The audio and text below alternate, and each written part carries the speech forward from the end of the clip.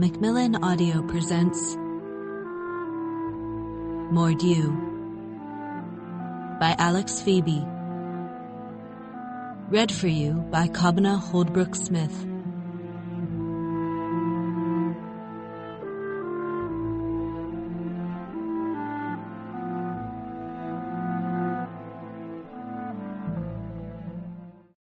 Part 1. The Flint. Chapter 1. The southern slums of the great city of Mordew shook to the concussion of waves and firebirds crashing against the sea wall. Daylight, dim and grey through the thick clouds, barely illuminated what passed for streets, but the flickering burst of each bird flashed against the overcast like red lightning. Perhaps today the master's barrier would fail, drowning them all. Perhaps today the mistress would win. Out of the shadows, a womb-born boy, Nathan Treves, trudged through the heavy mist. His father's old boots were too big and his thick, woolen knee socks were sodden. Every step rubbed his blisters, so he slid his feet close to the ground, furrowed them like ploughs through the living mud. He made his way along what slum dwellers called the promenade, a pock-marked scar which snaked from the sea wall to the strand. It weaved between hovels lashed together from brine-swollen driftwood, decorated with firebird feathers. Behind him he left his parents and all their troubles. Though his errand was as urgent as ever, he went slowly. A dying father riddled with lungworms is pressing business, and medicine doesn't come cheap. But Nathan was just a boy. No boy runs towards fear eagerly. In his fists, Nathan twisted his pillowcase. His knuckles shone through the dirt. He was walking to the circus, that depression in the earth where the dead life grew larger. Here, if fortune allowed, flukes could be found choking in the mud. The journey would take him an hour, though, at least, and there was no guarantee of anything. All around, the detritus that insulated one home from another creaked and trembled at the vibrations of the wall and the movement of vermin. Though Nathan was no baby, his imagination sometimes got the better of him, so he kept to the middle of the promenade. Here, he was out of the reach of the grasping claws and the strange, vague figures that watched from the darkness, though the middle was where the writhing mud was deepest. It slicked over the toes of his boots, and occasionally dead-life sprats were stranded on them, flicking and curling. These he kicked away, even if it did hurt his blisters. No matter how hungry he was, he would never eat dead life. Dead life was poison. From nearby came the tolling of a handbell. It rang slow and high, announcing the arrival of the fetch's cart. From the shacks and hovels, grown-ups emerged eagerly, doors drawn aside to reveal their families crowded within. Nathan was an only child, but he was a rarity in the slums. It wasn't unusual for a boy to have 10, even 15 brothers and sisters. The fecundity of the slum dwellers was enhanced by the living mud, it was said. Moreover, womb-born children were matched in number by those of a more mysterious provenance who might be found in the dawn light, mewling in a corner, unexpected and unwelcome. When overextended mothers and fathers heard the fetch's bell, they came running out, boy-children in their arms, struggling, and paid the cartman to take them to the master, where they might find work. So were these burdens almost by alchemy turned into regular coin, which the fetch also delivered for a cut. Nathan watched as coins were given, children taken, coins taken, children returned. Then he turned his back on it all and went on. The further he walked from his home, the less the drumbeat of the sea wall troubled his ears. There was something in the sheer volume of that noise, up close, which lessened the other senses and bowed the posture. But when Nathan came gradually onto the strand, where it intersected the promenade and led towards the circus, he was a little straighter than he had been, a little taller, and much more alert. There were other slum dwellers here too, so there was more to be alert to, both good and bad. Up ahead was a bonfire 10 feet high. Nathan stopped to warm himself. A man, scarred and stooped, splashed rendered fat at the flames, feeding them, keeping the endless rainwater from putting the wood out. On the pyre was an effigy of the mistress, crouched obscenely over the top, her legs licked with fire, her arms directing unseen firebirds. Her face was an ugly scowl painted on a perished iron bucket, her eyes 2 rust holes. Nathan picked up a stone and threw it. It arced high and came down, clattering the mistress, tipping her head over. People came to the Strand to sell what bits of stuff they had to others who had the wherewithal to pay. The sellers raised themselves out of the mud on old boxes and sat with their wares arranged neatly in front of them on squares of cloth. If he'd had the money, Nathan could have got string and nets and catapults and oddments of flat glass and sticks of meat, don't ask of what. Today there was a glut of liquor, sold off cheap in wooden cups, from barrels marked with the red merchant crest. There was no way this had been come by legally. The merchants kept a firm grip on their stock and didn't sell into the slums, so it was either stolen or salvaged. Drinkers wouldn't know either way until it was drunk. If it was stolen, then buyers got nothing worse than a headache the next day, but if it was salvaged, then that was because it was bad and had been thrown overboard to be washed up portside. Bad liquor made you blind. Nathan wouldn't have bought it anyway. He didn't like the taste. And he had no coins and nothing much to barter with except his pillowcase and the handkerchief in his pocket. So he joined the other marching children, eyes to the floor, watching out for movement in the living mud. He didn't recognize anyone, but he wasn't looking. It was best to keep your distance and mind your own business. What if one of them took notice and snatched whatever was in your bag on the way home? There were some coming back, bags wriggling. Others' bags were still but heavy. A few had nothing but tears in their eyes, too cowardly probably to venture deep enough into the mud.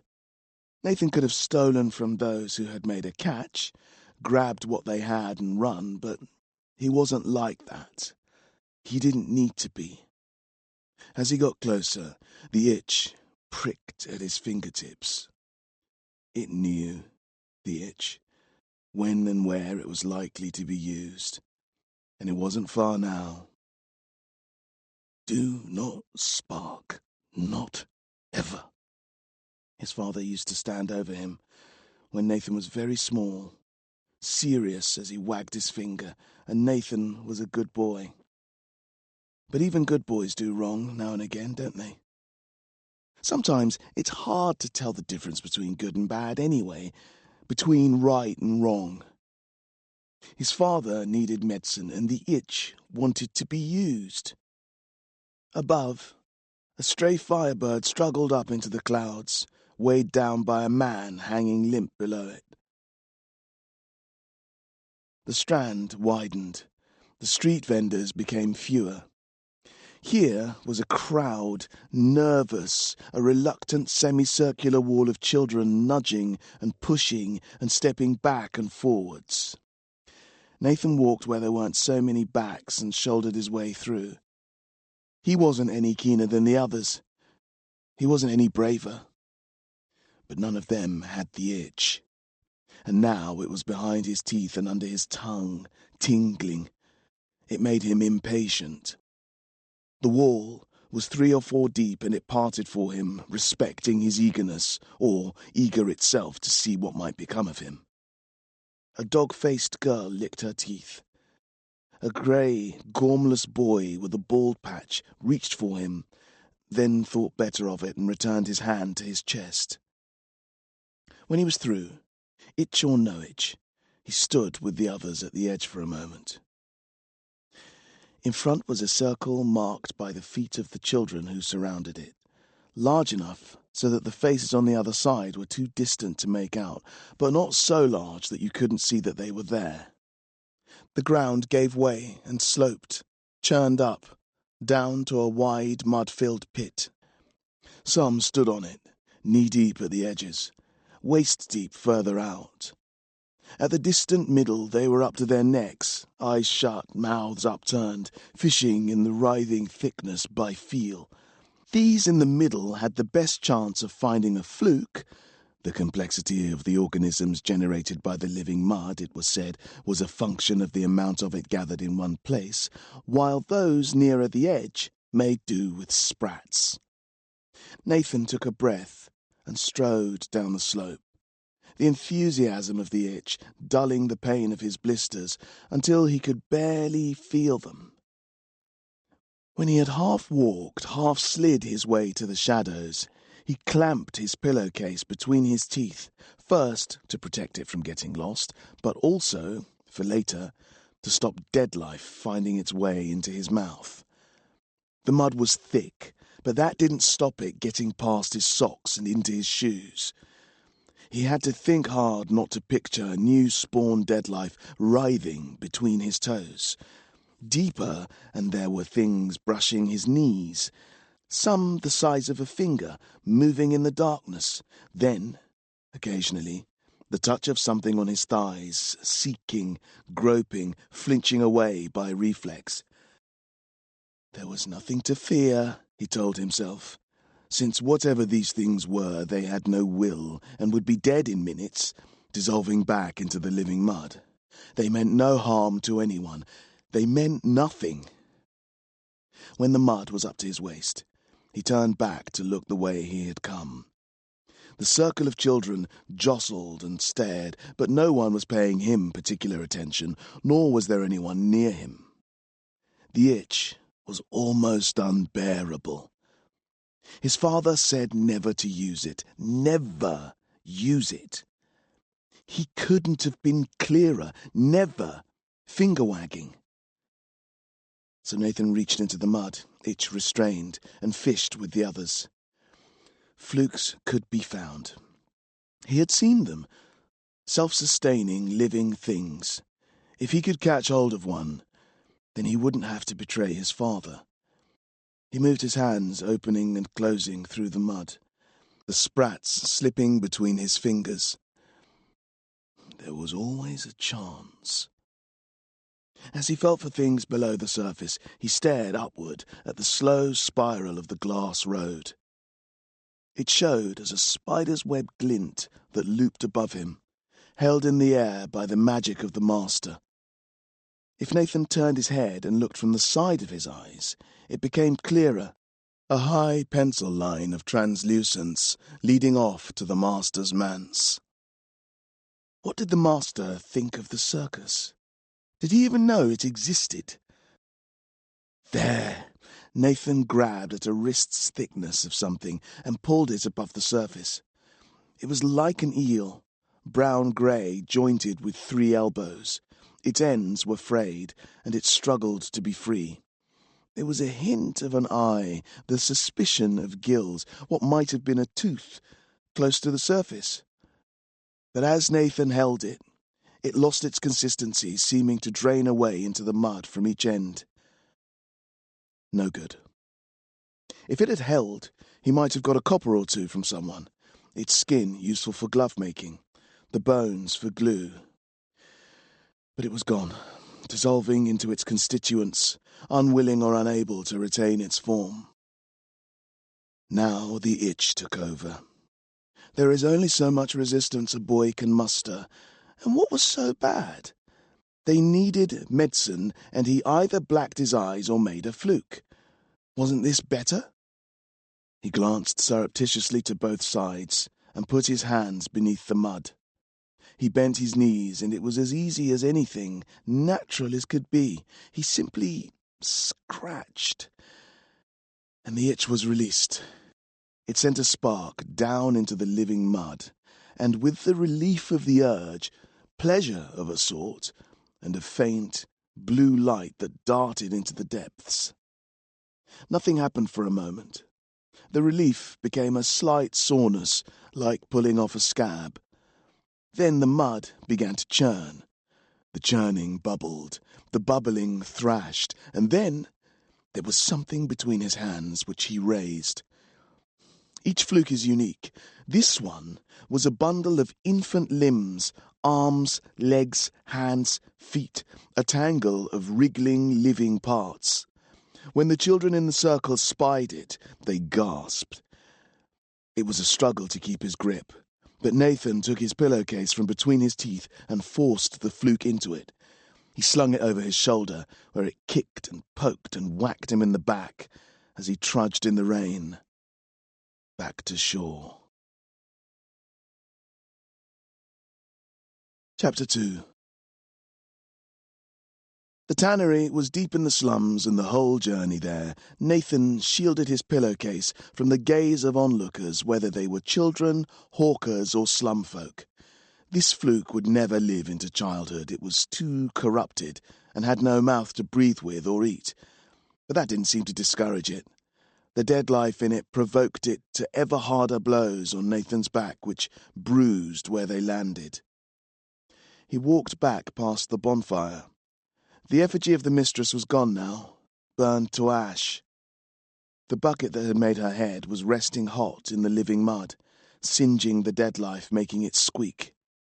A woman and her granddaughter, possibly, were throwing scraps of food, inedible offal, into what was left of the fire. Offerings to the master, sacrifices for luck. Along the way, a group of children were beating at something with sticks while others watched. Nathan slowed. Justice in the slums was vicious, brutal, but worst of all, infectious.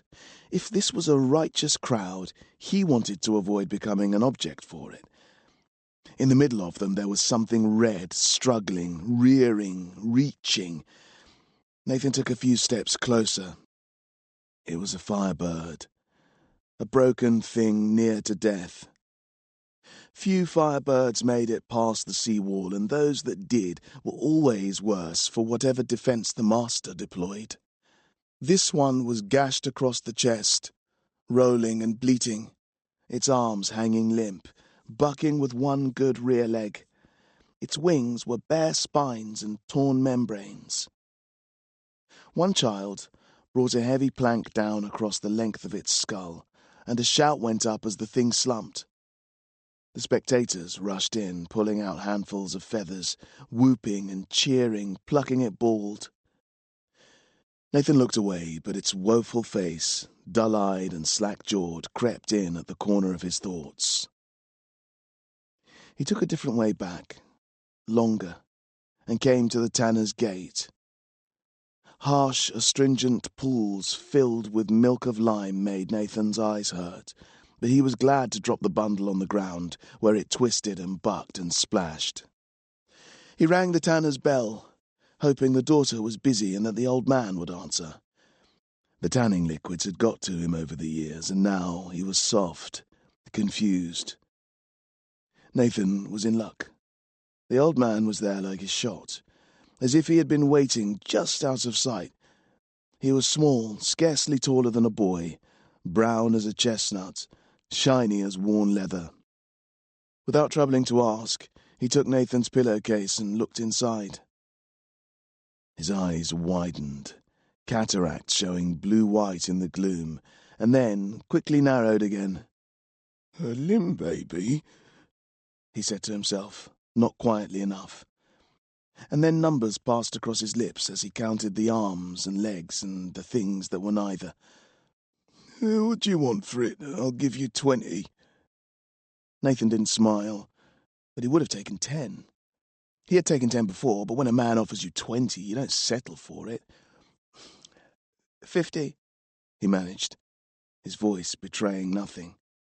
Now the tanner threw up his arms in comic dismay. "Do you take me for a fluke myself? I wasn't born yesterday." He looked back at the tannery, perhaps to check with his daughter, perhaps to make sure his daughter wasn't watching. "So I'm no fool," he mumbled. 25. 20 was more than Nathan needed, but there is something in slum living that trains a boy to make the most of an opportunity. He reached out for his pillowcase. "If you don't want it, I'll take it to the butcher," he said, and pulled. The tanner didn't let go. 30 then, but not a brass more.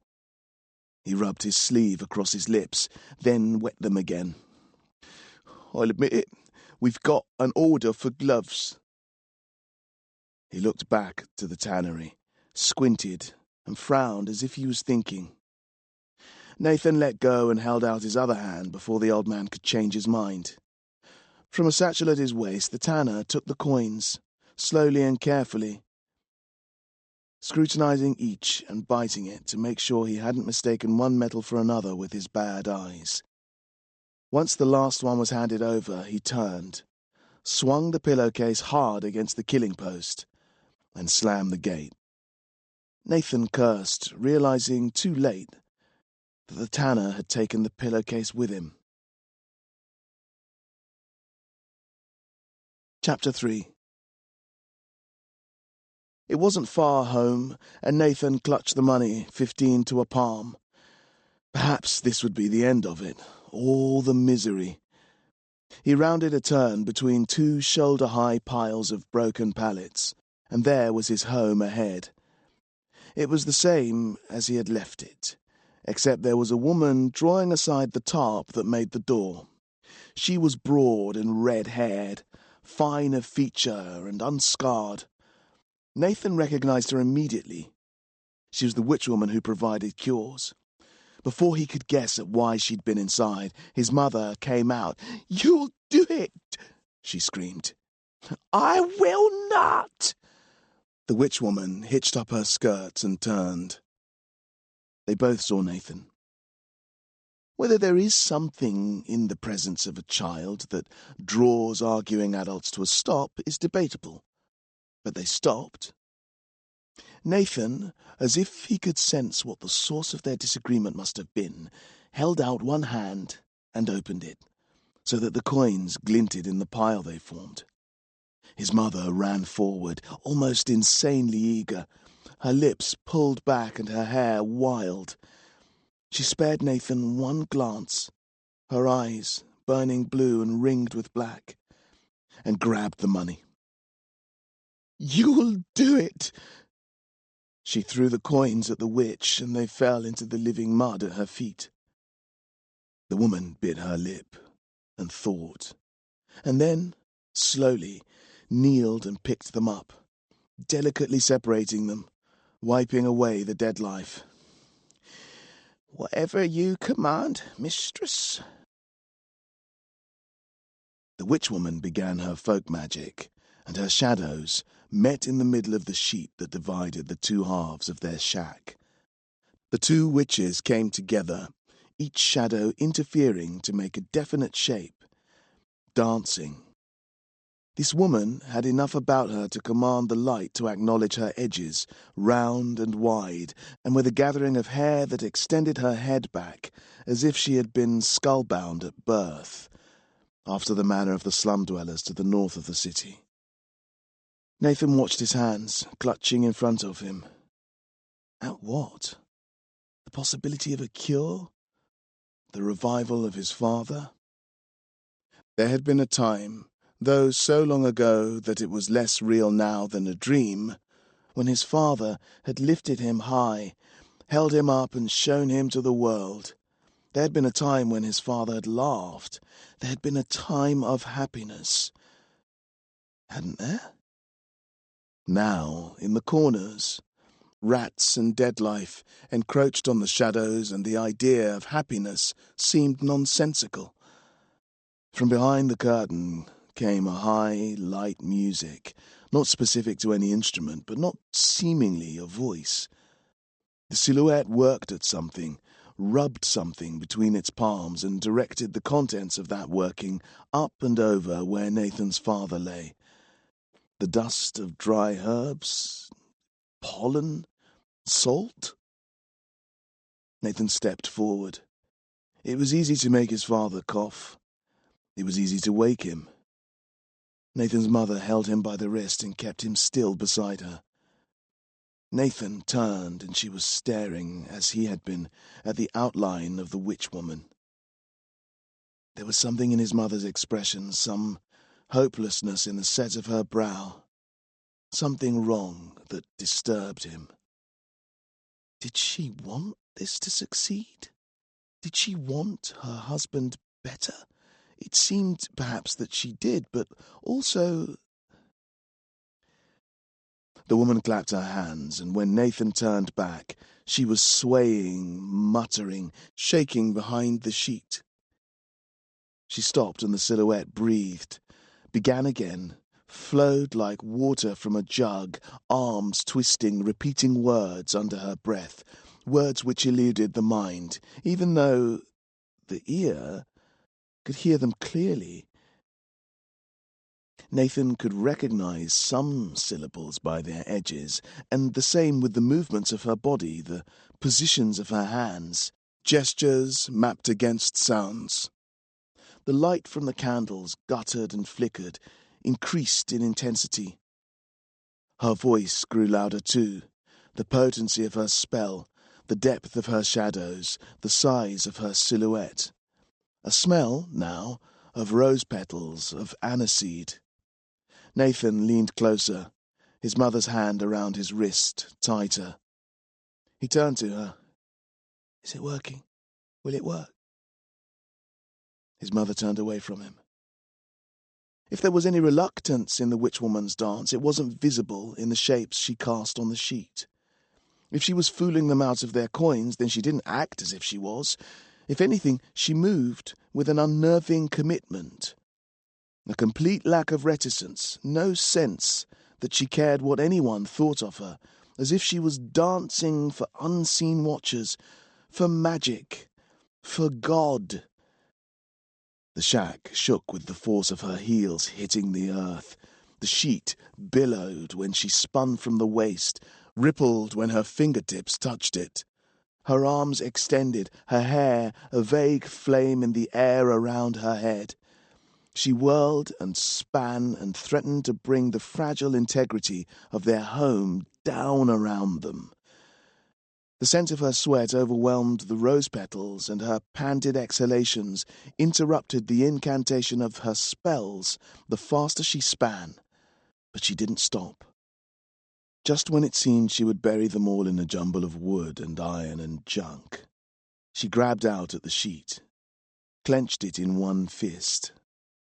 She stopped, gasping for breath, her other hand on her knee, and behind her, grey, flat, and motionless, lay Nathan's father.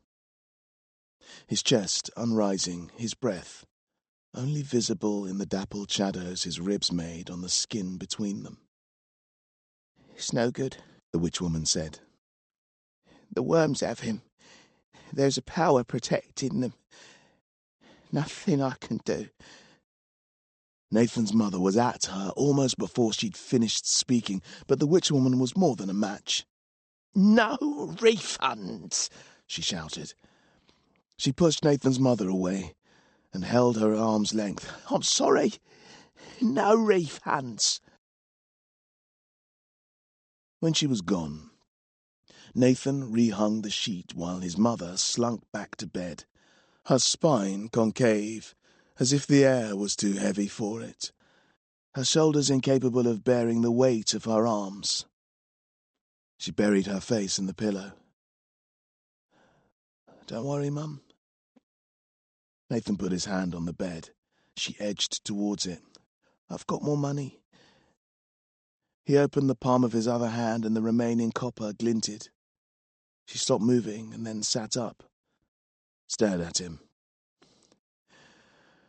"That's not real copper, Nathan. That's plated brass." Nathan held up the coin, felt the tears welling in his eyes. He bit them back, silently. "It doesn't matter. It's not about the money. It's about him." She jerked her thumb at the curtain. "He needs to pull himself together. You need to pull yourself together." "Leave him alone," Nathan said. If he'd have been a stronger boy, more willful, he'd have shouted it. His mother took his hand. "How did you get the money anyway? By making flukes of the living mud? Spark flukes?" Nathan looked down, ashamed. When he looked back up, she was wagging her finger at him. "You know that's forbidden, don't you?" She had a strange expression on her face, almost a smirk, almost a smile, but cheerless, spiteful. "No one's allowed to use their power. No one." She stood up and turned away from him to the sheet that divided this side of the room from his father. "Do you remember what comes next?" Nathan shook his head, but it wasn't a question. She wasn't talking to him. She was talking to his father. From behind the sheet there came an answering moan. It was nothing recognizable as words, but in it was a great sadness. "You know it must be done. If you won't do it, he has to." The moaning grew louder. "It's time, you know it," his mother said. "I'm sending him." She turned back to Nathan. "If he won't do it, there's no other way. I'm sorry. I don't want to go, Mum." She pursed her lips, wiped a loose strand of hair from across her forehead. "Have you ever wondered why you're an only child, Nathan?" He shook his head. "Or how we came to be here?" He shook his head again. His mother looked away. She gazed into the past, it seemed to Nathan, or into the future, but whatever she saw there, it pained her. "The world is like a game. When some moves are made, other moves are inevitable. Your father, he refuses to play the best move, so now I have to play a worse one. Some things are inevitable, Nathan." Nathan didn't know what she meant, but his father's moaning was so loud now that it frightened him. His mother rose to her feet. "You trust me, don't you?" He did. "Everything I do is for your own good. Do you understand?" He did. "Tomorrow, you're going to the master." His father screamed, a sound so pained and straining that it sounded like death. When his mother had a gentleman caller, Nathan would make himself scarce. He'd go to the sea wall sometimes. He'd sit and follow the lines of the bricks up to the top, tracing a path made in mortar like the route through a maze. He'd imagine himself scraping the line with his nails, making footholds, climbing to the top. If he ever tried, he knew he would fail. The material was harder than his flesh, unyielding, and what was the point anyway? The waves made one beat, slow, regular, but the firebirds made another, rapid, random, and Nathan would let the sound drown out everything else. Even the imagined sounds his mind made when it was quieter. In place of the gentleman callers, he heard the violence of the sea and the mistress's endless attempts to kill them all. Tonight he put his back to the wall and looked up, scraping the back of his head on the rough brickwork. The overcast flashed, each explosion picking out the contours of the clouds above him, making what otherwise seemed flat into a landscape of inverted hills and valleys. Firebirds kept mostly to the outside of the wall. The mistress ordered them to sacrifice themselves in order to weaken it. If any came into Mordew, it was by mistake. The witchwoman said it was a punishment from God when someone died by a firebird. But Nathan didn't believe in gods. He had seen firebirds, though, and one had seen him. Once, he was sitting by the wall, looking up as he was doing now, and one had perched on the top and peered down at him. He stared it in the eyes. It opened its long spike of a beak, blinked scarlet feathers across its black eyes, and screeched down at him. Nathan had cursed it and the mistress that made it, but it did him no harm. It took to the air, looped high, flew back across the wall. A second later, Nathan felt it explode against the brickwork. He heard the blast, watched the red light of its bird death. Tonight, though, there were no firebirds perched on the wall, and nothing to distract Nathan from his mother's command. He must go to the master. Chapter 4. The next morning Nathan left at the tolling of the bell. Rain fell and no one saw him off. No one spoke to him. The firebirds pounded, the sea walls shook, and the living mud flickered red between the toes of his boots. Deadlife squirmed and the bell rang. At the end of the mews was the fetch, standing by his horse cart, pipe in mouth, bell in hand. He was crooked and thick like a dying oak, and just as stiff. His free hand was on his cage door. Nathan hesitated. Rainwater ran down his brow and across his cheeks. It wet his lips, and when he breathed it came out like spit. He said nothing and made no movement.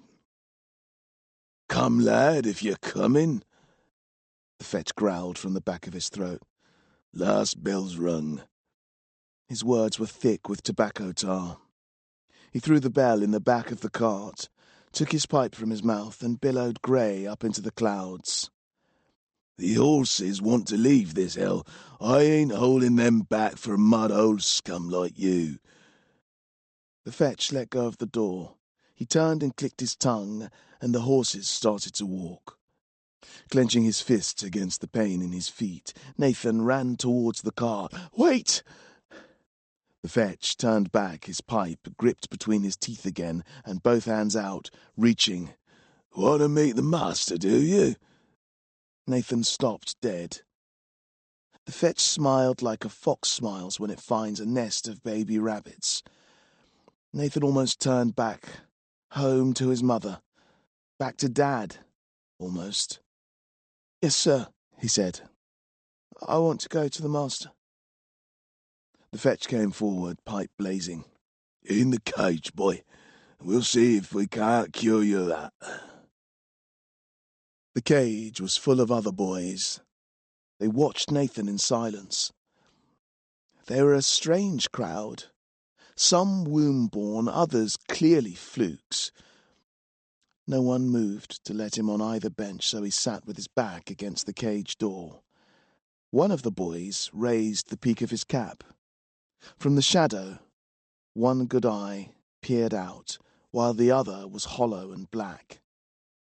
It was Gam Halliday. "What do we have here, then?" said Gam, his voice, freshly broken, rattling like a beetle in a matchbox. "Is it young Natty Treves?" The cart shook, the wheels turned, and the fetch slapped the reins. "What are you doing here, Gam?" said Nathan, pulling his collar closed at the neck. "Don't you know the master only likes the pretty ones?"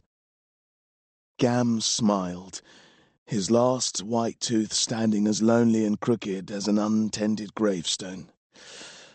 "Tastes differ, don't they?" he said. "Anyway, you think the master wants scrawny bits of stuff like you?" He nudged the boy next to him, a fat one Nathan hadn't seen before. The fat boy nodded and grinned, and popped a square of something yellow and glistening into his mouth. He said something, but it was lost in chewing. Nathan slipped his hand under his shirt. By pushing on his belly, he could almost stop it growling. "I don't care what the master likes," said Nathan. "I don't want to live with him anyway." Gam nodded his head slowly and pursed his lips. "That's right," he muttered. "Who wants bread every day? Who wants a dry cot? Who wants a shilling to send home at the end of the week? Not little Lord Nathan." "He can keep his bread and he can keep his bed. And his money." Nathan turned away, stared out at the slums as they slipped by, and did his best to keep himself to himself. But Gam kept on. "Right. And your dad? Don't he need his medicine no more? Because I haven't seen him out and about much." On lines across the road, shirts drooped, pegged at the shoulders, dripping from the sleeves into the gutter rivers, heavy with the trash of the streets. Whatever was dry enough to burn was piled and set alight wherever there was room, giving what heat it could, disposing of what would otherwise stink. Flames took refuse, ordure, corpses. Where the fire burned out before the rain could drench it, then there were circles of ash. Where it did not, there were mounds of matter the living mud invaded, with unpredictable results. "They miss him at the gin house," Gam continued. "Very generous he was." Under corrugated iron, ragged with rust, the occasional hawker laid out their wares. Buttons, shoelaces, firebird feathers, other bits and pieces from the merchant city that were easily filched but pointless to fence. When the fetch passed, his cartwheels sprayed mud. "So he's kicked the lungworms, has he?" In the hovels, shutters were drawn across glassless windows, candlelight flickering in the gaps between planks and where knots had been poked through. When doors opened at all, the only thing that came out was rubbish and used water flung into the street for the rain to wash away. The slums stretched off south, overlooked by the gentle swell of the city to the north. Or has he just kicked the bucket? Nathan span, fist outstretched. "Leave it!" The other boys shrank back into the cage walls until it seemed that only Nathan and Gam were there at all. Gam smiled. "Only if he snuffed it," Gam went on. "I'm surprised I haven't heard about it.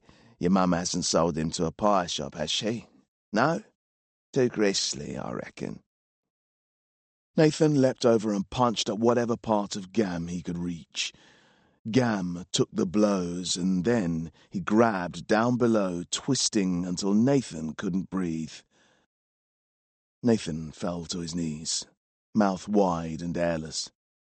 "Every time I see him, he's like this. Isn't that right, Natty? You never learn to take a joke, do you, mate?" Nathan closed his eyes and sprang up at Gam, head first. Another boy might have felt his nose snap at this, the crown of Nathan's skull doing the work, but Gam was too quick, and he was out of his seat and standing to the side, ready to kick Nathan in the back and send him clattering to the floor. "Stop your rocking back there, you little rats," barked the fetch. "Don't think I won't take my horsewhip, do you? Master or no master, I'll stripe you like red pike ready for salting. Now sit quiet, because if I have to come back there, it won't be to your advantage, any of you." They all stayed still until the fetch looked back to the road. "Now, play nicely like the fetch says." Gam smiled and sat himself down. Nathan slid back to his place and looked wherever Gam wasn't.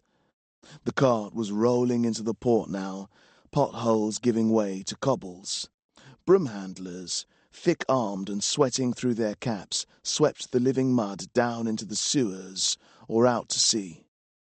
The red sails of merchant ships rippled, bulged in the wind as they waited for the port guard to open the seawall gate. Where they were going was something Nathan had always wondered. What was there beyond the wall but waves, wind, and firebirds? Surely they did not sail to Malakoi. In the silence, there was the sound of someone crying. There were 15 of them in that cage, one half facing the other and one on the floor. There wasn't a single face that wasn't filthy. It was one of the little ones that was sad. Nathan knew him. He was a fluke born directly from the living mud out of the ground at the back of a brothel. The madam had fed him scraps, and now he ran errands delivering leather samples to the ladies who had glove shops on the edge of town, where the merchants' wives bought their things. The boy was soft. He was always sucking on bits of sugar, which he got by looking dewy-eyed when there was a missus in the shop. She'd see him and take pity. She'd give him sugar, and now he was crying because it had made him weak. "Stop your snivelling," Gam snapped. "You'll have the fetch back here." The boy bit his lip, but that just made it worse. "I can't stop," he blubbed. "I want to go back." "Well, you'd better stop crying then," Gam said, sneaking over, sitting opposite, smoothing the boy's hair neat. "Because the master likes boys who cry. He milks them, you see, like goats. Out the back in his sheds, he uses boy tears for his potions and the like. Isn't that right, everyone? Common knowledge. You got to sniff the tears back in before he sees them. Nothing the master likes better than fresh tears scraped off a little boy's cheek. The sadness gives him power, and power is what the master is after. If he sees you crying, he'll make you so sad you'll never stop. And one day they'll find you dried up like a raisin, like a widow's lips, like an old snake skin wrinkled up in the corner of his milking shed. When the wind blows in, you'll get blown out onto the glass road and crushed to bits beneath the wheels of his black carriage." The boy's eyes were wide now and wet, and he was shivering. "It's happened before," said another boy, head shaved, smiling behind his sleeve. "That's right," Gam nodded. "Solomon Peel. That was the boy's name, about your age, about your height. In fact, he looked the dead spit of you. Once. Dry as a bled bone he was in the end. And dead, of course, ground to powder and blown up on the wind. If you listen carefully, you can hear him crying still from the beyond. On account of how he was used for magic and got in amongst the immaterial side of the world. Isn't that right, boys?" Just to show how right it was, the shaven-headed boy put his hand over his mouth, as if he was scratching his top lip, and, out of sight, made a quiet, plaintive moaning sound. This made the boy cry all the more. "You can't help some people," said Gam. "Didn't he hear what I just said?" "Leave him alone, Gam." "Or what, young Treves? You going to tickle me to death?" Nathan said nothing, but neither did Gam. Instead, he looked Nathan up and down. The swish of the fetch's whip and the rattle of iron-trimmed wheels on stone made a slow but steady rhythm.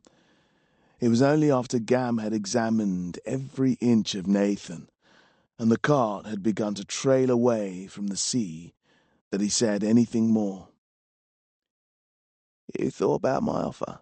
"No," Nathan replied. "You haven't thought about it? Or you have thought about it and the answer is no?" "Yes." Gam thought about the answer, frowning, then gave up. "Well, it's your loss. If you don't like money, then, well, there's not much I can do for you." "I can make money without you." "What, by fishing for flukes in the circus? There's no future in that, even if you can find limb babies on demand." Nathan glared at Gam. "How'd you know about that?" Gam frowned. "I have my sources. Same ones that told me you'd be in here today, actually. That and the tanner's a heavy drinker, can't keep his mouth shut after half a pint of gin. It's difficult to keep a secret in the slums, you should know that. Anyway, that's not the point, it's basic. Flood the market with something it gets cheap. Soon you'll be up to your neck all day fishing flukes for a copper, and everyone in the slums is wearing leather, no future in it." Nathan sighed. "The answer's still no." "Don't join my gang then. See if I care." At this last exchange, the other boys perked up. I'll join your gang," they said. And me. Gam waved them away with the back of his hand. "Don't be ridiculous. Why would I want the likes of you? Never seen such a thin-armed, nobble-kneed shower of runts, and one lardy boy." The lardy boy took exception to this and swallowed his mouthful. Why would you want him? He said, sucking through the gaps in his teeth. What's he got that I don't? Gam winked at Nathan, and Nathan shook his head. Don't you dare, Nathan hissed. Would I? He said, hands held out like a bread thief before a magistrate. Then he switched, as if at the click of his fingers, and looked out from under his eyebrow. Good eye gone to a slit with a tight grin across his lips. Perhaps I would, though, wouldn't I? Young Nathan here knows a trick, don't he? Shut up, Gam. A nifty little trick learned from his daddy. Gam! Look, Natty, if you were to join my little troop, I'd have reason to keep your secrets like I would for a brother. But if you're not in it, what's the point? And I know a boy trader or two who wouldn't mind that little bit of information. You'd sell me? Gam spit on the floor, half of it spattering the lardy boy's boots. Course not. But I can't speak for the others, can I? Specifically the girls. They've got more to lose after all, if you get my meaning. The shaven-headed boy nodded at this, but Nathan ignored him. I'm not joining your gang. No? There's your mother, Natty. Still entertaining gentleman callers, is she? Look, he's gritting his teeth. I'm not criticising, not her fault. Got to make a living somehow with your old man not fit for purpose, as it were. I'm sure she's grateful of the attention, even though she wouldn't admit it. Isn't that right, Natty? See that muscle going in his cheek, laddie? It's like the rattling lid on a saucepan of stew. The more wood you put on the fire, the more it clatters. What do you do, Natty? You make yourself scarce when there's a knock on the door? Sensible. No need to rub your nose in it, is there? If it wasn't for nasty pieces of work like me, you might be able to pretend it wasn't happening. Shame. Gam, I'm warning you. She's still a looker, though. Next job I pull off, well, I might knock her up. There! You see it? They did. A blue spark darting off into the night. What was that? Nothing, you noisy little urks. They saw nothing, did they, Natty? Gam whispered now, as if the others couldn't hear him. Our secret, Nat. I just wish I could convince you to come over to me. We need a boy like you. Nathan bit down the itch, all of it, as best he could. What do you care? He said. You'll be working for the master by the night's end. I don't think so. He didn't pick me the last 2 times, and he won't pick you neither. Word on the street is he don't like the competition, so you'll have to join my gang. It's the only game in town, and anyway, it'd be good to widen your horizons. You've never been out of the slums, have you? The world ain't all rain and dead life, you know. Gam leaned back, licking his teeth and raising his eyebrows. He crossed his arms and put out his legs, so that the boy opposite got kicked in the shins. Nathan took a deep breath, then turned away. The lardy boy wiggled himself forward, squeezing between the boys either side of him, popping out into the gangway in the middle of the cage. He greased his hair back with his fingers and nodded to 2 skinny boys. They leaned towards him, and he whispered something that made them clench their fists. As a pack, they moved in on Nathan. Hello, said the laddie. Nathan glanced at Gam, but he was now affecting to be asleep, with his peaked cap down over his face. Nathan looked at his feet. No itch. No scratch. The lardy boy was flanked on either side by a skinny one. I'm Cuckoo, the lardy boy said, and these are my brothers, Willie and Wody. He smiled, sucked his teeth, and smiled again. I say brothers, Cuckoo continued. We all live in the same nest anyway. No need to concern ourselves with the niceties.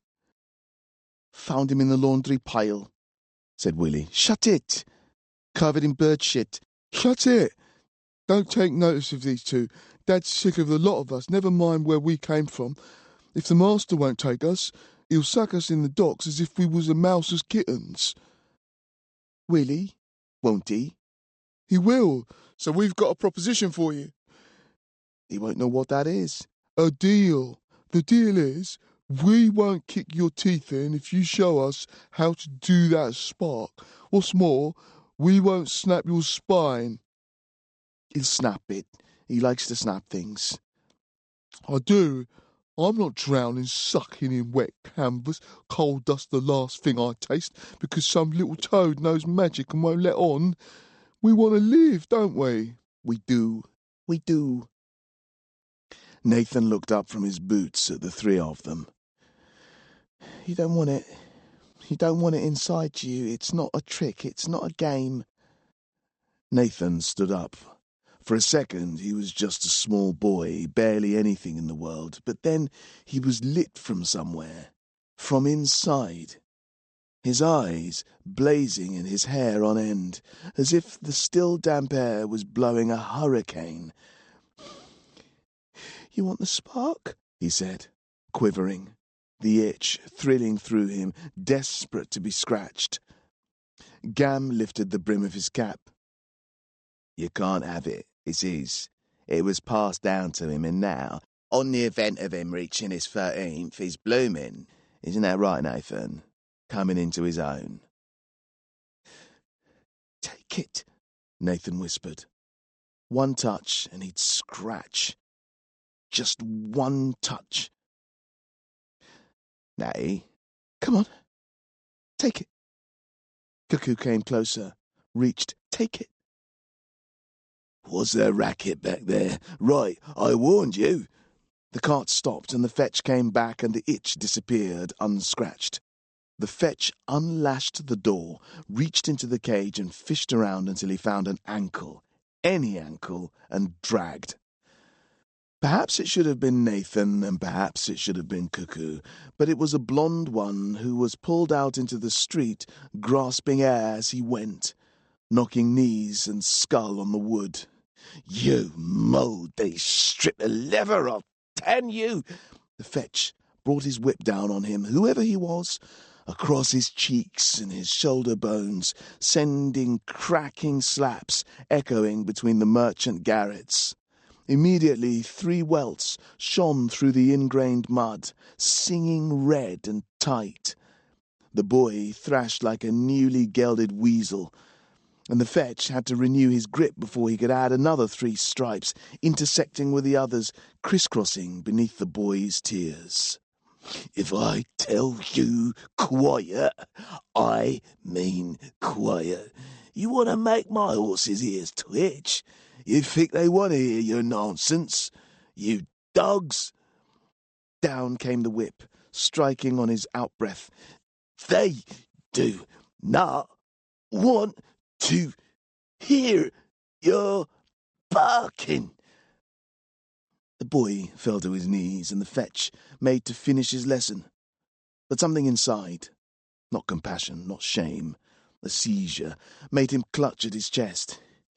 He staggered for a while, trailing back and forward in a little waltz done in a circle. He found his breath. Oh, no, not yet, fetch, old boy. He pounded his ribs to the rhythm of his heartbeat. There's years left in this old pump. When he was sure all was as it should be, he pulled the boy up by the arm and slung him back into the cage. He fell by Nathan, face pressed onto the wood, eyes wide and blank. He'll be all right, won't he? Won't he asked. Will he? Willie replied. Nathan helped the boy back to his seat, and the cart moved off. Chapter 5.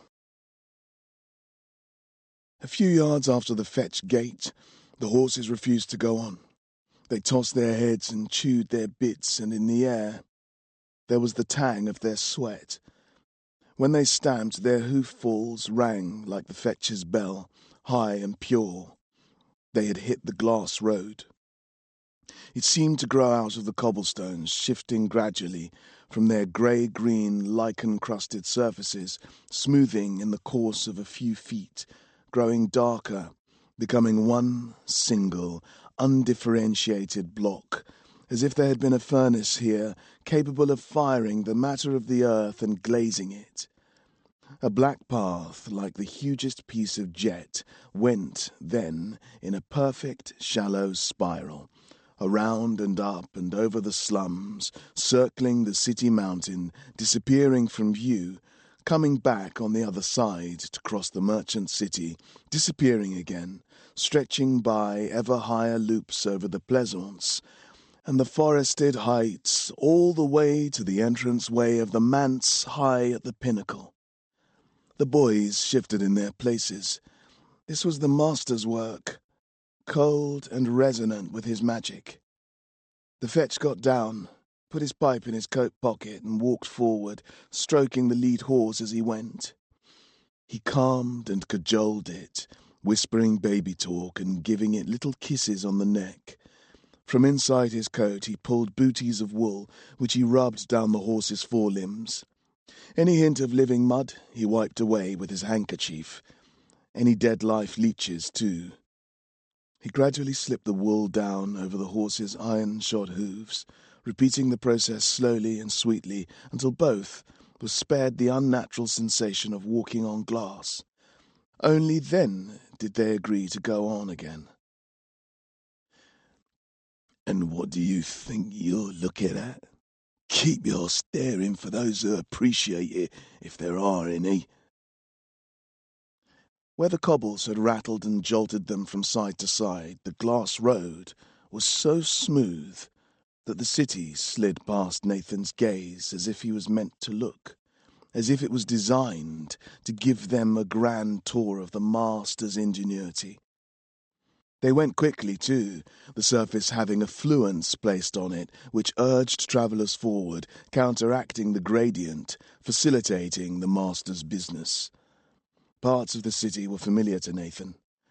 The chaos of the slums, obviously, but also the chimneys of the factorium, smoke drifting on the pressure their fires provoked, and the flat grey expanses of the warehouses of the entrepot.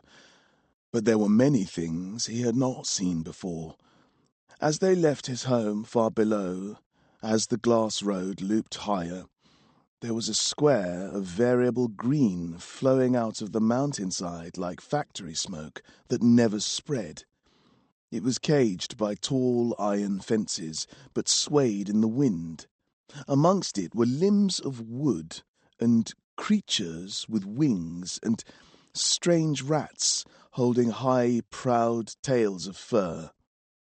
Down inside were glades of light and blue-pooled water.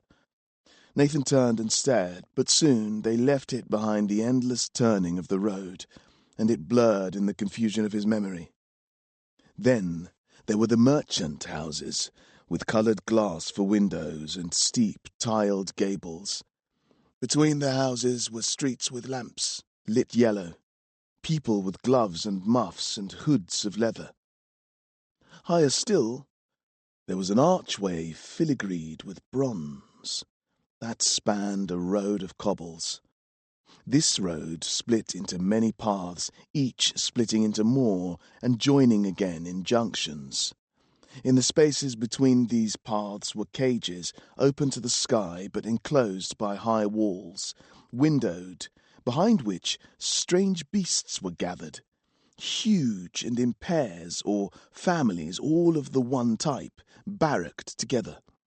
These creatures were content to pace their spaces slowly, attentively, first one way, then the other, and to stare out quietly at the merchants who stared in at them in their turn. Then this gave way to the pleasaunce, the houses so tall that the roofs were almost close enough to touch. Enormous, ornate weather vanes, lightning rods, gargoyled gutters. At the end of the glass road, the master's manse jutted up. It was a great black wedge, laced with shining windows, colonnaded along each side with irregular turrets, whose purposes were guessed at, and talked over and speculated on in every corner of the city. As the cart drew closer, the oppressive looming of it was felt by all. It was so black that even in the clouded gloom it was perfectly visible, blacker than anything around it. Drawing near, the boys, all of them, fell quiet. What was once an idea was now a cold fact, close enough to gauge the span of, close enough so that it refused to be ignored. Many a boy had said, in the familiar misery of the slums, with the bravado of those who had known absolute poverty, that nothing could be worse than scrabbling for sprats in the living mud, or blacking their eyes for merchantmen, or fighting off the flukes that crept in from under a loose plank. But now, what if it could be worse? The unfamiliar blackness of this place seemed worse already. Nathan couldn't tear his eyes away from the manse.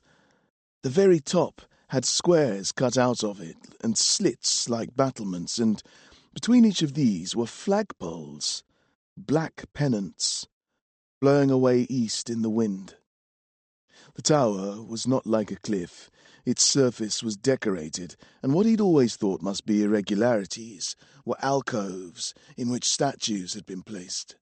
Slender, elongated figures, emaciated even, 100 of them at least, garbed in real fabric, with circlets and torques that reflected in the light. They all gestured down. To what, Nathan couldn't guess. As the cart came over the final rise, there was a flight of stairs as wide as the circus, ascending gently to a wave of doors, 20 of them. Large in the middle, a building's height, and getting smaller at the edges, until the final door on either side might have been designed to admit an imp or a dog. The fetch pulled the horses up short. A man emerged from nowhere, from the earth itself, rising up in full livery, shirt cuffs and collars and a tall hat. 15, offered the fetch, speaking without looking at the man. But he came back and counted the boys anyway. He leaned in through the gate, and the nearest ones gasped. His face was broad across the cheeks and flat, and where his eyes might have been, there was only skin, without even eyebrows to break the smoothness. Gam prodded the boy next to him. "There's always someone worse off than yourself, my dad used to say. Looks like he was right." The man counted, stretching out long fingers, oddly jointed, so that the knuckles twisted back. He twitched and twisted a knuckle like a tallyman marks off a day's pickings. 15, repeated the fetch. 13, the man said, though he didn't open his mouth to speak, and the sound came instead from slits in his throat that opened up for the purpose. "One's broken, and there's a reject from before." "I knew it," growled the fetch and came towards Gam. "No need to get hot and bothered. I'll walk back. Natty, you're on your own for true now. When you get back home, my offer's good." "What about my commission, you little thief?" "Sing for it, Grandad." Gam slipped away from the fetch, out of the cage, ran, then slid, knees bent on the shiny, gripless soles of his boots, off down the glass road. The eyeless man snapped his fingers and brought the fetch to heel. The fetch held out his hand involuntarily, and the man gave him flat coins of silver, one for each of the boys, stroking them in turn across the fetch's calloused palms until they rested on the hollow in the middle, from where the fetch snatched them away to make room for the next. "Bring them to the rear, then leave." "Gladly," said the fetch from the back of his throat.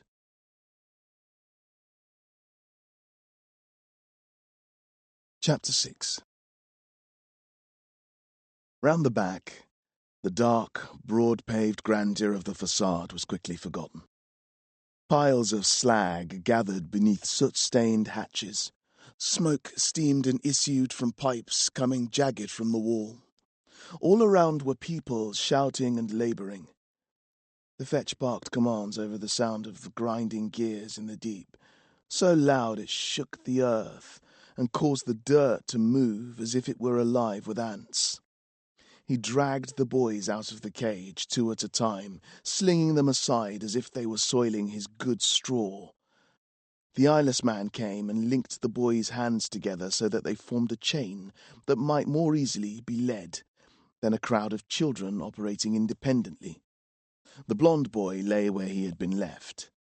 The fetch paid him no attention whatever, slamming the door on Cuckoo's outstretched hand when they reached to touch him. When they were all lined up, the eyeless man took the hand of the foremost boy and led them all, crocodile style, through the grounds and across to a flight of stairs that plunged into a scar in the earth. Here the lead boy hesitated, but the eyeless man did not, and he dragged them, the whole chain, down into the darkness. The noise here was even louder. Metal teeth grating against each other, enormous hammers clanking, red-hot pistons slamming into steaming engines, shaking the boys' bones with their concussions. Glass vats of the living mud, emptied through tubes, transported everywhere. Mindless flukes, pressing against the glass. The eyeless man led them through narrow pathways between the huge machines, the smell of burning oil sensed impossibly through the eyes and lips as well as the nose, the earthy, sulphurous tang of the mud blending with it, each boy gripping the hand of the boy front and back, and the last boy gripping the one hand with both of his.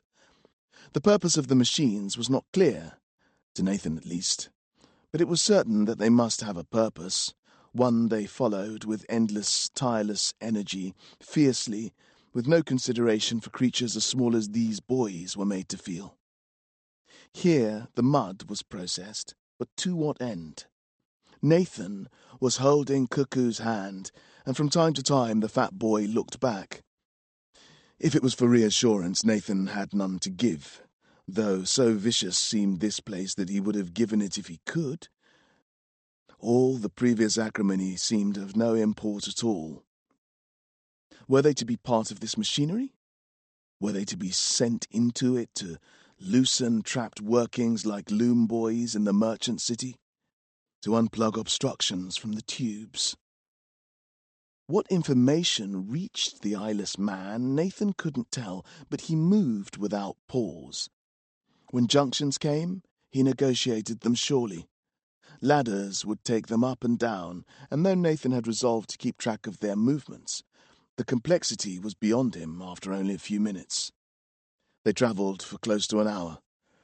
Never once was the noise anything but deafening. Never once did the machines stop their movements or the living mud in its progress through the tubes. They came into a place that was relatively free of machinery. In the middle of this was a pulley on which was suspended a bucket of a size sufficient to carry 2 or 3 boys.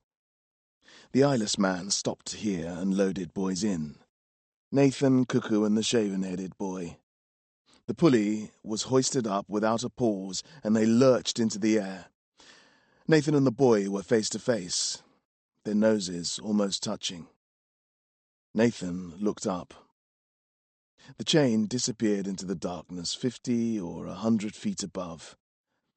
There seemed to be no purpose to it, but then, after a while, a tiny square of light appeared like the doorway of an inn at the end of a dark day's walk. The noise up here was lessened, and Nathan began to speak to say, "Do you see that?" But when he tried, he heard himself as if through water, only very faintly. He cleared his throat as if the problem lay there and tried again. But then the bucket hit a link in the chain that was out of place, and the whole thing shuddered and tipped. Below, the faces of the other boys were raised to them, tiny like the last grains of rice in the bottom of an earthenware pot. Cuckoo grabbed Nathan and they both grabbed the chain, but the other boy put his arms outwards as if he could balance himself. Instead, he started to slip out of the bucket, sending it tipping further. "Let him go!" Cuckoo shouted. But Nathan reached for him, catching him by the wrist, upending the bucket so that he and Cuckoo had to kick and drag it back beneath them. Nathan felt the boy slipping. He wrapped the chain around his wrist and one leg around the boy's waist and grabbed him by the shorts. Slowly, he drew him back in, pulled him to his chest. It was then that Nathan saw he was not a boy at all. Beneath the dirt and the fear, there was a girl with a wide mouth and wide brown eyes. She grabbed his collar and clenched with both her fists, gripping him as if she would never let go. Chapter 7. The bucket brought them out, blinking, into the light. Before they could focus, they were dragged onto cold white tiles and the bucket carried on over a cogwheel, descending the way it had come without a pause.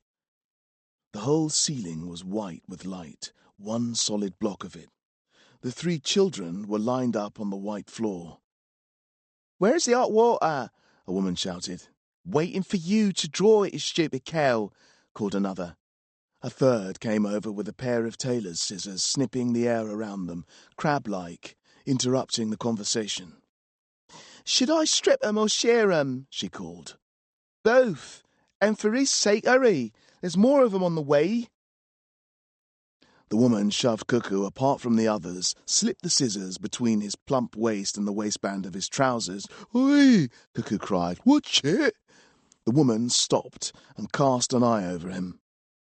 She was dressed in blue checks, with her hair contained behind a scarf pulled so tight that her mouth couldn't quite shut. Her teeth were dark like varnished wood.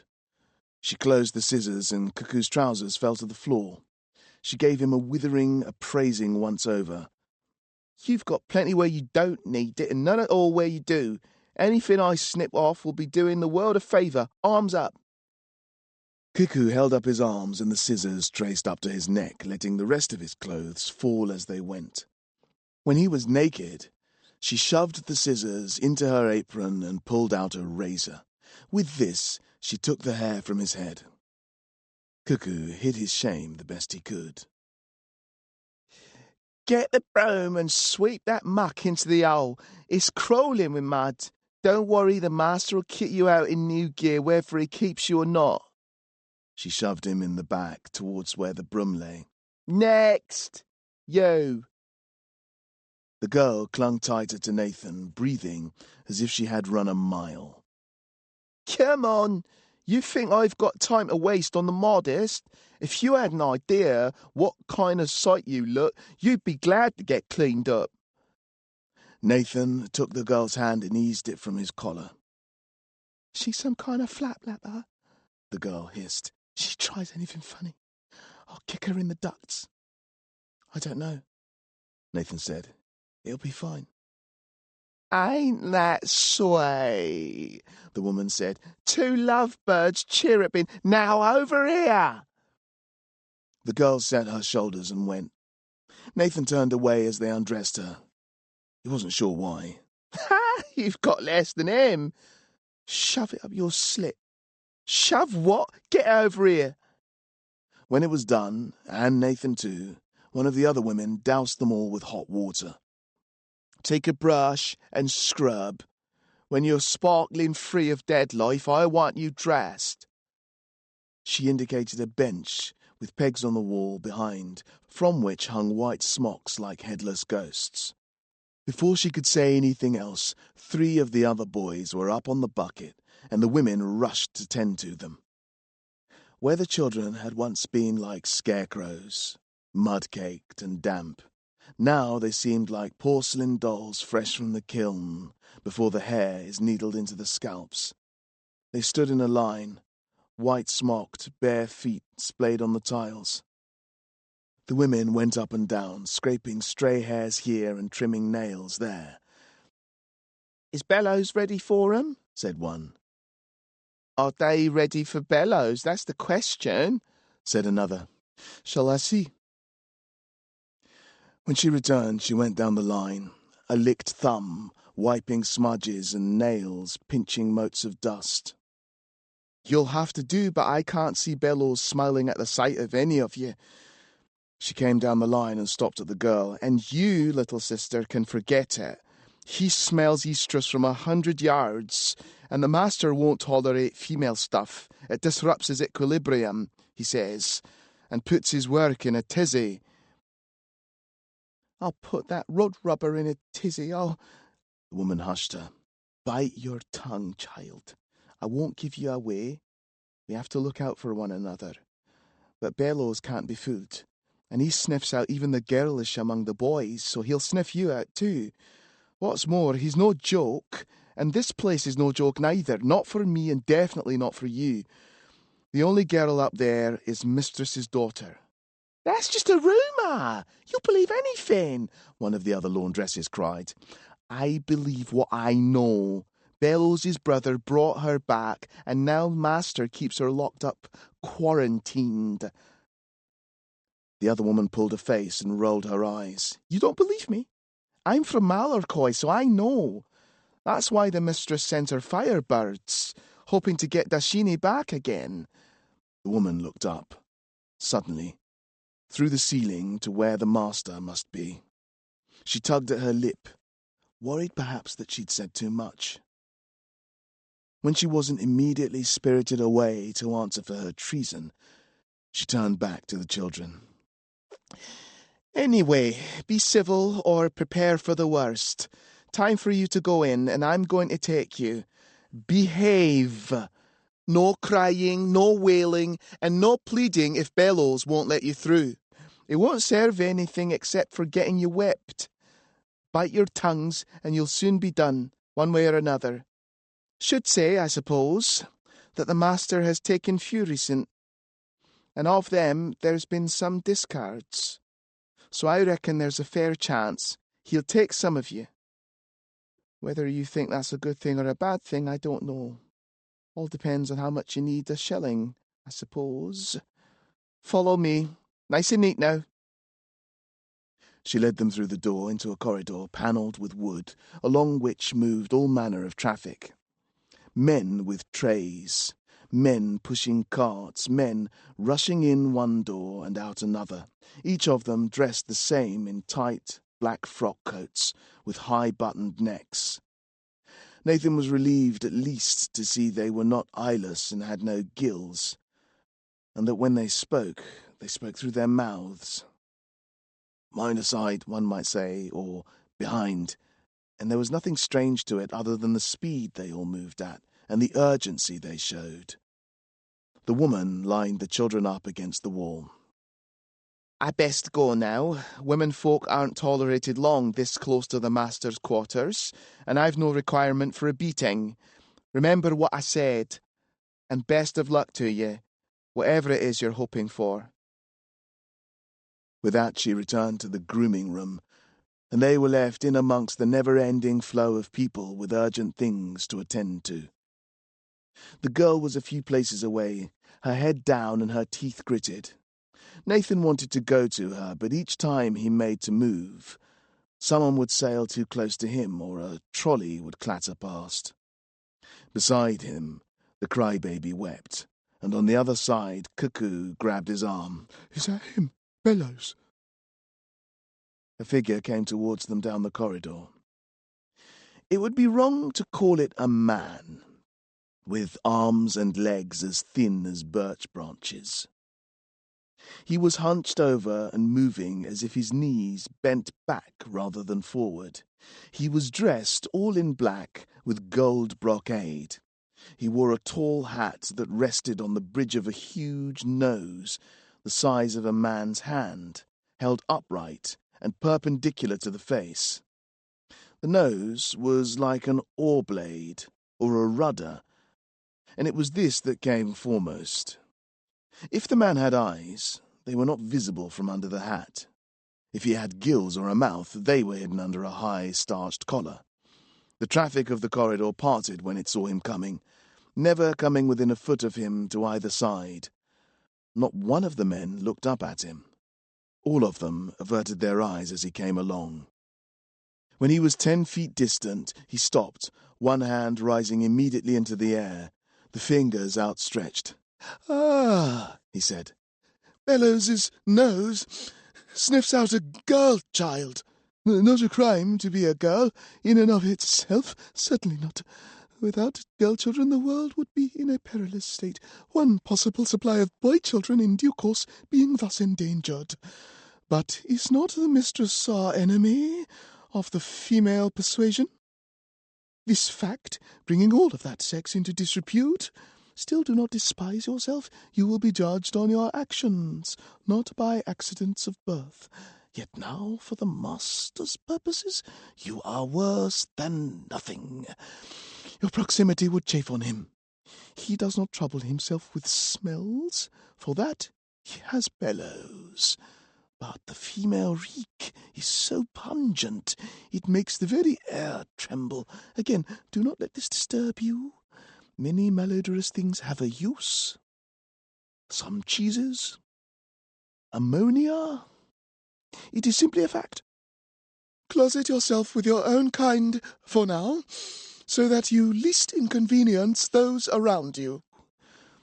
Bellows moved forward, and as he did so, his finger indicated the girl. Instantly, one of the men around took her away. She struggled and spat and looked down the line. "Get your hands off me, you noncer!" Nathan went for her automatically, but another man came from nowhere to restrain him. Nathan felt the itch, let it run across his shoulders and down to his hands, ready for scratching. But the air was thick and it stifled. He hit out with his fists, but with no great strength. "Wonderful," said Bellows, who had been watching the proceedings with an air of delighted amusement. "That a boy child should feel the loss of such a creature against all odds is noble, and practical, too, for if it were not so, would not the generative congress that might eventually take place be otherwise unbearable?" Bellows advanced, his nose cutting through the air as the prow of a boat cuts through water. When he was still a little way away from Nathan, he stopped. Was the girl's stench so strong that it should mask this? The crybaby cried even harder, thinking Bellows was coming for him, but his attention was on Nathan. He stood before him and raised his nose a little, as a vintner does before assessing a freshly opened bottle of wine.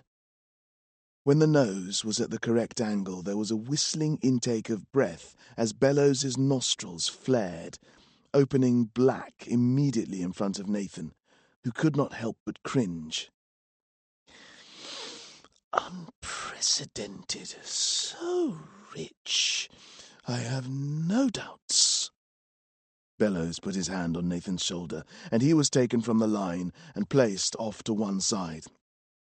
"Weeper, you will know, I suppose, the potency of tears in the making of certain solutions.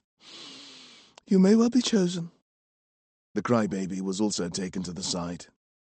"You will not be required, fat one. There is about you the stench of guano and sour dripping. The master will not see you. Of the rest, there are only 2 who might serve, perhaps in an ancillary function." Bellows laid his hand on them in turn. "You others return to your places of dwelling with happy hearts.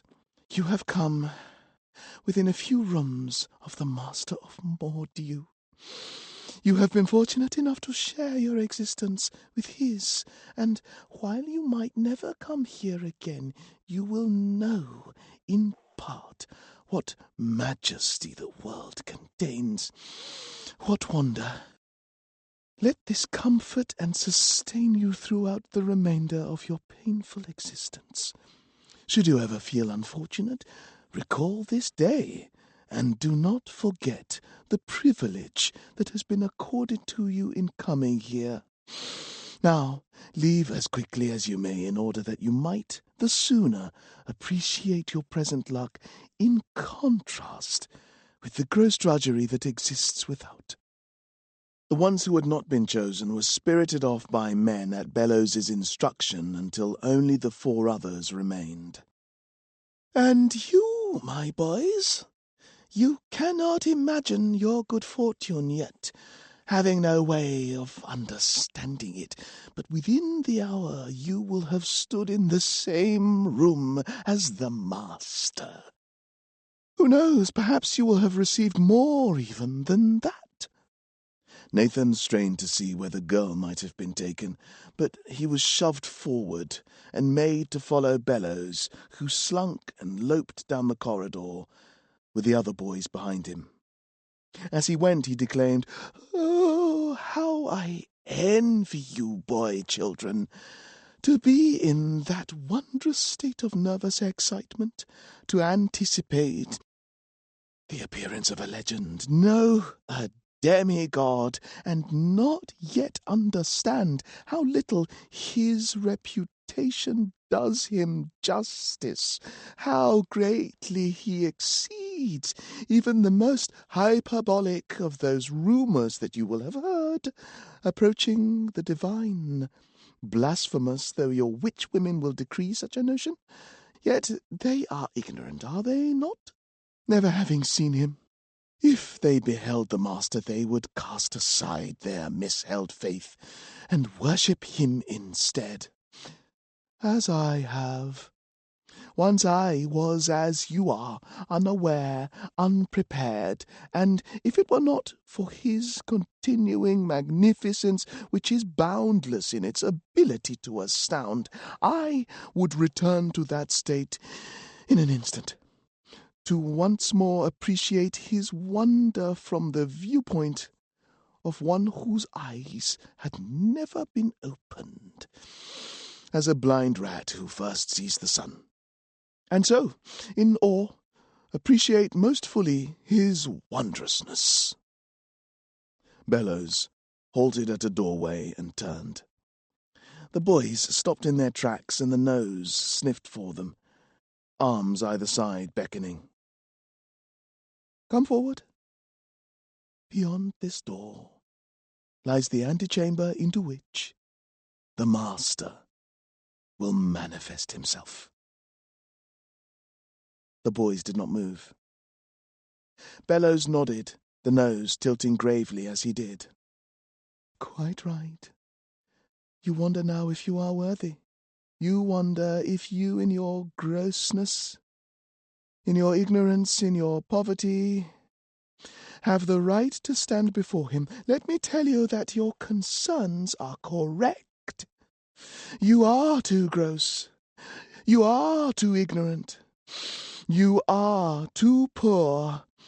There is nothing in you that is deserving of the master's attention, and yet the same thing could have been said of me."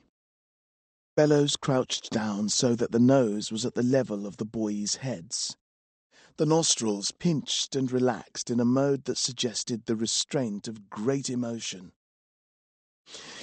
"I was like you once, small and ineffectual. I, too, believed I was without worth. I, too, quaked at the prospect of entering the master's service. Yet look at me now." Bellows rose up, clenched a fist, and held it high above, his nose inclined to the ceiling. "The master has transformed the base metal of my being into the purest gold. In my service to him, I have been elevated out of the dirt up to a higher purpose. Stand proud, then, boy children, not for what you are, which is nothing, but for what, with the master's grace, you may yet be." Despite Bellows' exhortation, the boys did not stand proud, quite the opposite. But Bellows seemed not to notice. He held the door open and reached with fingers like briars to shepherd them through. Chapter 8 The antechamber was vast. It was so wide and white that it was difficult to see the other side. Nathan blinked and turned his head, hoping to make some invisible detail come to light or cause a clarification by shifting his angle, but it seemed rather as if they had entered a world of whiteness, blank and plain. When Bellows shut the door behind them, the illusion was complete. On all sides there was nothing, seemingly, to distract Nathan's attention, except, perhaps, at the edge of sight, a blurring here and there, although a blurring of what it was impossible to tell. "This room the master made to buffer his quarters from the ordinary realms of men. It is the only entrance, and it takes many minutes to cross. Attempt no such crossing in your eagerness, boy children. There is one path only through this room, and that is marked out not by things visible, but things only those qualified may sense." Here the nose swept from side to side, and Bellows nodded slowly. "It is understandable that you might seek to rush to the stairway that leads to his door, but should you do so, you would find yourself rendered dust in an instant. The master has laid filaments impossibly thin across the greater part of this room, so thin that light does not trouble to illuminate them, but passes to either side. Should you cross these filaments, you would find yourself in the position a peeled boiled egg finds itself in a slicer. Before you knew it, you would be dead. An interesting question presents itself. If a man is not aware of his death, does he feel himself to still be alive? If you wish to find out the answer to this question, you need only cross this room unaided. There is a passageway. I can apprehend it clearly, but that is my privilege alone." Nathan wiped his eyes with the hem of his smock. There was a definite blurring visible to him. If he turned his attention away from the room and focused on the tip of Bellows's nose, as it described slow figures of 8 as he spoke, if he concentrated here and did not turn, there were spiders' webs, or something very like them, across the whole room. "If the master lays his mark on you, I will accompany you to his door. Do not leave my side. The passage is only wide enough to allow 3 abreast. If you dilly-dally or fidget or struggle to run forward in your delight, you will not live to regret it." Nathan could see the path. If he turned to observe it directly, it dissolved away, but if he kept looking away, he could follow it, left and right, across the antechamber. "I am nimble," Bellows continued, "but not as nimble as I once was, and long years of attending to the needs of the master have deprived me of that understanding of the animal cunning you boy children possess. I make no apologies for that. I will, if against the dictates of reason you attempt flight, try to stop you, to restrain you for your own good and the convenience of the master. But I cannot guarantee any success. Only you can be the guarantors of your own safety.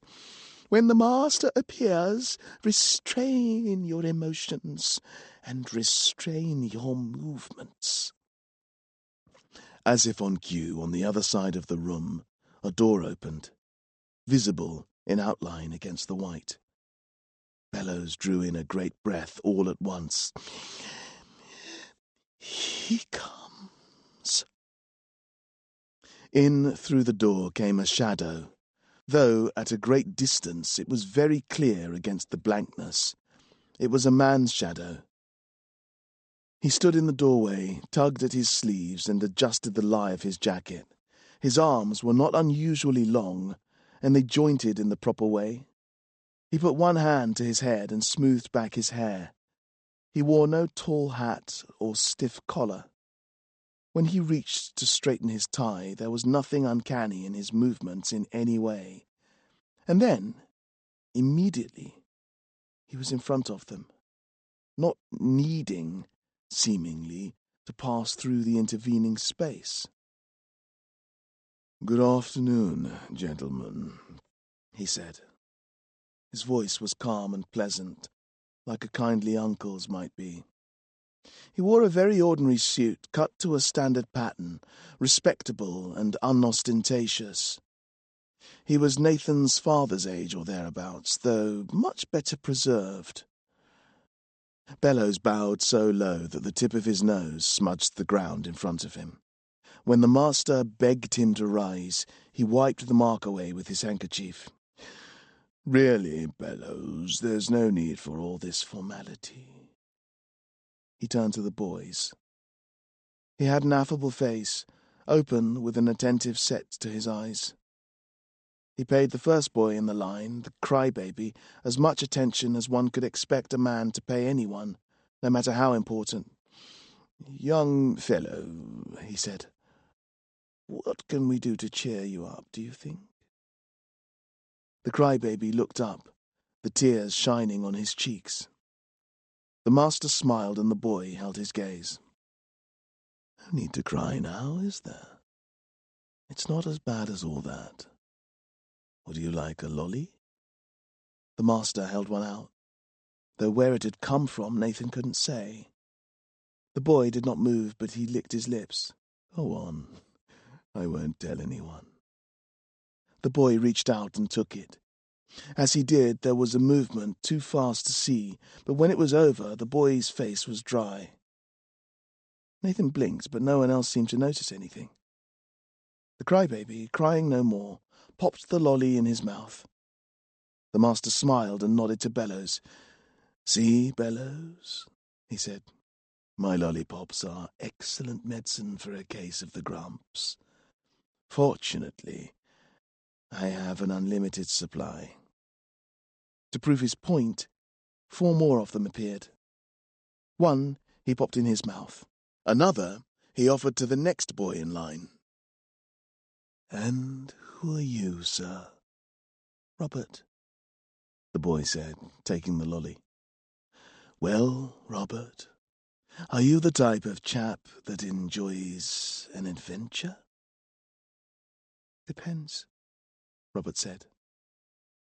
The master smiled and nodded again to Bellows. "I'd be willing to bet that you are, and I have just the position for you. How would you like to work for me on my ship, eh?" "I think I've got just the job for you."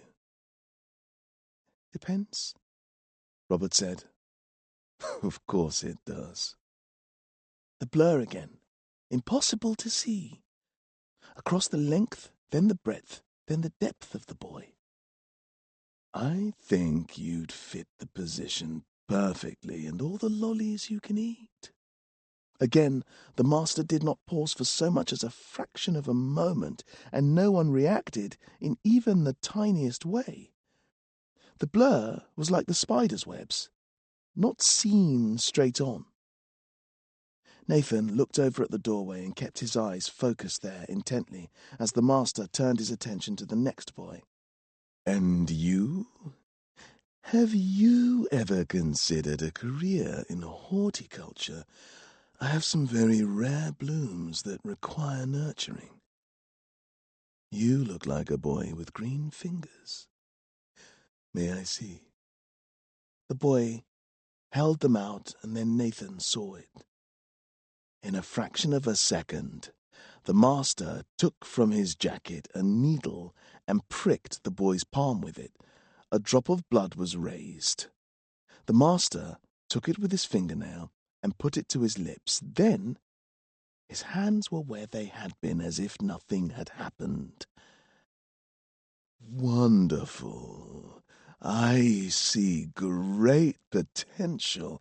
You have the essence of a head gardener in you. That much is clear.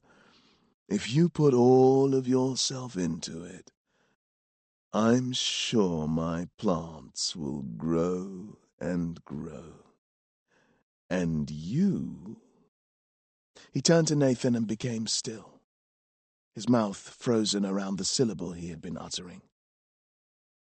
Then his face seemed to melt, only a little, but enough so that everything about it drooped. The joining of his lips, his cheeks, his eyelids. He coughed, and everything returned to its proper place. "Bellows," he said. In his voice there was something of the frog's call, a croakiness, as if his throat was uncomfortably tight.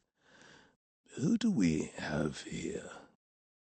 Bellows edged forward, not bowing as low as before, but still bent over. "I'm afraid, sir, that the child and I have not been introduced.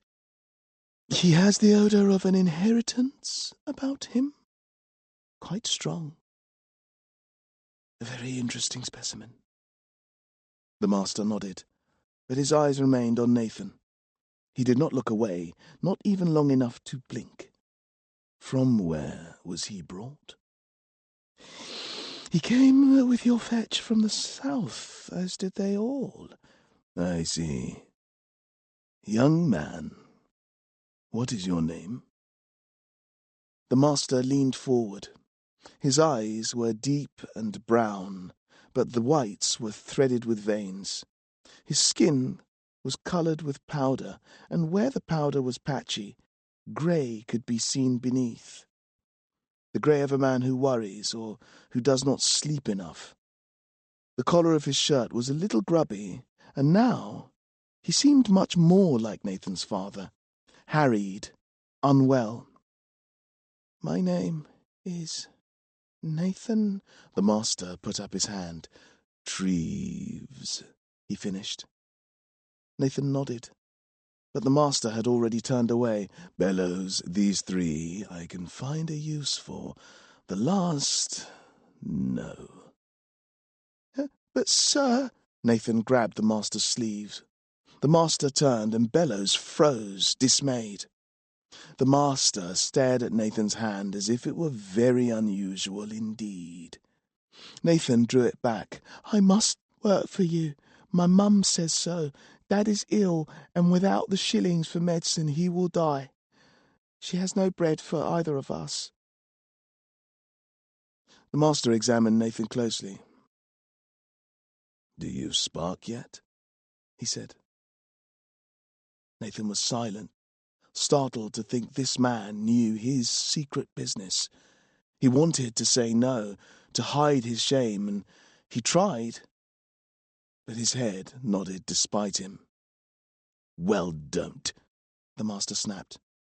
"If you know what's good for you. Bellows, take him away." Bellows took Nathan away before he could say another word. Chapter 9. The wind was up, and waves smashed against the sea wall. Salt spray rolled like mist, flavouring the air, clouding the slum at ground level, as if they all lived on the mountain top and not in the filth that gathered at the city's lowest point. There were no firebirds. They could not fly in a gale, but the waves drummed so hard against the master's breakwater that Nathan couldn't hear anything else. When they briefly receded, they hissed through shale as they went, harmonizing with the wind that forced its way between the planks of their hovels. Ahead was his home, the one room claimed from the living mud, its edges marked in wet wood and rotting rope, slapped into existence with handfuls of pitch tar scavenged from barrels blown in from the docks. Where there were gaps, lamplight shone through, thin and weak, as if light itself could be brought low by this place. The door was pegged at one side and lashed at the other. Nathan undid the lash and slid into the gap. There was his mother staring into the embers of the fire. When she heard him, she did not look up. She tensed, shrank, like a cat does when it senses the approach of a dog.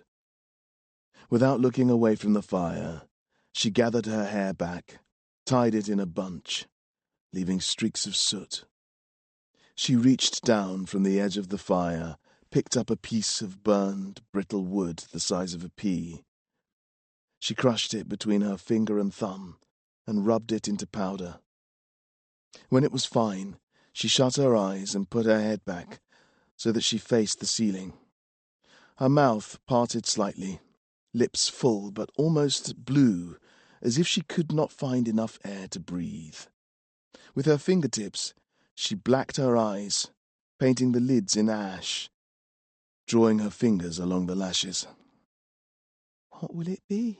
she said, soft and subservient. "It's me, Mum."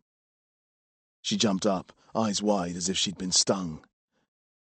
With her sleeve, she furiously wiped away the ash. As she wiped, she blinded herself a little. Nathan went to her, wetting his own sleeve with spit. With a corner, he dabbed and stroked. "It's all gone," he said. Perhaps it was, but she didn't open her eyes. If anything, she screwed them up tighter. "My boy. My lovely boy," she said. But she shook her head and swayed, fists clenched as shut as her eyes.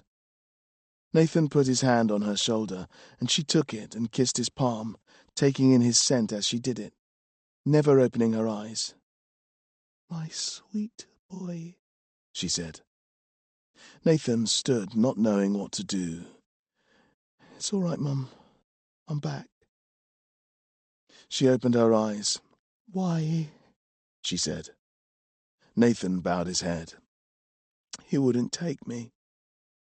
"You explained to him?" "Of course." "He knows?" She came and wrapped her arms around him and pulled him close. "You stupid, stupid child. What are we going to do now?" She pushed him away. "What am I going to have to do now?" She slapped him across the cheek, and when he didn't react, she slapped him again. "I couldn't help it. I tried. But what are we going to do?"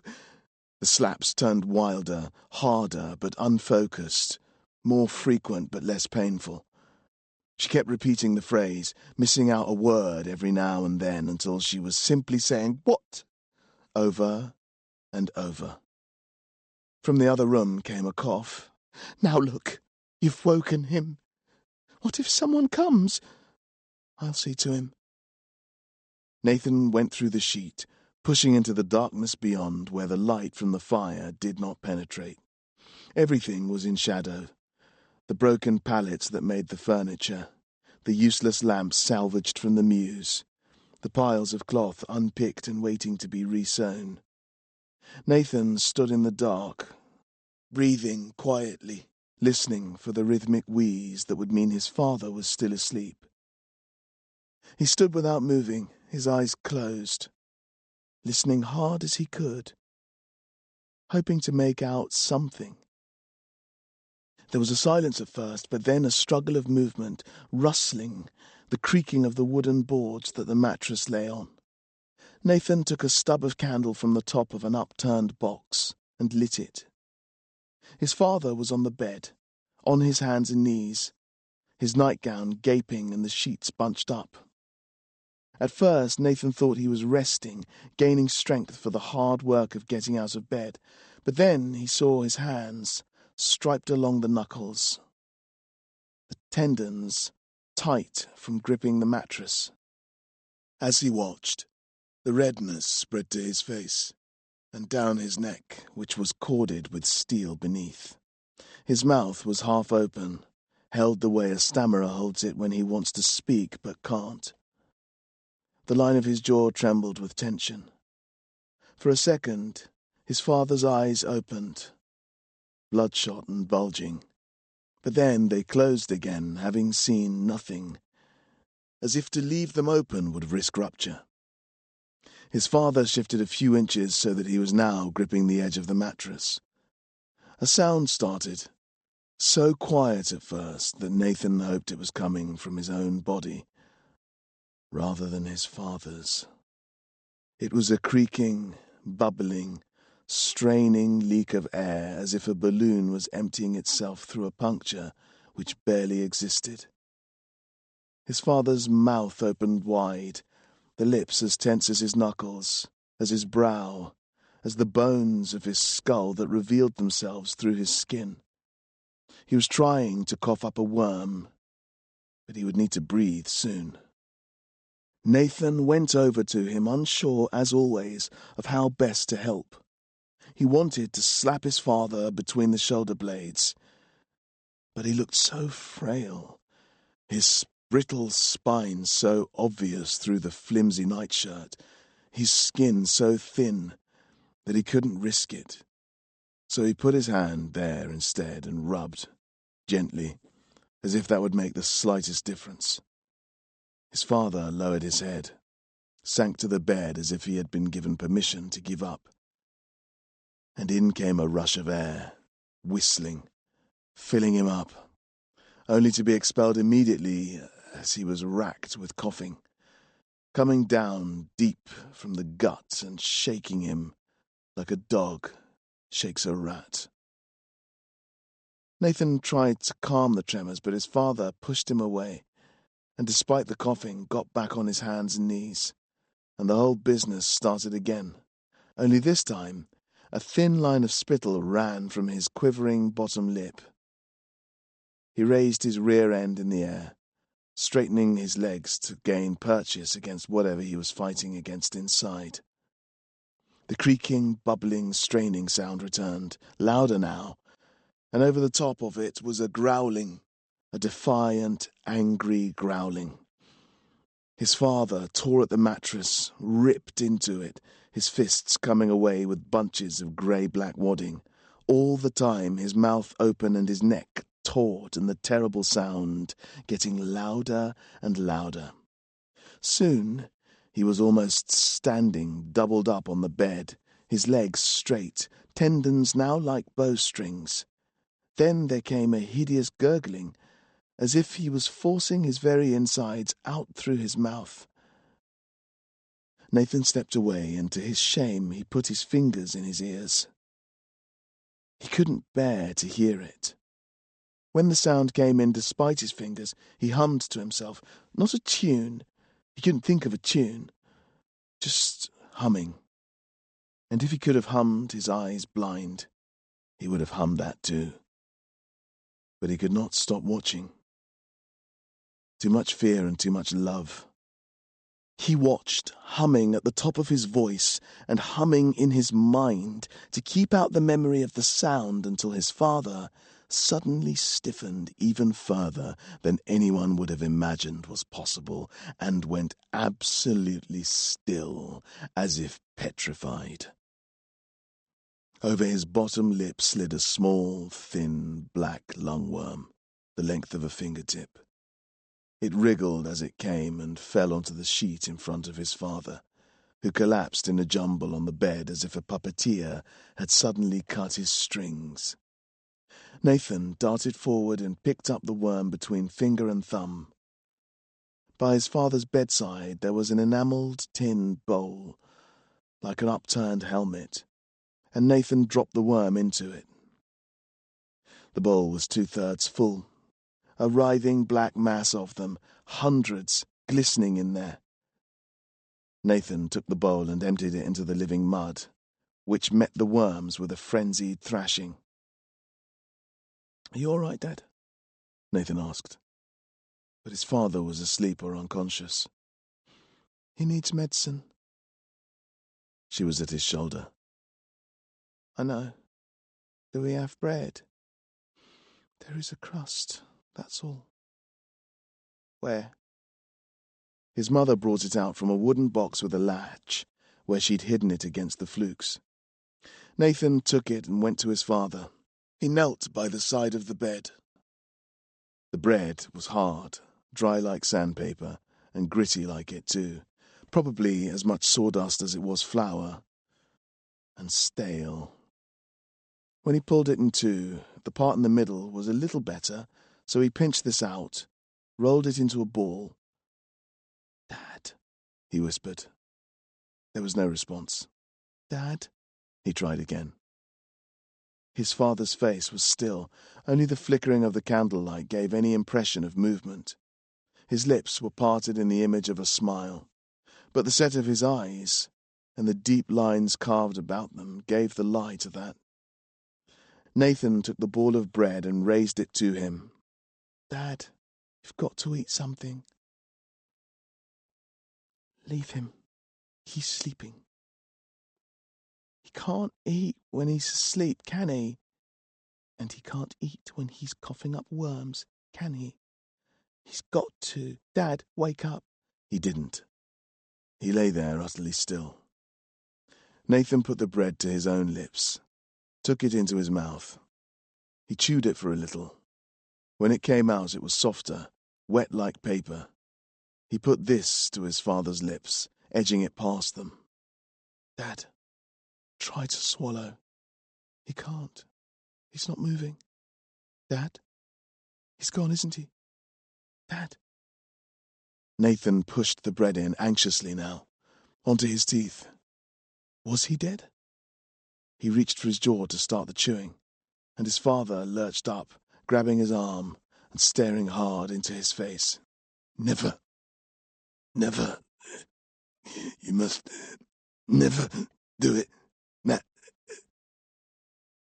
His breath was sour and he smelled of the worms, of maggots and meat. Nathan tried to pull away, but his father's finger bones were locked around his wrist, clamped with rigor. "Better to die. Better to wither than to use that power. Now you are older. Do you understand me, son?"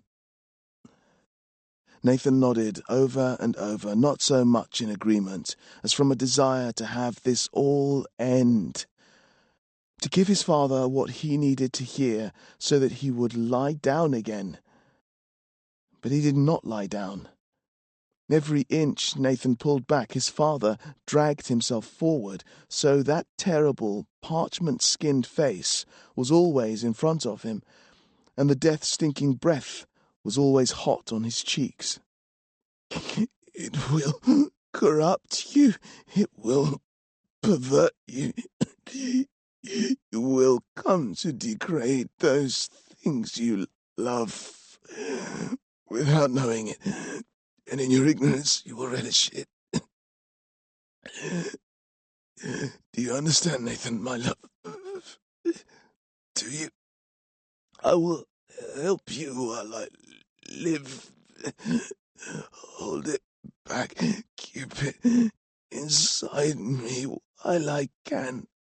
But you must be strong, because when I die..." Coughing came over him like a wave, starting in the small of his back, rippling down through his bones, cracking them like a merchant cracks his knuckles. When his father loosened his grip and grabbed for a chair leg, a floorboard, anything to hold steady to, Nathan jumped back. And when he doubled up again, Nathan was behind his mother. "He needs medicine. I'll get it." She grabbed him, held him, but Nathan twisted away. Chapter 10. Nathan ran, skidding between pools of mud and piles of gathering detritus. If his mother shouted after him, her voice was lost in the roar of waves battering the barrier. Slick boots, worn down flat, made for poor runners, but the thought of his father urged him on. When he slipped, over and over, it was the touch of those bulbous fingers that pushed him back up. By the time he stopped, the knees on his trousers were wet through and his hands were black and sore. He gulped for air and allowed himself a glance back. There was nothing, just unfamiliar territory, strange shacks strung with fishing line and finished with shells. He'd get the medicine, for sure, but there, beneath the breathlessness, there was something else. Relief. To be away from him, to be away from all of it. Nathan breathed deeply. From the living mud crawled out a thing, half toad, half mouse, its insides dragging behind it, and a dull, blinking eye fixed on Nathan. It had no mouth, but seemed to desire his flesh regardless, lurching towards him, though if it ever reached him it wouldn't know what to do. Dead life. Pointless, tragic, useless. Sprats swarmed around it as if it was their king. It swished a tail, if tail it was, and not an extrusion of spine, and smote the sprats, all the while making for Nathan. There is something about being in a place you don't know that is both frightening and liberating. When you are in your proper place, you are secure, even in your misery. Away from that place, your security is gone, but so also are your obligations. You can be a different person in a different place. Nathan walked on, spat on his hands, wiped them on his shirt, blew on the saw, raw skin revealed. He would get money and buy medicine, that was certain, but don't use it, his father said. Better to wither. Easy for him to say, with death at arm's reach and past caring. But what about Mum? And the gentleman callers? Should she put up with it all because he had given up? Should Nathan put up with it? The fluke followed him, cawing now like a tiny firebird. Nathan stopped. There was the itch, wasn't it always? He let it build quickly, feeling his temper rising, feeling it like an appetite. Beware. What did his father know about beware? Didn't he understand anything, lying in his bed, sweating himself into nothing, day in, day out, in his nightgown? He'd get the medicine, there was no need to worry about that, but they had no food, no fire, no water. Dead life half-flukes rattled at the boards. Disease. Shouldn't he be worried about all of that? And Nathan was 13 now. He made his own decisions. When the itch was strong enough, he kneeled, put his hand out. The fluke sensed his closeness and kicked and struggled in an approximation of a run towards him. Nathan scratched, meaning to kill it, to return it now to the living mud and end its misery, to make a decisive action with a clear outcome. But when the spark met the thing's flesh, it writhed briefly, thrashed but did not die.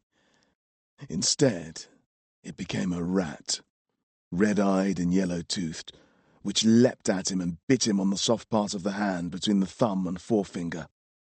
Nathan grabbed the new rat and pulled, ripping its teeth from his flesh. He threw it as far as he could into the slums, where it buried itself in darkness.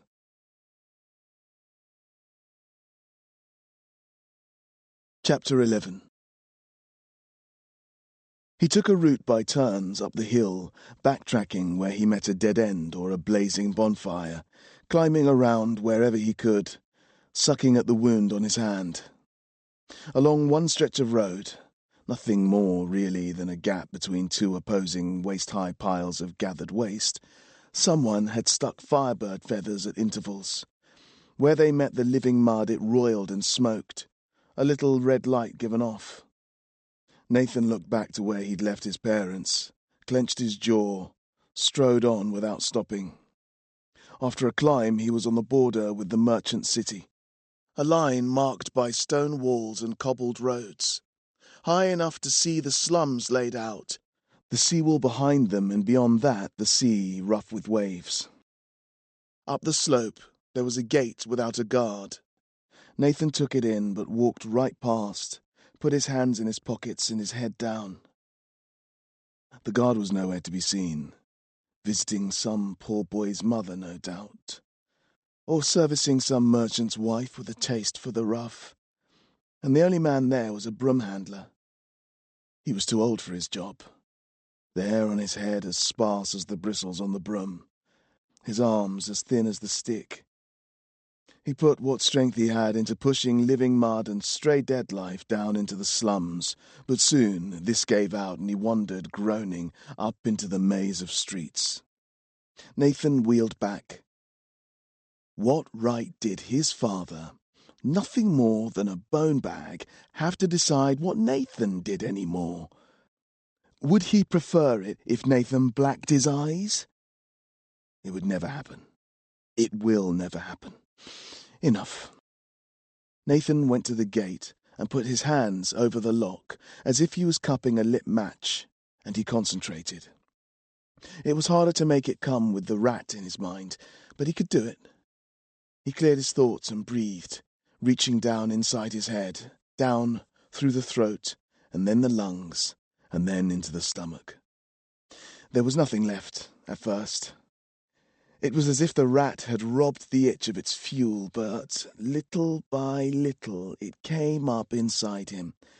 He egged it on, felt the physicality of it, circling up, running like a marble round the inside of a steel drum, until it reached his chest. He whipped it faster, and the itch built in power again, rattling between the surfaces of his throat, stronger than before.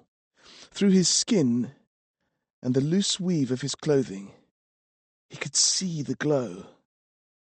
He tensed across the chest so that his muscles lined up between his ribs and teased the itch out into his bones along his arms. Nathan gripped the lock and turned his attention towards the metal.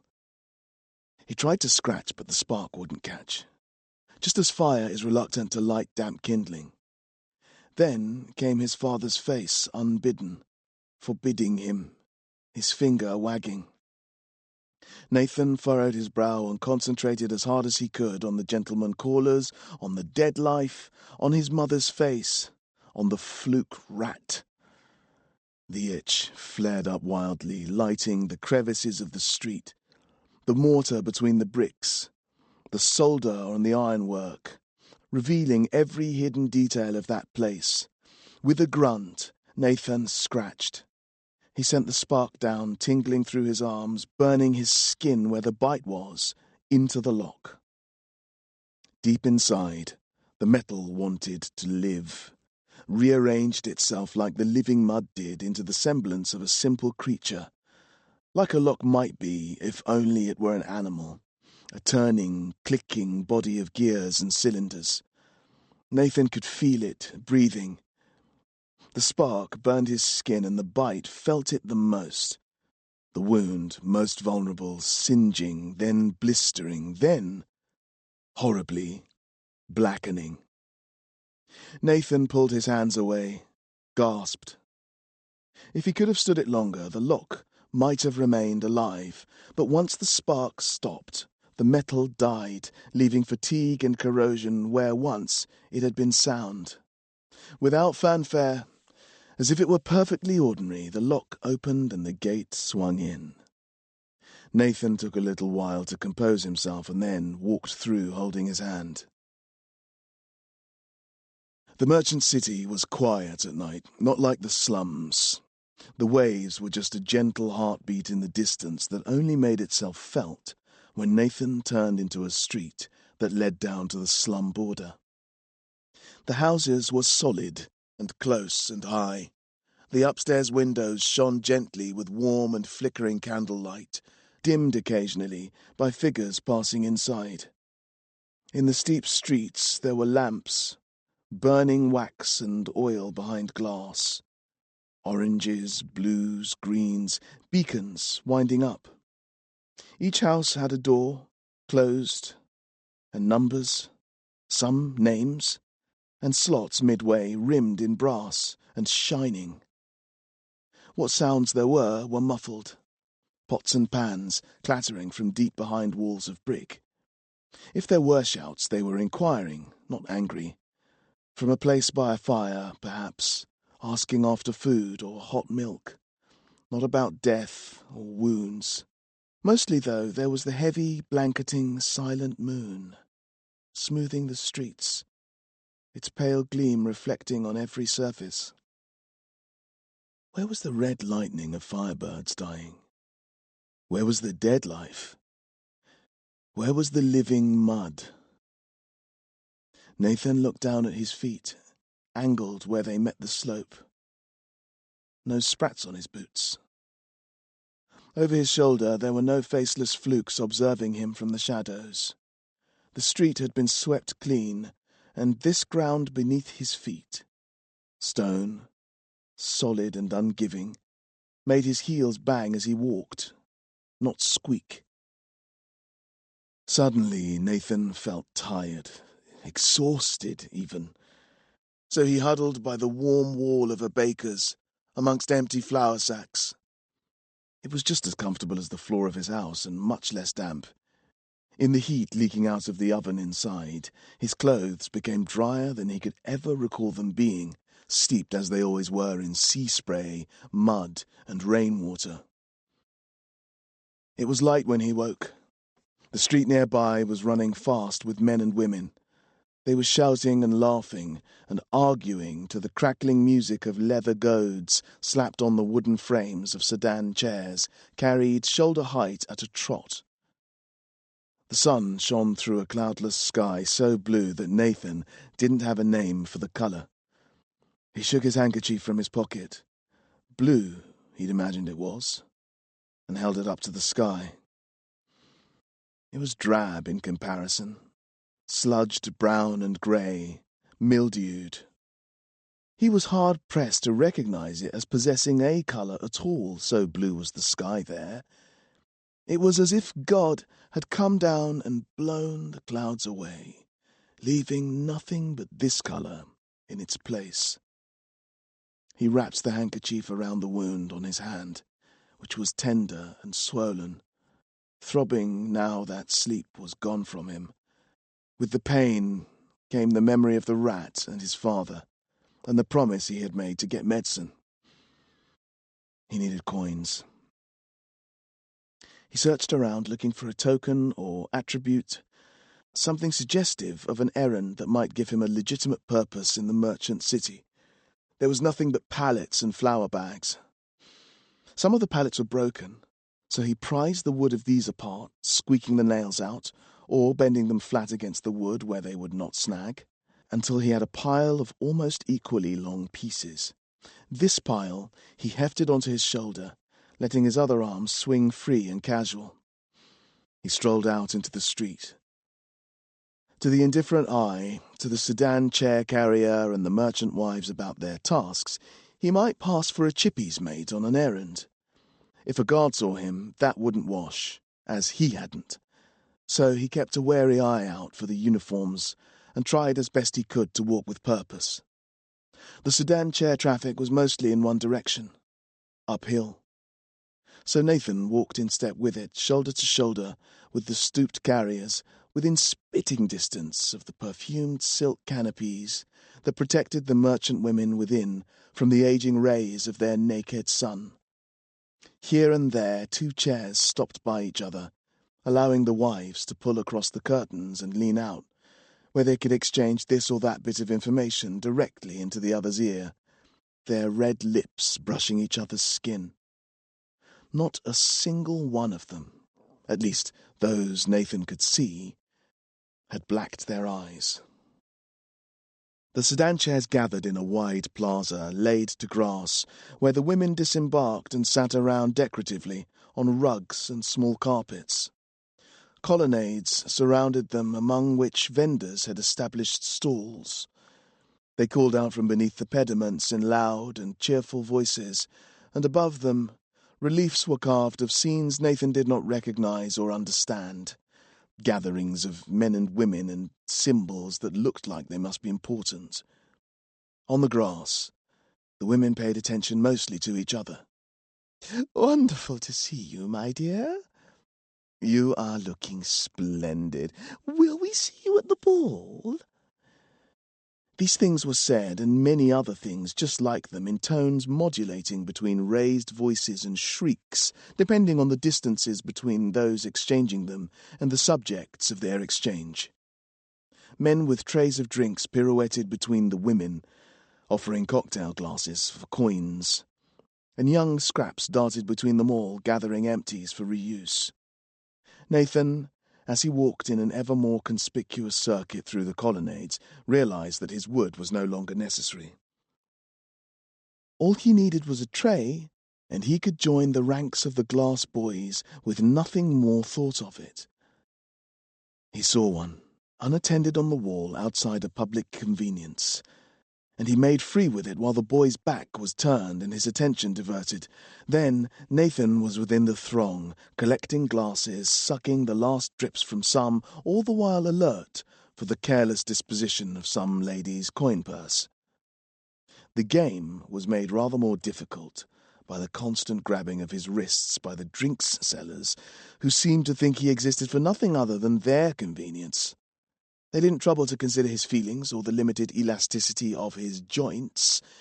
If he didn't make a conscious effort to skirt past them, they'd pull him by the arm, take the glasses, and cuff him for his trouble. Nathan was soon sure that he did make the effort.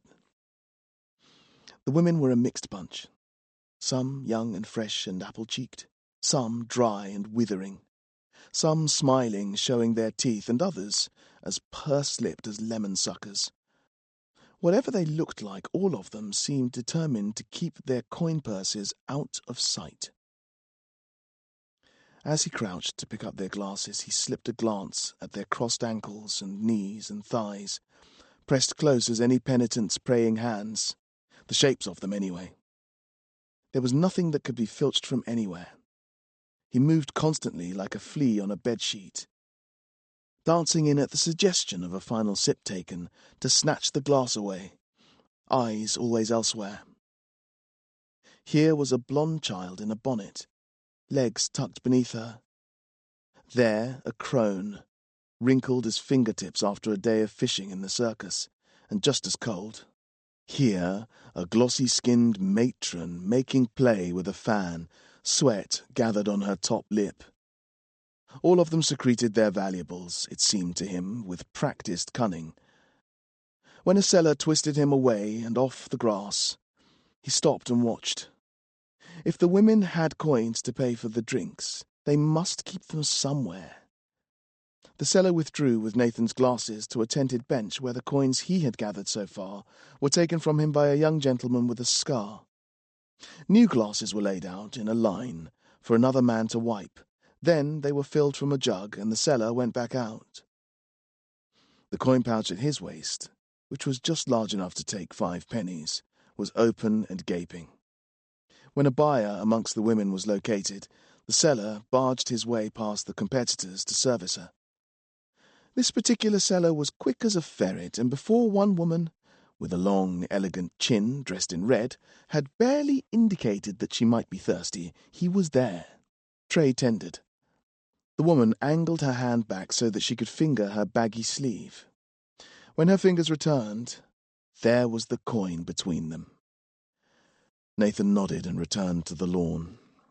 He was about to enter the throng again, a half-formed plan developing as he walked, when a better opportunity presented itself.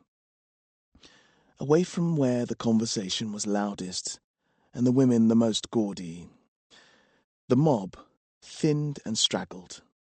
Here rose from her knees a brittle specimen, bones like matchsticks, in a huge, faded lace ensemble, more like a tent than a dress, accented in greying white silk.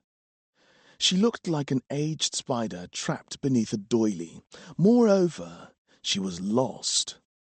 She wandered 2 paces in one direction and then 2 paces in almost the opposite direction, peering myopically along the hook of her nose. Her eyes were small and black, like sultanas. Perhaps no longer as good at spying out her chairman as they now needed to be. Nathan had seen enough of the world to know that those who were weak and stupid and left the herd were vulnerable to predation. He had learned it the hard way, daily, until it was not so much knowledge as it was the flesh on his bones. He bit his lip, though, hearing his father in the rustling of the breeze on the collected fabric of these women's dresses. Do right, Nathan. Do right. Nathan rubbed the back of his neck. Do right by whom? She was on the cobbles now, arms outstretched like a somnambulist, wandering away from the grass and through a passageway in the colonnade. Her ankles buckled this way and that on the uneven ground. Nathan put down his tray. A glass boy came close to her. Another brushed her as he passed on the other side.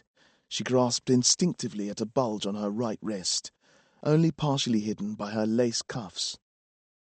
Her white, leather-clad fingers poked and reassured that the bulge was where she had expected it to be. She resumed her pacing just as aimlessly as before. It was now or never. Nathan sauntered in, eyes on that spindly wrist, eyes on the bulge, thoughts on his father, coughing up worms. His body bent double, as skinny as this old bird, but nearer the grave. It was all too easy. He could afford to be polite, gentle, no need for the spark. He held her by the arm, helping her find her way. "Are you lost, miss? Let me help you." One hand on the elbow, one hand on the wrist, leading her away. He used his best clipped accent, the one his mother had used once upon a time. The old girl was willing to go with him into the shade of a butcher's awning, striped red and blue, the shadows colouring her parchment-drawn face.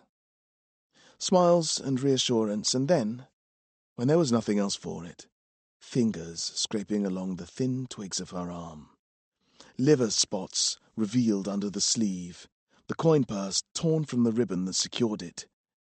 And then he ran. For seconds, there was nothing but the sound of the air his motion disturbed rattling in his ears. The purse was heavy in his hand, filled with thick coins, the edges of which bit nicely against his palm. Ahead, the way was clear, cobbles running downhill through the narrow streets and the maze of alleys and ginnels, which he knew would soon swallow him. But then a scream tore up behind, the kind of scream a piglet makes when his mother is taken away for bacon. There was no need to look back. Only an idiot would look back, just run on ahead. But the scream was so sharp, as if he'd broken her bones. He turned in spite of himself. She was there on her knees, arm outstretched, finger taut, nail quivering. All eyes were on her, and then, inch by inch, those eyes swept along her arm, along her finger, along the quivering nail, and across the intervening space to where Nathan was. Suddenly stopped. "Get him!" someone cried, a man, a litter-bearer by his accent, and then they were all coming after him. The world seemed to slow, to become viscous. In a long second, Nathan watched the men separate from the women. They stood, or turned, or dropped trays, and there were 30 or 40 of them, a pack of them, soon made one mass by a new, shared desire to get him. The air was thick as he turned, his feet slick beneath him as he tried to push, but when they bit the hard stone, his thin soles, thin enough that he could grip the gaps between the cobbles with his toes, he found enough purchase to move. When he did, he raced away. He kept his head low. Now nothing on earth would have got him to look back. The narrow streets squeezed between the high-garreted houses, and though he didn't know them like he knew the runs of the slum, there was only one direction he needed to think of. Down, down from the Merchant Hill, down and out, down and home. He shot past the jewellers, past glaziers, past rug sellers, past 100 shops, crammed high with things he would never have any need for, things that would tarnish or rot in the damp of the shack. He dodged between women with baskets, piled up with fruit and bread under linen. They looked at him as if he was some species of entertainment, gawped, and stood so that the men chasing them had trouble following, had trouble not knocking these silly fools off their feet. When he came to the gate, his pursuers were nowhere to be seen. He didn't stop, just lunged for the handle, which he knew must still be sparked out. He expected to glide through and then away to places no one would ever follow him, places where the lives of merchant city people were forfeit for the clothes on their back, the leather in their boots. But the gate did not open. It should have been unlocked. The mechanism dissolved away, but it was not. The scorch of his spark was there. Smooth, waxy spheres of blistered iron were there, but someone had jammed a bar in the gap and welded it tight. Nathan rattled it, already knowing that it would do no good. On the other side of the gate, a tiny slum boy was sitting, his trousers rolled up past the knee, his feet thick with dirt. He watched Nathan struggle with the lock. His eyes, as wide as the gaps around the gate, were narrow. Eyes so wide they were either side of his head, like a sheep or a cow's. Away behind, there were voices. A few men, good-humoured. Nathan tried to concentrate, to feel the itch inside him. The boy stood and walked forward until he was an arm's length from the gate. Nathan shut his eyes. The voices were coming closer, but there was no edge to them, as if they had given up on him or were talking about something else altogether. He tried to find that emptiness inside himself. When that failed, he tried to find his mother. "You need a key for that?" the boy said. "Quiet." The boy sat down. "You need a key, that's all." "Quiet." The voices stopped as if obeying him. Then they came back, louder, harsher, and they erased all sense of anything from down within. "Mum said you need a key for that." "That's him." Nathan gritted his teeth and thought of his mother, eyes blacked, waiting at the fire. He thought of the creaking and panting from behind the curtain. He thought of his father straining to choke out a worm. There it was, raising hairs on his arms. He thought of bellows, nose in the air. He thought of the fetch, whip coming down. He thought of the master. Don't spark. He reached down and put his hands on the metal. Where his fingers touched it, the metal smoked. Hobnail boots rattled the cobbles behind him. 50 feet. Possibly closer. "Don't know what you're doing," the boy said, "but Mum said you need a key for that. Hey!" The boy poked him, and Nathan opened his eyes. The boy's little face was long and narrow. His eyes glistened. "Get back." "You don't tell me what to do," he said, and came even closer. The men came closer too. Nathan felt the itch rising to scratching, but it was no good. The boy's eyes were wide, bulging, easily burned out if the spark flared, and then what? Dog food. Worm food. Mulch. Nathan sighed and took his hands from the gate. He let them drop to his side. Before they got to him, Nathan threw the bag of coins through the gate. "Give that to your mum," Nathan said. The boy looked at the pouch. He wiped his mouth. "I haven't got no mum no more. She's dead," he replied. Chapter 12. "So whatever we get for him, it's going straight to the smokehouse, right? No arguing." "Why would I argue?" "You're doing it now, smokehouse, right?" "Yeah, but after we knock off, right?" "Obviously, we knock off, slip out, and whatever we get for him, we take it to the smokehouse, right?" "How much will we get for him?" "How should I know? Do I look like a bleeding fortune teller? 10 bits?" "Should do it." "Should do it nicely." "So where's the purse?" "It'll be on him somewhere." "Of course it'll be on him somewhere. Where else would it be? Get it, that's what I'm saying. From wherever he's stashed it." "Where have you stashed it, filth?" They were dragging Nathan, one arm each, back up the hill. Their grip was so tight it made the rat bite pulse painfully. Though he tried to keep his feet flat to the ground, it didn't slow them up in the least.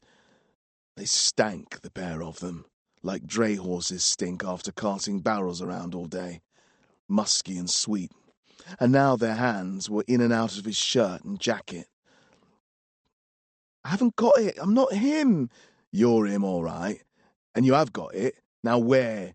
You haven't stashed it somewhere nasty, have you?" The pair of them stopped dragging. The taller one rubbed a black-nailed hand over his mouth and chin, while the shorter one's face pinched tight in disgust. Don't tell me you've done something horrible like that. He's not done something horrible like that, has he? Well, if he hasn't, where's the money? I haven't got the money. Look, Urk, you have got the money. Shall I tell you why? Because we came to find you, and we found you. And that little crowd gathering up there can see that we found you, and if we found you and you haven't got the money... We won't be going to the smokehouse? Worse than that, you silly sods. If we found him, we must have found the purse, right? And if we found the purse, we have to return it to its rightful, right? And if we don't return it to its rightful, that makes us thieves, right? So we get nicked, right? And we don't go to the smokehouse? Of course we don't go to the bleeding smokehouse. We go to the bleeding gallows. Get it? So he has to have the purse. You have to have it, see? So where is it? Haven't got it. The shorter one's hand went to his brow and he rubbed his temples with his fingertips hard, so that the skin went white beneath them and left faint traces on his skin. I don't know how much clearer I can make it for you. Shall I take a look round the back? The taller one started to reach over. I promise I don't have it searched me. I gave it to a boy on the other side. Accomplice? Oh, Lord. They're never going to believe that, never. They don't have a very high opinion of slum muck like you. They don't reckon your intelligence, like rats or cockroaches. And us, we're one up from that. The moment this gets to a beak, they'll string us up. Lord, I knew I should have sat tight. So we ain't going to the smokehouse? Shut up about the bloody smokehouse. As they argued, Nathan reached down for the itch. The rat bites stung, and their grip made it hard to feel anything else. But he was sure he could find it if they'd just let him concentrate. As it happened, he didn't need it. Gentlemen, got yourselves in a bit of a pickle? It was Gam Halliday. He was leaning against a corner no more than 10 feet away. It was hard to tell where he had come from. He might as well have spawned directly from the wall beside him. Nathan shook his head in disbelief. What do you want? The tallest of the men said. Gam smiled broadly. What I want is for you two fine upstanders to let my friend here come and play with his little mates, right? This ain't no time for play, boy. We're taking him in to be strung up. He won't be playing with anyone ever again. Although, let's face it, some of them might have a bit of a play with him before they put him out of his misery. Gam pursed his lips, strolled forward, nonchalant, unhurried, for all the world carefree. I don't think so, he said. So how about you let him go? No, they said together, and turned their backs on him. It's up to you, lads, but I don't fancy your chances. They turned back with expressions that suggested whatever welcome Gam might ever have had was run out. Get lost. We've got enough to worry about without some little slum getting stuck in. Well, that's exactly where you're wrong, isn't it? I'm exactly the little slum that you need. What's he talking about? Let me make this easier for you gents to understand. And we need you to get the gist pronto, as I'm sure the crones, withered and brittle as they might be, aren't entirely dim-witted, and are going to get sus in short order, putting the mockers on all of us. There's no way out of this for you, except one. You take a slashing, and you let my boy loose. What? What's he saying? Not clear enough for you? Keep my boy, and they string you up as accomplices to the theft when they see the purse is gone. Let him go, and they string you up as accomplices because he took the purse with him and you let him go. Alternatively, if you succumb to a couple of swipes of my barber's razor, once they've needle and threaded you, you're home free. So what's it to be? The two men watched him, mouths hanging a little open, as if he was some esoteric preacher or speaker in tongues. Gam sighed. and slashed in one wide arc across both men's faces, widening their mouths and reddening a semicircle a foot or more in front of the pair of them. He grabbed Nathan by the wrist. "Don't say I never warned them. Come on." Nathan didn't pause. Now he was running again, straight back the way they'd come, shoulder to shoulder with Gam.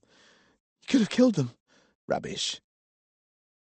Nathan went for the gate, as he had done before, but Gam had other ideas, and when they were still some 50 feet distant, he diverted Nathan into an alley behind a row of shops, crammed waist-high with empty crates and piles of discards. Halfway down, Gam suddenly dropped out of sight. Nathan slid to a stop and stared at the space where Gam had been, but there was nothing, and then, at ground level, Gam's head appeared. "What are you waiting for? Get down here before you're collared. I can't slash everyone's faces, can I?" Gam was looking out from a metal-rimmed square cut into the cobbles of the street, just big enough for Nathan to slip into. When Nathan didn't immediately do as he was asked, Gam grabbed his ankle and dragged him. "What's the matter with everyone today?" Gam said. "Aren't I speaking clearly?" Chapter 13. The iron ladder was rough with rust, and when Nathan reached the bottom, his hands were red. He took off his handkerchief, glanced at the rat wound sidelong, and quickly wrapped it back up for protection. He wiped the other hand on his trousers, but that seemed to push the rust in rather than take it off. Now, with the manhole covered, he turned on Gam. "What are you doing here anyway? You're always around. You're following me, aren't you?" Gam pulled the brim of his hat down, picked up his oil lamp from where he'd left it earlier, and smiled. "Fancy yourself much? You reckon I slink through the shadows waiting to get a glimpse of your skinny arse? Well, on this occasion, the answer is yes. I have been following you. I've been following you for weeks, lucky for you." Nathan would have stormed off. But where was there to go? They were standing on the bank of a broad underground canal, running under an archway of glistening green bricks that moved in the uneven light of Gam's oil lamp. The canal was not only running with rainwater, but with ordure of all kinds. Butcher's waste, runoff from tanneries, frothing liquids of God only knows what origin, all mixed into the sewerage. Amongst this, if that wasn't bad enough, churned the worst sorts of dead life. Pointless, useless, disgusting things flourishing in the filth, briefly grounding on a stick or on a floating firebird feather before dissolving into gobs of mucus like spittle. The stench made Nathan draw his lips into his mouth and clamp them there between his teeth. And when he breathed, he did so only through the very corners of his mouth, and through his red hand, which also blocked his nostrils.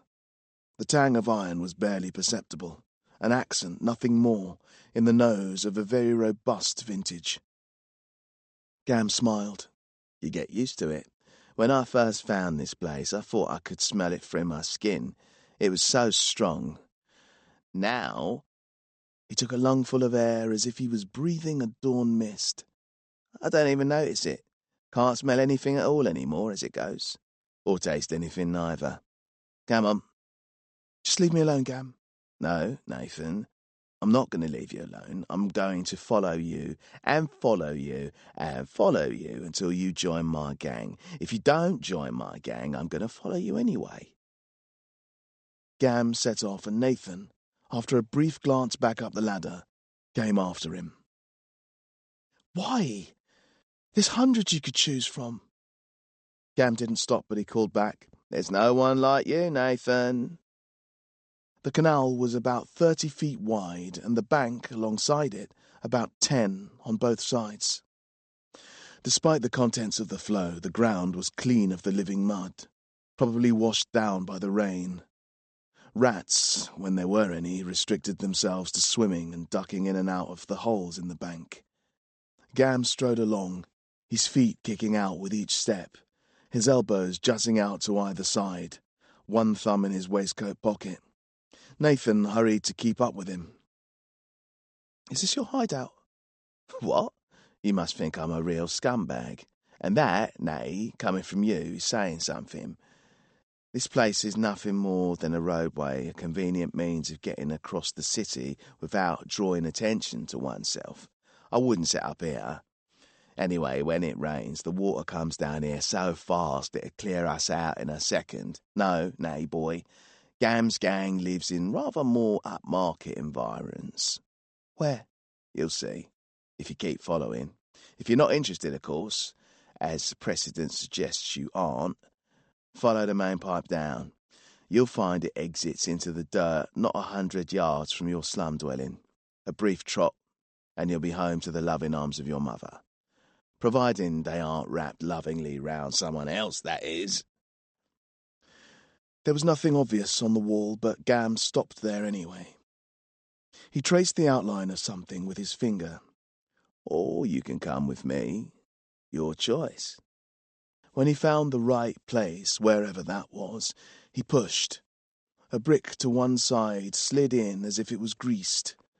Gam squeezed his hand into the hole and fingered about until, with a click, a door in the wall opened up. Easy.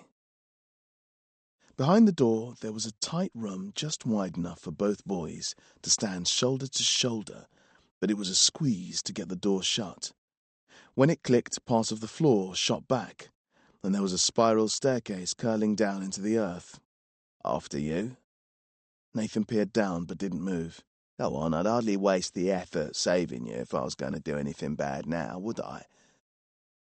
It was dark. As he turned the steps, Nathan had to duck his head and hunch over to the side to keep moving. The stone was wet and smelled faintly of graveyards and cloisters. It was rough beneath his feet and beneath his fingers, and occasionally against his cheek, like a fine sandpaper. It crumbled to the touch just a little. No wonder then that the steps were worn, curved deeply where the foot fell. If it hadn't been for the restricted space, and the fact that he had his hands and shoulders and elbows and thighs against the wall, he felt that he might have slipped. How far does this go down? Why? You afraid of getting trapped down here? Getting you in the chest, is it? Making you want to pant? Don't worry, delicate little flower, you'll be out before you know it. And he was, because in only a few steps they walked into a broad corridor. Where the spiral staircase had been sandstone, this place was lushly carpeted, lit by luminescent panels of rock laid into the walls. The carpet was spotted black with damp, and the mustiness of it filled his lungs, but it was a carpet nevertheless, and otherwise clean. Above the dado, suspended from the picture rail, were hanging pictures. Oils in flaking gilt frames of men of serious countenance with tightly buttoned jackets. A more disparate collection of faces could not be imagined.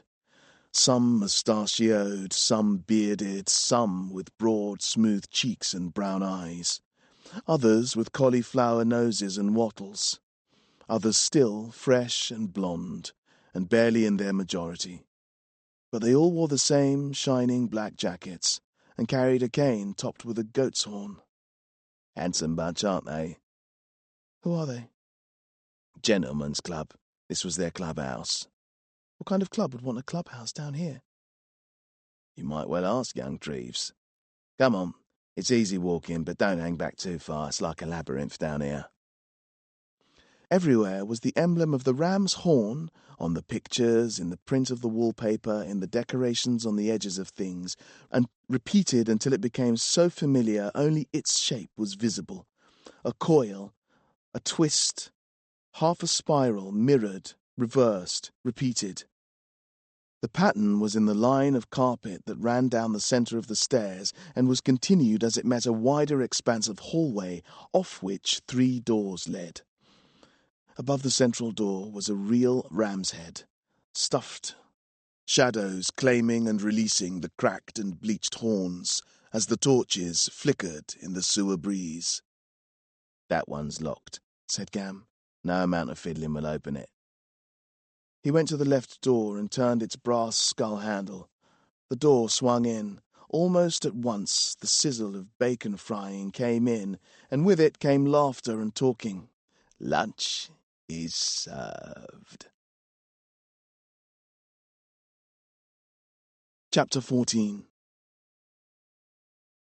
The walls of the room were almost entirely covered by books on shelves, and those parts that weren't books were pipework, ladders, chimneys and oil lamps that made the place livable. Quite why books required such consideration, Nathan couldn't guess.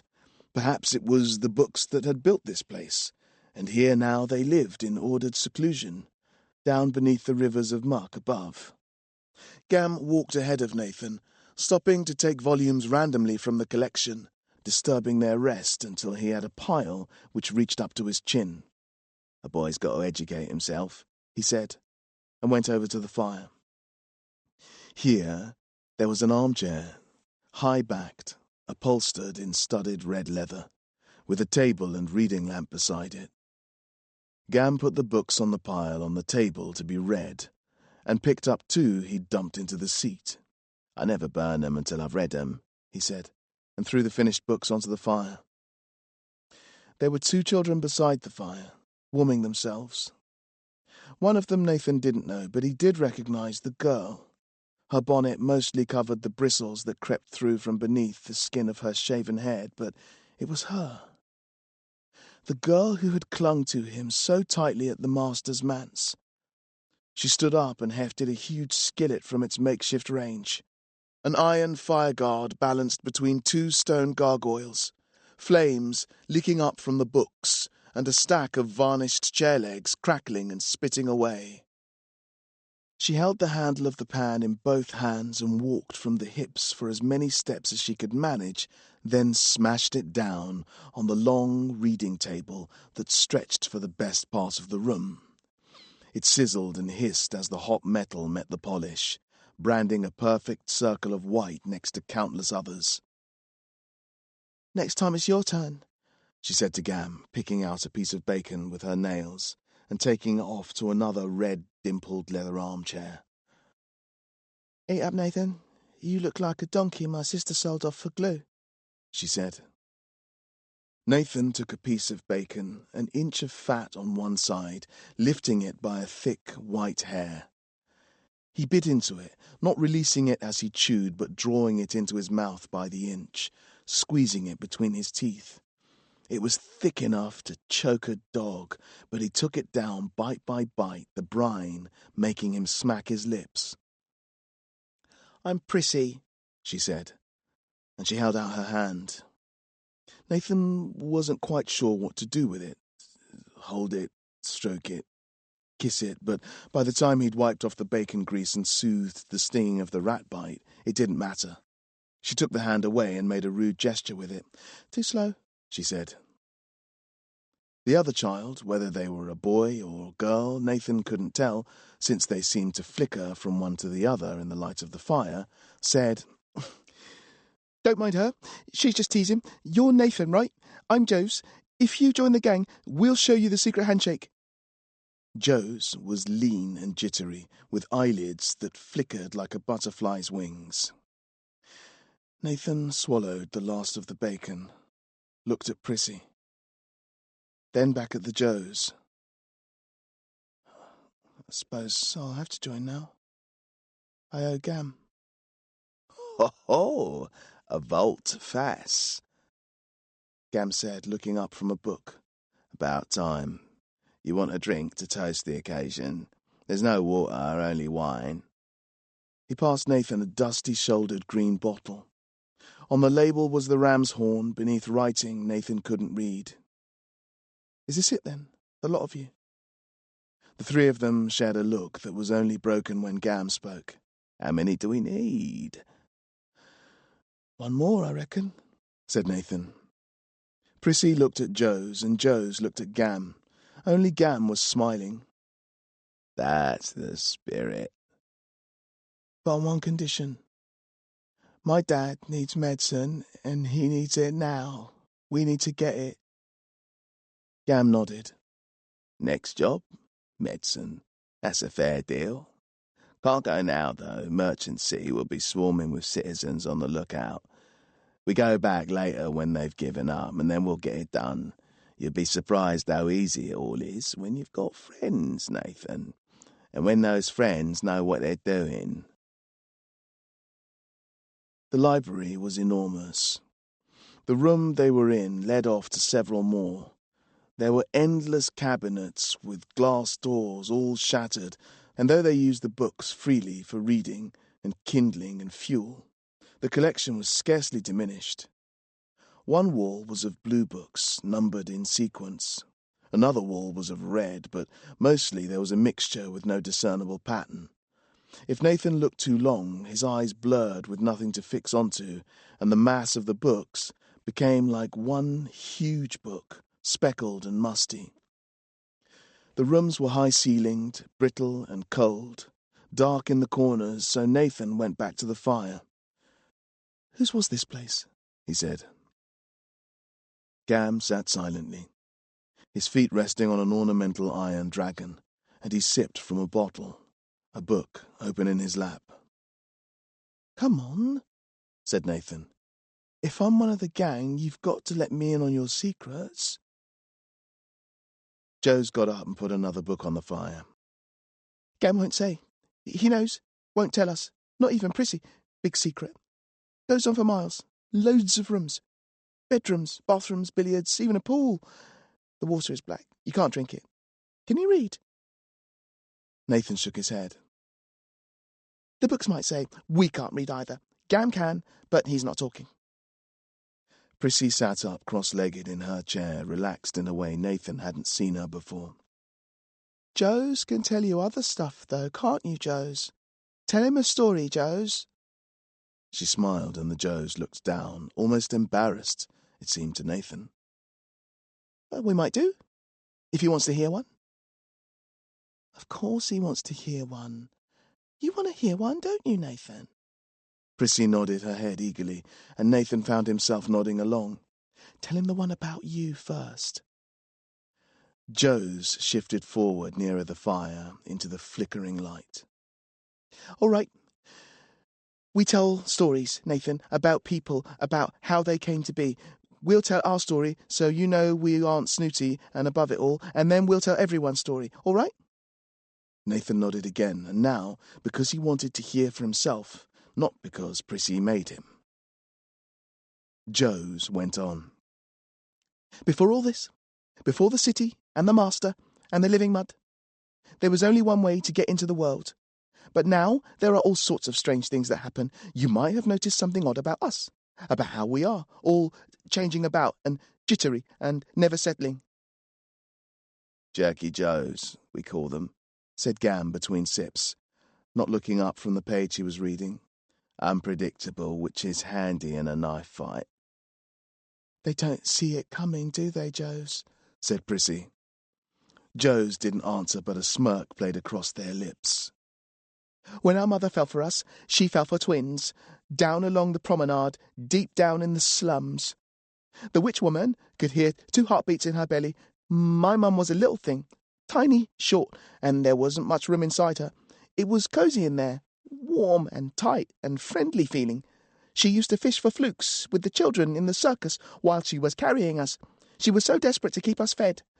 And that was how the living mud got up inside her, or down through her mouth. It doesn't matter which. One day she went to the witch woman, who said she could only hear 1 heartbeat now, that one of us was dead and the other one was likely to follow next, but she was wrong. What happened was we got so close, and with the influence of the mud, we came to share the same place. We were born as one child." Joe stared at each of them in turn, as if checking their story had settled in attentive minds. "Show him the knife trick," said Prissy. "Not yet. We aren't finished. Can you think what that must be like, Nathan, to be 2 people in the same place? We've got used to it, in our mind at least. The 2 of us work as one, but our body has problems sometimes. It flickers about between us, making it look like we can't control ourselves, or like we've got a twitch. Sometimes we are all elbows and knees and gurning when we are tired or upset. Our speech gets slurred, and sometimes we say things we don't properly mean. Sometimes we come separate, almost. We don't mind, Joes, said Prissy. Do we, Gam? Not at all, said Gam. And as if reading from the book in front of him, he intoned solemnly, "Which of us is always and forever in control of the things that we say or think or do?" That's right, said Prissy. And having two hearts has made you generous and kind and double brave. Now show him the knife trick. Joes sighed, but smiling, and took their knife from their pocket.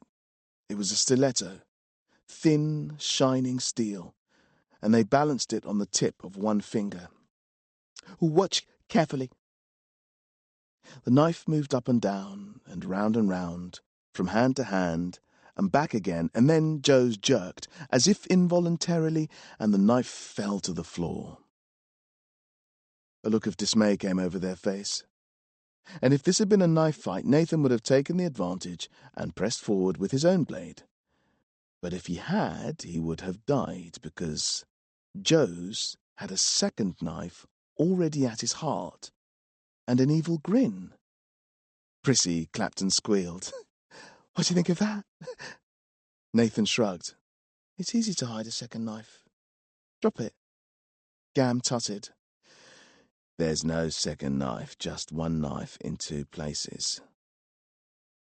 Nathan shook his head and reached to get the other knife to show them there were two, but the floor between them was empty. Joes smiled.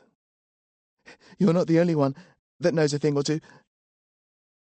Gam rose slowly and went to a shelf. He pushed aside some books, took a leather pouch down. You smoke, Nat? Nathan shook his head. Gam opened the pouch, took out a pipe and filled it. Today you will. It's a gang thing. We eat, we tell stories, we teach you the handshake, we smoke. We haven't done the handshake yet, said Prissy. And Joes knows loads more stories. They know all the stories of how people came to be, like that cuckoo from the fetcher's cart. Remember him? Had two brothers, Willie and Wonty. How does it go? Prissy stood up, clasped her hands in front of her, set her feet apart as if she was delivering a party piece. There once was a matron of the slums. How does it go, Joes? I learned it once to dirt my sister's temple, so I didn't have to... So they wouldn't... So... Prissy sat back down again and scratched beneath her bonnet, suddenly quiet and grim. Gam came over and put his hand on her shoulder. She was separating the dripping from the lard of a joint, Joes continued for her. She bartered it from a butcher who'd set up stall on the Strand. This meat was of dubious provenance. That's the bit you like, Prissy, right? But it was fresh and cheap and gave off a lot of fat on cooking. Some of this fat dripped down to her wrists and she smeared it on her apron. Later, she washed the apron on the wet rocks and a seagull shat on it. I like that bit too, said Prissy. The matron scrubbed and scrubbed, but neither it nor the lard it fell on came out.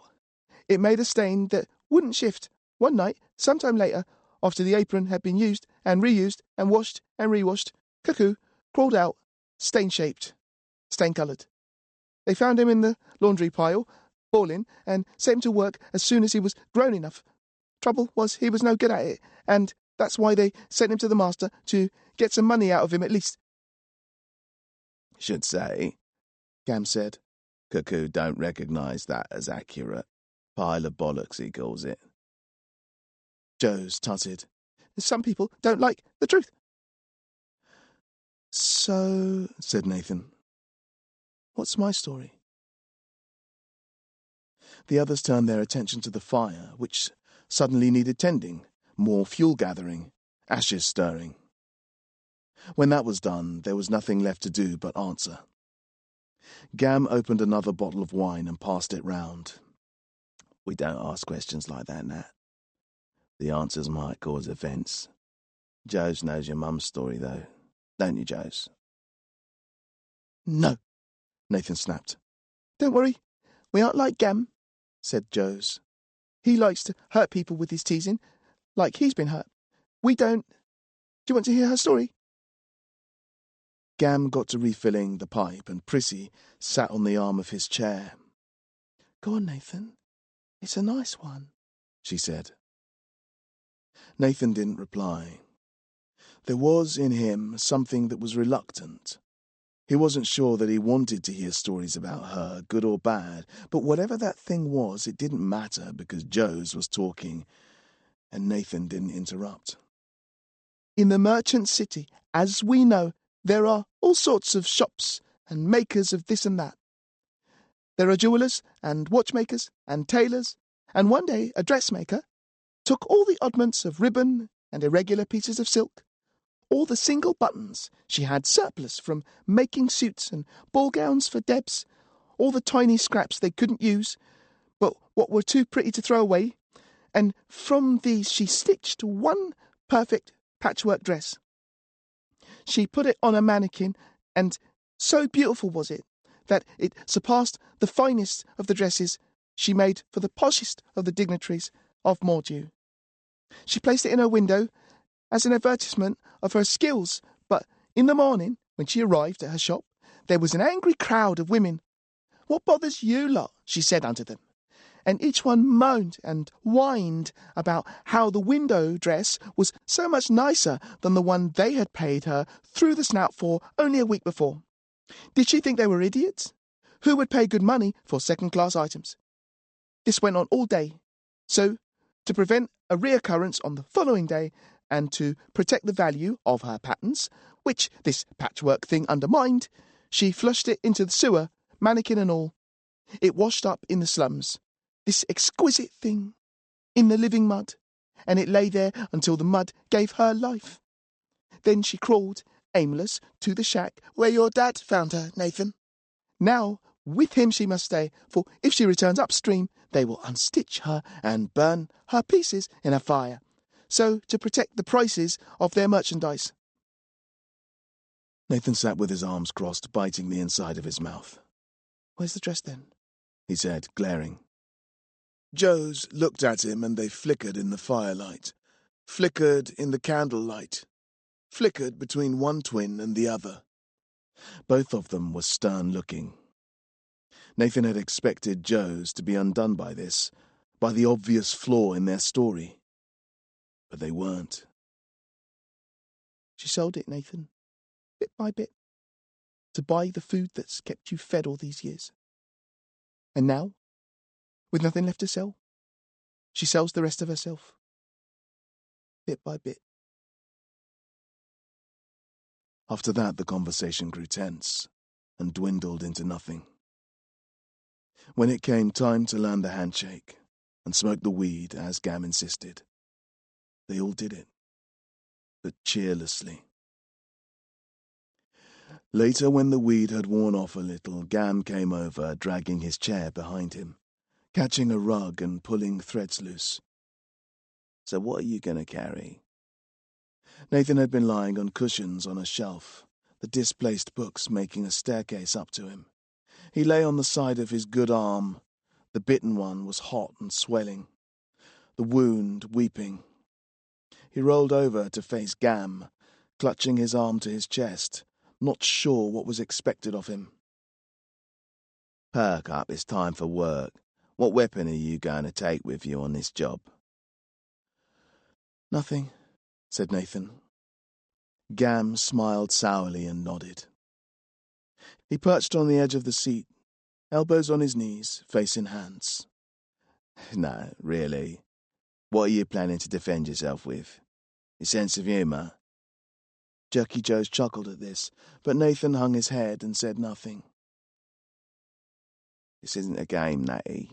You need to be told. What if you get cornered? What if it's you or them?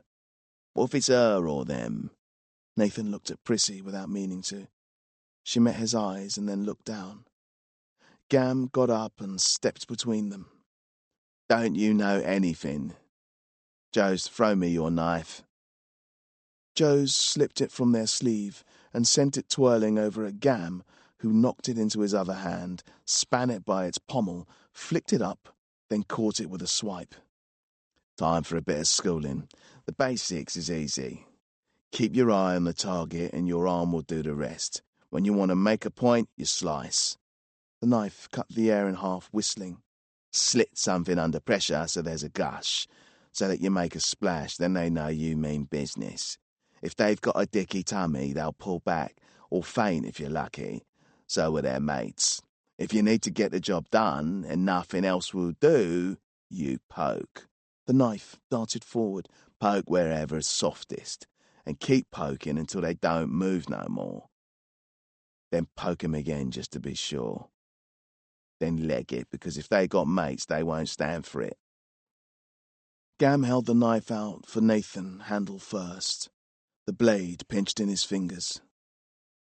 Prissy was watching. Nathan could see her from the corner of his eye. He put his good hand out and Gam slapped the knife into the palm, a smile broadening on his lips. Nathan, once he had the knife, stared at it for a while, then let it fall to the ground, where it stuck, blade first, into the carpet. If I get angry enough to use it, Gam, I won't need it. Gam raised an eyebrow. He pulled Nathan close as if he was hugging him and hissed in his ear, "You know your own business best, but if you let us down, friend, and someone gets hurt, I'll come at you with that knife when you aren't looking, spark or no spark. You'll find it inside you up to the hilt. Do you understand me?" Nathan pulled away and Prissy came over to him. "Leave him alone, Gam. He wants to work just as much as you do, don't you, Nat? On account of your dad's disease and all." Gam smiled. "Then let's get on with it then. One last thing, though." Gam walked over to the fireplace and from a basket, to one side, he pulled out tubes about the length of his forearm. "These," he said, "are chunks of stuff that burn different colours, so give off different coloured smokes. Red, green, blue. Stick one on the fire and the smoke comes out of the chimney in the middle of Merchant City. Prissy found this out, didn't you?" Prissy looked proud and nodded. "Yes, I did. I like a nice colour. Red's my favourite. So I put one on the fire hoping it might be fireworks or something, and it was very nice, like I'd hoped. No sparkles, but pretty, except it smelled rank, like camphor. Anyway, I was going to see my sister, and what should I see just up the hill but a bleeding great cloud of red smoke? I wasn't in any hurry to get to the temple, so I wandered over, and what could I smell but the same camphor, like what I'd smelled by the fire. It was coming from a tall chimney with a devil head on top, just in Merchant City." Gam held out 3. "We use it for signals. Up top you can see the smoke from everywhere this side of the hill. Blue means keep out. We don't use it much. Green means we've got a new all, come and see." "And red?" Nathan said. "Emergency. Come quick." Underground there was no hint as to the time. It was neither darker nor lighter, and there was nothing outside, no outside visible at all, in which to notice a change. The clocks were unwound, and each showed a different time, so that glancing between them made hours pass in a second, flicking time back and forth. Gam, as always, had the advantage because he was the only one of the gang who carried a watch, a big round one. He dangled it on a chain in front of them. "Tea time," he said. "The last dash around the shops of the Merchant City." "So where's it to be?" Joe said. "Milliners." "We had him last week." "Haberdashers then." "Which one?" "Meek Street." "Can we do the false damsel?" Prissy asked. Gam thought for a second and nodded. "Meek Street, false damsel it is." Gam marched off to one of the doors, and Joe's followed him. Nathan and Prissy coming up behind. "Right, mates," Gam cried. "Hi-ho." Chapter 15. The haberdasher's was squeezed into the space between an upholsterer and a perfumier down a cobbled back alley. Tall and thin, its leaded bays bulged into the street. Glass nets crammed with ribbons, lace, buttons, and reels of coloured cotton. It's like where they made your mum that, isn't it? Prissy said, pointing in. When he nodded, she reached down and held his hand, twined her fingers with his, gripped it tightly. On the door, a bell hung from the end of a curled brass spring. Every time a woman entered, it rang cheerfully, tinkling high and sweet. Gam wandered away to stand innocently paring his nails, and Joe's bent to tie their shoelaces. You know what to do. Course, it's my bleeding trick. Prissy unlocked her fingers from Nathan's and walked briskly away. Gam beckoned. Keep close to me, Natty. Nothing much happened for a while. Nathan and Gam played dice by a wall, seemingly oblivious to the comings and goings in the shop, and the haberdasher, with the high cheekbones and the pinched lips, who showed his last customer out of the door, his hand ushering her by the small of her back. He had an angular way of moving, nervous, darting glances up and down the street. As they rolled the dice, they appeared to ignore his turning of the sign to closed. Preferring to argue over the lay of the die and whose brass penny now belonged to whom. After a little while the haberdasher emerged, his purple jacket pleated like a lady's fan. He had his key in one hand and a small leather clutch in the other. He put the key in the lock, and here came Prissy. Her bosom was oddly full, and her shirt was open to the waist so that her underdress showed. "Oh, help! Oh, my! Oh, Lord!" she whispered, quietly stumbling, dragging her fingertips on the wall. At first the haberdasher didn't notice. The key was sticking in the lock, and it took all of his attention. He strained this way and that, a deep V of concentration marking his forehead. But when that was done and the lock turned to his satisfaction, it was clear to Nathan that he saw Prissy.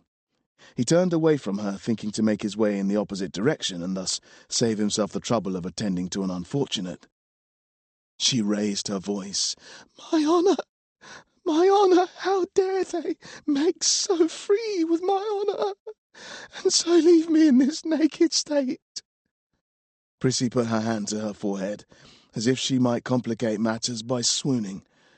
This, it transpired, was enough to draw the haberdasher's interest. He stopped and drew himself up straight. He did not turn immediately. There was a little while in which he appeared to be weighing up two finely balanced alternatives. But in the end he did turn. A generous observer would have put this down to a superior philanthropic tendency in the gentleman, but Nathan thought he saw something else play across the man's face, in the licking of his lips, something he had seen before on the faces of his mother's gentleman callers. When he turned, the haberdasher was very much the picture of a concerned patrician, a concentrated look in the eyes, and a serious set to his posture. Prissy's hand clutched at her chest, where buttons had now been undone, so that flesh was visible. She faltered. The haberdasher rushed forward, and, when he was far enough towards Prissy, Gam pocketed the dice and followed, with Nathan up behind. Gam whispered, "When he touches her, you go down on your knees behind him, understand? Joe's will run into him. In the muddle, I'll take his clutch with the takings inside. Then we separate and make it back to the den." Nathan understood, but in any case, Gam didn't wait. "My dear," said the haberdasher, "whatever is the matter?" Nathan thought he could hear a trembling in the thin man's voice. "Oh, sir, kind sir, they were terrible, so rough." There, my child. "Will I ever recover?" Where is your mother, dear?" "She is at home, sir, on the other side of the city. I have been sent for ribbons." "Ribbons, is it?" From where he waited, Nathan watched the haberdasher's attention play across the tantalizing triangle of skin visible between the gaping sides of Prissy's white undershirt. "Why not come with me? I have all the ribbons you might ever need, and much more besides." In Nathan's gut, the itch arose. "Come with me. I will show you ribbons galore." The haberdasher took Prissy's hand, then turned to look around him. Whether he feared a trap or just an observer, Gam and Joes and Nathan, all at various places on the street, had to quickly become inconspicuous. For the others, this was second nature, but Nathan was too slow. Instead, he caught the haberdasher's eye. Without looking away, the man reached into his pocket and removed the key, leading Prissy by the elbow back to his shop.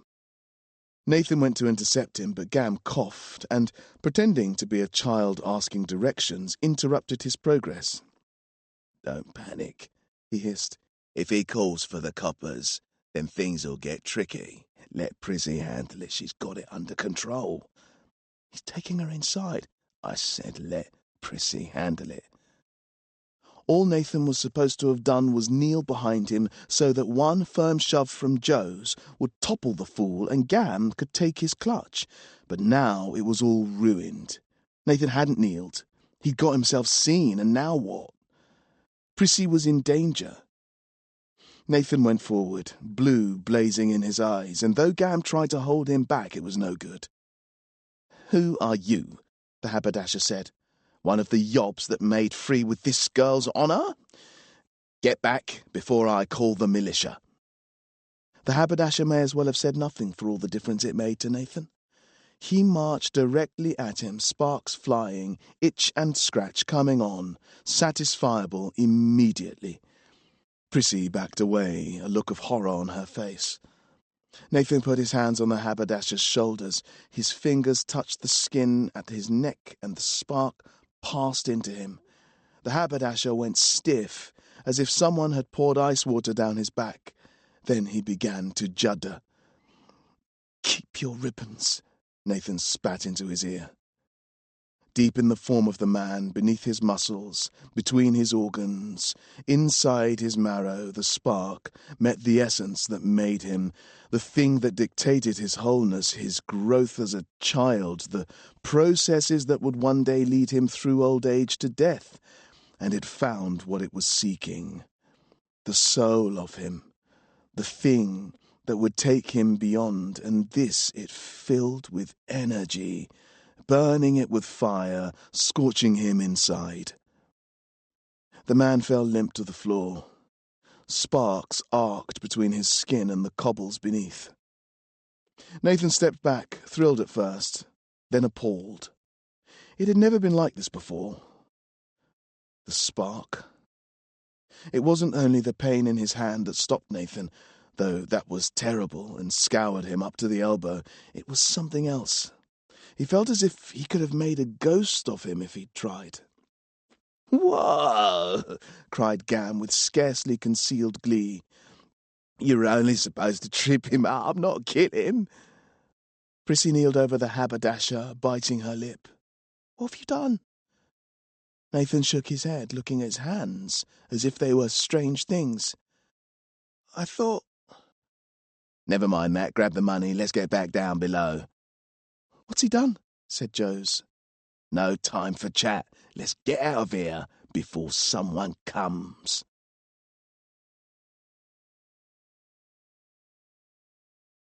Chapter 16. On the trip through the sewers, no one said a thing, and even down the spiral staircase the events cast a spell of silence over them. When they reached the library, the embers of the fire still burning, the smell of weed in the air, fat congealed in the frying pan. Suddenly they all found their tongues. "He wasn't dead." "He looked dead to me." "Then you weren't looking closely enough. Right at the crook of his throat, where the jawbone points, it was flickering like Jerky Joe's eyelids." "What the hell was he playing at?" Prissy asked Gam, but she was looking at Nathan angrily. False damsels, easy. You don't need to do any of that. Distract, trip, snatch. Knee to the balls, flash a knife if required. Nathan took his place by the shelf, clutching his bad arm to his side. He didn't kill him, did he? Did he, Gam? Prissy was pulling at the buttons of her dress with her long fingers. No. And anyway, don't you think he's killed enough himself, the haberdasher? What? Said the Joes. He looked like a noncer, but we didn't have him down for a killer. Then you aren't thinking about it hard enough. Gam took a match to his pipe, and then to a new pile of books and kindling. When the fire took, he carried on.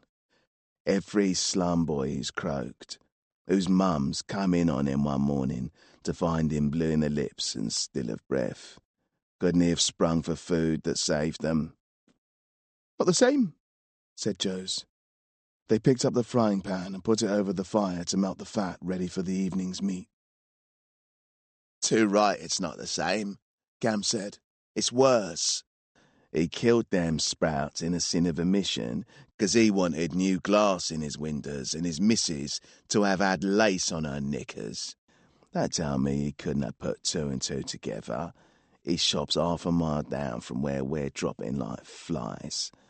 You, Natty, my boy, carked him, except you didn't, to protect a lady's virtue. Add all that up. Sums come out he's worse than you. Prissy went over to where Nathan was standing, fidgeting and looking down at his hand. Next time, do what you're told. Keep on like that, and we'll never be able to set foot up there again.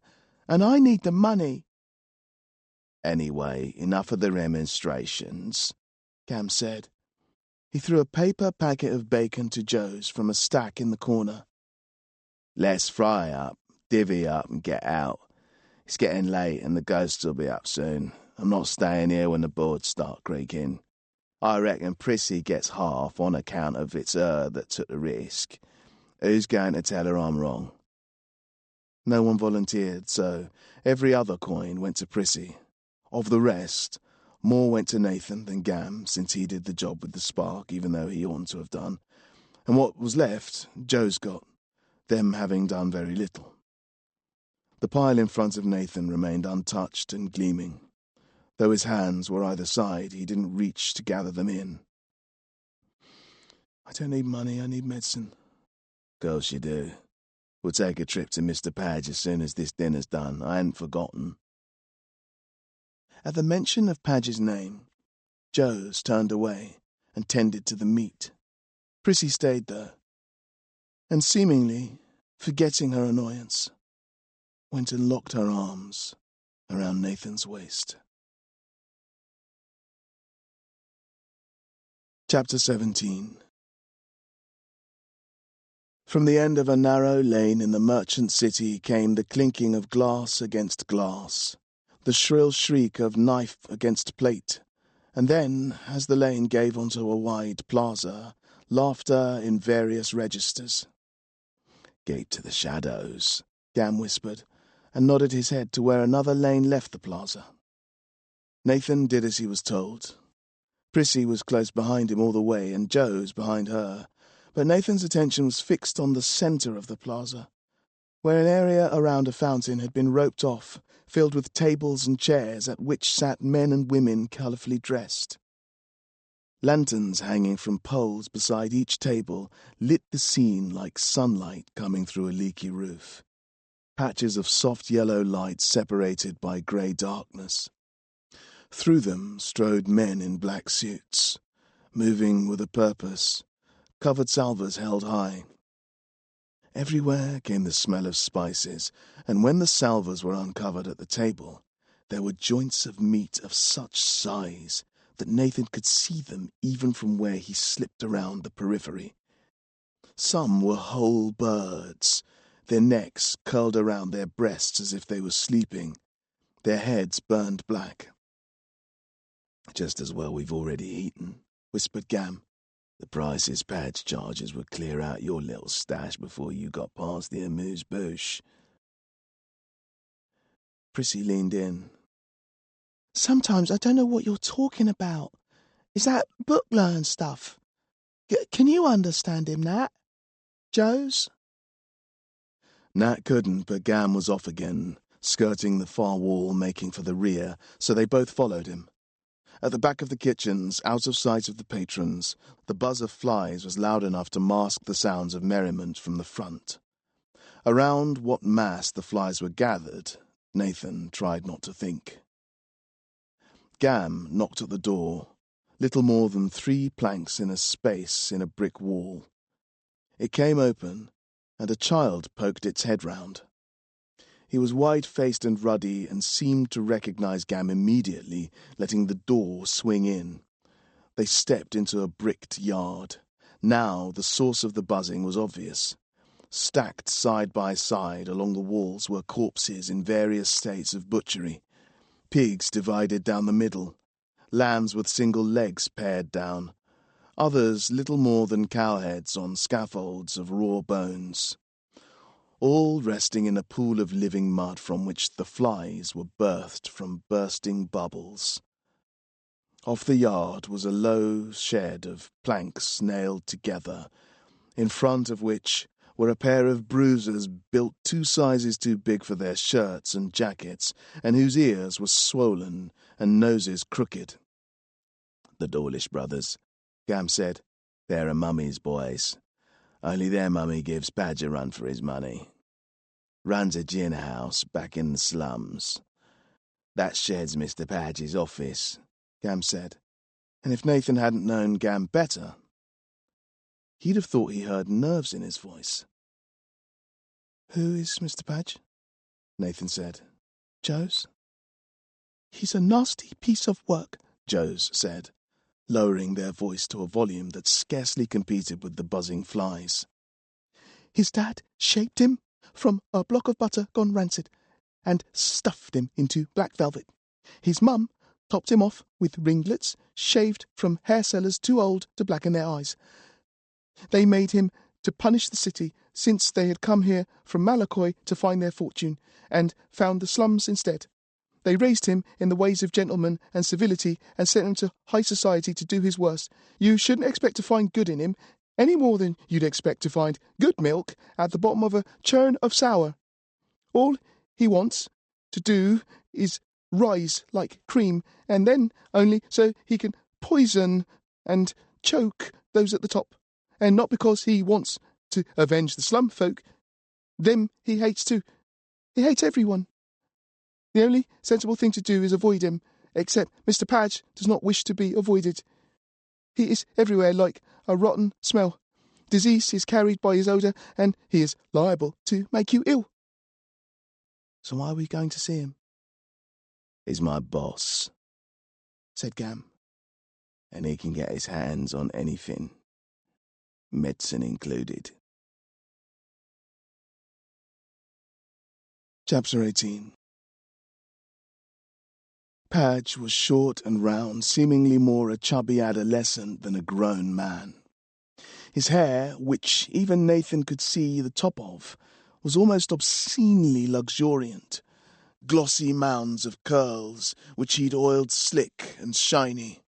His features were as large as his stature was small, doe eyes and a fat nose crammed uncomfortably together above thick, wet lips, purple as aubergines, glistening, and these he checked in a hand mirror he withdrew from his jacket, monitoring them constantly, though to what end was not obvious.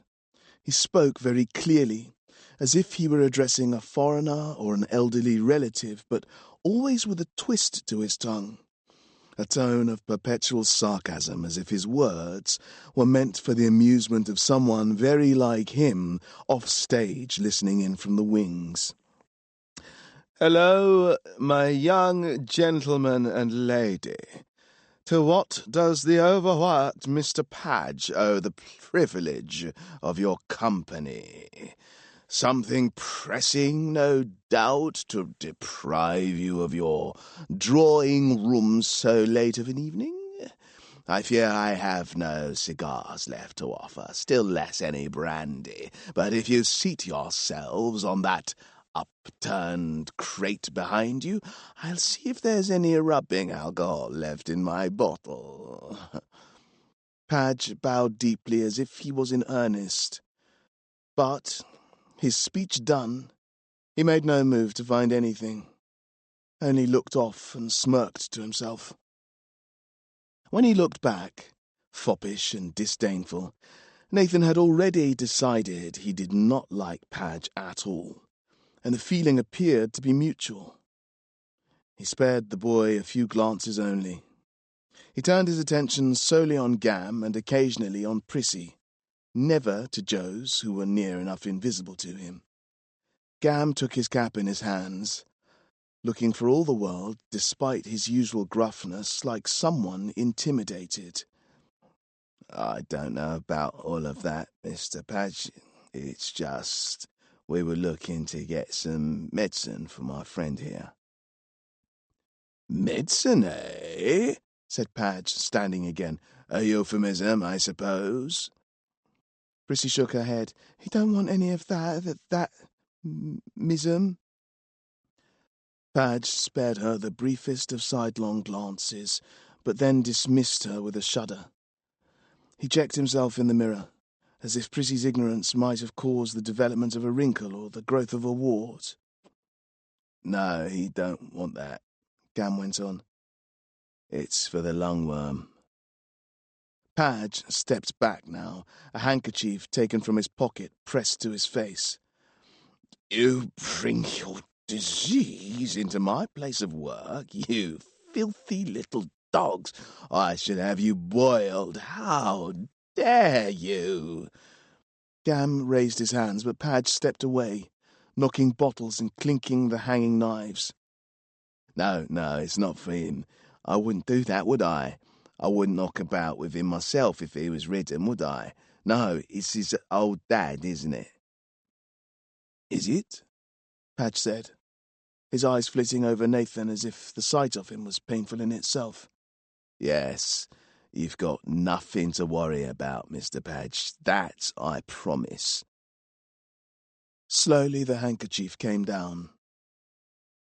"The word of a gentleman is worth thousands," he said. "But what makes you think I'd have medicine for him? Do I look like a medic?" He certainly did not. "He's got money." One of Padge's eyebrows, a wedge as thick and black as a farrier's thumb, bent in the middle. "Has he? I suppose he may have. He certainly hasn't wasted any of it on his tailor, I'll give him that. Let me see what I've got."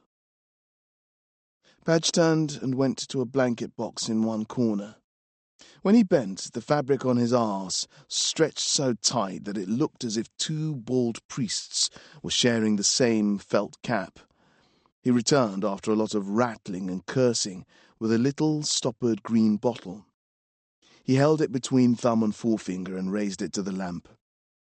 Inside it was half full of a milky liquid. He sloshed it around. "Still relatively fresh.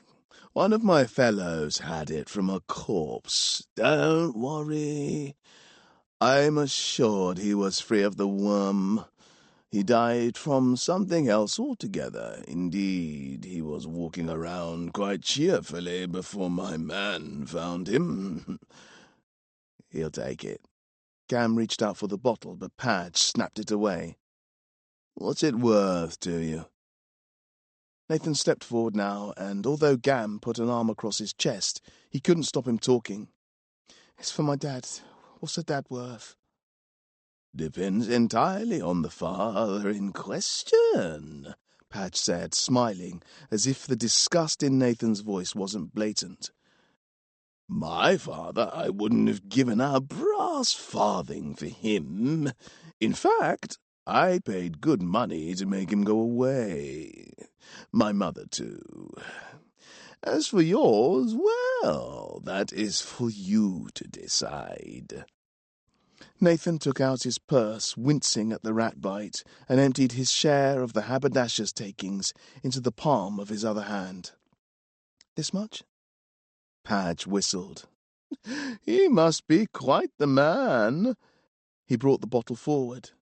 But when Nathan went to hand him the coins, he pulled it back. "And yet, perhaps you misjudge me. Perhaps you take me for a cold, greedy soul, with no thought for anything but the weight of a purse." Padge took out the mirror again, checking to see if perhaps such bad character was apparent in his features. When he was satisfied, he returned it. "No, I am not such a man." "And to prove it, you may have the medicine. Keep your coins." Padge smiled sweetly and held out the bottle. When Nathan didn't take it, Gam did, and the moment he did, Padge leaned in until he was so close to Nathan that their breaths ruffled each other's hair. "But when I do you a favor, my young fellow, I expect one done for me in return. Understand me?" He pulled back. Nathan held out his money again. "Take it. I don't want to owe you anything." Padge snorted. "I can see how much your father means to you. I have no great knowledge of mathematics, boy, but I know there are no numbers high enough to adequately describe his value to you. Consequently, your little pile could never be enough. I will not be made a fool of. The law of equivalences dictates that you will pay me his worth to you one way or another. Now get out." Nathan wanted to argue, but Gam pushed him back and Prissy pulled him until all three followed Joes out of the door. Chapter 19. Nathan clutched the little bottle so hard that it might have shattered in his fist. The others went back to the den, but Nathan held the medicine out in front of him, as if it was drawing him along, pulling him against his fear between the cramped and decrepit shacks that made up the slum. In and out it drew him on the quickest possible route home, through the narrowest of gaps, through puddles of living mud, so that the coarse weave of his jacket caught splinters of rotting wood, and his boots splashed up dead life on either side. Here and there were new bonfires, new effigies of the mistress, half alight and smoking, but when the bottle met an obstacle it paid no attention, forcing Nathan to shin up damp, greasy planks, gripping with his bad hand to slide down scree and rubble, through piles of smouldering bonfire ash, all to satisfy its need to get home, to get to its patient, to do its work. It paid no attention to vendors of firebird feathers or women throwing out slops, or to men to whom his mother or father owed money. They recognized in Nathan's determination and pace that there was something unusual about the boy today, something their demands and questions would have to defer to. When his shack came into view, the bottle didn't ease its urgency. Instead, Nathan broke into a run to accommodate it the better. When he skidded to a stop and pushed the tarp aside, he was breathing hard and heavy. He need not have hurried. His mother had a visitor. Leaning over the bed, licked by firelight, was a man. He was adjusting his clothing, buttoning himself, wiping a lock of hair free from the sweat that glistened on his brow. When he saw Nathan, he frowned. He turned towards the boy, straightened his tie, and clicked his heels neatly together. Nathan stared. The man was tall, well-fed, broad across the chest, so that Nathan imagined that he might be able to handle himself if it came to a fight. He nodded briskly to Nathan and then turned back to the bed, where Nathan's mother was beneath the covers, half in and half out, one leg as bare as a bark-stripped branch. "I will take my leave, Princess," the man said, bowing to her. Then turning to the door. "The money!" she cried. He stopped and almost looked at Nathan, but not quite, his head resisting the final degree or so of rotation necessary to bring him into view again. "Of course." He reached into the pocket of his trousers, not his jacket. His hand did not move up to that privileged place near his heart, down, where coins disturbed the lie of the cloth. He smiled. On his top lip there was a fawn birthmark, hardly visible in the dim light, in the shape of a teardrop. From his pocket he took a silver coin. "I carry nothing smaller than this. So take the rest on account?" He placed the coin on the bed by Nathan's mother's foot and left. Nathan stood for a little, not moving, and then his mother rolled over, dragging the sheet with her, turning her back on him. "Remember his face," she said. "One day you're going to need him." There was a sound from behind the curtain. Nathan pulled it across. There was his father, bolt upright in bed, as if he had seen an apparition, but his eyes were closed. "Dad?" His father didn't move. Nathan could see the muscles of his jaw working, his eyes pinched at the corners. His hands gripped the cover as tightly as Nathan was gripping the bottle. His neck was corded like a panicked horse's. "I've got something that might help." Nathan thought he could see recognition, some little sign, some conflict in his father's desire to remain rigid. "It's medicine." His father's face was growing redder, and he was trembling, his shoulders shaking. Beneath the covers, his feet and knees drew up where they previously had been laid out as straight as they could go. "Will you take it?" Now his lips drew back so that the teeth, standing alone from the gums so that the brown roots were visible, shook and glistened in the firelight. He trembled all over. Nathan unscrewed the bottle. The medicine reeked of aniseed. Nathan took his father's hand, ignoring the throbbing in his own, and tried to open up his fist, but it was too tightly clenched. "Should I put it to your lips?" Now spittle was gathering in the corner of his father's mouth, and he was making hissing sounds with each breath. Urgent, wet little noises, and his nostrils were wide and dry. "Dad, I don't know what to do." He screwed up his face, and then it was too much. The coughing started again, doubling him up and tearing the silence with the sound of it. "It's too late." His mother was standing silhouetted so that her emaciated body was black, outlined in yellow, where her transparent nightdress let the candlelight through. "He's alive, isn't he?" Nathan snapped. "The worms. That's all that's keeping him here. They need him. I need him." His mother shrugged and went back to bed. "Take it, Dad. Please." His father turned his head. His eyes were wide and red, and his mouth screamed pain and flecks of phlegm onto the sheets. But his hand came out hard and urgent and grabbed the bottle from Nathan. He took it and put the whole thing into his mouth, slumping down onto the mattress, letting the weight of what remained of his body close his mouth around it. The coughing expelling itself through his nose, for want of any other exit. He stayed there, heaving and snorting and buckling for what seemed like forever. When it was done, he eventually lay over, exhausted and sweating. His eyes rolled up into his head. There on the sheet was the bottle, empty, and the corners of his father's mouth were white with the medicine. He fell into unconsciousness, but Nathan took his hand. "Well done, Dad. Well done. I'll get more. I promise, Dad. I promise."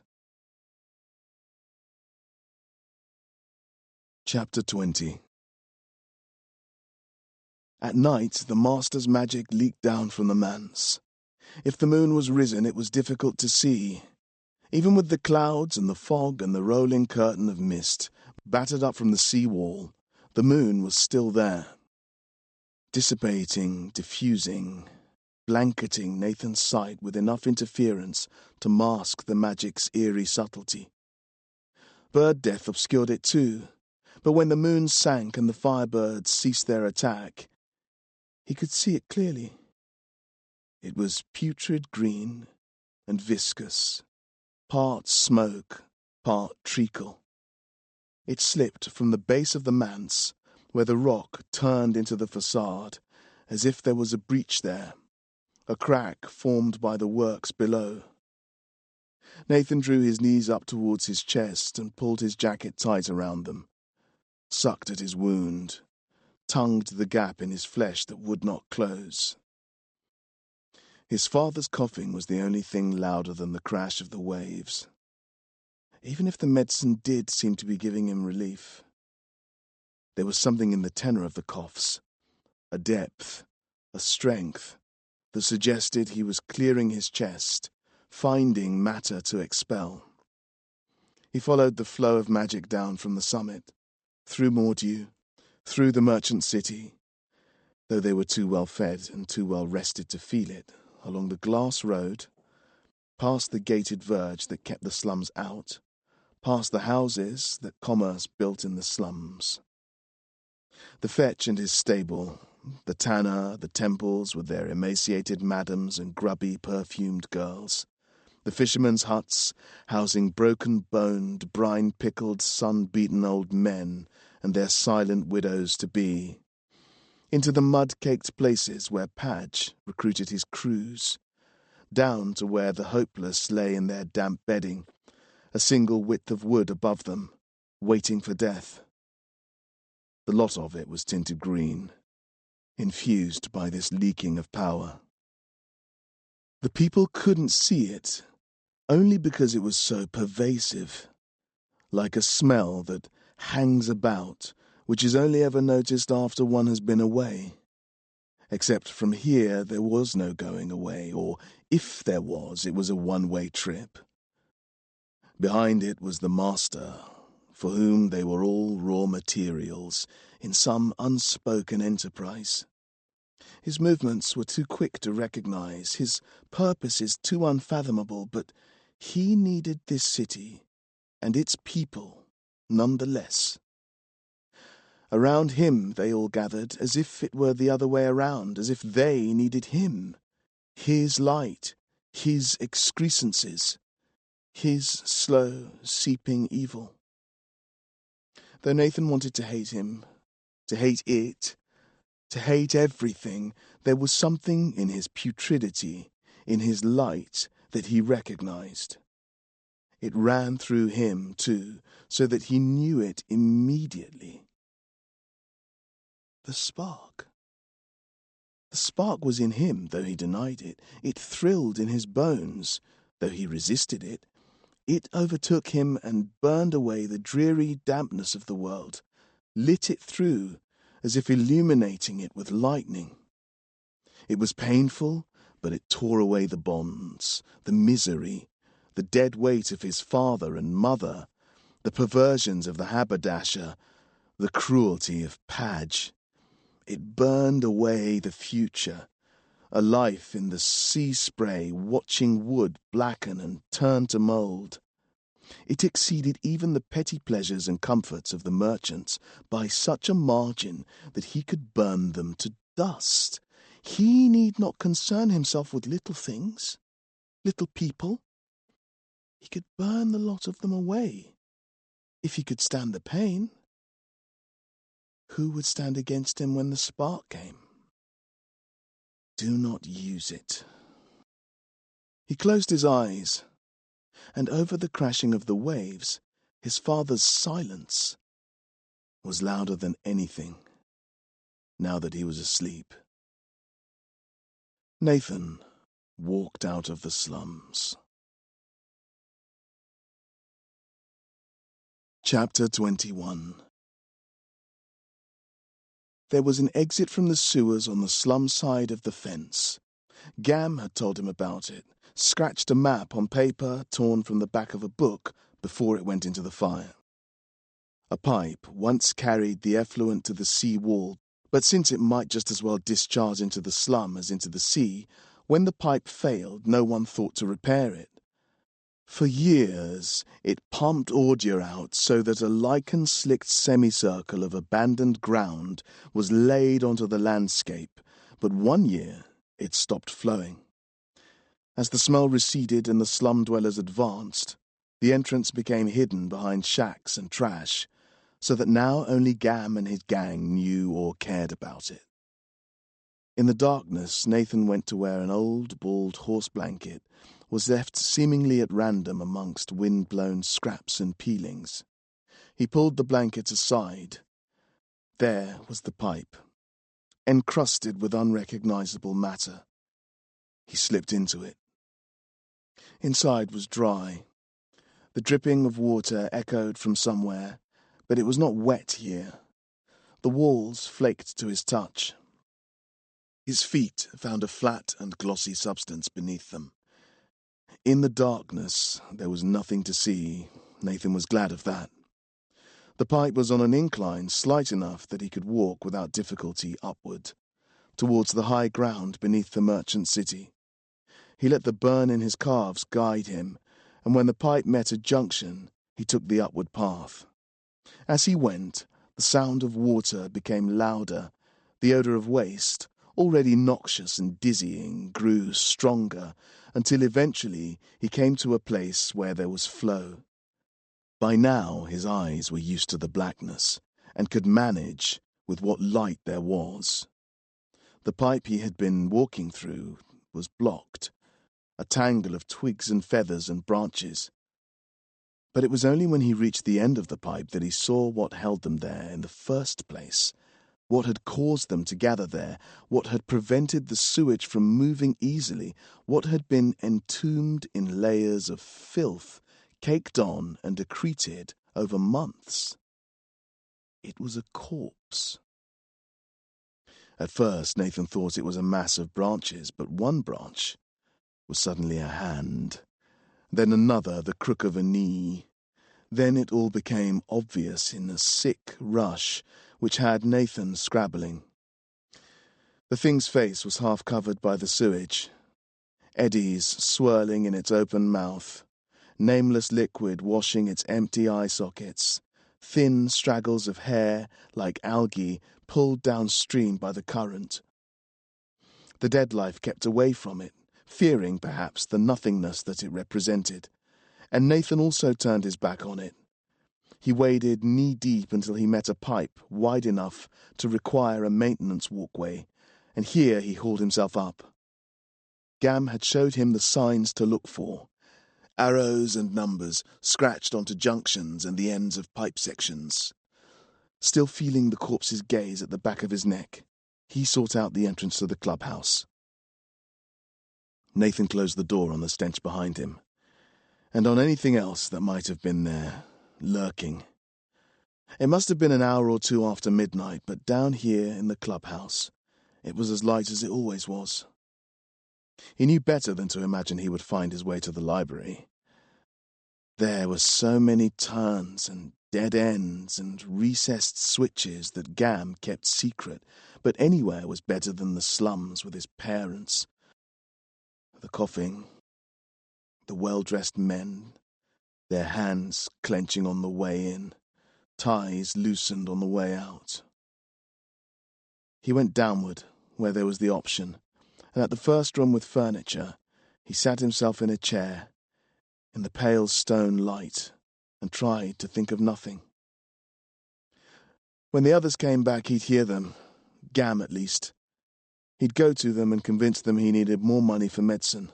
He'd borrow it if he had to, from Padge, and buy so much that he'd cure his dad in one go. Then, when his dad was better, Nathan would strike out alone, make a living like Gam did, find some way of managing the spark, set up house with Prissy. Too much. He'd do something different from the way it was now.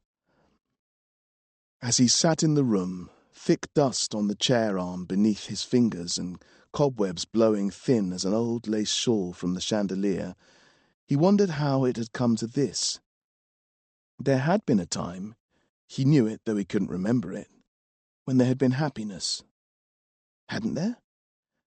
His father and mother, hand in hand. Hadn't it coloured his days?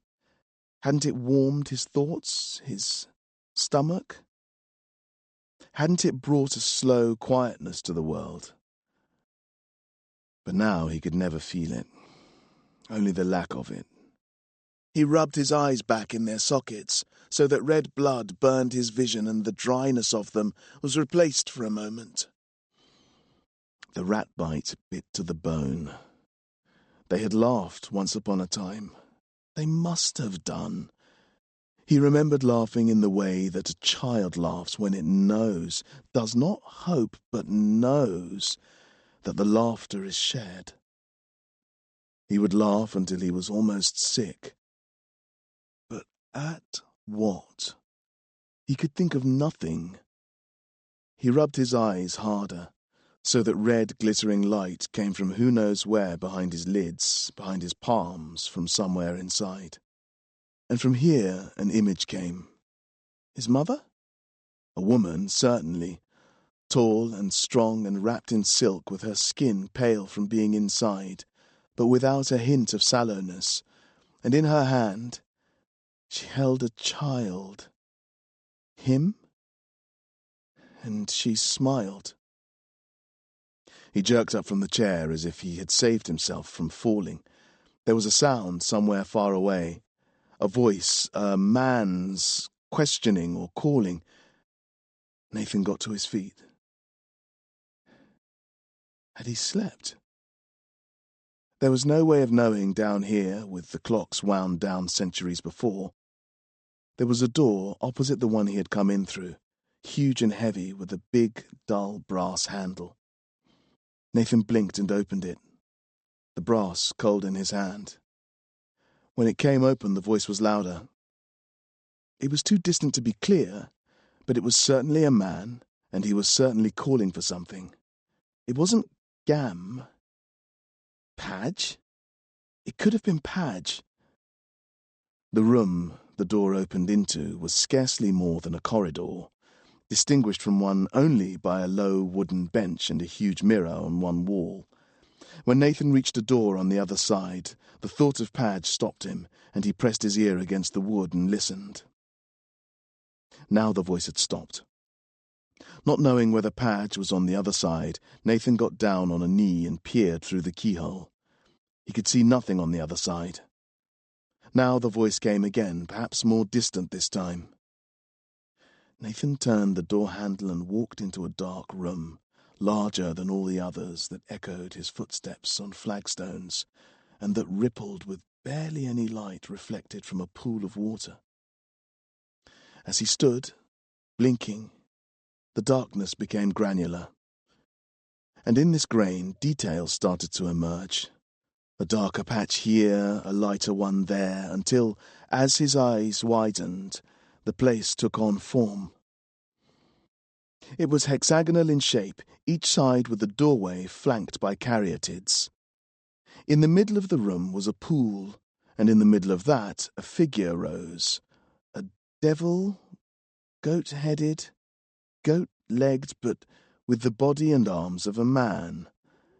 It was a statue, lit from below by a light so faint and red that it might have been the reflection of blood.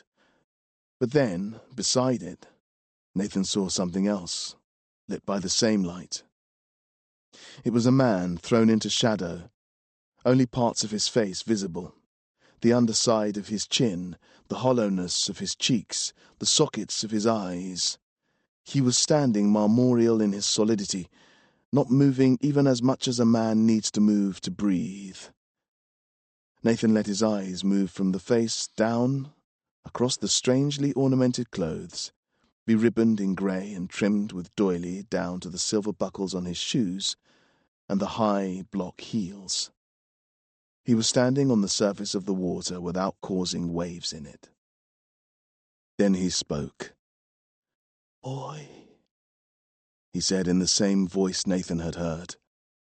His face was still, but now wore an expression like that of a blind man who senses someone is there despite not having the eyes to see them, anxious and imploring. Nathan stepped away.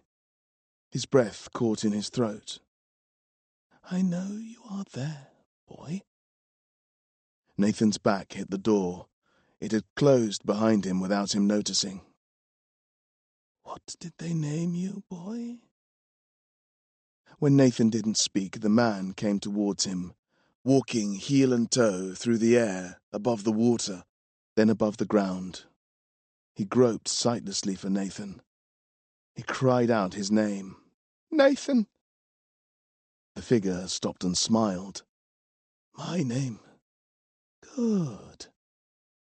He reached for Nathan's cheek, and Nathan wanted to move back, but now he was pressed against solid wood. The man's fingers stretched out, stiff, mouth open as if in anticipation of a kiss, but the fingertips passed through Nathan's skin and his face fell. The man pulled his hand back and regarded it, turning it in the air as if it was disappointing. The man drifted on a breeze, away, and though he tried to claw his way back, he kept going. "Use it, Nathan," he cried. "Use it. Follow your desires." This he repeated ever more quietly and anxiously until he drifted out of earshot. As soon as he was gone, Nathan ran, back the way he had come, tripping and stumbling. And though he wanted to leave the clubhouse entirely, he was soon lost. Chapter 22. How long it was until he heard Gam, he couldn't be sure, nor whether he slept or woke in that time. The place was so dim and close that it felt like sleep even when he was awake. The mood was like that of a nightmare, febrile and thick. Gam's coarse shouting cut through in a moment and left Nathan rising to his feet and trotting to the door. Gam's voice was loud and clear, detailing the moral failings of some poor girl to the tune of a brisk reel. And when Nathan opened the door, it was Gam who was surprised to see him, not the other way around. "What are you doing? You didn't sleep here, did you? The place is teeming with ghosts, you know that, right?" Nathan stepped back and looked away. "What did you see? One of the girls running starkers down the corridor like a fox in front of a dog, or one of the old boys with his crop in his hand chasing after her?" "I didn't see either of them. He was old and thin, and he looked like a statue." "You sure you weren't dreaming? It's just dead sportsmen and their dead sport down here, usually." "No, none of that. He floated over the water and tried to stroke my cheek." "Well, that sounds more like it. Dirty bunch of so-and-sos they are, and sometimes they forget who's a ghost and who's flesh and blood. I keep trying to get the ink machine in here, me paying, but Prizzy and Joe says it's cruel." "He knew me, Gam." Gam frowned. "Now you're just being silly. That lot are long dead. They don't know anyone. They roam around here after nightfall up to their unfinished business. That's why we don't come down here at night. No one likes getting spooked off a ghost, do they?" Nathan nodded. But that was more for Gam's benefit than anything else.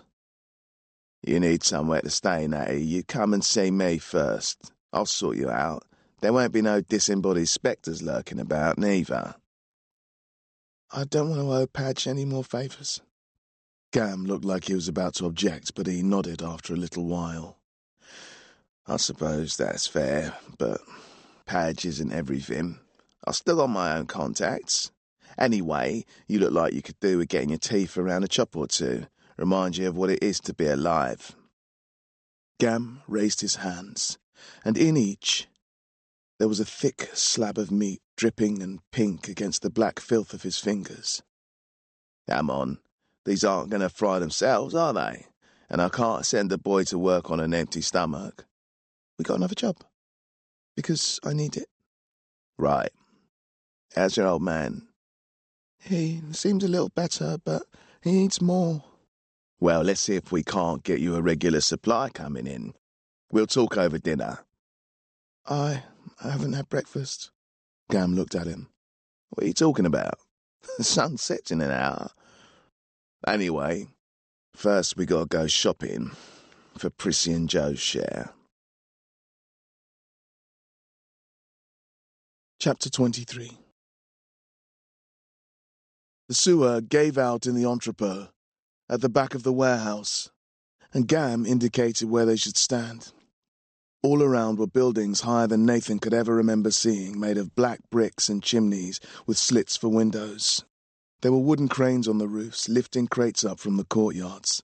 Everywhere smelled of smoke, or, when the wind blew, burning oil, and the quick, rhythmic chug of engines beat in the air. They stood by a pair of closed wooden gates, topped with spikes, sheltered from view by sacks stacked on top of each other 6 feet high. Soon, a delivery of empty boxes was made. The warehouse man paid the drayman at the gate before sending for Muscle to bring the boxes inside. Once the drayman and the warehouseman had both gone, the boxes were briefly left unattended. Gam ran over, gesturing for Nathan to follow. Then he did 2 things. Firstly, he jemmied the side panel of one of the boxes until it came a little loose, but without removing it. And then he daubed a dot of red wax from his pocket on the loose side to mark it. When Gam was done, he silently handed the tools to Nathan and gestured that he should do the same, which he did, after first swapping the jemmy to his good hand. When they heard the Muscle opening the gate, they darted back into the shadows behind the sacks. The Muscle took the boxes inside, dragging pallets of them 20 at a time, and slammed the gate shut behind them. Nathan looked blankly at Gam. "What was the point of that?" Nathan said. Gam tapped the side of his nose as if that was supposed to mean something. They both crouched, waiting, until their knees ached. But nothing changed, not even the self-satisfied look on Gam's face. Then a new cart pulled up and the driver went to ring the bell. "Right," said Gam. "I was here yesterday marking boxes, and now those boxes have been filled, ready for collection. They don't check the boxes since they've been using the same supplier for eons, and know they'll be up to scratch." Here came the warehouseman, who spoke to the cartman. "Warehouseman wants the money," said Gam. "Cartman wants the bacon. Now they argue for a little bit." The 2 men performed their roles, chests out, shoulders back, spitting on the floor to the side in turn. One of them threw their hands up in the air, then they both retired to their corners. "Thus endeth round 1, Gam said, and picked up his tools. "Time to sneak closer." Gam beckoned, and Nathan followed him, not away, but towards the factory wall. Crouching low behind gathered planks and rotting dead life swept out from the yard. There was a pile of sacks and rusting pipework by the gates, and Gam and Nathan took up position, breathing through their mouths and remaining perfectly silent. The warehouseman came back, and the gates opened inward. The same Muscle that had moved the boxes now dragged more back out. Gam indicated with a tilt of the head. Some of the boxes were marked with red dots. "Right, that's half of 'em," the warehouseman said, once the Muscle had dragged the bacon out. "Where's the money?" The cartman scowled and handed him a pouch, the contents of which the warehouseman inspected with a dubious eye. The warehouseman grunted. "You can help the lads with the rest." He turned and went back to his post inside the walls. The cartman went in with him to help the Muscle, and Gam took this as his cue. Nathan followed him up to the first box with a red mark. They crouched beside it. Gam took the jemmy and prized the box open, easy as opening a book. Inside were packets wrapped in wax paper, and Gam passed these out 2 at a time. "In your jacket," he whispered. Nathan slipped them in, and they rested cold against his ribs. Gam only took a few, and then, with a rubber mallet, he knocked the side of the box back into place and rubbed out the red dot. In the yard, wide and clean and overlooked by barns that housed pigs, the muscle and the cartman were arguing as to the proper way of moving precious cargo. "Time for another," Gam mouthed, and though Nathan looked back to the safety of the sewer, he went with him to the next marked box. This one was a little trickier. The jemmy didn't want to do its job. Whether the side had been knocked back into place during everyday bashing together, or whether some overkeen employee had spotted it was loose and fixed it back in place, it was stubbornly refusing to come away. Gam scowled, took a look into the yard, and applied more force to the lever. Too much force, it proved, because the nails squeaked and the wood cracked, and the cartman turned to look in their direction. He stared straight at them, and they froze. Fortunately for the boys, the colour of a slum child and the colour of his surroundings are very much alike, and there is no better camouflage, drab greys and browns, mottled curves and dulled edges, than simply to be part of the place in which one finds oneself. At that distance the cartman, with his old eyes, didn't see them.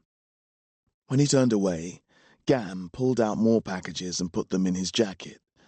Then the boys left and returned via the sewers to the den.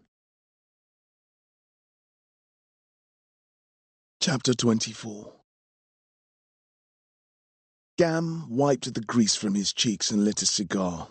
"Eat." In the fireplace the flames burned green, signalling via the devil-head chimney that there was a haul. Nathan pushed his meat around his plate with the tines of a heavy, silver-plated fork. The chop was elastic and juicy. "Stab it, cut it, chew it. Do I have to teach you everything?" "I'm not hungry." "Well, you look it. You're thin as a gambler's stepson." Gam leaned over the table and sliced a chunk off the chop, held up the fork and rotated the cube in front of Nathan's nose. "One way or another, this is going down your throat. I can't have you cutting out in the middle of the excitement, can I?" Nathan snatched it and shoved it in his mouth. Through chewing, he snapped, "Will you shut up about the meat and tell me what it is you think I'm doing tonight?" "I don't think, I know. You'll be snapping the lock on a rich man's safe, then carrying his goodies back here in a sack." "No, I need to get more medicine." "Not no, Nathan, yes.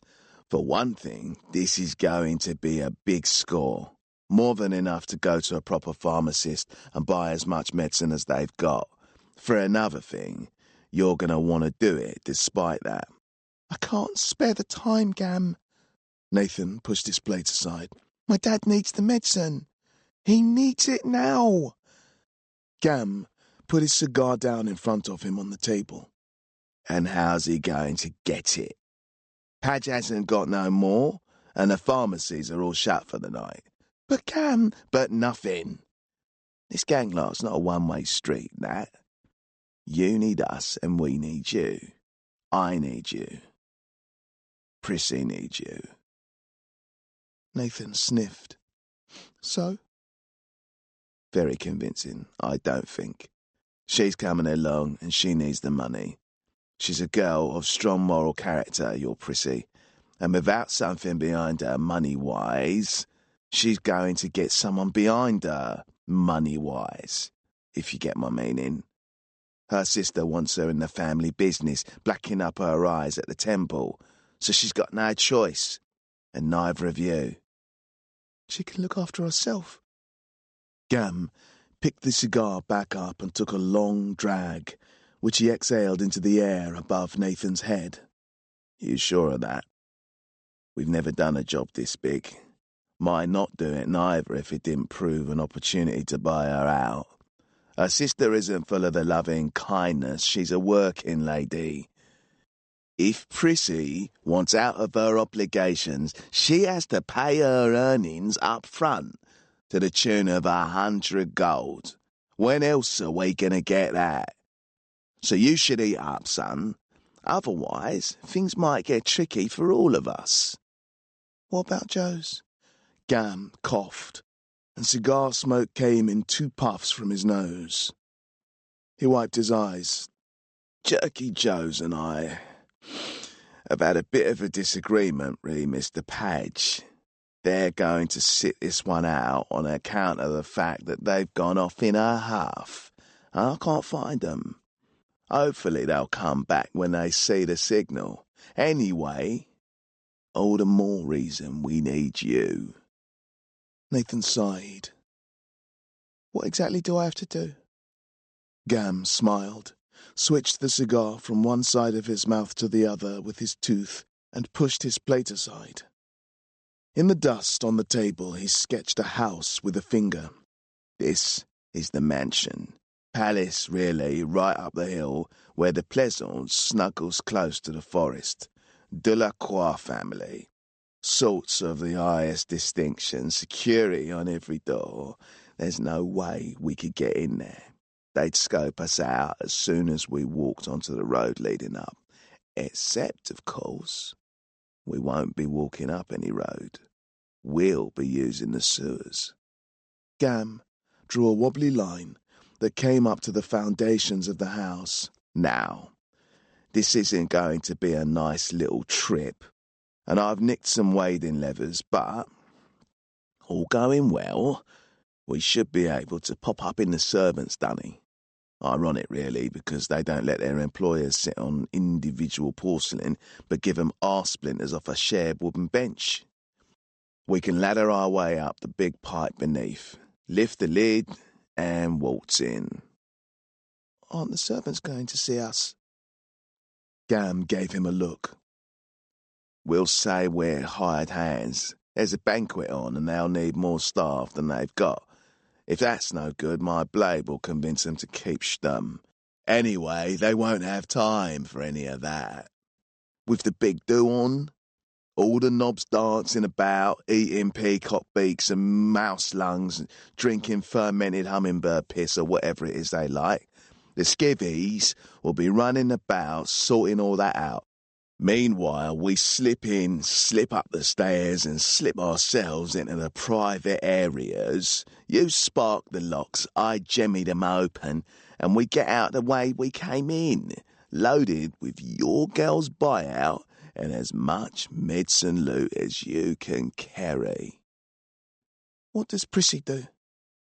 Look out and carrying, and if necessary, making a scene, ripping her bodice, turning heads, causing confusion. All the things she does best. Nathan poked his meat. Eat up then. We're off in a tick. Chapter 25.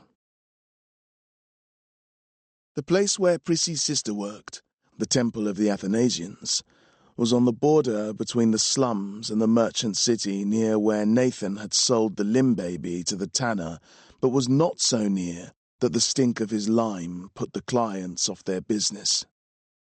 There was a gate nearby, one that was constantly attended by guards who could be bribed on the cheap, so that patrons could keep their expenses down and their journey times brief. Gam had been there many times, in his capacity as a runner, but Nathan had never seen it before. Below the sign and its motto, Quincunque vult, it said, according to Gam, whoever wishes, in the windows downstairs, there were cheery-looking girls wearing next to nothing, their eyes blacked, sipping at drinks from tall glasses, talking to men in tall hats. Upstairs the curtains were drawn shut. You wait here, Gam said. They don't react well to strangers despite their stated creed. Nathan stood across the road and Gam skipped between the pools of standing water in through the door. The cheery girls in the windows spent a lot of their time giggling and touching things on the men's chests, their handkerchiefs and buttons, and sometimes they took the men's ties out from behind their jackets and smoothed them. The girls' legs were long, their arms goose-pimpled. Every now and then one of them would nod. Then she and the man would disappear into the back of the building. Just as often, a business-like-looking girl would come from the back, wiping her hands, arranging the slips of silk that served for her clothes, while a man, suddenly very eager to leave, would empty his coin purse at the desk that stood by the exit. There was a steady stream of men in and out of the door. They were all of a type that Nathan barely recognized. Certainly they were not like the working men he had seen. They were not like his father. They were not even like the gentlemen callers. They were very similar to each other, though. Hats and jackets, neat hair, and an air of distant professionalism. They went in. There was a brief discussion with the woman at the desk. Drinks were bought, and then girls introduced. At an upstairs window the curtains ruffled, and there was Prissy. She was shouting, though he couldn't hear her words, only see the anger in her expression. Someone pulled her away, and there was another girl very like Prissy in her looks, but larger, angrier, and now here was Gam, hands up, palms first, with a very reasonable face. And Prissy was behind him, trying to fight her way past to get, seemingly, her fists in the other girl's face. Gam took Prissy by the waist, lifted her, and the curtains closed. Nathan ran over, feeling the itch in him, but his progress was blocked by two men coming out, smiling and laughing, and another man going in, furtive. Before Nathan could get past them, he spotted Gam and Prissy coming out of a side door. She was furious, and Gam was apologetic. That much he could see, and her cheeks were streaked with black tears. Nathan stood where he was. Partly he didn't go over to them because they were talking now, earnestly. Partly he didn't go because he had seen those tears on his mother's cheeks. Gam took Prissy's hands and held them together. But she wasn't having it, whatever placation he intended by the gesture. Gam muttered something to her. She turned, looking to where Nathan had been standing. Gam looked too, and when they didn't see him there, they both looked around. He waved, and then Prissy wiped her face and composed herself, almost. Tried to smile, but it didn't work. She turned away, and Gam came over to him. "All right, Nat." "Never mind me," Nat said. "What's the matter with Prissy?" Gam shrugged. "No idea. You know what girls are like. Don't worry about her. If everything goes well tonight, she'll never have to see this place again." Chapter 26. Gam waded through the sludge in his leather trousers, with his knees coming up high as if it was nothing at all. But he hadn't brought any for Prissy, and she couldn't bring herself to do it without. She looked off at Gam's back and hissed to herself. Nathan watched her, the line of her cheek. When she turned instinctively, her attention caught by that indefinable, senseless thrill on the skin a person feels when they're being stared at, she was steel-eyed and angry. Gam turned and they exchanged a glance, and then she smiled, her eyes softening. "Nathan, would you—" She put her arms up, hands limp like a begging dog, and tilted her head. At first Nathan didn't know what she meant, but then she lifted her leg and let her bottom lip stick out a little. She wanted to ride him like a horse. His mouth was suddenly dry. "Terrible, aren't I? It's just my stockings, you see. Can't ruin 'em, can I?" "Of course not." Of course she couldn't. Nathan came and stood in front of her, so she was behind him.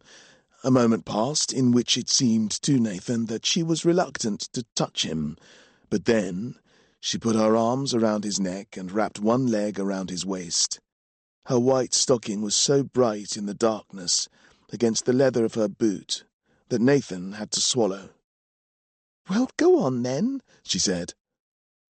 She meant that he should take her knee over his elbow and lift her so she could swing her other leg around too. He took her legs and clasped his hands together underneath them. Nathan gasped. The pain from the rat bite was up to his elbow now, and her weight on it made it worse. "What's up?"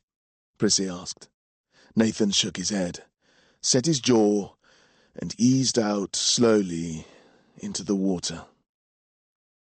At first she kept upright behind him, but then she rested her head on his shoulder so that her warm breath sent shivers down his back. "Giddy up then, eh?" Nathan nodded and carried her out into the dark, writhing mass. Gam was out of sight, but Nathan could hear him disturbing the water up ahead.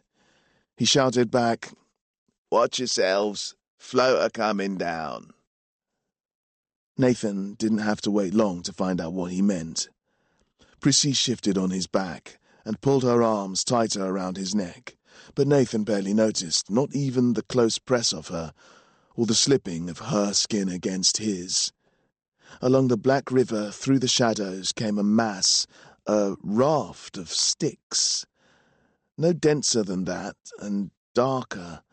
Solid, it looked for a second like driftwood and branches torn from an oak tree, but the illusion quickly passed. It was a woman this time.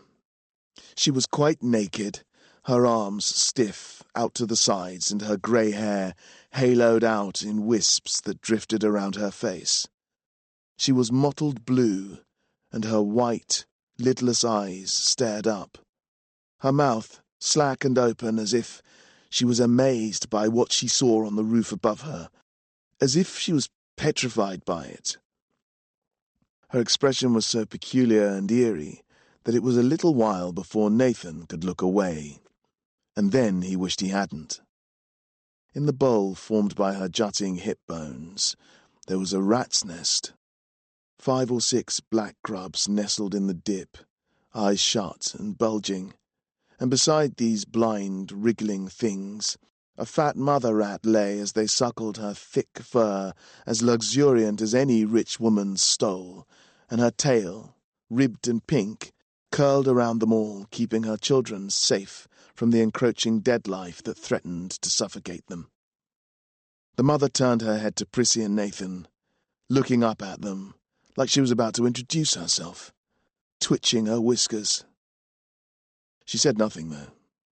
She did not break into a speech like a rat from a tail, but instead she buried her head in the corpse below her, coming back after a struggle with a half-gnawed tube of flesh, quarried from the dead woman's bowel.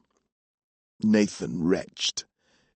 If he had eaten more of the chop, he would have emptied his guts, but it was already digested.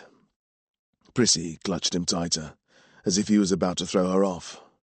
"What's going on back there?" Gam called. Nathan couldn't answer. "He's going to drop me a net." "Why?" The rat swallowed her meal in one, her huge front teeth no good for chewing, only for ripping, and she went back down for more. "What's the matter with you?" Prissy hissed. "You better not let me fall." "Ask him what the matter is." "I have asked him." This time when the rat came up, its meal remained stubbornly attached, and the rat thrashed about, getting to its feet so that the grubs hung down like udders on a goat. The woman bobbed a little in the water, as a boat does when its occupants shift about. Nathan doubled over so that now Prissy's ribbons dipped into the grime, and she slipped forward. "He's going to chuck me off." Gam came splashing back through the water. "What's the fuss about?" "Don't know. We were going on fine, then this dead bird floats past and he starts up." Gam nodded. What's going on with you, Nat? Squeamish, are we, all of a sudden? Delicate of stomach? Refined of sensibilities? Don't like to see it, I suppose. Deaf? That right? Offends the eye, does it? First panicked by a ghost, and now this? After the day Prissy's had? Gam reached round and held Nathan's face, pulling him up until the two were eye to eye. Or is it vermin you don't like? Pests? Well, that's easily solved. Gam let Nathan's face go and went over to the corpse. He grabbed it by an elbow and a knee and span it around so that it went face down in the water. The dead life, that part of it which could eat, raced for an easy meal, and the rat mother had to fight as she swam. There you go. Out of sight, out of mind. Now pull yourself together. You act like you've never seen a corpse before. Never seen a rat. Are you going to turn out to be a dud, Nathan? Am I going to have to revoke your membership? Come on. We've got work to do.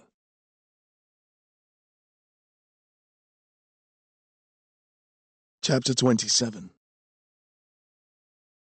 The ladder swayed at the top like a snake charmer's flute, bumping and scraping until it met wall flat enough to rest on. Hurry up, Gam, I'm slipping. Nathan moved forward so that Prissy could rest her feet on the first rung that was out of the water. She lunged at it before he was in position, grabbing into the darkness above him, stamping her heel into the space between his shoulder and collar.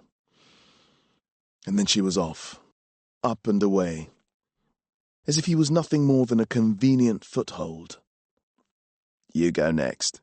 How? Nathan stared down at the waders, slick and glistening. In lieu of an explanation, Gam got hold of Nathan's braces and pulled them away to either side. Grab these. Nathan did. And then, like a father does for a child, Gam heaved him up into the air. The waders stood on their own for a second before listing off to the side. When the flow found a way into them, the whole lot slipped under the water, and Gam dumped Nathan onto the ladder. Up. Nathan looked to see where he was going, and there was the white of Prissy's stocking. Inside her left thigh, a rip snaked up into the darkness. As if she heard him looking, Prissy hissed and stamped down on his head.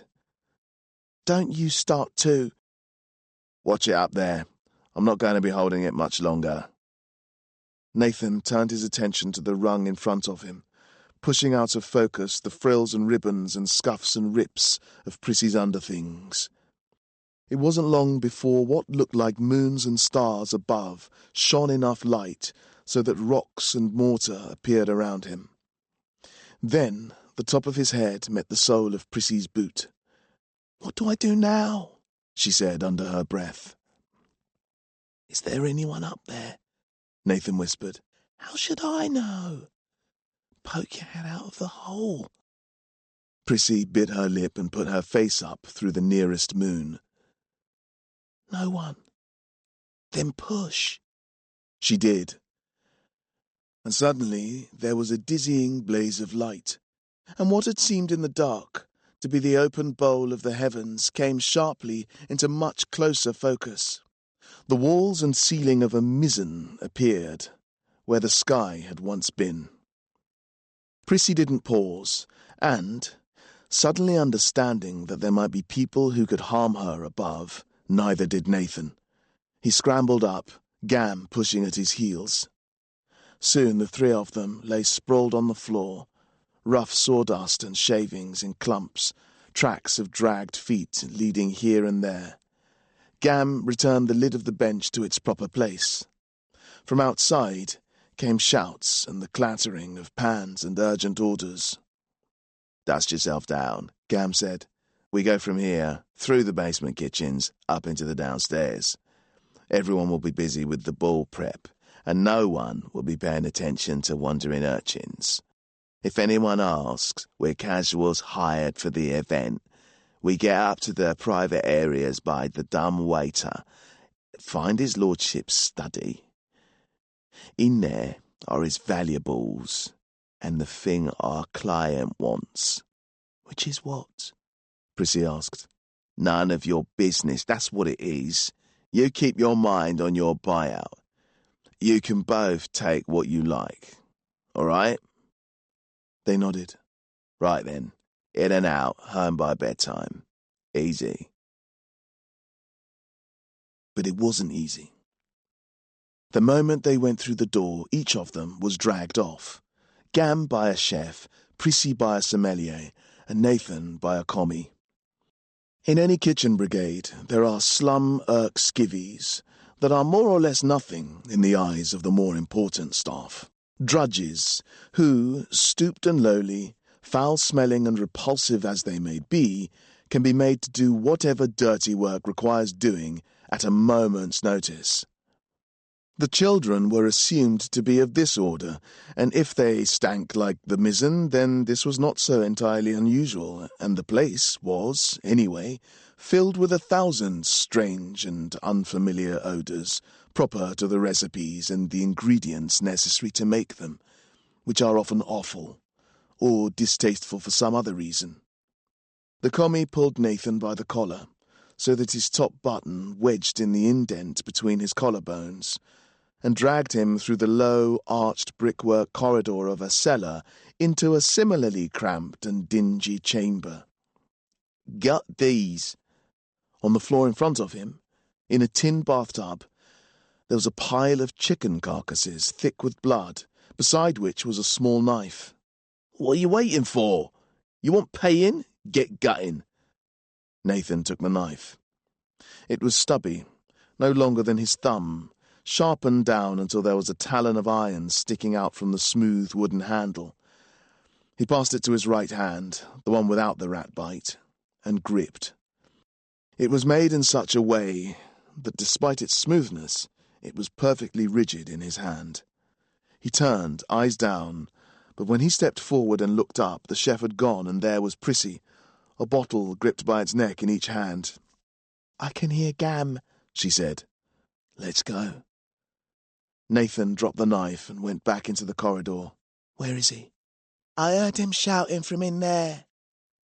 She nodded towards a doorway, flickering red and shimmering with heat. From inside there was clattering and banging, metal against metal, the rushing roar of a fire stoked very high. Nathan edged towards the door, wishing suddenly that he had kept the knife. Prissy pushed at his back, urging him forward, so that he was all at once at the doorway, and there was Gam. Hands wrapped in bundles of linen, half bent, reaching into a great oven. He was overseen by a wiry man, black hair sprouting from beneath a high white hat. "Deeper! There's some at the back!" "It's too hot." The man laughed, dry and bitter. "Not as hot as it's going to get if you don't get those tarts out before they singe." Nathan clapped his hands together and the man turned. "What?" "Chef wants you." "What?" "Boss wants you. Some problem upstairs." The man spared Gam one glance and marched off, his hat in his hands. Gam was in the corridor before Nathan was. "No more mucking around. Follow me, and quick." Gam went off, as if he knew where he was going. Left, right, never pausing for a second. If someone tried to make them stop or listen, Gam nodded and bowed, and made, by a motion of his hands, for them to understand that they were on an errand and would be right back at any moment. Off one wall of a large room, plates were laid empty on trestle tables, and children polished knives and forks with cloths. There was a hatch in the wall into which Gam urged Nathan and Prissy. "Get in and sit still. I'll winch you up. When you stop, send it back and do the same for me." Prissy got in, cramming herself into the corner as if she were a puppet packed away in a trunk, her joints unnaturally twisted here and there. Nathan didn't move to join her. "Get a move on, Nat. We haven't got all day." He didn't move. Look, Natty, there's no time for all this. You've no cause to be skittish. This is work. Cram yourself next to her, or I'll cram you in. Understand? Nathan did as he was told. He went in backwards, the soles of his boots grazing Prissy's shins, making her spit. But soon, Gam was shoving them in together as if he was filling a suitcase. And then the shutter shut and everything was dark and quiet. For a moment, all Nathan could feel was Prissy's breath on his cheek, and the sweet, astringent camphor of her dress. In the dark, it was as if they were alone in the world. And when the dumbwaiter began to move, it was as if they were drifting in nothing. Only her scent and the press of her on his back meaning anything. "When's the last time you washed?" she whispered. "You stink." "It's the sewer stuff." "Dirty so-and-so. You better not be filthing up my good dress." Nathan could have said that he was only filthy because he'd done his best to keep her clean. But he didn't. And then they stopped with a bump. "Well, open the bleeding hatch then. Do you want us to suffocate?" Outside there was a room of such beauty that Nathan forgot Prissy for a moment. The walls were painted with men and women, all stark naked in the woods, golds and greens, sunlight pouring over the lot of them like honey. The furniture was almost as lovely as if it was carved from the driest of woods, from trees that baked in the sun. Between the limbs of chairs had been woven cloth of perfectly white cotton, threaded with gold and silver, picked into patterns so intricate that he couldn't see how it had been done. Even the floor was beautiful. No planking to be seen, but rather a vase of flowers so lifelike that Nathan could scarcely understand that it was flat, and when he stepped down, he paced around the edges, poking it with his toe. Prissy grabbed his arm. "Send it back down then, and be quick." She shoved him full in the back, and he lurched over to where the sash rope looped around a gear and lowered the dumbwaiter. Before there was any slack in the rope, it was wrenched out of his hand, and then, in a hoarse bark, Gam shouted, "Pull it!" Gam's weight was too much. Nathan tried to pull, but it only came up an inch. His rat-bitten arm was weak with pain, and the other one couldn't compensate. Prissy came up behind and grabbed. "Put your back into it, Nat. It's like you want us to get caught. What's the matter with you? If this job doesn't get done, I'm at the temple tomorrow. You understand?" Nathan understood. He spit on his hands, and together they pulled it up. Gam, when he appeared at the hatch, looked off behind them. In the doorway was a woman who was less substantial than the dress she was wearing. The fabric was ribbed and ruched and frilled, whereas she was like tissue paper, with eyes so pale a grey that they barely outshone her pallid skin. Her arms were thin as kindling. She had her hands at her mouth. Gam swung his way out. Nathan thought he might grab her, but if he did, she would snap or crumple or tear, so he didn't. He bowed instead, deep and straight like a skivvy might. The woman stepped back, her arms coming down, and when he came back upright, without his saying a word, she nodded to them and left, as if he had said all that needed to be said. "Upstairs now." They followed Gam into the hall. There were hundreds of them, these frail, fragile, evanescent, ghost-like women, and beside them, as if chained into pairs, were men, firmer, less diaphanous, but still possessing an otherworldly refinement of form that confused Nathan. They had edges that were precise, like a statue, no ruffled pieces hanging from them, no untucked angles, just straight lines and perfectly precise forms which their clothes contained, and which nowhere bulged or tore. Nathan felt conspicuous among them, as if he were a brutish thing, as if he were an ape loose in a room full of butterflies. But they had eyes only for each other, and he needn't have worried. He dodged and weaved and bowed, following Gam until he got to the foot of some stairs, trailing Prissy behind him by the hand. And soon they were standing on the mezzanine landing, at the foot of a nude bearing a ewer. The statue was so smooth and intricately worked that Nathan only knew it wasn't real by its enormous size. 2 flights of stairs led off to right and left. "Which one?" Gam pushed him left. Padge says it's up there at the end of the corridor. The upstairs was plainer than below. Simple decorations in jade, ivory, and sapphires. The door handles were sculpted from a fortune in gold and platinum. Gam fiddled with the door of the room at the end of the corridor, and for a second Nathan thought Gam might satisfy himself by stealing one of the handles, but then he pushed the door open a crack and stuck his nose through. "Come," he urged. Prissy stayed behind on lookout, but Nathan followed him in.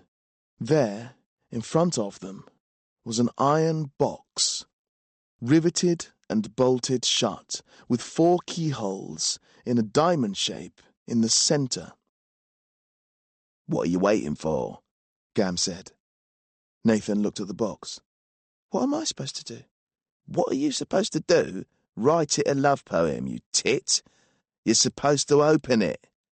"How?" "How should I know? Melt it, burn it, whatever you want. You're the bleeding magician." Nathan started to object, but Gam put his fist up. "You know what Prissy's sister will do if we don't come back with her money? She'll work your Prissy till she's as worn as a dishcloth and twice as wet. Run ragged she'll be. You want that?" Nathan shook his head. He felt inside for the itch. But there was nothing there. Nothing to drag up. His insides were numb. Gam smiled. "Wait here." He was back before Nathan could even look down inside himself. He had Prissy with him, drew her by the hand. "Leave off, Gam." Prissy pulled away, but Gam renewed his grip. "Look at her." Nathan looked. Gam walked her forward until she was over him, standing above. Deep down in his bowel he could feel it. Gam pushed her forward, closer, ever closer. She was utterly beautiful. "You know what she's got lined up, don't you? Your mum's work." She was scarcely an arm's length away. Then Gam pulled Prissy back. "Is that what you want?" In a blur, Nathan felt the spark burst out of him. He turned away from Prissy, lest he scorch her perfect skin, and there was the safe. In the air are tiny things invisible to the eye that feed on motes of dust, and the spark, having nowhere else to go, went into these, changed what little could be changed, and then burned this away into perfect forms, free things of energy, not ghosts, but something better. These slipped across the surface of the metal like silverfish disturbed from a lifted blanket, following its contours perfectly, skittering into and out of pits in the metal, exploring the tips of the filigree decorating its edges. The more Nathan felt Prissy's warmth behind him, the more of these silverfish bred from his spark, until there didn't seem to be a place they weren't racing across. Nathan relaxed, and now there was a tugging inside the bones of his hands, as if these things were on strings, burning his bite, making him want to cry. But by wishing it, he could alter the path of the sparks so that they ran into the keyholes. When 1 or 2 were in, suddenly the lot of them followed, and Nathan had to think hard to control them. He could sense what they sensed, as if they were extensions of his nerves. They found the tumblers of the locks, filled them with life, with the urge to become themselves. The tumblers were eager to do it, shifting into living things, developing minds, arranging themselves in the proper order, then in a twist that was as easy as a wink. He took the power away. Before, with the lock, the metal had fallen apart as if in disappointment and dismay. But now, the safe shimmered and moved, stretched and breathed. It seemed to sense Nathan and edged forward, reaching out as if to its mother.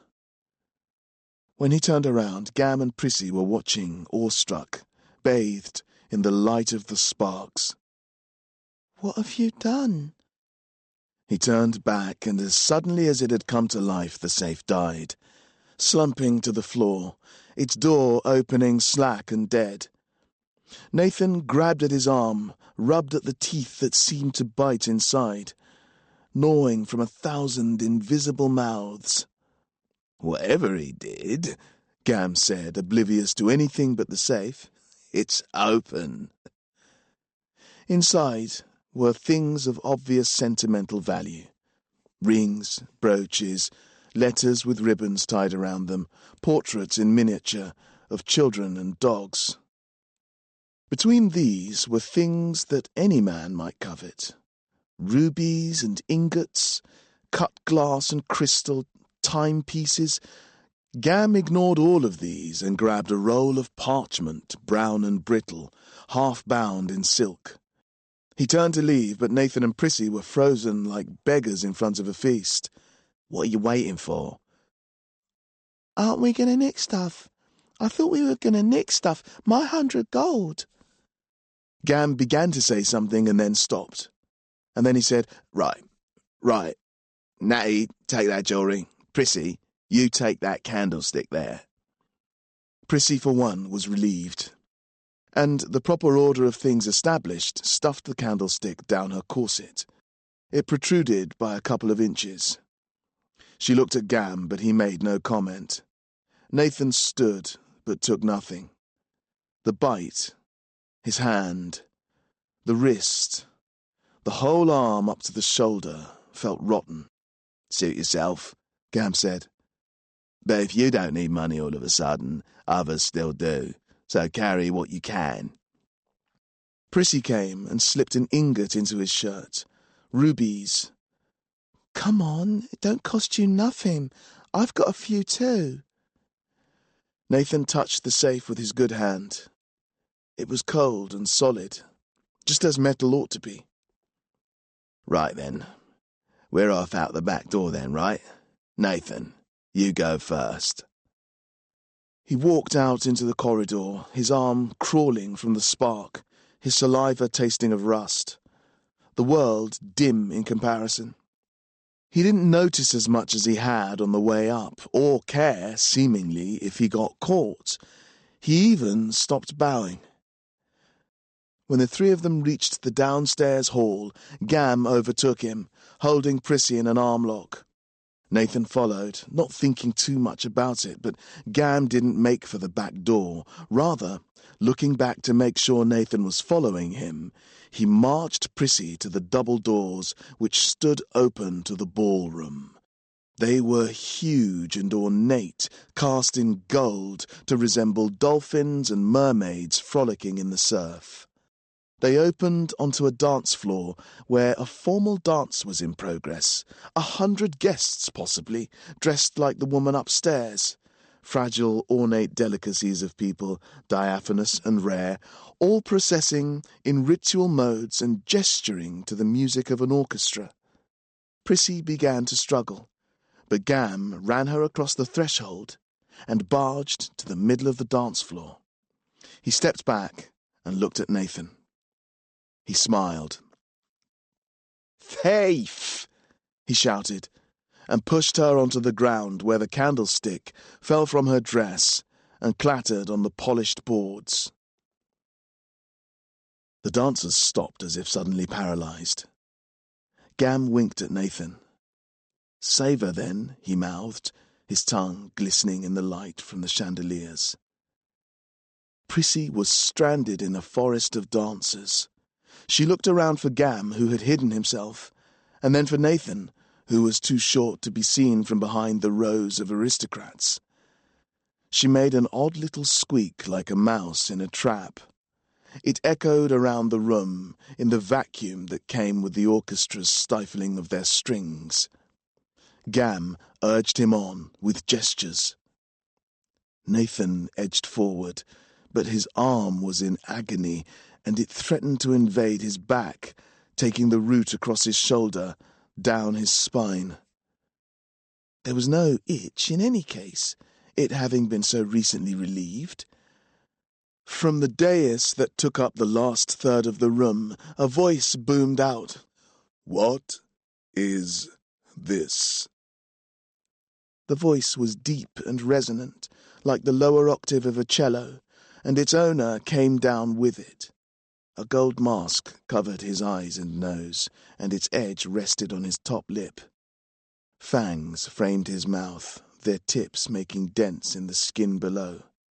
With each step he took, the mask shifted up and down. There was something familiar about him. Not the broad bridge of the lion's nose, but something in the eyes, in the quality of their gaze, a clarity of focus that Nathan recognized. He came up to Prissy, looming over her, the mask pressing harder into his skin as he craned his neck to stare into her. When they were no more than inches apart, he spoke. "Whose is this child?" Prissy cleared her throat. "Oh, help! Oh, my! Oh, Lord!" she said, playing her role from the false damsel con. But neither Gam nor Nathan came when she urged them forward. The masked man put a finger to her lips, and then two. Gam came up behind Nathan and pushed him forward. "What are you waiting for? Spark him." "Does no one claim her?" A repressed murmur spread through the crowd, but no one answered. Nathan turned to Gam, but he turned him back and shoved. Nathan lurched forward and the crowd parted for him. He fell face flat on the floor. "Another unclaimed youth. From where does this bounty come, I wonder?" "Pick him up." At the command, two uniformed lackeys emerged from the crowd, each one taking an arm. At their touch, Nathan's bite throbbed. As they pulled him up, his nerves vibrated beneath the skin, and the iron taste came to the back of his tongue. He grit his teeth, and when his head went back, hair pulled briskly so that he faced the lion. He felt like he would spark regardless, harder than before, harder than ever, and without mercy, simply from the pain of it. The lion shuddered to see Nathan.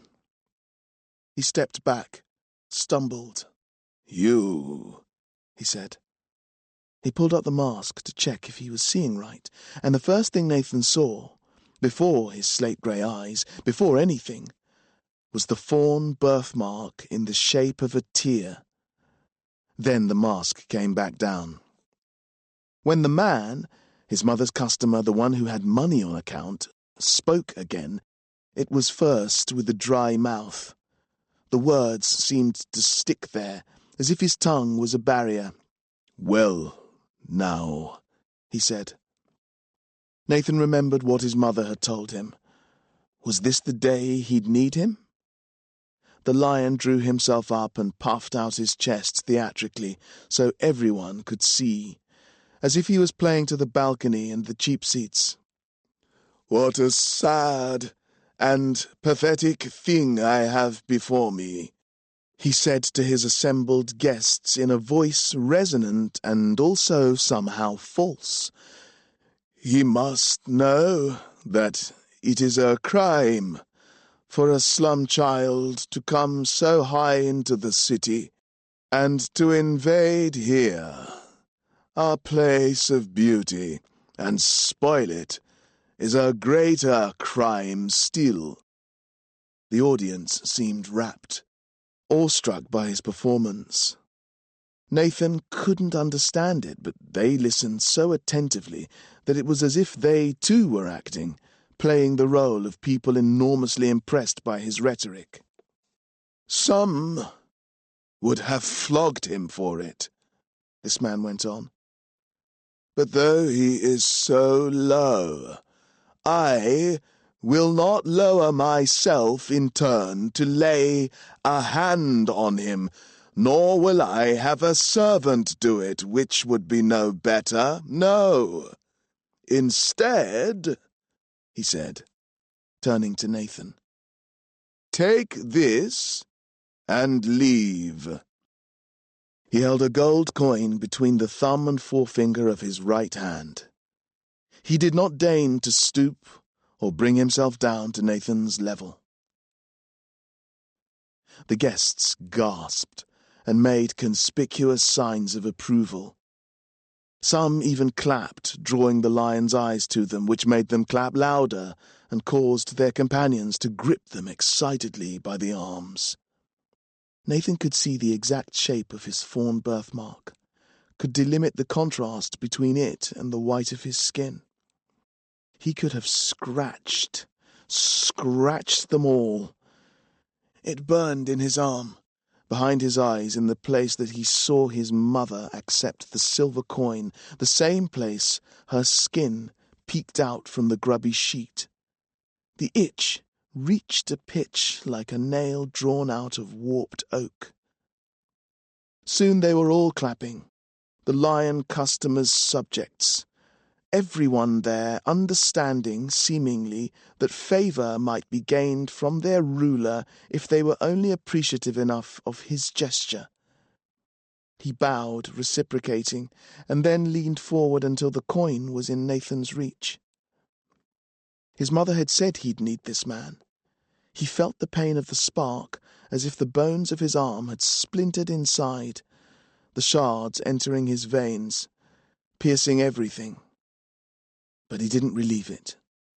Gam, coming up from behind, took the coin, pocketed it, and drew Nathan and Prissy back. Easy does it, you two. Slow and steady exit. The crowd parted 20 feet in advance of them, made a pathway, all still applauding. The children left through the golden mermaid doorway they had entered by, and the applause receded. 2 footmen closed the doors on them from the inside, and the moment these clicked shut, a cadre of household staff, who had gathered in response to the commotion and who recognized slummerks when they saw them, dragged them roughly out through the front entrance and chased them away from the palace. Chapter 28. That was close. What the bleeding hell did you think you were doing, Gam? You could have got us all killed. Gam picked at his nails with his knife. Never mind that. How did your boyfriend pull it off? He sat back in his chair, his feet on a stack of books by the fire, looking as if nothing strange had happened at all. He's not my boyfriend. And pull what off? Prissy paced back and forth in front of him, wringing her hands and frowning. Getting us out of there, you silly mare. 1 minute we're for the clink, with only Nathan's talents to call on, which he's not calling on. Next minute, we're the benefactors of some toff's largesse. Gam took a book fully 6 inches thick from a pile and tossed it onto the dwindling fire. It fell on its spine, spreading the pages to the blaze. They crisped and curled and blackened into flame. Strikes me as a little bit sus. Nathan clenched his fist. Don't try to wriggle out of it. What were you playing at? Gam smirked. Nothing. Just seeing what you're capable of. Not much, as it turns out. Down in the den, so far from the rest of the world, closeted and damp, Gam's words seemed more real than the memories they shared of the event, already dwindling no matter how bad they were. A man needs to know the skill set of his employees, right? Gam poked the fire with a chair leg, settled the fuel.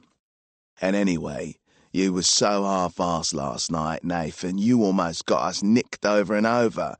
It should be you explaining to me, shouldn't it? Nathan stopped, but before he could say anything, Prissy was on again. It's all right for you boys, but how was I supposed to fight my way out of that? I haven't got the wrists for knife work. You've always said it, Gam. And there were hundreds of them. You put me right in a mess. What have you got against me anyway? Gam waved her off. No one's got anything against you. It's the other way around. Prissy turned her back on him, raised her arms to the heavens. Give me strength. What's going on here, then? We could hear you shouting halfway back to the sewers. It was Jerky Joe's. They were standing in the doorway, in the bookshelves with their coat and scarf on, looking even more flustered than usual. No time for explanations. Anyway, Padge has issued a summons. He wants us over at the fly yard right now. Nathan turned his back. I'm going home. I've had enough. Enough? You've only done a couple of jobs and you made a pig's ear of those. I'm not listening, Gam. It wasn't right what you did, and I don't know why you did it, but I'm out. You can't not go, Joes stuttered. Padge wants you most of all. Tell him to come and get me. No, Nathan. Joes stood between him and the door. They were only slight, and they didn't mean to block Nathan physically. They just wanted to be heard. Their face was flickering between fear and pleading, as if they were on the verge of tears in both directions. Sorry, Prissy, you won't like this, but he said that if Nathan doesn't come, he'll take you instead. Take what Nathan owes if you've got it in you. He reckons he and his men should be able to get some value out of you before they wear you out, even if it doesn't settle the whole score. He was very particular that we should pass this message on. Nathan kept walking, shouldering Joes aside as if he couldn't hear or didn't care. Prissy gasped when his hand touched the door handle. Nathan took a deep breath and turned. Don't worry, Gam said. It'll just be a spot of business, nothing too strenuous. Eh, Nat? In the city, the sun was just rising.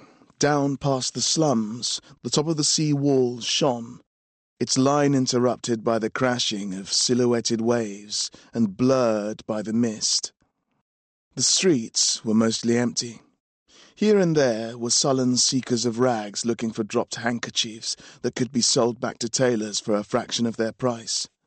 Slum dirt charged with keeping the pavement clean in front of this or that shop, but otherwise, the city people were still in their beds. Above everything towered the distant manse. Gam strolled down the middle of the street, unbowed and unrepentant, the loose soles of his boots slapping on the cobbles, head and shoulders back as if he owned the place. And even if the others didn't know what he was playing at, they came behind him regardless. Needed to visit Padge anyway, Gam said. And you've got a candlestick to fence, haven't you, Prissy? Jewels. I'm not going in there. Well, hand it over then. She slipped her stash out of her bodice and tossed it over. Your gold? Nathan gave it to him without a word. No need to sulk. Did you have something better to do today?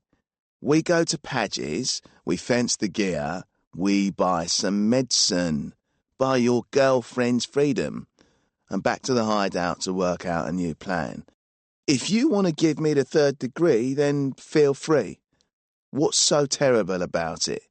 You'd rather slink off home and watch your mum at work? The merchant city, which for all its flaws had felt so different to the filth of the slums, crowded in on Nathan now. Its high, solid walls loomed dark over him. Chapter 29. Gam made for the back alley, but Prissy grabbed his sleeve. There he is. In front of where the roped-off plaza with the fountain was, the waiters delivered salvers of meat to the restaurant's well-dressed patrons. Amongst them sat Padge, at a table decorated with purple silk tablecloth. He was with friends, all very prettily dressed. They were not like his usual crowd. Faces like fighting dogs, noses flattened, ears swollen, eyes like slits in a side of bacon. These men were delicate, beautiful even. They sat around eating grapes with dainty iron forks and dabbing the corners of their mouths, and when they laughed, they attracted the jealous attention of people sitting at nearby tables. Gam stopped, unsure, seemingly, whether their presence would be tolerated front of house. Those are his assassins. You don't see them about much. Padge leaned forward and drained a bottle into his glass. When he pulled up the silk to put the empty bottle under the table, there were 6 or 7 there already, and this latest joined its companions with a clatter that threatened to send them all rolling across the floor. Padge didn't seem to notice and raised a toast. When the glass came down to the table, he wiped his mouth on his sleeve, took his hand mirror from his jacket to check his lips, and then he spied them. Without faltering, he cried out, "Ah, Master Halliday and the incomparable Prissy. Come, join us. And who is this bringing up the rear? Young Nathan Treves, is it? Well. You find time, aside from your exploits, I see, to call on old friends. A delightful surprise, given your commitments elsewhere." "What commitments?" "What commitments?" Padge said to his guests, who did not smile but fixed Nathan with stares. "Why, being on the tip of everyone's tongue, of course, occupying the centre of everyone's tales, being the only name spoken in underworld society. Nathan Treves has appeared at this soiree or that. Nathan Treves has made a splash here or there. Nathan, you light up proceedings wherever you go. You are quite the talk of the town amongst the cognoscenti, aren't you? And lucky old me to have you as a friend." He gave himself a congratulatory glance in his mirror and put it back in his pocket. "You aren't my friend," Nathan said. "Your creditor, then. Perhaps that is better anyway. For me, at least." Before Nathan could argue, Padge turned to Gam. "So, you have come when you were called, and there is business to our mutual advantage." "Will we talk about it here?" Padge looked puzzled. "Why not here? This is my milieu, is it not? Our work, my métier. Where else but here?" Padge indicated the restaurant with a sweep of the arm that knocked over a new bottle where it was immediately caught and righted by the man to his left. Very good, Mr. Padge. What is it you need us for?" "How workmanlike of you to cut straight to business. Still, I don't suppose you are as comfortable as we are in this place, being, as you are, demonstrably scum. Not you, Prissy dear, you are merely a slut." Padge smiled and took another deep drink. Nathan stepped forward, but Gam held his arm.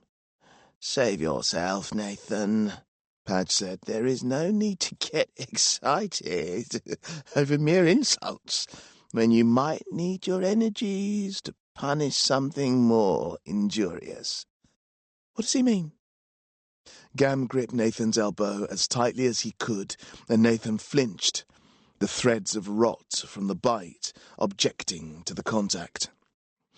Very wise, Mr. Padge, and we don't mean to spoil your meal with tedious talk of practicalities, but if you need us to attend to something, then we'd best be after it sooner rather than later, if you understand me. I understand you very well, Gam. Padge reached first into his right jacket pocket, then into his left. Not finding what he was after, he tried his waistcoat, and then the pockets in his trousers. Still lacking whatever it was he sought, he returned to his right pocket, and there it was, where it had been all along. He took out an envelope sealed in red wax and handed it to Gam. Take it. Don't open it here. Thank you, Mr. Padge. Gam took the envelope, and though he meant to hide the swap, passed him something in return. Nathan couldn't see what it was. Anything else I can do for you? Padge said. We have some items, things that might be of interest. Take them to the Dawlishes in the yard. They can accommodate you.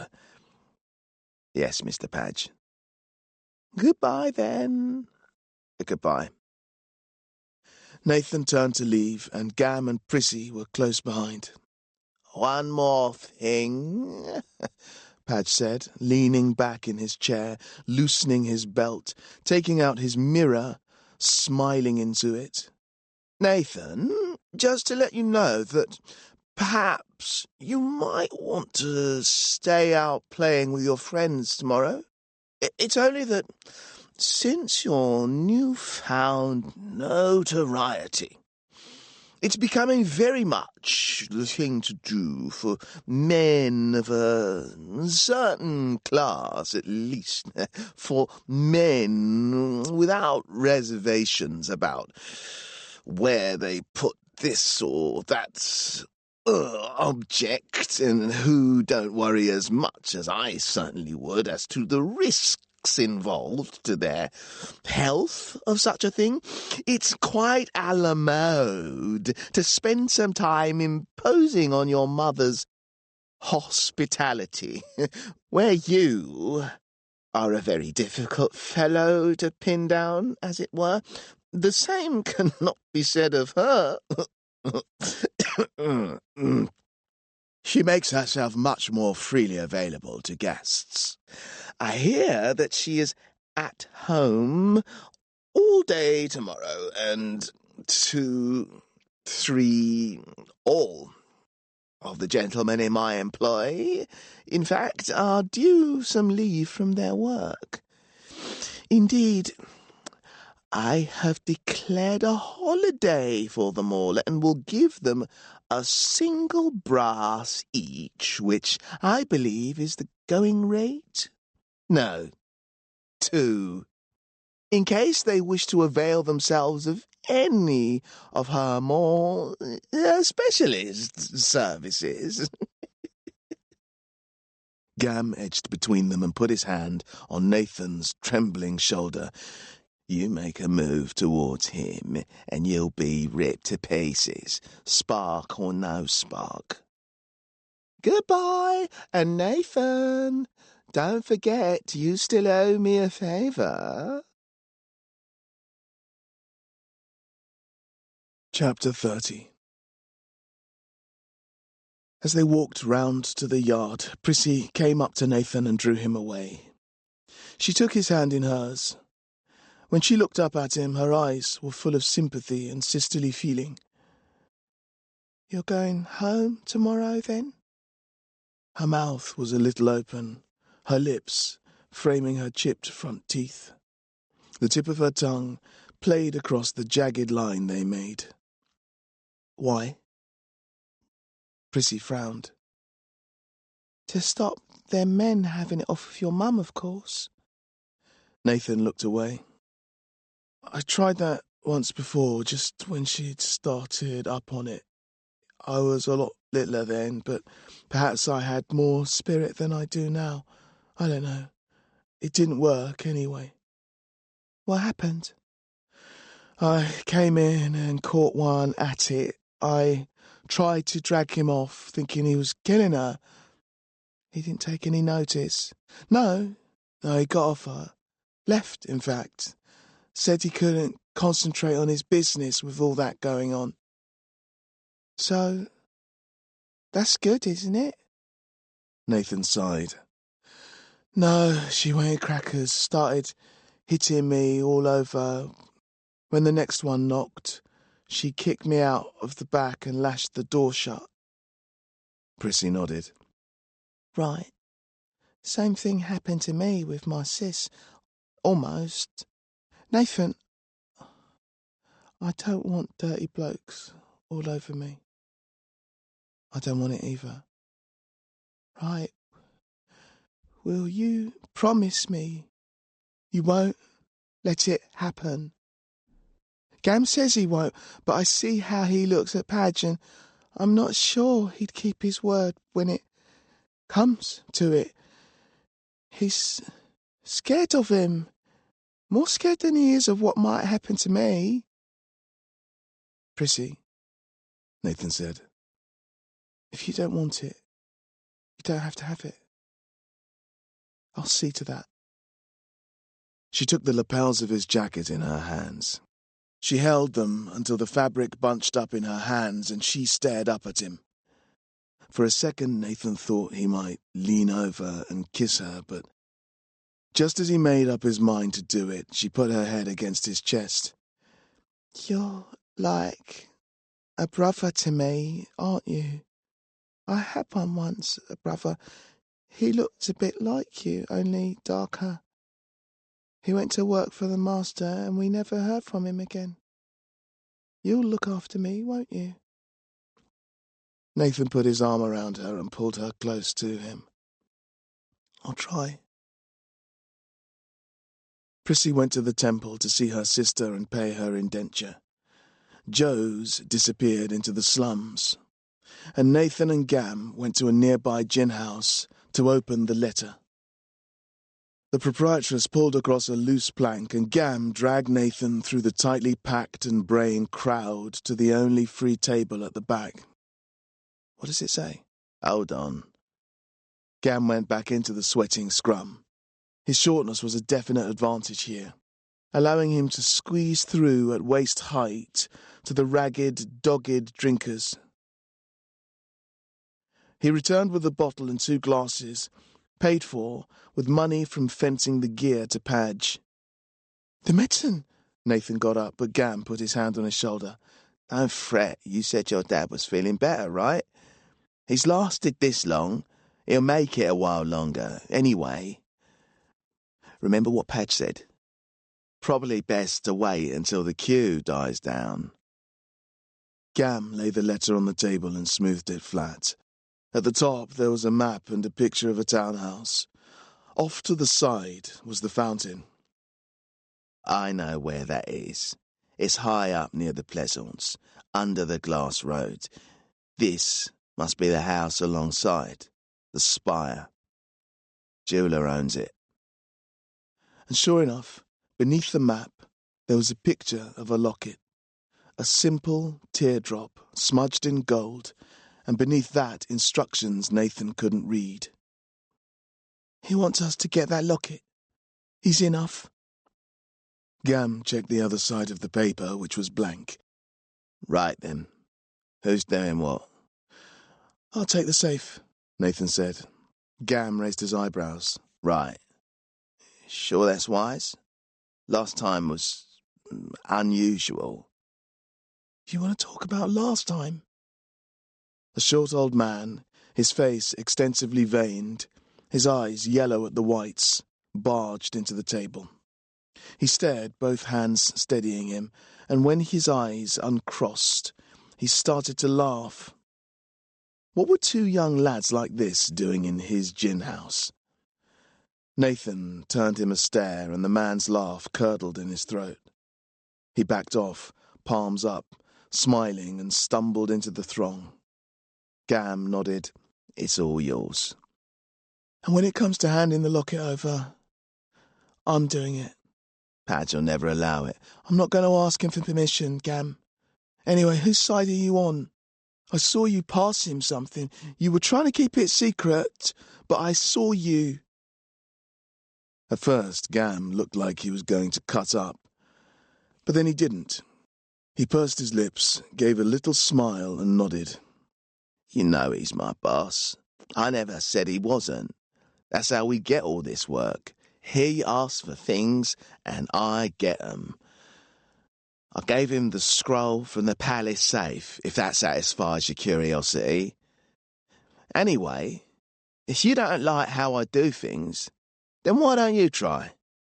Why don't you take this one, run the whole thing? Then you can do it how you like, and perhaps you'll get some idea how this all fits together. Gam leant back in his chair and peered at Nathan with his good eye. Nathan turned the paper, flipped it over, flipped it back.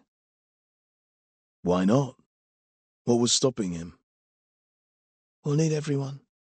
No going in through the ground floor again. It's too risky. We want to get in and out without being seen. If he's a jeweller, he'll have a shop and a safe in his shop and guards for that safe. But if this is at home, it'll be the wife's. She'll keep it upstairs so she can wear it while she combs out her hair and whatnot. I'm impressed.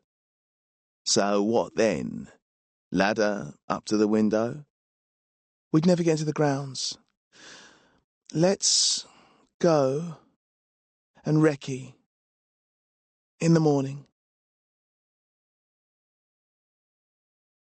Chapter 31. The spire was set into gardens, and around those were fences and gates. The groundsman kept the place tidy, so it was easy to map the layout, but it was so close to the foundations of the glass road that the sun was altered. The place awash with light affected by the movements of magic in the black jet. The place rippled with otherworldly shadows. Nothing grew here. The only decoration was stone.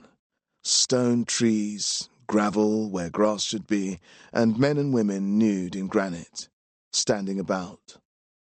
The shadows animated the lot of them, casting them into strange shapes and making them alive, seemingly with unusual gestures and dispositions. The house itself was high, the top floor 50 feet up, its distance from the ground only limited by the underside of the glass road, which hovered eerily above it. Gam, Nathan, Prissy, and Joes made like they were arguing over a scrap of leather while they took turns to peek, each shifting into a good spot in turn, pushing each other's shoulders and mucking about. That puts the muckers on your ladder plan, Gam said. It's too high, too far, and there's no way we'd get in through that fence. I never said I was going to use a ladder. What then? Nathan turned his back as if he'd had enough of squabbling and went on a circuit of the building's grounds. Prissy and Joes made to have a conversation while Gam took a book from his pocket and looked at it earnestly, as if he were a student of architecture or statuary. The grounds formed a square, roughly 100 paces to a side. There were no abutting properties, and nothing to obstruct access all around. But Nathan wasn't paying attention to what was happening at ground level. He was looking up at the glass road. He completed his circuit and went over to Gam. They both looked at the book, examining an imaginary diagram in it, jabbing it, then turning pages forward to the index, and then back to whatever page they were supposed to be consulting. You got it worked out, or what? Think so. Need any more time? No. Gam whistled as if in exasperation, and Joes and Prissy recognized this as the signal to leave. But when they all turned, up the road was strolling a gentleman, neither old nor young, but definitely wealthy. His clothes were entirely white, except for a triangle of red in his breast pocket, and on his head was a hat of straw.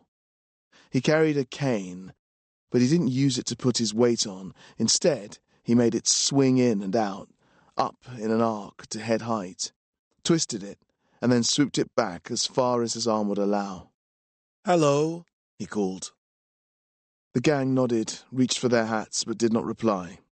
While Nathan was not the leader, Gam deferred to him in regard to tactics on this job, and communicated that fact with a hand in the small of his back that urged him to deal with this, and quickly. "Good morning," Nathan said. Under stress, the mind can run quickly, and Nathan was weighing his options. He could scratch, but that would cause him more pain than this might be worth. He could slash or stab, but then this man looked pleasant, harmless. They could run, but flight implies guilt, and they had, as yet, done nothing wrong.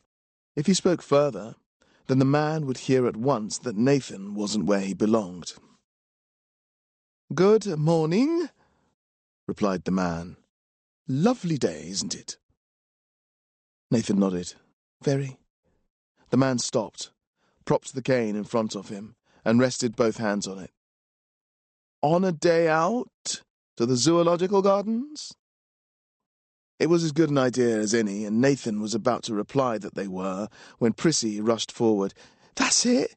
We're off there. Got a bit lost, though. Any idea where we might have gone wrong?" The man looked a little puzzled. He took off his hat, pulled a handkerchief from inside the bowl, and blew his nose loudly. "Certainly," he said, when he'd finished. "They're just over there, into the pleasaunce."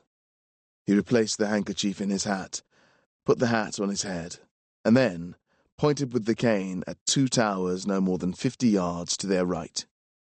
"Much obliged to you," Prissy said, and she pulled Joe's past where Nathan was standing, and he and Gam followed, nodding at the man. When they were out of sight, Prissy jumped up and down, excited. "Nat, can we go and see the animals? Go on, they're right here. My sis came with one of her gentlemen. Please. There's this place, what that bloke said, zoo something, and it's got horses with necks 20 feet long, and tiny little birds, all green and blue, and ones that can swear, and huge cows with snouts as long as a man's arm, with a hand on the end that'll take the hat off your head and eat an apple." Nathan turned to Gam. "I'm not lying. Joe's, you've seen them, haven't you?" "What?" "Alifongers with the snouts." "Alifongers? We've seen a picture of one. Never seen a living one." "Well, there are them. I know it. My sis told me, so it must be true." "It's the same sister that wants to put you on the game," Gam said. "The one riddled with the clap." "Get stuffed, Gam." "It's get stuffed, is it now?" Gam looked at Prissy and Nathan and spat at his feet. "Methinks my authority in this gang is getting undermined somewhat. It's Nathan's job, so he decides." "All right. Please, Nathan, I promise you'll like it. There's nothing to do until later anyway."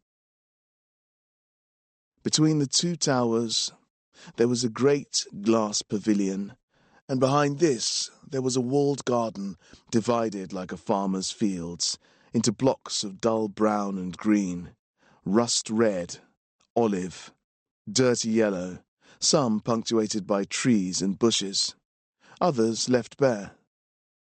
Between each were narrow cobbled streets, along which various sightseers strolled, looking through high fences made of wire.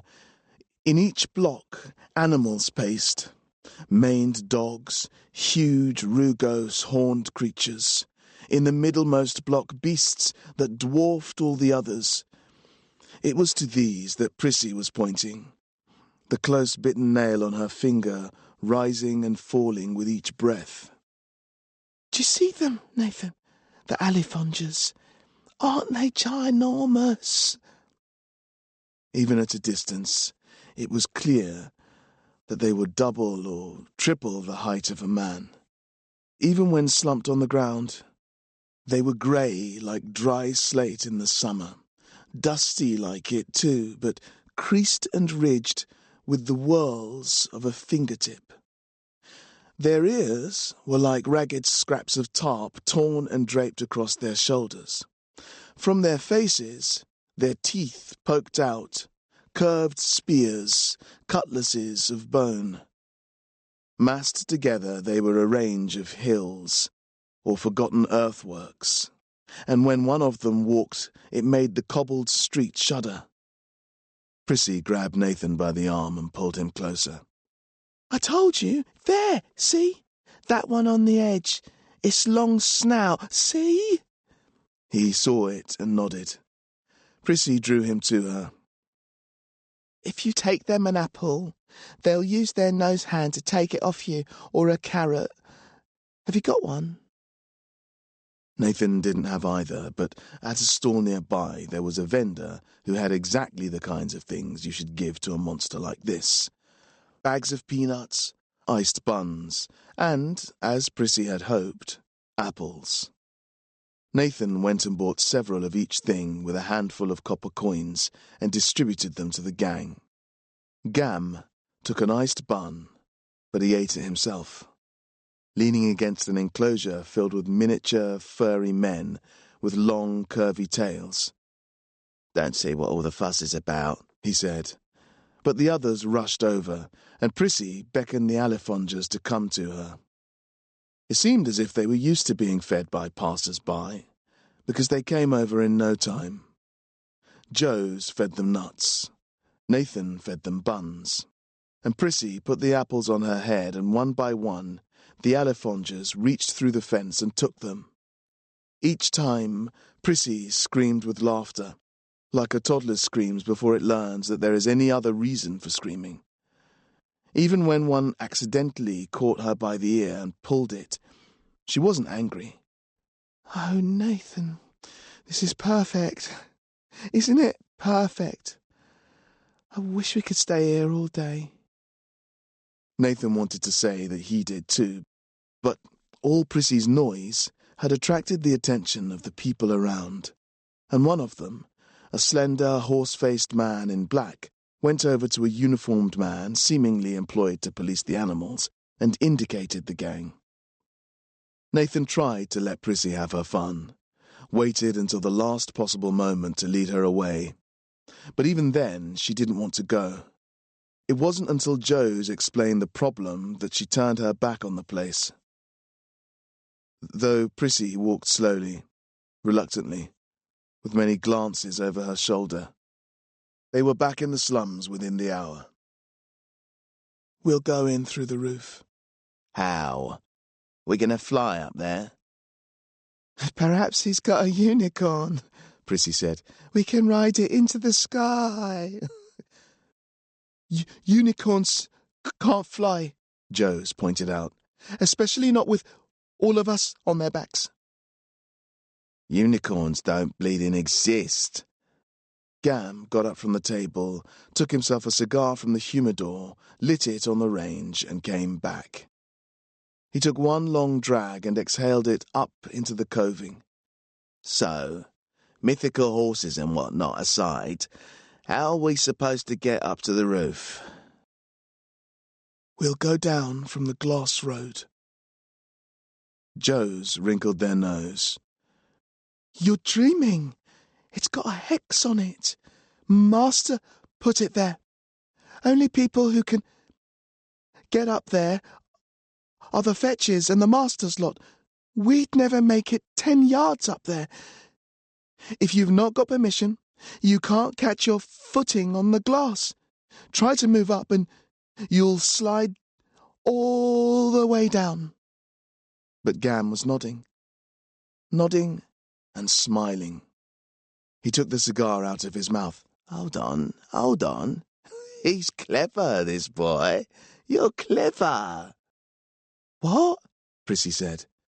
I always thought he was clever, but this sounds stupid. Sorry, Nat. Nathan wasn't concerned. "The fetch will take us up," he said. "When we get to the roof, we'll go on a little way, slip out, then go back down. The hex won't set off as long as we aren't going up. When the fetch is out of sight, we lower us in one by one. We do the job, and by the time the fetch gets back from dropping off his load, we'll be long gone." "What if the fetch won't take us?" Joes asked. "He'll never take Gam after the last time." "He'll take me if I pay him triple up front. He's a greedy old sod." "And if the fetch catches up with us on the way back, then what? He'll stripe us red." "Every job has its risks." Gam picked up his coat, heavy with equipment stashed in its lining. "Speaking of which, we're running low on supplies. Anyone fancy a stroll to the entrepot?" No one volunteered, but there was nothing suspicious in that. Gam often went to do minor jobs alone, and he left, closing the door softly behind him. When his footsteps faded to nothing, Joes went to the door, opened it a crack, and peered through. They nodded and came back twitching about the face, smoothing down their arms, straightening their waistband. "We're worried about him," Joes said. "He's been acting odd." Prissy nodded vigorously, making her chair creak. "Me too. What was that in the palace, Nat?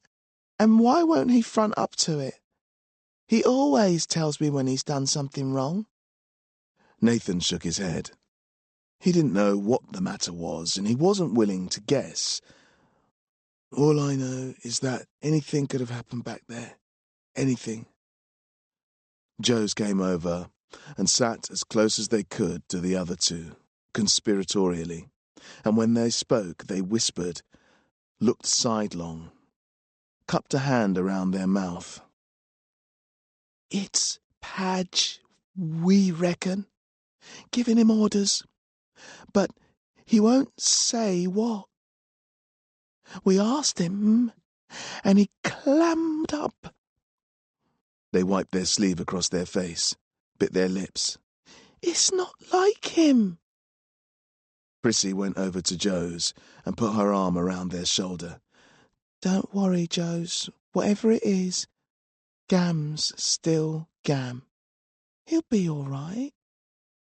Joes nodded, but they didn't seem convinced. "We'll see, won't we?"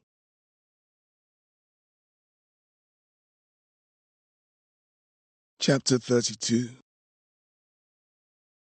The fetch stroked the lead horse's neck, his cheek almost resting against the beast, whispering into its twitching ear, "You're my beauty, ain't you? My proud beauty, so soft, worth 1,000 of anyone's money." He ran his wizened fingers down the muzzle. The horse put its head back as if it was flinching. There. Is it a carrot you want, then? A lovely big carrot? Sweet and crunchy." The fetch reached into his deep coat pockets and brought out a paper packet. He carefully unfolded the crimp at the top, pulled out a carrot, reverent, as if it were made of gold. He pinched it between his thumb and forefinger, held it in front of the horse's eye, turning it slowly. "Best carrot they had, full of juice, stiff and firm. You want it? Course you do. It's yours." He ran the carrot across the horse's lips and then held it in the flat of his hand so it could take it. "There. Who looks after you? The fetch, that's who. The good old fetch." When he turned away, he was startled just for a moment to see the boys in front of him. "What do you vermin want?" Gam stepped forward. Please, sir, Mr. Fetch, sir," he said, taking his cap from his head and holding it, ringing it in front of him. "Might you take us to the master tonight?" The fetch came into the light so that they could see clearly how old he was, how shriveled, how mean in spirit. I recognise you, you little roach. You stiffed me on my fare last time, and you was turned down to boot.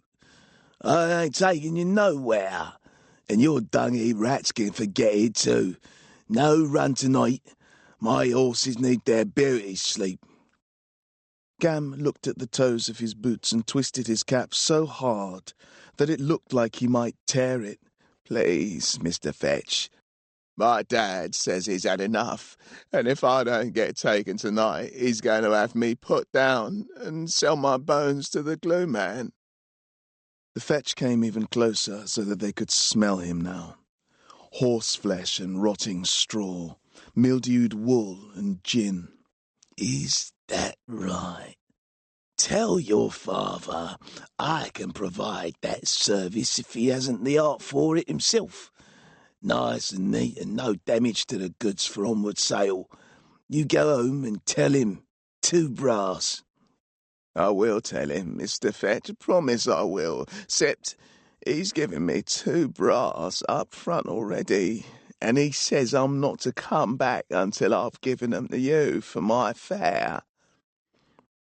Me too, the others cried, clutching the brass coins in their hands. The fetch frowned.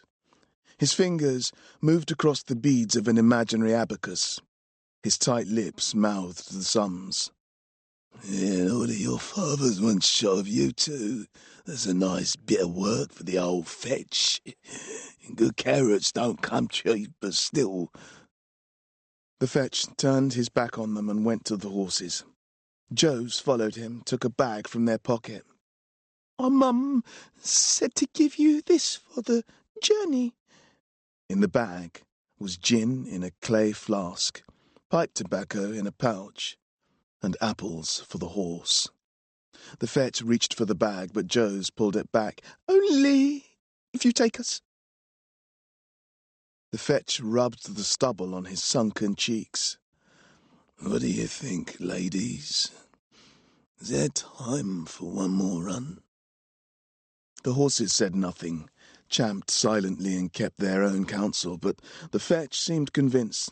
Wait here, then, you dogs. I'll get my bell. The mournful tolling of the fetch fell flat in the brine mist that rolled cold and thick from over the sea wall, but nonetheless in minutes there were 20 boys, damp and bowed of head, lined up along the wall of the fetch's yard. Nathan and the rest of the gang, Prissy included, were at the front of the group. If they held themselves with nonchalant confidence while the fetch rounded up his passengers, when he came around the corner, they were as cowed and grey and pitiful as the rest of them. Listen, you shite hawks. This here is an extraordinary delivery, so the fare is double. There's no room in the cage for all of you, so if you ain't got 2 brass, then get out of my sight. If there's 2 brothers and only 1 coin each, then pool it up and send the youngest. Master likes them young. Bit more vigour in them. Some of the boys left at this, their eagerness to go only tempered by the thought of the beating they would get when they got home. The rest of you, into the cage, and don't rattle the planks and set them to creaking. Puts my horse's teeth on edge. The fetch's cart clattered through the streets without stopping or slowing for anything. Mothers, their children held out urgently in front of them, urging him to stop, were ignored. Old men sleeping off their drunkenness in the road could look out for their own legs as far as the fetch was concerned. Their bones would not impede the huge wheels, and their pain on braking would be left behind. He wanted to be out and back in the shortest time possible, and so make the most profit for the least effort. Nathan, Gam, Prissy, Joes, and the rest were rocked here and there in the back of his cart like coins locked in a collection box when the parson shakes loose his booze money. Nathan paid no attention to the others, except to the close press of Prissy's thigh on his own, perhaps, and kept his eyes on the road. Give it 10 minutes, he hissed to Gam. Then jemmy the cage door. Why don't you spark it? I don't want to attract his attention. You won't. He's driving the horses like a charioteer. He needs all of his attention for the road. Nathan acted like he hadn't heard, and Gam got to his feet and gestured to the boy at the back. He was a spindly specimen with arms as thin as straw and a big head that bobbed about with every jerk of the cage. Get up, Skinny, that's my seat. He got up, and Gam barged past to sit near the lock to the cage. From his jacket he slid out a bar of iron and put it up his left sleeve. Some of the boys frowned at this, but Gam stared their frowns off their faces, and soon it was as if nothing had happened. When the cage hit the glass road, Nathan signalled to the gang that they should prepare for the off. The same hex that prevented undesirables from making their way up the road made it possible for friends to travel quickly up the steep incline, and the fetch had permission to travel whenever he wished. The road looped around the base of the mound, on and in which the manse was constructed, circling through all of the districts of Mordew, and though Nathan tried to keep his mind on the job, it was hard not to peer back down at the places that went past below him. One area was free of houses altogether, laid to trees and grass with a lake like a kidney set in the middle. "The lungs of the city, they call it," said Joes. "See that there?" They pointed out a domed palace in leaded glass. "It's got plants like you've never seen in it. Spikers that'll prick you like knives. Huge flies with wings like rainbows. Trees with bits you can eat. Sweet as treacle." You might want to pay less attention to sightseeing and more to your plan, Gam snapped, or it's all going to go belly up. Isn't that the rooftop in question, Hoven interview? To starboard? Nathan looked, nodded, but put up his hand. "Hold it for a minute." Why, it's right there. "We need to go on past it so that we can edge back without setting off the spell by going up." You really have got this all worked out, haven't you? We'll make a thief of you yet. Nathan smiled, and it all happened in a flash. Gam made light work of the cage lock. The gang got to their feet and slipped, one by one, off the back of the cage, slapping onto the glass like wet fish onto a chopping block. The cart trundled off on its way, rounding a corner and dwindling into the distance. I reckon we've got half an hour until the fetch comes back from the manse, Gam whispered. If he doesn't get the master's cronies onto us, that is, if he tells, then who knows how long the guildmen will take to get here and clear the scum off their nice, shiny road. He won't tell him. Course not. Risk getting himself into trouble? Risk the master finding a new fetch? What would he do then? Who'd buy his beauties carrots? He'd be eating horse steaks before the month was out, wiping the tears from his cheeks with their tails. Let's get on with it. Jerky Joes took the rope from under their coat, where it had been posing as a hunger-swollen belly, and they edged on their hands and knees to the edge of the road. The spire was a little way away, perhaps 100 yards. The glass was flat and polished, but was dry up away from the mist. They could make their way down the road without slipping, as long as they went hands first, the grip of their palms providing enough friction to counteract the general tendency to move downslope. Prissy slipped off her tights and jammed them into her pocket, and the boys did the same with their socks and shoes, lacing them together and draping them over their shoulders, and they moved like spiders until the roof of the jeweller's house was below them. "Is this going to be enough rope?" Joes asked. "It seems an awfully long drop." Dangle it over, said Gam, and see how far it gets. The rope snaked over the edge, swaying in the wind. The spire, from the roof, looked like it was flat, a drawing on a piece of paper, an outline of a place and not a real place at all. The rope ran out 10 feet above the highest chimney stack. Nice work, Joes. You couldn't find a longer rope? It was the best I could find in the den. It's not a bleeding rope shop. Doesn't matter, Nathan said. Tie it around your waist, Gam, and Joe's, hold on to his legs. Whatever you do, don't let go. Anything to help? Prissy came to the edge. It's not going to work. How are you going to stay on the roof when you drop down? It's all slanty. I'll go first, then you come next, and I'll catch you. Then you, Gam. Joe's, you wait up here until the job's done, and then pull us back up. Right you are, boss. Good job there's 2 of us, or we wouldn't have the strength, or anyone to talk to. Nathan sat with his legs over the side of the glass road. He took the boots from around his neck and put them back on his feet. Up above the city, they floated oddly beneath him, 2 black clouds and him above them like a crow riding on the wind. Are you going to sit there all day? He knotted the rope around his waist, not so tight that it wouldn't come undone when he needed it to, but tight enough that if he lost his grip, it might hold for a second until he found it again. Prissy stood behind him, bare-legged. He turned and he could see up past her knees.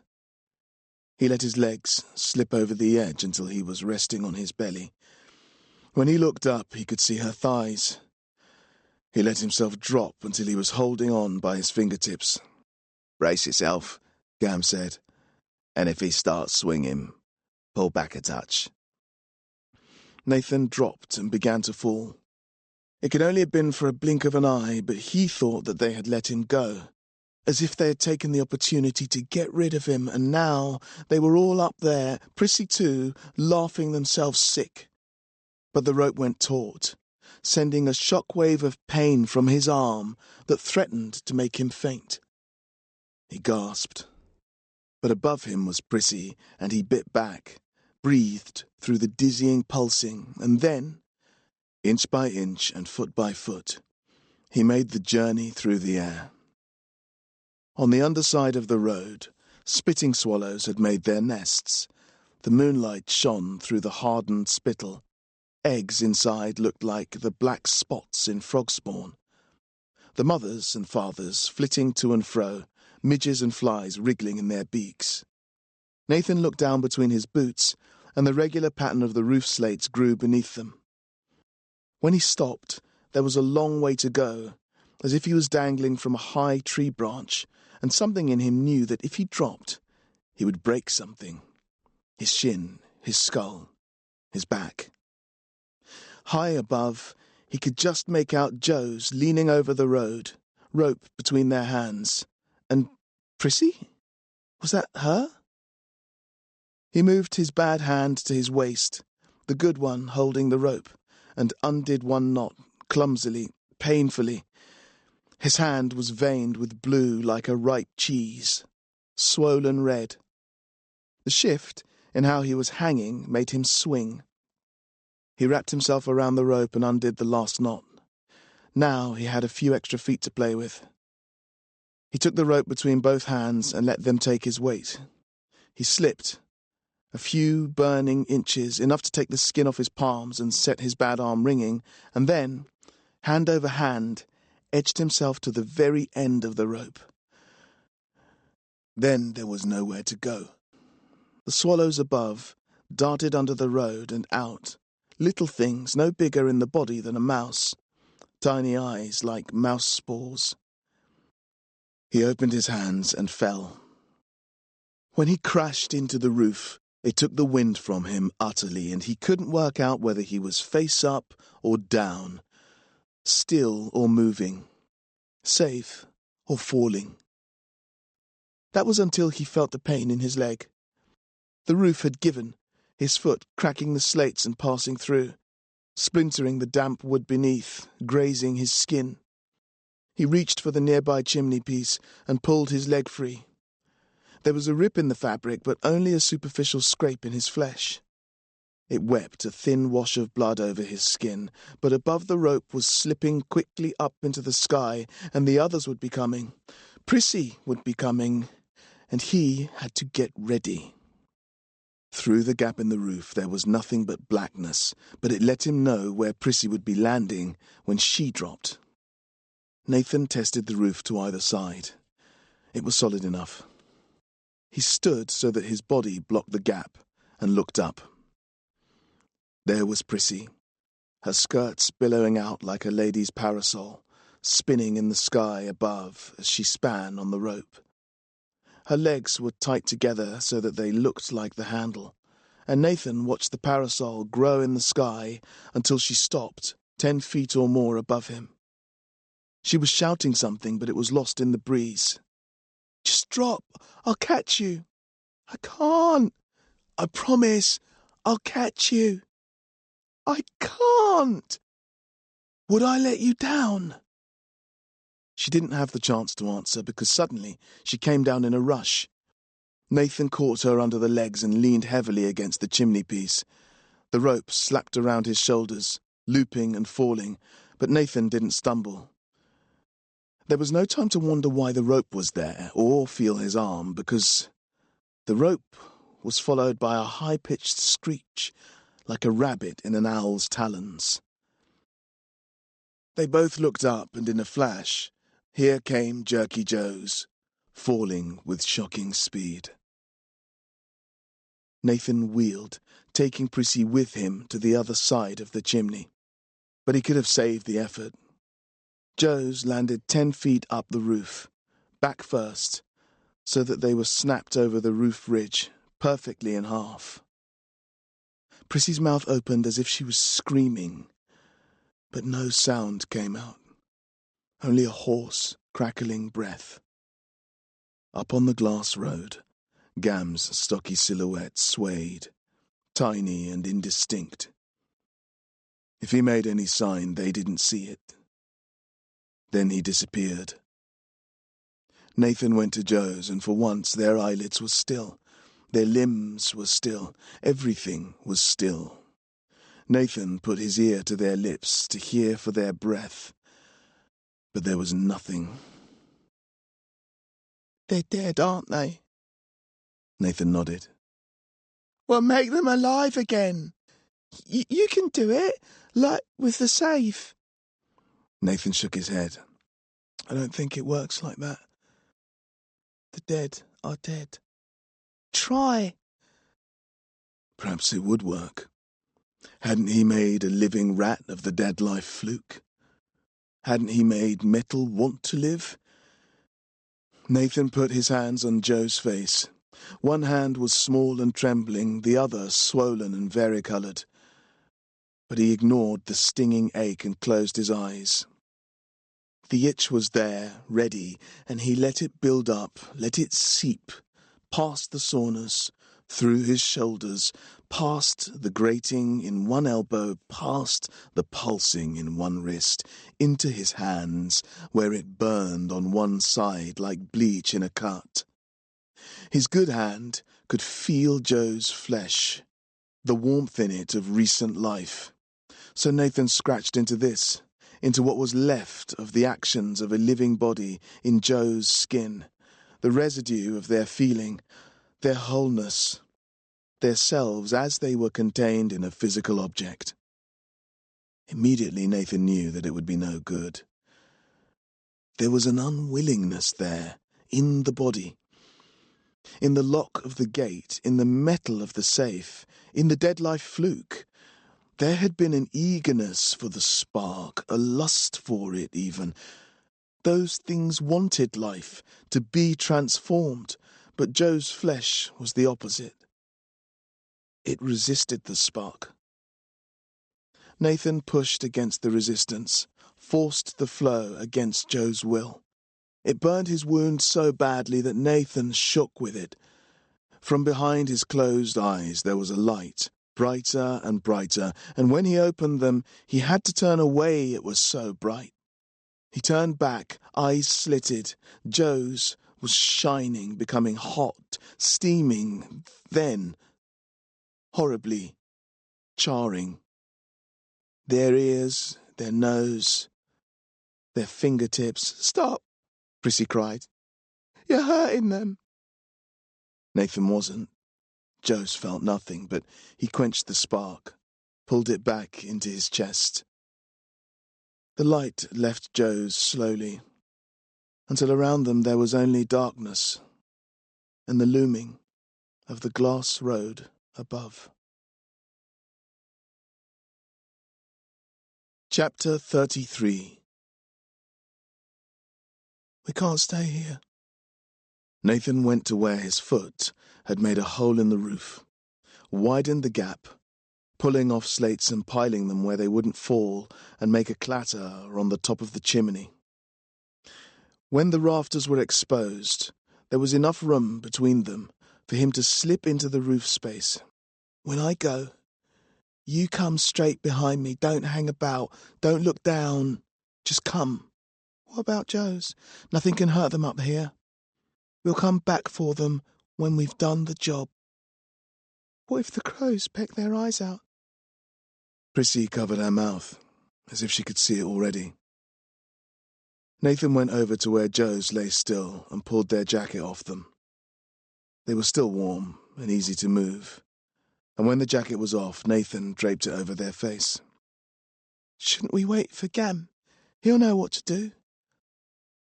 But even as she said it, she didn't seem convinced. "How would he get down here? We have the rope." "I don't know, do I? What happened anyway?" "Who knows? Gam lost his grip, I suppose." "Gam never loses anything. And anyway, it was Joe's what was supposed to stay behind." Nathan nodded his head. "Ready?" "I don't suppose I've got a choice. I can't sit up here until morning grieving like some bleeding widow, can I?" The space inside the roof was dusty, and the moonlight coming in through the gap danced with motes to the rhythm of the breeze. The floor hadn't been laid to boards, so Nathan led Prissy across a beam like a tightrope walker, over to a hatch. He pressed his ear to it, but there was nothing to hear. It was hinged and oiled, so Nathan drew it up. Light flooded in. Oil lamps, but so much brighter than the moonlight that it made their eyes smart. "Shut it," Prissy hissed. "They must be up here, awake." Nathan didn't do as he was asked. "I don't hear anything." "Why would you? Can you hear people combing their hair or whatever? Reading a bleeding book? Are you a bleeding owl? I wish Gam was here. And Joe's." "I can't hear anything." He peeped through the gap. "And I don't see anything. What's to say they aren't downstairs and the skivvies haven't turned down the lamps?" "Who?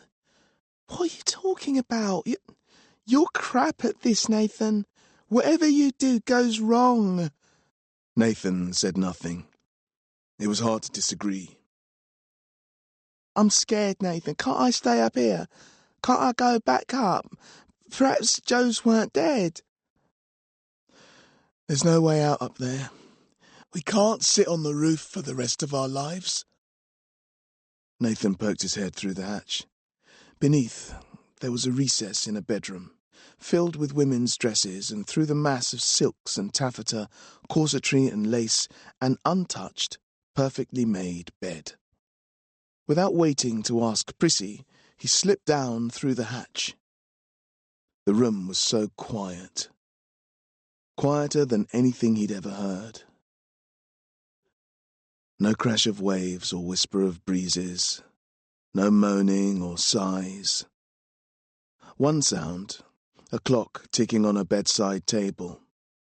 He beckoned for Prissy, and though she fussed, she came when she was asked. When she saw the dresses, she couldn't help but stare, fascinated. The bedroom was unoccupied, and so was the hallway outside. Nothing but polished wood floors, smelling faintly of beeswax.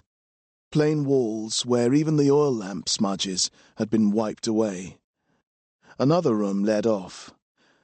This was empty too. A writing desk and chair, everything tidied away.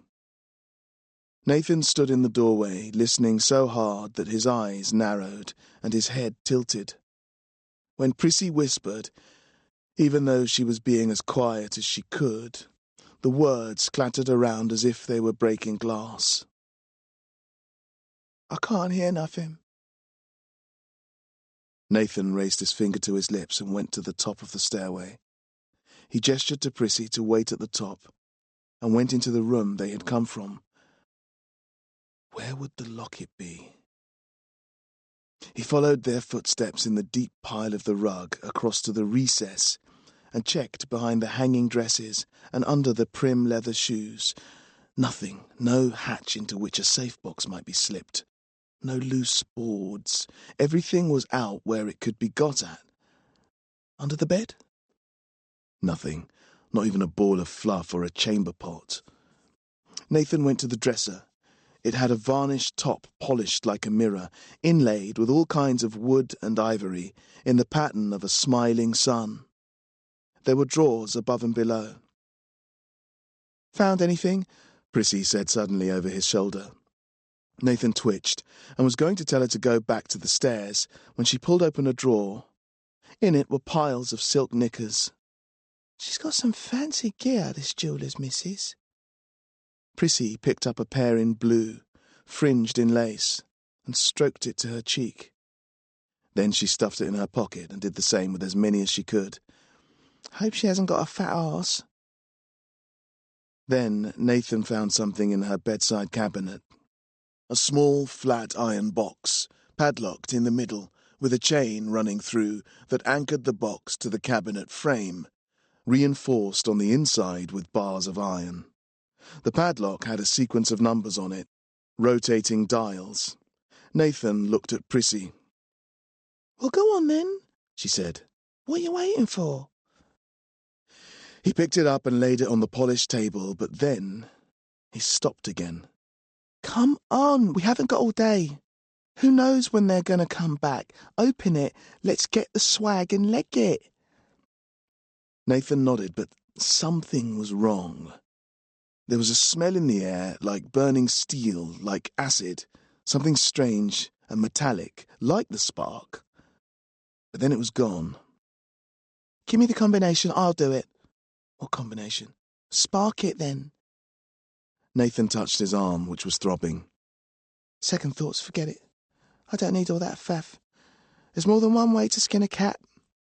She went to the dresser and pulled a handful of hatpins from the porcupine and set about applying them to the lock. But it wasn't that kind of lock, and it didn't make any difference. Nathan pulled his knife from his belt, but the metal was strong and thick, and if anything was going to snap, it would be the knife blade, not the padlock. "What about the chain?" "The chain will not break," came a voice from behind them. "Not under any physical force in any case." Prissy froze. Nathan moved the knife into the palm of his good hand, fighting style. They turned. In the doorway stood two huge black dogs with black eyes and black collars, waist-high to a man and broad across the shoulder. They were alone, and Nathan peered past them looking for their master. "The tattletale in the dresser drawer gave you away," the left dog said. "though, in truth, your smell would have alerted us in any case." Nathan swallowed, and Prissy edged behind him, holding him across the chest. The dog on the right was sniffing the air furiously as if it smelled a rabbit on the wind. "I am Anaximander, who is called Bones," the left dog said, the words leaving his lips as he bared his teeth, as if there was someone speaking from inside his mouth. "And this is my companion, Sirius, who is called Snap. Our master is not at home, and we do not recognize you. Account for yourselves, please, as we are charged with the guarding of this place, and will not suffer any intrusion or making off with goods. Indeed, we are given permission to use what force we deem fit to prevent these things." While I am a moderate, Sirius has a taste for man-flesh. Dogs can't talk. Why is it talking? Nathan shrugged. Was a talking dog any stranger than an Alifonja? Than Joe's? Than anything else that happened in Mordew? Miss, that is not the matter at question. The dog that called itself Anaximander, or Bones, said. What do you here in the bedroom of my mistress, and why are you toying with her private things? It would seem as if you are burglars. Can this be so? The silent dog was sniffing ever harder, waving its snout from left to right. The dog that talked faced him, and there was a wordless exchange between the two. Sirius was not given the power of speech as I was, but has instead an organ sensitive to, amongst other things, ill intent and aggressive and acquisitive magics. He reports that he senses these things on you, the male pup. Of the female, he is not sure. Sirius closed his eyes now and kneeled and whined a little, as if pained by something. He is vexed. He says that you reek of power, raw power, more than he has ever sensed, and it irks him. Explain yourselves, or I will kill you simply to relieve my companion of his annoyance. The talking dog edged towards them, his head forward and low, a growl issuing from his throat. "We came here to steal," Nathan said. "Don't tell him that." "It is as I suspected," Anaximander said. "Know then that the penalty for theft in this place is death, under sanction from the master of Mordew, who provided me with the voice by which to issue this sentence and the right by which to prosecute it." Anaximander's paws were wide and heavy, and clawed like a bear's, with long, stiff, curved talons. "Wait," Nathan said. "I only said we came to steal. We haven't stolen anything yet." The difference is technical, since the punishments for theft and conspiracy to theft are identical. Do not struggle. If you allow me to take you into the hall, where I might rip out your throats without risking a stain on the rugs, I will do it quickly, and forego Sirius the pleasure of taking your faces first. Sirius set up a wail at this. "Hold, companion. Enough. You will get your meat the same." I apologize. It is no doubt the girl pup that excites him. The taste of female skin, he once told me, is delicious, even more so when it is seasoned with the colored fat and wax she uses to decorate herself. Come onto the boards so that I might exercise my master's will. Nathan did not come, and neither did Prissy. Nathan brought his knife hand forward and stooped at the knees. "Ah," Anaximander said, barely halting in his slow movement forward. "That is unfortunate. Not for me, at least, but it will give the rug cleaners work to do. It will benefit you not at all. My mistress has taken pains over the years to breed into my bloodline a resistance to quick death. For generations, she has nurtured only those of my family who were sturdy enough to shrug off 1, 2, multiple wounds, and to continue to fight even as they died. Many of my ancestors were used in this way in her service, my sire even, and many more were drowned in childhood for failing her tests. We have proved capable of feats that have shocked even the most hard-hearted of dogmen. I take no pride in it, only sadness for my people. So many taken for what? But it is a fact nonetheless. Moreover, if by miracle I am gone and you survive, who will protect you from Sirius's excesses? Sirius, stop your ceaseless whining." But Sirius did not cease. He started to bark instead, steadily and insistently, louder and louder, until Anaximander stopped entirely in his tracks. He turned his head as if listening, and then, excusing himself. Both dogs trotted into the hall. "Onto the roof," Nathan whispered, but Prissy was already up into the eaves ahead of him. Rain had slickened the tiles of the spire, and as they scrambled up, their hands slipped and grazed. The fabric at their elbows and knees became cold and sodden, and raindrops pooled on their collars and encroached on their necks. All of this was nothing, though, compared to the twisted and lifeless form of Joe's, where they lay, lips parted, teeth bared, staring up through closed lids at the glass road above them. "Don't look," said Nathan. "I can't help it." And where else was there to look? If you are somewhere high and scared of falling, the idea is not to look down. There is something in the perspective, the distance to the ground, the lack of anything between you and death by collision with the earth that causes a paralyzing fear. But also there is a taboo against looking at the dead, and a fear caused by the sight of a corpse. This fear can make a person run away, and Nathan and Prissy had nowhere to run. But there was nowhere else to look. Up, though it felt the safest, made rain fall across their cheeks like tears, and since it felt as if they were already crying, then why not look at Joe's? So they did. With the downpour slicking off the slates and into the gutters, the glass road above, cool and impassive, dogs inside, death below. It was hard to credit what they saw. They looked to each other, blinked the rainwater from their eyes. The corpse of Joe's had become two corpses, each lying half on and half under the other, as entangled lovers might lie.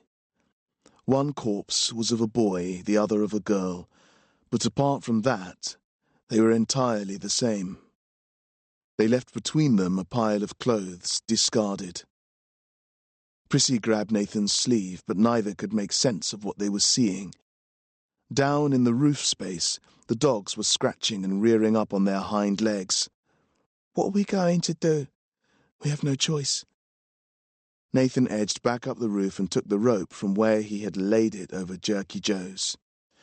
He knotted it, looped it around the chimney pot, and pulled it tight. Prissy, seeming to understand his intention, backed away. "We'll never reach the ground." "We'll swing in, through a lower window, and make a run for it from there." "What if it doesn't work?" Nathan looked back up the roof, and the choice between death by falling and being eaten by dogs was heavy in the air. Then two scrabbling paws rattled at the gap in the tiles. "Do not flee," the talking dog called. "We are on our way." With a last glance at Joe's, they slid together, Nathan holding the rope and Prissy holding Nathan, down, across the slates, and over the edge. Chapter 34. There was a sudden lurching drop that seemed like it might become an endless fall, but then the rope snapped taut and they began to swing, 30 feet from the ground, scraping against the brickwork, tearing their clothes. The nearest window was out of reach, and below was simple, flat stone, distant and grey. The rain continued to pour, and the rope, fattened with the water, was hard to grip. "We're going to die, aren't we? Can't you spark us down?" Nathan didn't see any way the spark could be made to help. Even if he made the rope live, turned it into a snake, what use would that be? And the pain in his arm? He didn't think he'd be able to sustain itching, never mind scratching. He could barely keep his grip as it was. Above, the talking dog peered down at them from over the roof edge. The rain was falling so hard now that Nathan slipped, and if the rope had not been knotted at the end, giving him something to cling to, they would have fallen. "Why dangle you there?" called the dog. "It is not safe. Return at once. My companion has received a message. Give me your name, male child, and if it is the name we are expecting, we will not harm you." Nathan did not reply, but neither could he see any way to save them, and the wind blew them hard against the wall. As if Nathan's silence was a request for more information, the dog went on, "We are leased by the master of Mordew to the mistress of this house by a contract, while we are duty-bound to carry out any and all orders made by the householders. This contract contains a clause, my companion reminds me, that prevents a conflict of interest that might disadvantage the leaseholder." The wind blew harder, the rain driving at Nathan and Prissy. In a lengthy addendum, named parties are listed. The appearance in the household of any person named in this list, or anyone who might appear to be one of said persons, requires that Sirius, through a psychic link, inform the leaseholder, the aforesaid master of Mordew. "It's Nathan Treves!" Prissy shrieked. "Nathan bleeding Treves!" Immediately the dog bit the rope and pulled, and Nathan's hand slipped again. "Hold tighter," the dog said, its mouth not parting to make the words. "I will pull the rope and so return you to safety, but it remains for you to hold on to it." The rope jerked up, and the two wet thieves ascended, swinging, thumping up and against the wall of the house, back to the relative safety of the roof. Anaximander pulled them over, and there was Sirius, up by the chimney breast. He was gnawing at one of the faces of Joe's. "Leave them alone!" Nathan would have tried to stop it, but Anaximander blocked his path. "Whom should he leave alone? Your companions? They are dead and no longer require their flesh. Sirius, on the other hand, must eat." There was a tearing, ripping squelch, and Sirius raised his head, shook it from side to side as if he'd grabbed hold of a rat, intent on shaking it to death. Anaximander continued, "The master has dissolved our lease. You are to be escorted from the premises and allowed to return to your business unmolested." Prissy turned away, buried her head in Nathan's shoulder, and he slowly walked her up from the edge of the roof, his eyes on Joe's throughout. "Moreover, you are to be allowed to leave with the objects of your burglary." Now Sirius left the corpses, and their heads were bloody, faceless, their skulls as identical as their faces had been. He paced across the roof, jaw working, cutting off Nathan's roots to the bodies. "It is you we must aid, Treves, not the painted pup. Sirius asks if he may have her cheeks to finish his meal with something sweet." "No!" Sirius growled and pulled back his lips. His teeth were red. "He is disappointed. Perhaps another time? We have been ordered to escort you quickly from this place. You came for the locket. I lie beside my mistress every evening, and I know the combination to the strongbox. Let us return inside." Nathan wanted to go to them, to heal them. But what could he do? With a last look, he turned away and went where the dog told him. Chapter 35. The box contained a teardrop locket on a chain of fat gold links, flattened so they lay against each other neatly, but other than that, very plain. It rested on a green felt cushion. "We must be quick," Anaximander said. "If our mistress returns, the new orders will be in conflict with the old." Nathan did not trouble to ask what would happen then, and Prissy was dragging him out of the room anyway. The upstairs rooms were relatively spare, beds, wardrobes, desks, though plushly decorated, but the more floors they descended, the more ostentatious became the displayed wealth, until Anaximander was leading them through a blur of golden-framed portraits, freestanding vases, feathers in bundles, candelabras, arrangements of muskets, and pistols and coats of arms, and animal skins and mounted horned heads, and rugs and elaborations of every sort. The foot of the final set of the stairs ended in a doorway flanked by caryatids in bronze, and Nathan slid to a halt in front of them. They were goat-headed women, naked to the waist, holding crops and flails. "Do not pause," said the dog. "We must leave now. What interests you in these statues?" The skirts of the caryatids were supported by belts, and the buckles of these bore the goat horn sign that decorated the den. Nathan reached out and touched one. "That icon?" continued Anaximander. "It is a religious image, common to the aristocracy of this city. You will see it in many places. We must leave." They ran through into the courtyard of granite statues and out of the iron gates, and as soon as they left sight of the spire, Sirius turned. About his face was an entirely new expression. The baring of teeth and wrinkling of snout that typified him within was gone entirely, and now his tongue protruded and his eyes were wide. He circled first Prissy, then Anaximander, and then crouched in front of Nathan, head down, tail high. "Companion," Anaximander barked, "this is no time for games." When Sirius began to wag his tail and then his rear end, then, seemingly all of him, Anaximander turned to the children. "My apologies. Sirius inquires whether you have either stick or ball for him to fetch." Nathan patted his pockets, knowing that he didn't, and Prissy grabbed his sleeve, pulled him away. "Let's leave him to it.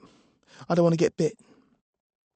No sooner had she stopped talking than Sirius bounded towards her, making her flinch, but he didn't try to tear off her cheeks.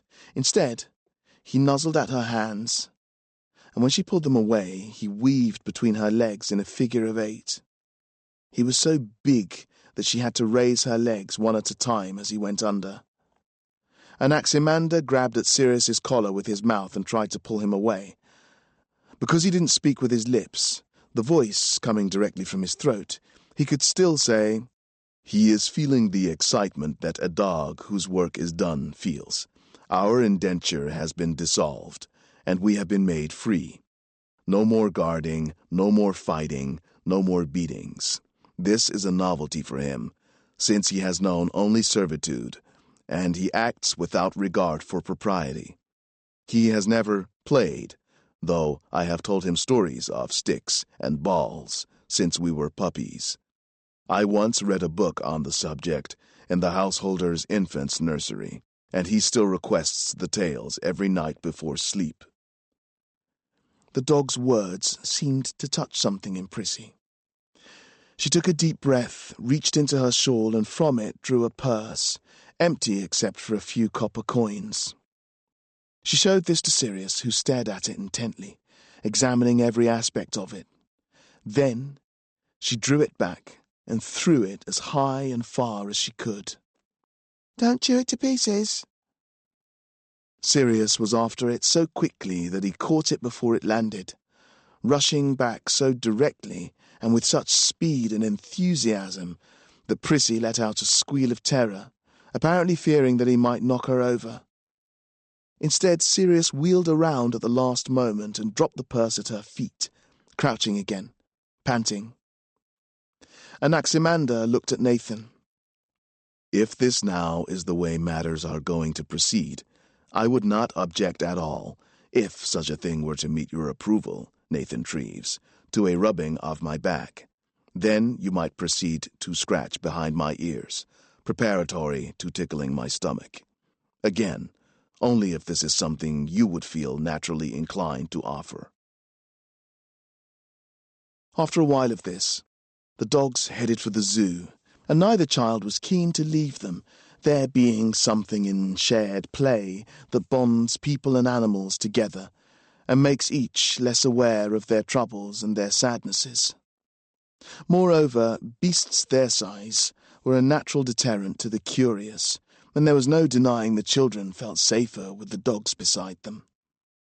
When Prissy and Nathan came onto the approach, Sirius was digging in the soft dirt of the flower bed beside the gate, furiously throwing back soil so that a passageway was created that he could crawl through.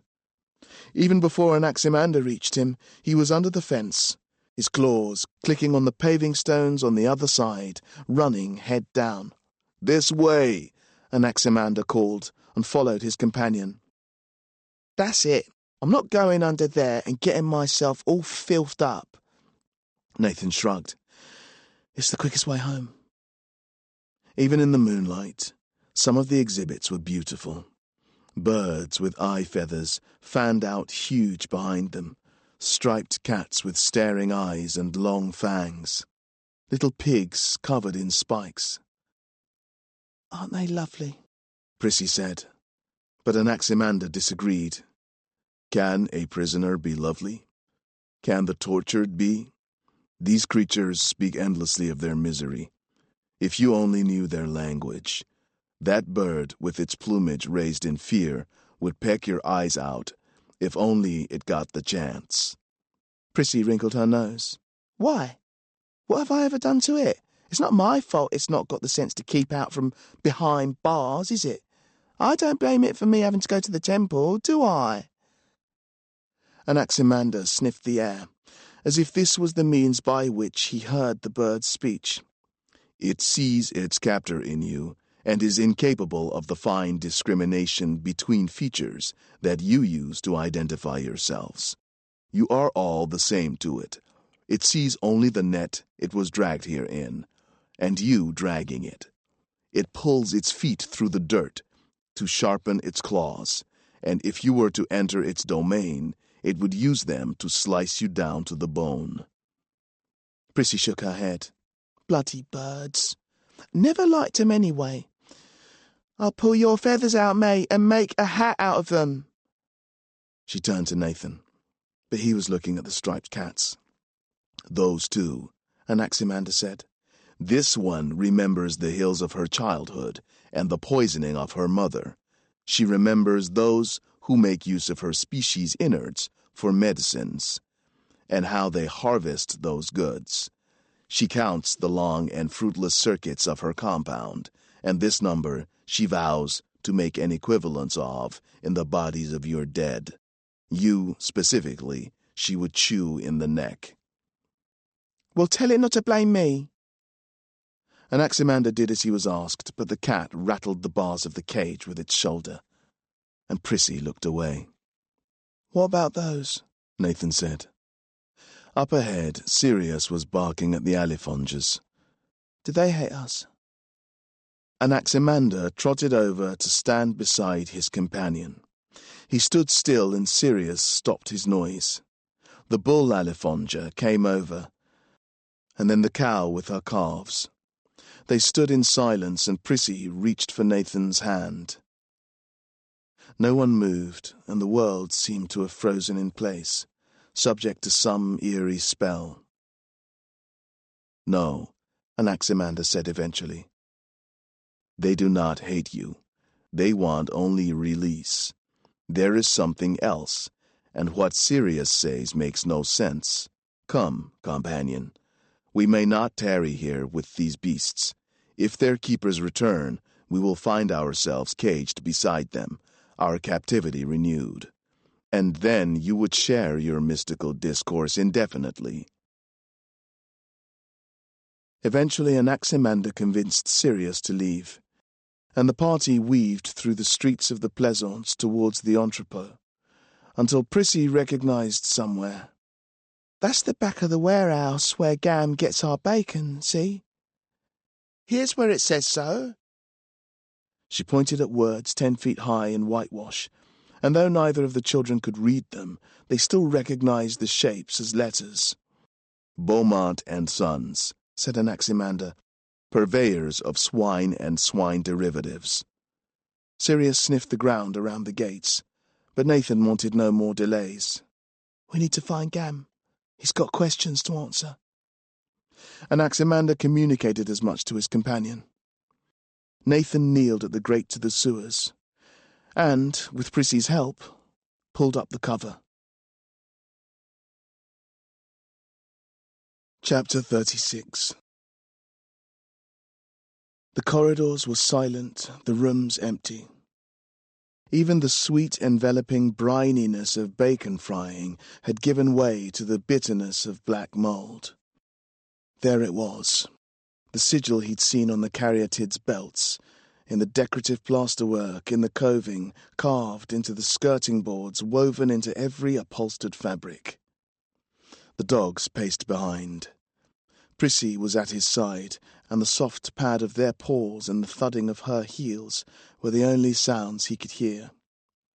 Nathan wasn't sure what he had expected, but he had imagined a scene, a drama, a bringing to book. Gam had questions to answer, but he was not there. Wherever they went, Sirius growled and slunk, sniffing at every door, blanching at some, whimpering at others, but it was not Gam he was looking for. "He senses ghosts," Anaximander said. Sirius barged open a door that was ajar and galloped through. There was a skull perched on a pile of papers on a tabletop. He knocked this down with a paw, circled it first one way and then the other, and then he gripped it between his teeth. Prissy ran over to pull it out of his mouth, but he growled at her and pulled his lips back, and she returned to Nathan's side. "Are you going to let him do that?" she said. Nathan said nothing, but Anaximander said, "How would he prevent him?" Prissy opened her mouth to say something, but the question became moot because Sirius bit down on the skull and it shattered immediately into pieces. Such was its age that these pieces crumbled into dust, forming a little pile at Sirius's front paws. The dog sniffed this, sneezed, and up rose the shape of a man. Both Prissy and Nathan stepped back, but Sirius bit at it, first at the knees, then leaping for the chest. The ghost kicked out, unwilling, it seemed, to be attacked, but neither affected the other, since they lived on different planes and bites and blows met no objects. When the ghost saw Nathan, having grown weary of Sirius's attentions, he smiled, put his fingers in his mouth and made a silent whistle that not even the dogs could hear.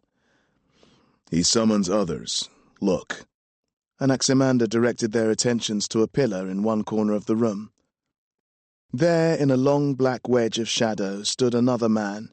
He was scarcely there, vague as fog, as if he was painted in crushed pigment or made from the scales that fall from a moth's wing, grey and transparent, hovering in the air, unanchored to the ground.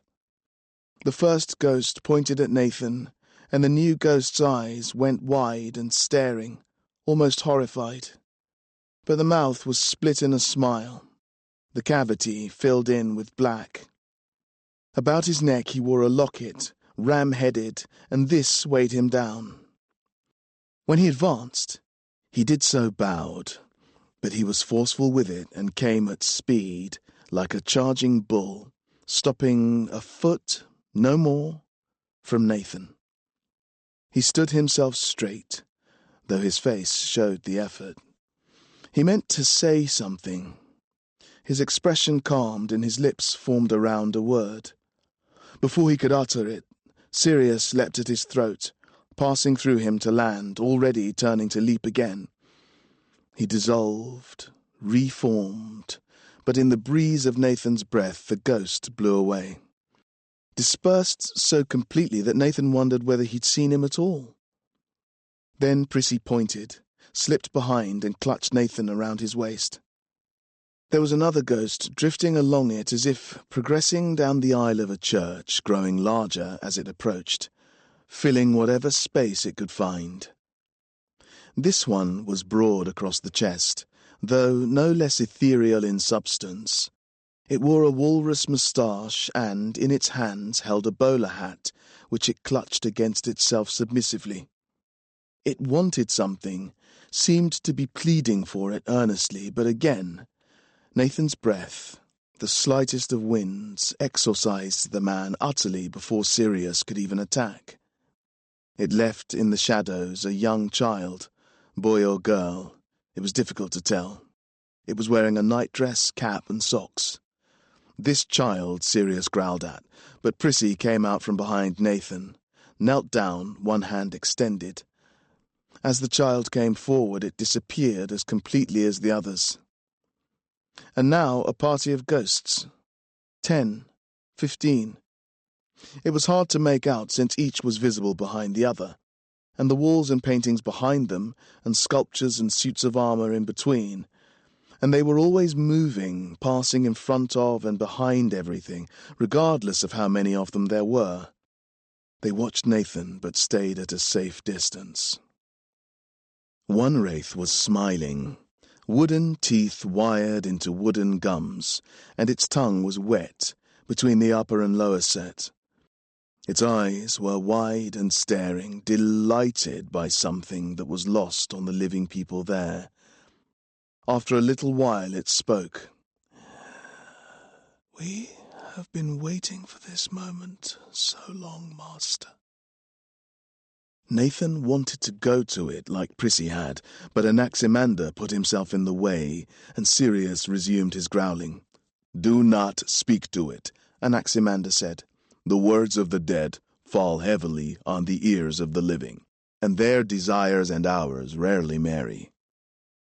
The ghost laughed, its teeth rattling in its jaw. There was the smell of the grave, sweet and musty. "Master," the ghost whispered, "why has it taken you so long?" All around were ghosts, all men, uniformed, bearing the emblem that adorned everything in that place, but each of them differed in style of their uniform. Some were more elaborate, and some less. Some were more tightly fitted, some looser. Some had ruffs and tassels and frills, and others wore sparer lines and tighter cuts. Suddenly they moved towards Nathan, coming in reverse order of their antiquity, it seemed. The more simply dressed edging closest, the most ornate giving way and remaining back. "Nathaniel Treves, you return at last," one said, though Nathan could not tell which. "What has delayed you all these long years? Have you forgotten your promise?" "What promise?" Nathan asked. "What promise?" "Brothers." "He has forgotten indeed. The promise must be honoured." "I don't know what promise you mean." "Master." The ghosts crowded around Nathan, and he searched for the spark. It lit the room blue, pained his arm, but the ghosts faded, though their voices remained. "Master Sulphur. Master Spot. The promise." Sirius was chasing through the room as a happy dog chases his tail, but he was not happy. He seemed to see ghosts everywhere, in everything. The flickering flames of a candle, a discarded boot, piles of fabric. Nathan knelt, stroked the scruff of his neck as he came near, rubbed along his back, scratched his haunches. Though the dog quietened briefly at each touch, he would not remain comforted. Nathan stood again, and with his hands around his mouth he shouted, "Ghosts, I'll keep your promise. Go back to sleep. I'll wake you when I need you." As he said it, he felt it was meaningless. But the moment the last word faded, Sirius came and lay at his feet, calm and panting. "He is impressed," Anaximander said. "It is no easy task to dismiss phantoms. It is an indication of great power." Nathan nodded, but didn't quite know what to say. Prissy glowered at the lot of them. "Never mind all that. Gam's not here, and we need to find him." "It is a problem easily resolved," Anaximander said. "Simply give my companion an object on which your friend's scent has been left. Sirius will be able to track him anywhere in the city." Prissy passed Nathan the last book Gam had been reading, and the dog inhaled its odor. "He says your friend is near at hand, above." Nathan looked around at the den, and without hesitating said, "Let's go." Chapter 37. They found Gam in the gin house in a large black room reserved for gamblers. He was sitting glumly, sipping at an empty glass, one hand on his knee. The presence of the dogs in the place was much remarked on, even before Anaximander spoke. They were fine specimens, very likely favourites even against the most seasoned of the dogs wagered on by the patrons. And now, with an exhibition of Anaximander's ability to speak, a crowd had gathered around them, reaching, prodding, cooing appreciatively. This was sufficient distraction to allow Nathan to go to Gam in relative privacy, but Prissy went first, barging past whoever was too drunk or morose not to be attending to the dogs. "What have you got to say for yourself, Gam Halliday?" Gam looked up from the table, breaking his long, close inspection of the table's wood grain. "Where's Joe's? Did they go back to the den?" Prissy slapped Gam hard across the face. The sound briefly turned the heads of the gin house patrons, but when they saw nothing more unusual than an everyday slapping, they turned back. "What do you mean? They're dead, aren't they?" A strange expression played across Gam's face.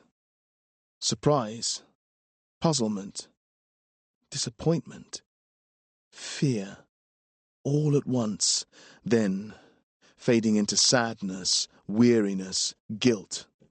His sound eye welled, but it was the empty one he rubbed. "They fell. There was nothing I could do." He looked down again at the table as if the varnished curves were the only thing he wanted to see.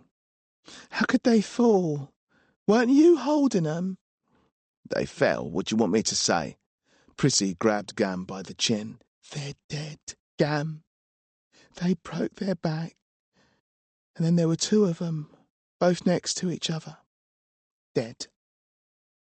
Gam let his chin be held for a moment, but when he saw Nathan, he pulled away. "And what did you do about it?" "Nothing." Nathan shook his head. "What did you expect him to do?" Prissy watched Gam's face, and the misery in it seemed to puncture her anger. She pulled a chair over from a man who'd got up for more drink and sat at the table. "So what happened exactly?" "They were spasming about up there. I lost my grip, and they fell. I tried to save them, but it didn't work." Prissy crossed her arms and turned away. "You don't believe me? Why? They were my only... They were like family. Good family. Anyway, I don't answer to you. You're not my mum. You're not my bleeding conscience." Back in the crowd, someone had made a bet that Anaximander couldn't count to 50, which he had immediately done at speed, and now he was attempting to multiply the number of inches in an L by the number of pints in a gallon. While he was doing this, scratching marks with his paws in the sawdust, a gin drunk slipped a harness and muzzle over him, cawing with cracked lips as he buckled the straps. Neither Anaximander nor Sirius reacted to this, a sign the drunk failed to appreciate. "Gam," Nathan said, "what's going on?" Gam sat for a while, then stood up. "I don't answer to you either. I'm going back to the den." "Not without answering, you aren't." Prissy grabbed his arm. Anaximander provided the answer to the arithmetic he'd been set, but none of the gathered knew whether he was right or wrong, and there was much confusion when the bookmakers were approached by those holding slips. The dog thief, whose nose was as swollen and pitted as a clove-studded orange, dragged at the rope he'd attached to the harness. "If your hope is to kidnap me, then it is a vain one," Anaximander said. He lurched vigorously to one side, and the man's arms were pulled from their sockets, his reflexes not swift enough to allow him to drop the rope in time. He seemed now to adopt a permanent shrug, much to the amusement of the other gin-house patrons, except a few among them who were this man's comrades, and these leapt onto Anaximander's back, hoping to bear him away. Sirius weaved his way through the crowd to Nathan, grabbed at his trousers. Gam was muttering angrily under his breath, but when Prissy put her hand on his shoulder, he shut his eyes, rubbed at his eye socket, and began to tremble. Anaximander, through the press of bodies, raised himself up to stand on his hind legs, leaving the men dangling from his neck, and rounded onto one who had fallen to the ground, putting his whole weight onto his spine, which cracked, as brittle twigs crack in autumn. Then the room was sprayed with blood as the dog burrowed with his great paws through the man's clothes, through his skin, through his ribs, into his organs, as easily as any dog digs in the earth, whether it be for truffles, or to unearth a burrow, or just for the pleasure of making a hole. The men who had leapt onto Anaximander, seeing how things were going, scattered into the crowd. When the man was dead, Anaximander stopped. The whole place was in a mess of blood, and the gin wife came from her place near the cellar steps. "I won't have my premises made a bloodbath of," she shouted, and patrons hung their heads in remorse. "Whose animal is this?" "Madam," Anaximander said, "I recognize no owner. That said, I apologize for the perturbation my presence has caused to the orderly running of your establishment." She was clearly surprised to hear him speak, but a gin wife is the type of woman who will see many surprising things in the pursuance of her trade. "Apologies are cheap and easy to make," she said, unfazed. "Clearing up blood, on the other hand, takes effort. What do you say to that?" Anaximander nodded. "You speak truthfully. If I had the hands for cleaning work, I would use them. Since I have not, is there any other service I might offer?" The gin wife pulled at a long grey chin hair, smiled, then gestured to the back. "Companion," Anaximander called. "I will return when my obligation is met." Sirius dodged through the crowd, though after the previous display, everyone seemed very keen to let him pass. He whined a little when he got to Anaximander, sniffed at him. "Fear not. I am equipped for any eventuality." This did not seem to placate Sirius. If anything, it made him worse. Nathan edged over and put his hand to his collar, stroked his neck. Anaximander spoke to Nathan. "A free dog must act honorably in the world. This is something Sirius and I must both learn, and I intend to lead by example. Please, Nathan Treves, look after Sirius in my brief absence, and allow him to look after you. I will return soonest." With that, he disappeared off with the gin wife into a back room. Sirius, his companion gone, pulled away from Nathan, and for a moment the boy felt the fear he had experienced on the rooftop, heard the gnawing of faces. Sirius reared up, making Nathan step back. But when he came down with his paws heavy on Nathan's shoulders, paining his arm, he did not bite. He stared instead, looking deep into Nathan's eyes. Such was the dog's weight that soon Nathan's arm could not bear him, and the pain showed on his face. Sirius, recognizing this seemingly, got down and licked at Nathan's hand, slobbered at his wound, keening a little. This did not help, but neither did it hurt, and when he went back to the table where Gam and Prissy had been, Sirius let him lead him by the collar. Both of the children had gone. and in their place were two men so drunk that the air around them seemed to shimmer in a heat haze. Not wishing to join their blurred conversation or suffer the tang of liquor that accompanied every word, Nathan and Sirius went outside.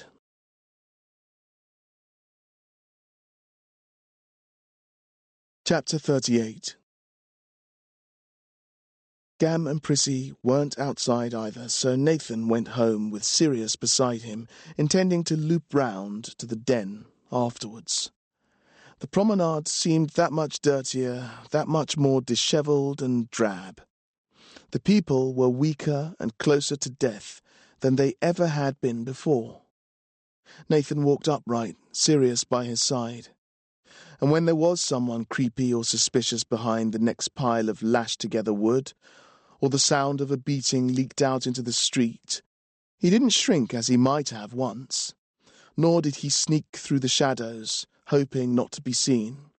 Rather, he marched forward as if there was nothing to trouble him, as if nothing could trouble him.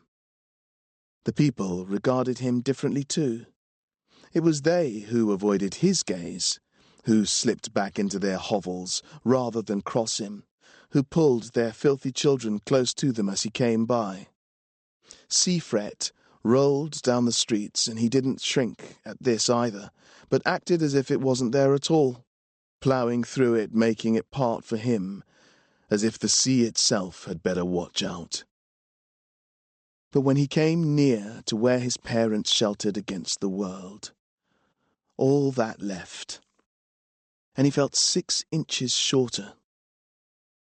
Even the presence of Sirius wasn't enough, and he felt the gap between his shirt collar and his neck, and the gap between his trousers and his socks, shivering his flesh and hunching his shoulders.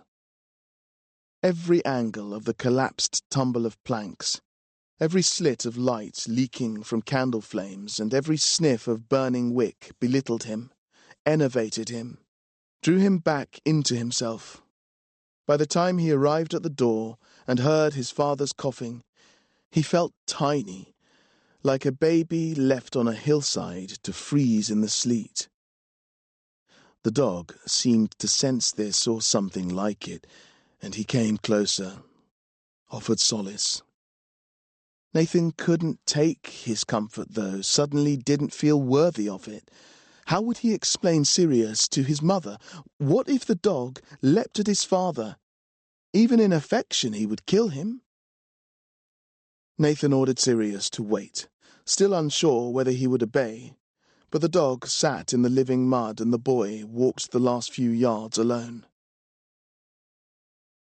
He pulled aside the curtain and was relieved at the emptiness inside. No jacket on the back of the chair, no boots standing together at the doorway, steaming wool socks folded over the sides, no quickly stifled grunt or awkward shuffling. His mother was alone beneath the sheets. He went past without waking her, went to where his father lay. He was worse, it was obvious. The medicine Padge had given him was nothing after all, some concoction of aniseed and turps. Or the lungworms were too established, filling every inch of him. He was like a desiccated flower, a wisp of something blown up on the wind, an egg husk on the beach. Nathan inched forward, holding his breath, as if the pressure of moving air might dissolve him to dust and leave the sheets to fall together. His father's eyes were open, dry from not blinking. His lips apart, dry from not putting them together. His expression one of intense concentration. When Nathan went into his eye line, his concentration was broken.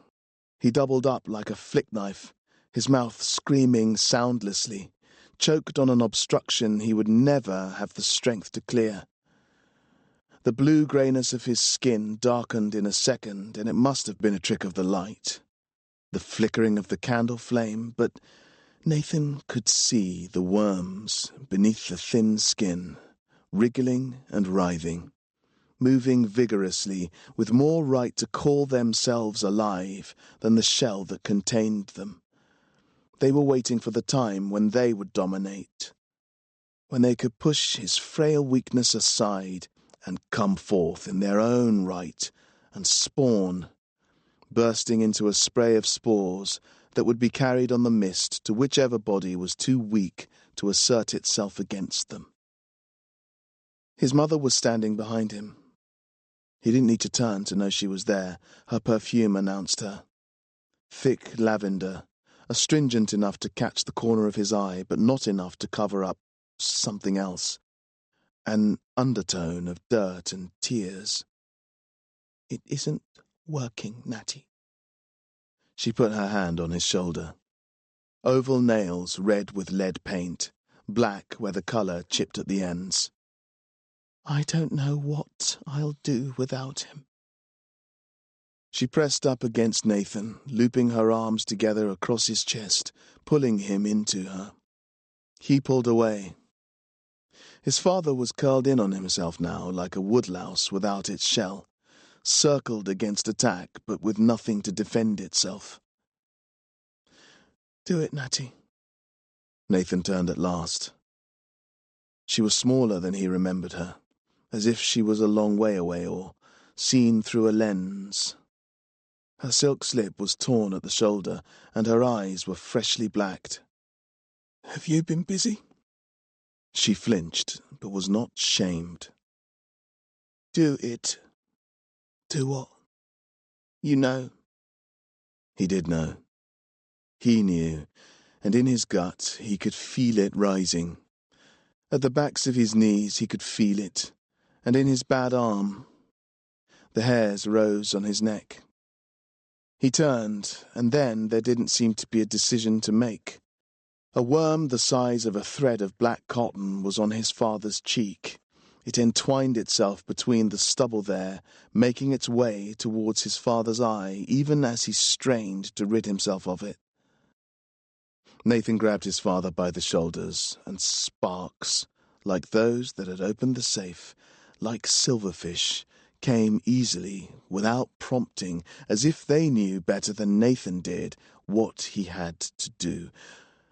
From his fingertips they rushed, with little pain, impossibly blue in that dank, mould-blackened hovel.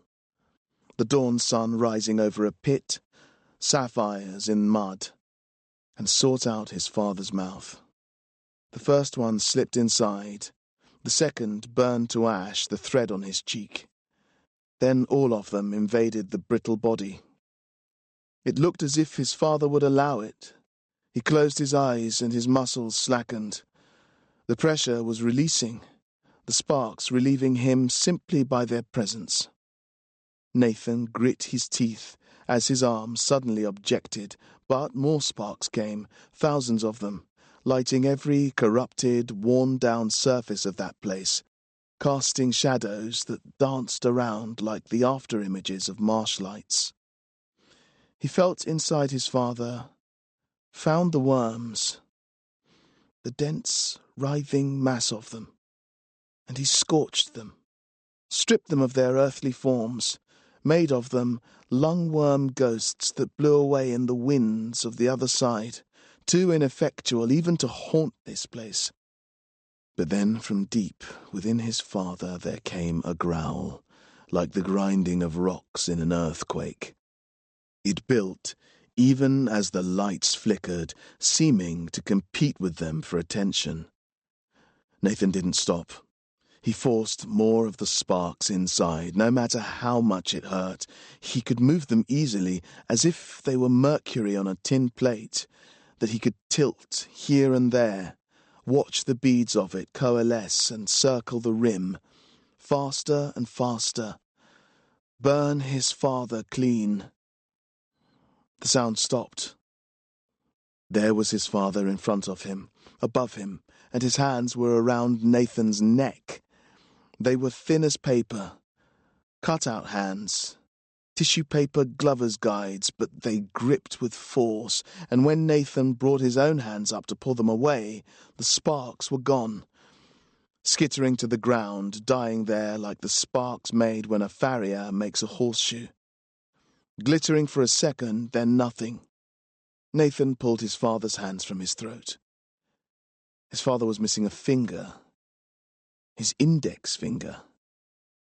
There was now just a stump, red and black with freshly congealing blood. Nathan looked up and his father's eyes met his. Die first, his father said. And Nathan thought that he had meant to strangle him, that he wanted him dead, but then his gaze softened and Nathan understood. Why, Dad? What's so bad about it? To be God, Nathan, is to be the devil, he said, each word falling out of him like hatchlings from an abandoned nest. Better to die than to be God. His father looked up at the sky, brow furrowed. Then his mouth closed.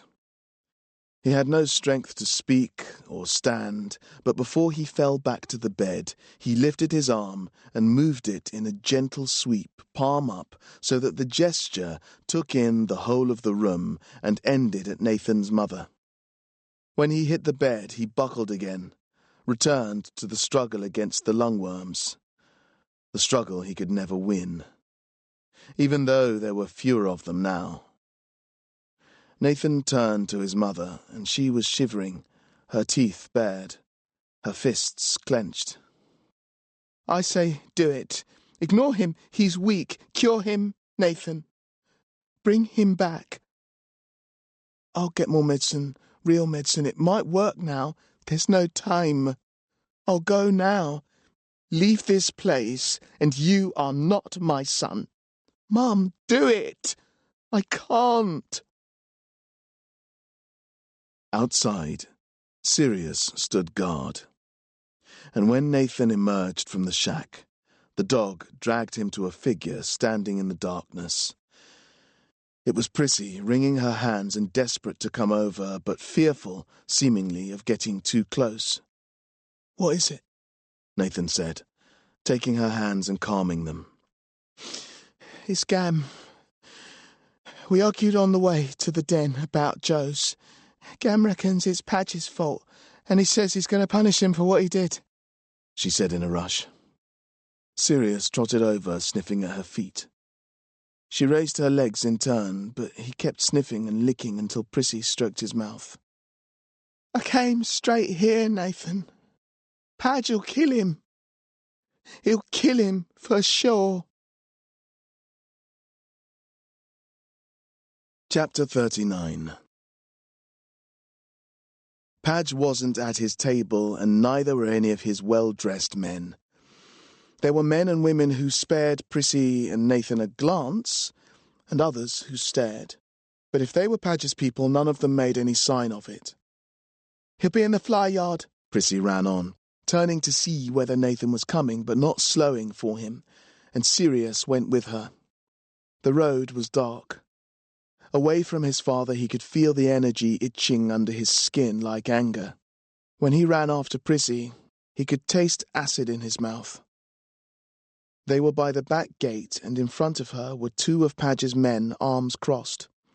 When they saw Prissy look towards Nathan, they uncrossed their arms and came at him, fists clenching like mirror images of each other. "Mr. Padge wants a word with you," they both said.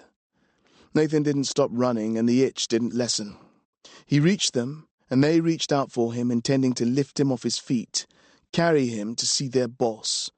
But Nathan scratched before they could touch him, and the spark left him in a rush, burning up through his skin, up from his bones and sinews into them. Both men froze.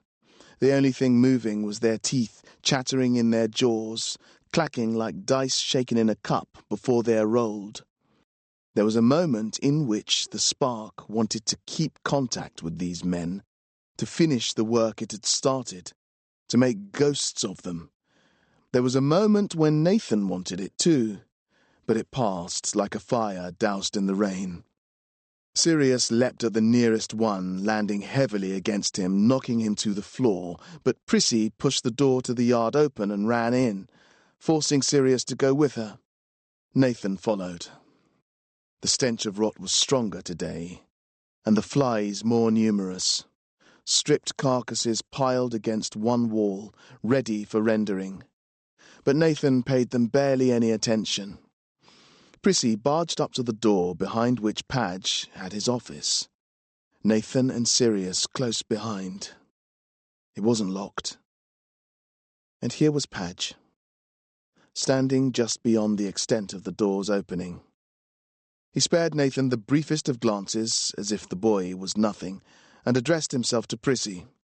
He made a shallow bow with a mocking flourish, and when he came up, his fat lips met and he blew her a kiss. "Thank you, my lady," he said.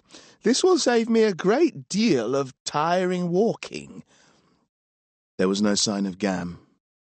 "Where is he?"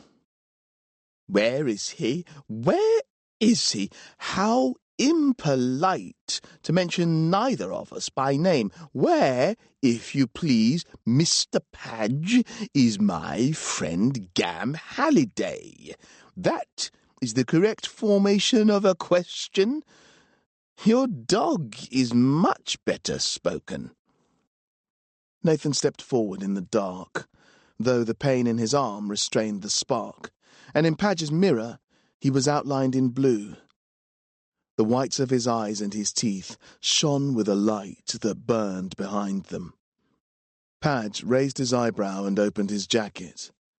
To his waistcoat, against the silk and felt, there was pinned a brooch, or amulet, in the form of a ram's head. It was the size of a fist and hinged so that something could be kept within it. Padge picked a thread from one of its horns where it had snagged on his jacket and rubbed it between his fingers. The thread balled and he flicked it over towards Nathan. It hit him on the chest, and he came forward blazing now. "Don't overreach, young Treves. I have already seen off your mutt, and the contents of this charm ward me from your power, in part at least." Had Anaximander come here? Did he mean Sirius? Nathan was so filled with anger that he could barely think. "Where is Gam?" Padge did not seem to hear his question. "No doubt if you were to go utterly berserk, of course, you could override its effect, but I fear this other dog and your pretty little missy would prove less resilient to the blue flames than I would. And besides, if you harm me, who will take you to where I have hidden your doughty sewer mate? He is not here, as you can see, and a man like myself has the use of many discreet lockups across the city. Your Gam would starve or worse before you could find him. So let's have less of the drama and turn ourselves to the business at hand, shall we? Where is the locket?" "Gam first, and give me the medicine you owe me." "What?" "The medicine. Yours was useless." "Treves, you really do surprise me. I had forgotten all about the medicine. You found it ineffective? Then complain to the pharmacist that made it. I am not an expert in these matters. I need it. That is no concern of mine. You were charged with the theft of a locket. You will give it to me now, or I will see to it that Gam dies. It really is as simple as that." "I don't believe you. If you killed Gam, then who would do your dirty work?" Padge shook his head, as if he couldn't credit what he was hearing. "Nathan, you are quite the paradox. You come into my business, a 13-year-old boy, out of nowhere, carry out thefts that would tax any of my professional crews, tame magic dogs, make such a name for yourself that only 2 of my guards had the spine to appear here tonight, and now you stand before me The terrible Mr. Padge, quivering with rage and murder in your heart. This from a boy who still lives with his mother. Yet you ask questions that only a fool would ask. Gam is no use to me now. Even if he hadn't tried to kill me, he will be doing no one's dirty work. He has been superseded, rendered redundant. If there is dirty work to be done, it will be to you that I come. Go somewhere else. Perhaps I will, but equally, perhaps I will devise ways to convince you to use your talents for me. Anyone may be blackmailed, Nathan. Just ask your precious Gam when you get him back. In any case, the current situation remains unresolved. You have goods that my client requires. I propose a simple swap, but it must be done tonight. You have the locket? Padge was worried. At every mention of the locket, he reached up and swept the greasy curls from his forehead. Reached for his hand mirror and stopped himself. There was something else to consider here, but Nathan couldn't imagine what it was. Give him it, Prissy pleaded. Nathan nodded. Good. You will have to come with me. I will lead you to where Gam is. Better not hurt him. It is a little late for that. He is hurt, certainly, but not yet broken. The medicine, what of it? I must have it. Then take it. What do you imagine is stopping you? Nathan lowered his head. I don't know where to get it. Padge stopped, and then opened his mouth as wide as a python does when swallowing a goat kid. He laughed long and hard, as if he had never heard anything so hilarious in his life.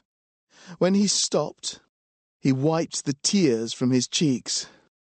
Now, suddenly, he is the little boy lost. It really is too much. Well, dear fellow, let old Mr. Padge take you past a pharmacist on the way to collecting young Halliday. I will show you how it is done as a professional courtesy. Then I will recall my favour. How does that sound? Nathan nodded, and Padge showed him the door. Chapter 40. Midway down through the merchant city there was a shop like any other, with a sign like two snakes fighting on a branch. Prissy and Sirius stayed back while Padge and Nathan went up to the shop door. Padge rapped on it with his cane. Nothing happened, so Padge rapped on it again. After a little while, a wavering light appeared behind the bulging glass door, and then the voice of someone shouting in irritation, Sure!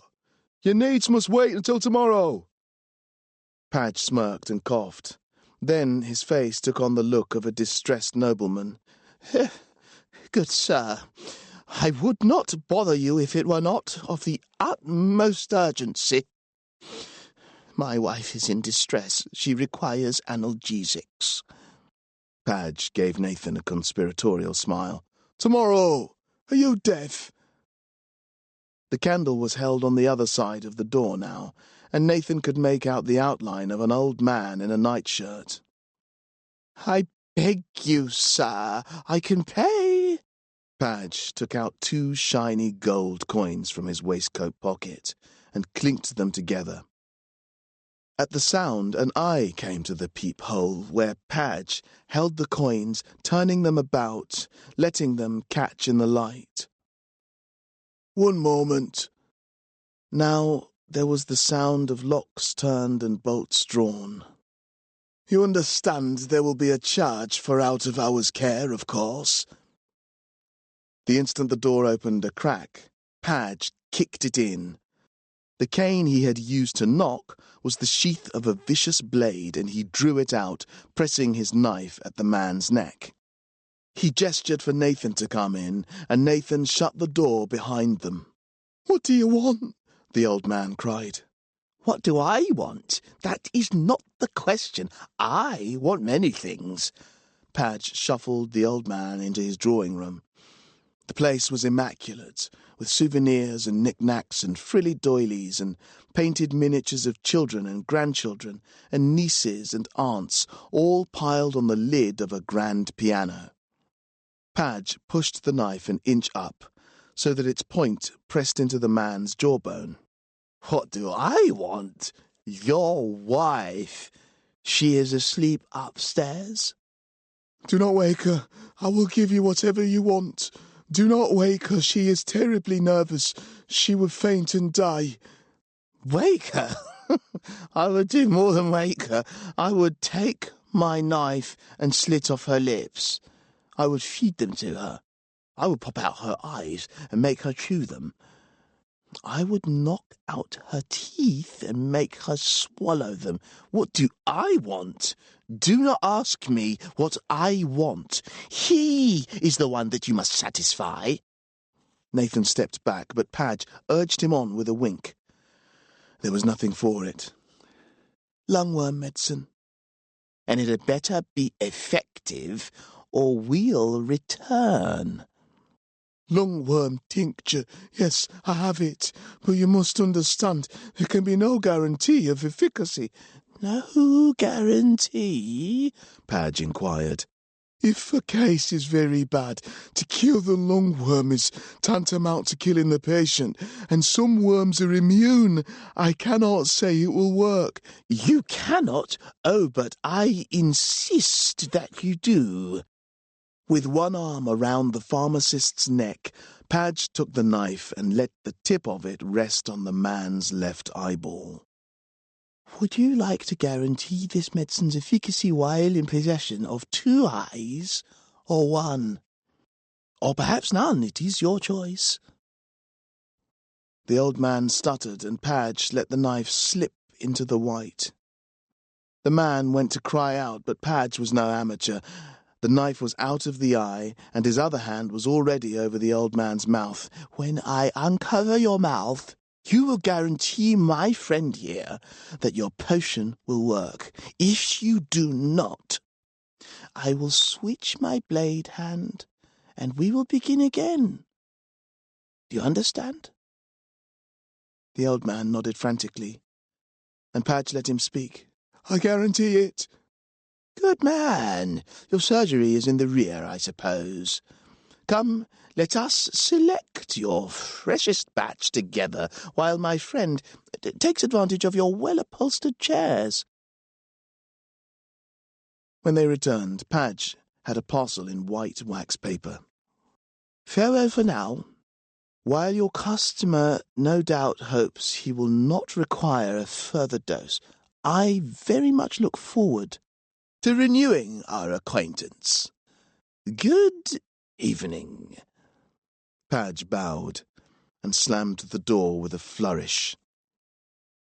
He stood before Nathan, preening, evidently very impressed with himself and keen that Nathan should recognize his good work. That, Nathan Treves, is how one procures the cure for lungworm. In, out, and the matter is done. No one is harmed much, and the cure may be attempted. Padge handed over the package. If only you had thought to do what I have just done, you would have found that you owe no one any favours, least of all me. Yet, perhaps your scruples stand in your way. You would prefer that I do the things that you cannot do, so that you need not do them at all?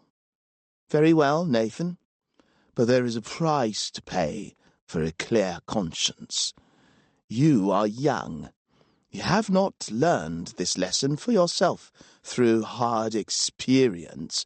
You think me a monster, no doubt, yet I think you will come to learn better."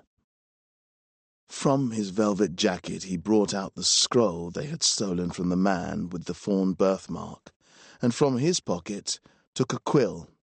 "Oh dear," he said, "I find myself without ink." Padge made a show of patting himself down, and then, as if it was the most natural thing in the world, jabbed the sharp end of the quill into his palm. Not the most effective blade, but anything can be made to serve at a pinch. He dug around in his palm, and when he was done, there was a pool of blood in his hand, and the quill was moist with it. "Do you know how to write your name, Nathan?" He nodded. His father had shown him so long ago now that Nathan could not remember the circumstances, only the picture his father's face made, lit up in pride when Nathan mastered it. And when Padge held out the scroll, he made the lines clumsy and bold that meant Nathan. "Excellent," Padge chirruped, his own face lit, but with something less wholesome than a father's joy in a son's accomplishment. "You can consider our debt settled." Chapter 41. Padge guided them through the back streets of the merchant city to an inconspicuous house beside a baker's.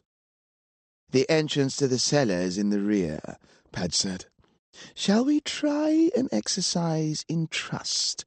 If you hand to me the locket, I will hand to you the key. No? You prefer that I should come with you?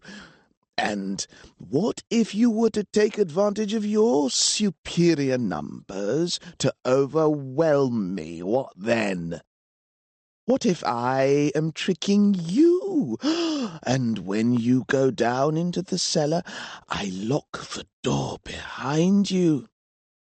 Your imagination fails you, I suppose, or your experience of matters like this.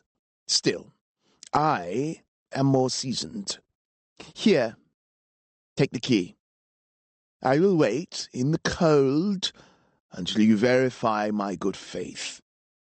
See how trusting I am. Let this be another lesson to you." Nathan took the key. "Do not be shocked when you see him. Gam is not an easy boy to kidnap. He gave as good as he got." "What have you done to him?" Prissy wailed, but Padge waved her off. "Broken bones heal, stitched wounds scar, and in no time a boy is back to his normal self." Prissy grabbed the key from Nathan and ran for the cellar hatch. Nathan reached into his jacket and took out the locket. "I don't know why this is so important to you." Padge licked his lips and held out his hand. Nathan dropped it, the chain pooling as it fell, until the body came to rest in Padge's palm. The instant Nathan's touch left it, Padge clasped his other hand around it. His unctuous, greasy smile broadened until it split him from chubby cheek to chubby cheek. He checked this smile in the mirror, and then he bowed to Nathan. When he rose, he had a sympathetic, almost reluctant look sitting uncomfortably on his face, as if Nathan had lost a game of chess to him too easily. But when he left, he said nothing, merely turned and slipped off into the night. "Nathan!"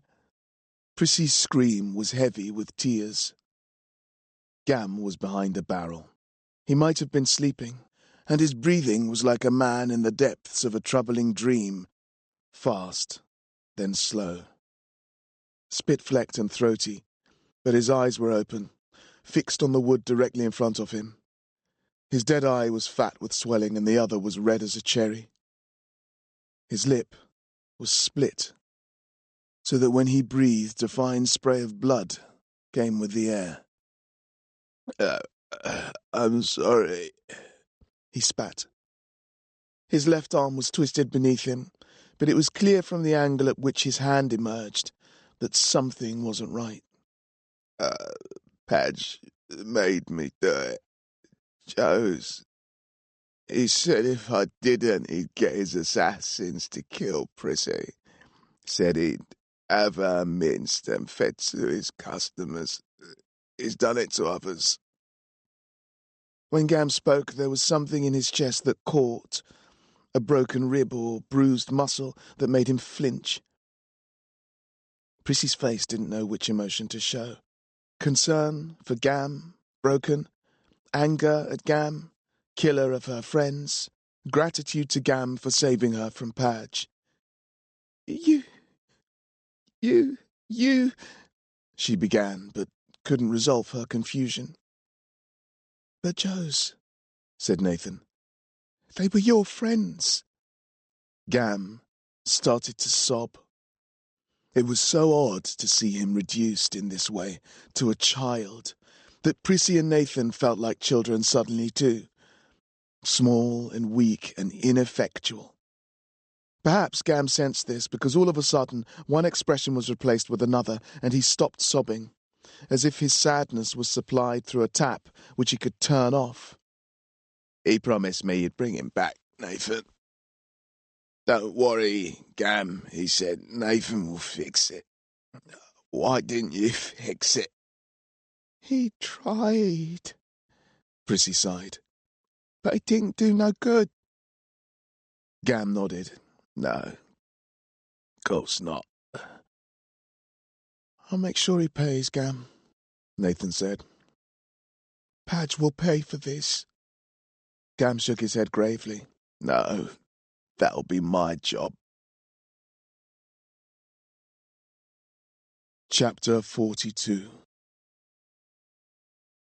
Sirius tensed, the fur on the back of his neck bristling and the set of his muscles across his chest tightening. His eyes taking on a faraway look as if the objects of his vision were not those in front of him. His lips drew back in a snarl, fangs revealed, furrows across his snout.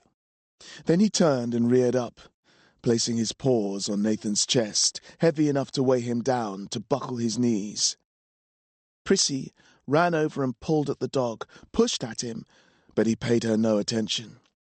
He fixed Nathan with a glare, mouth open and working as if he was trying to speak.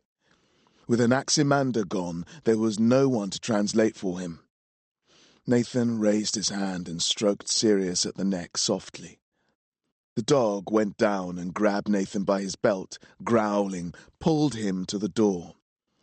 Nathan stilled Prissy with a look, and she stepped back, stopped trying to free him. He stroked Sirius's mouth, looked him in the eye. The dog loosed his grip. A dog's face is not expressive in the way a man's is, but it is also not so different. There is, particularly in the eye, something human, as if a man is trapped inside a dog's body, or as if a dog is a very corrupted sort of man. Deformed arms, deformed legs, deformed skull. Nathan could see the dog's intent, and Sirius could see that he was understood, in part, or at least that Nathan was willing to hear him, even if he could not speak. Sirius released his belt, and Nathan opened the door. The dog bolted through it, and Nathan followed, gesturing to Prissy and Gam that they should come with him. They ran back towards the slums, Sirius looking back over his shoulder, circling to urge Prissy and Gam on whenever they fell behind, galloping ahead when they both drew level. Then Prissy stopped, and no matter how much Sirius fussed, she wouldn't move. Gam rested on her shoulder, wincing, grateful for the rest. She was pointing, her face puzzled. Can't be. Nathan looked where they were staring. Up the hill, into the merchant city, where the Devilhead chimney emerged not far from the temple. There was a plume of red smoke, unmistakable. They were too far to smell the camphor, but there was no doubting the signal. red smoke. Emergency. Come quick. It can't be, Nathan said. It has to be, Prissy cried. Joe's! She ran without looking back, and Gam went with her, limping, barely able to follow. Nathan held the medicine in his hands. He paused, but there was no decision to be made. Sirius barked twice, once at the retreating figures of Gam and Prissy, and once again at Nathan, and then they both went into the slums, back to the mews. Nathan saw immediately what was troubling Sirius. The silhouette was unmistakable. The prow of his huge nose cutting through the air, the high funnel hat tilted back as if in the most consistent of winds, the cravat bunched at the throat, and spindly arms, long and restless, all pounded by the driving rain. Bellows. He was not alone. Nathan counted 5 of them, at least. Eyeless gillmen, bent-kneed and loping, searching hard, twisting through bonfires barely lit in the downpour. Bellows sampled the air. They were in a part of the slum where gin was stilled, but they were not looking for it. They would have found it easily enough if they had been. They were after something else. Nathan crouched behind a stack of rotting wood. Sirius was still growling, half his attention on Bellows, half on Nathan. Bellows was sniffing, raising his nose high. Nathan was not close enough to see the nostrils flare, but he could hear the breath draw in like wind blowing across a bottle top. The gillmen passed Nathan as he hid, rummaging in the litter of the runnels that passed for streets. Nathan's home was close, no more than a short sprint, but Bellows stood directly in his way, and now the strange man seemed determined not to move. A long arm, a bramble branch, shot up into the air, rain bouncing along its length, and the gillmen froze. Bellows reached into his jacket with his other hand and pulled out a great white handkerchief. It was as big as a tablecloth, and he put it to his face and snorted into it, bending as low as the gillman. When he snapped up, he folded the cloth in 2 sharp movements, slipped it back where it had come from, and pointed off decisively in the direction of Nathan's hovel. On Nathan's back the itch started regardless of his arm. They were making for his home.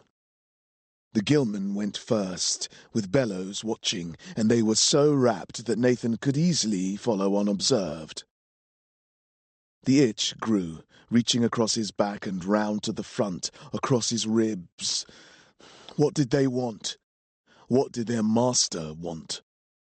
He risked coming closer, Sirius at his side, and as he did, the ever-present percussion of the sea on the wall gave up a sound. Bellows was muttering. Disgusting, vile, inhuman. He was sniffing and muttering.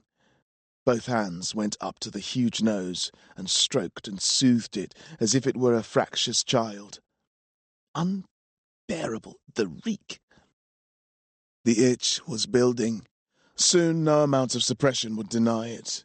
Nathan brought the distance to Bellows closer. Rank! Nathan was suddenly grabbed from behind. Why do you follow, slum thing?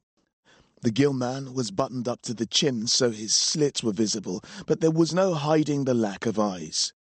Another gillman had Sirius, wrapping around the dog, sinuous as a snake. The itch invaded Nathan's teeth now, and if he'd intended to speak, he wouldn't have been able to. The gillman ran his hands over Nathan's face. You are a street thief. I can feel it. You will do injury to Bellows? Steal his watch chain? The gillman held tight with one hand and slipped his other fingers into Nathan's mouth. I can feel the content of your thoughts, your criminal intent. The fingers were oily like eelskin, but strong, more than enough to resist Nathan's bite, more than enough to choke him. The itch was behind his nails and in his bones and screaming at a pitch like 1,000 crystal wine glasses vibrating in unison. It shook his arm, trembled in his wound, quivered the ache of his infection. Sirius barked, but his captor silenced him, choking the sound, crushing the air from him. Nathan held his own breath and looked the Gilman in the eyes, where they should have been, at least. They were grey, filmed over, dull and pupilless. The slits, where a man has his nose, gaped. Sirius went limp, but it was a ruse, because when the Gilman stood, thinking him dead, the dog whirled and tore a strip of flesh as wide as his jaw from its shoulder to its waist, revealing its organs, which he promptly clawed into the mud.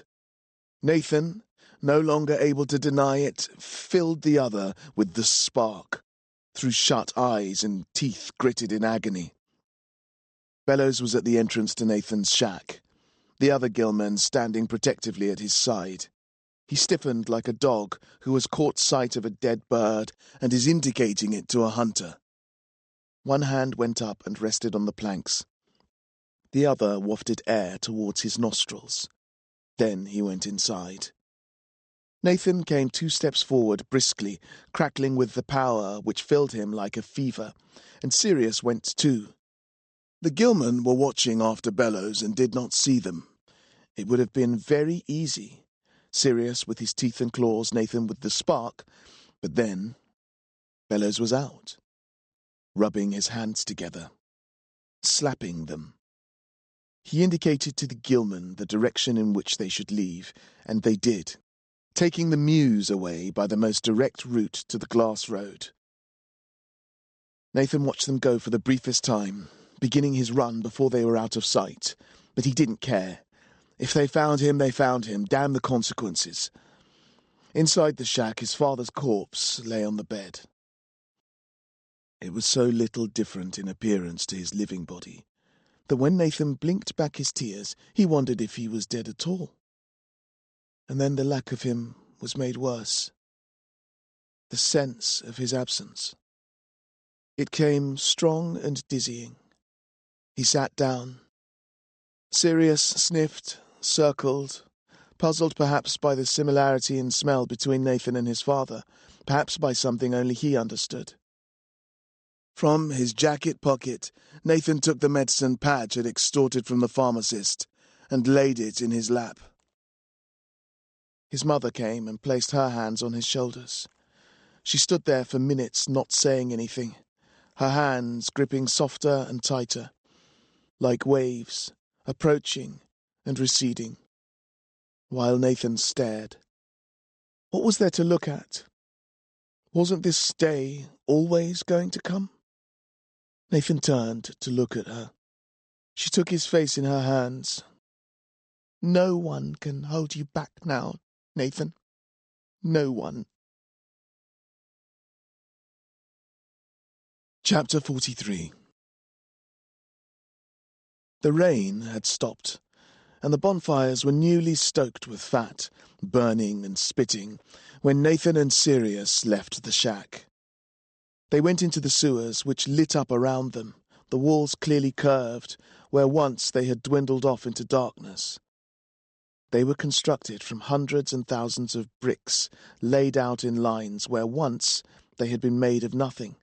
Blackness and filth and the sound of water dripping, the flickering of candlelight, indistinct details seen in snatches. Now the whole structure was tinted blue and laid out before them, stunning in its complexity and perfect in its symmetries. Nathan's arm was too painful to ignore. He unbuttoned his shirt, slipped it carefully over his shoulder. It was purple, blotched, and beneath the surface the veins snaked, thick and blue and pulsing. Sirius touched it with his nose, licked it, but Nathan flinched, so he backed away. Where the rat had bitten him there was a welt, hot and red like a volcano in miniature. When touched, it erupted with pain, seeped lava pus, so he gingerly fingered the skin around it, as if by approaching from the periphery he could avoid its fire. He shut his eyes. There was no way he could go on like this. Every time he scratched the itch, the spark made it worse. Now it was so painful he could scarcely breathe from it. He raised the itch to the surface. If he could fix his father's lungworm even a little, perhaps he could fix this. The itch came up from within him, from his bowel, finding the pain and joining with it. He did not let it build, but scratched it early, so that if it was a mistake, he could stop if the pain was too much. Sirius whimpered, and Nathan did not open his eyes. Instead, he felt the power, and he could sense the blue motes gathering on his skin. Again, they knew his intentions better than his conscious mind knew them, and they gathered on his wrist and inched, as if uphill, up the slopes to the crater, to the rat bite. Nathan gasped as the first one reached the summit, entered, but he didn't let the hot ache of it stop him, or the motes didn't let it stop them. They flowed into the lava, grinding against his nerves, scraping through the bad flesh of his forearm. Tears gathered behind his closed eyelids, and he was biting down so hard that it made his ears ring. Then more of them came, in a rush, against his will, pitching the agony so high that he let out a cry which Sirius matched with his barking. Then the pain stopped. He breathed deep and slowly, each breath infinitesimally healing. As it decreased by degrees, he felt something. The lack of something. The feeling of absence, the absence of the dull, cramping ache that had been there constantly in the last few days. It was a while before he had the strength to open his eyes, but when he did, he was not frightened. He had expected to see his arm whole and healthy, and hoped to be pleased with what he had achieved. Instead, here was his arm, in outline, completely transparent to the shoulder, as if it was made of perfectly flexible glass. Inside there were transparent glass veins, transparent glass bones, transparent glass muscles.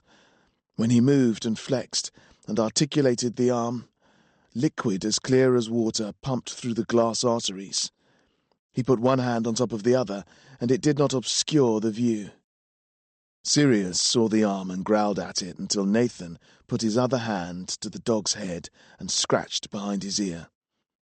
There was no pain in this arm, but nor was there any substance. He tried to touch Sirius with it, and it passed right through. Nathan pressed forwards towards the entranceway, and the light grew, sparkling off the rippling flow, picking out the mortar between the bricks, the roughness of its texture, and glinting off the brick glaze. When he came to the doorway, it was obvious, so obvious that he couldn't believe it had ever been difficult, impossible, to find without knowing it was there. They went down into the clubhouse. Nathan stood in front of the entrance to the library, and at his feet Sirius growled. There was light leaking into where they waited from the gaps between the door and the doorframe. Muffled sounds, but it was neither of these things that told Nathan what was on the other side. Sirius was a magic dog. He had, Anaximander had said, an organ sensitive to magic, given to him by the master, and now he was growling, because this organ told him there were ghosts near. Nathan had no such organ, but he felt them too. Dead people, spirits. No one can hold you back now, Nathan. No one. He reached down and felt the risen fur on Sirius's back. At Nathan's touch, the dog stopped growling, looked up and whined. It was almost there, an understanding beyond words, passing between the boy and his dog, Almost, but not quite. Nathan raised his transparent hand. Things were changing now since his father had died, and who was to say what might happen next? He could sense the ghosts. He could feel how it might be possible to speak to Sirius. Could he see beyond a closed door? He shut his eyes, thought hard, but then the door opened and there was Prissy. She jumped when she saw him, but quickly recovered and dragged him in by the jacket. "They're back," she said. There in the library were Joes. 2 of them, side by side, hands held. The room was filled with the red smoke signals still smouldering in the fireplace. They were pale and as translucent as his arm. Their expression was unreadable, but there was something sad in it, something troubled. They moved in tandem, perfectly synchronized, as if Nathan had banged his head and now was seeing double. I've tried to say sorry, but they won't listen. Gam went up to them, stood between them, waved, but they didn't react to him. "They've been like this the whole time," Prissy said. "They keep saying the same thing." Nathan stood in front of Joe's, but their gaze went past him, through him. "It's a trap. Don't do it," they said. The Joes on the left repeated that it was a trap. The Joes on the right, not to do it. Sirius came to Nathan's side, his teeth bared, and the direction of the Joes' attention changed. One of them, the girl, possibly, though they were identical in every way, pulled away, fearful. The other, the boy, turned and began to run in place, never making any progress. "It's a trap. Don't do it." Gam and Prissy didn't understand them, but Nathan did. Wasn't this what his father had always told him? But now his father was dead. Joes were dead. No one can hold you back now, Nathan. No one.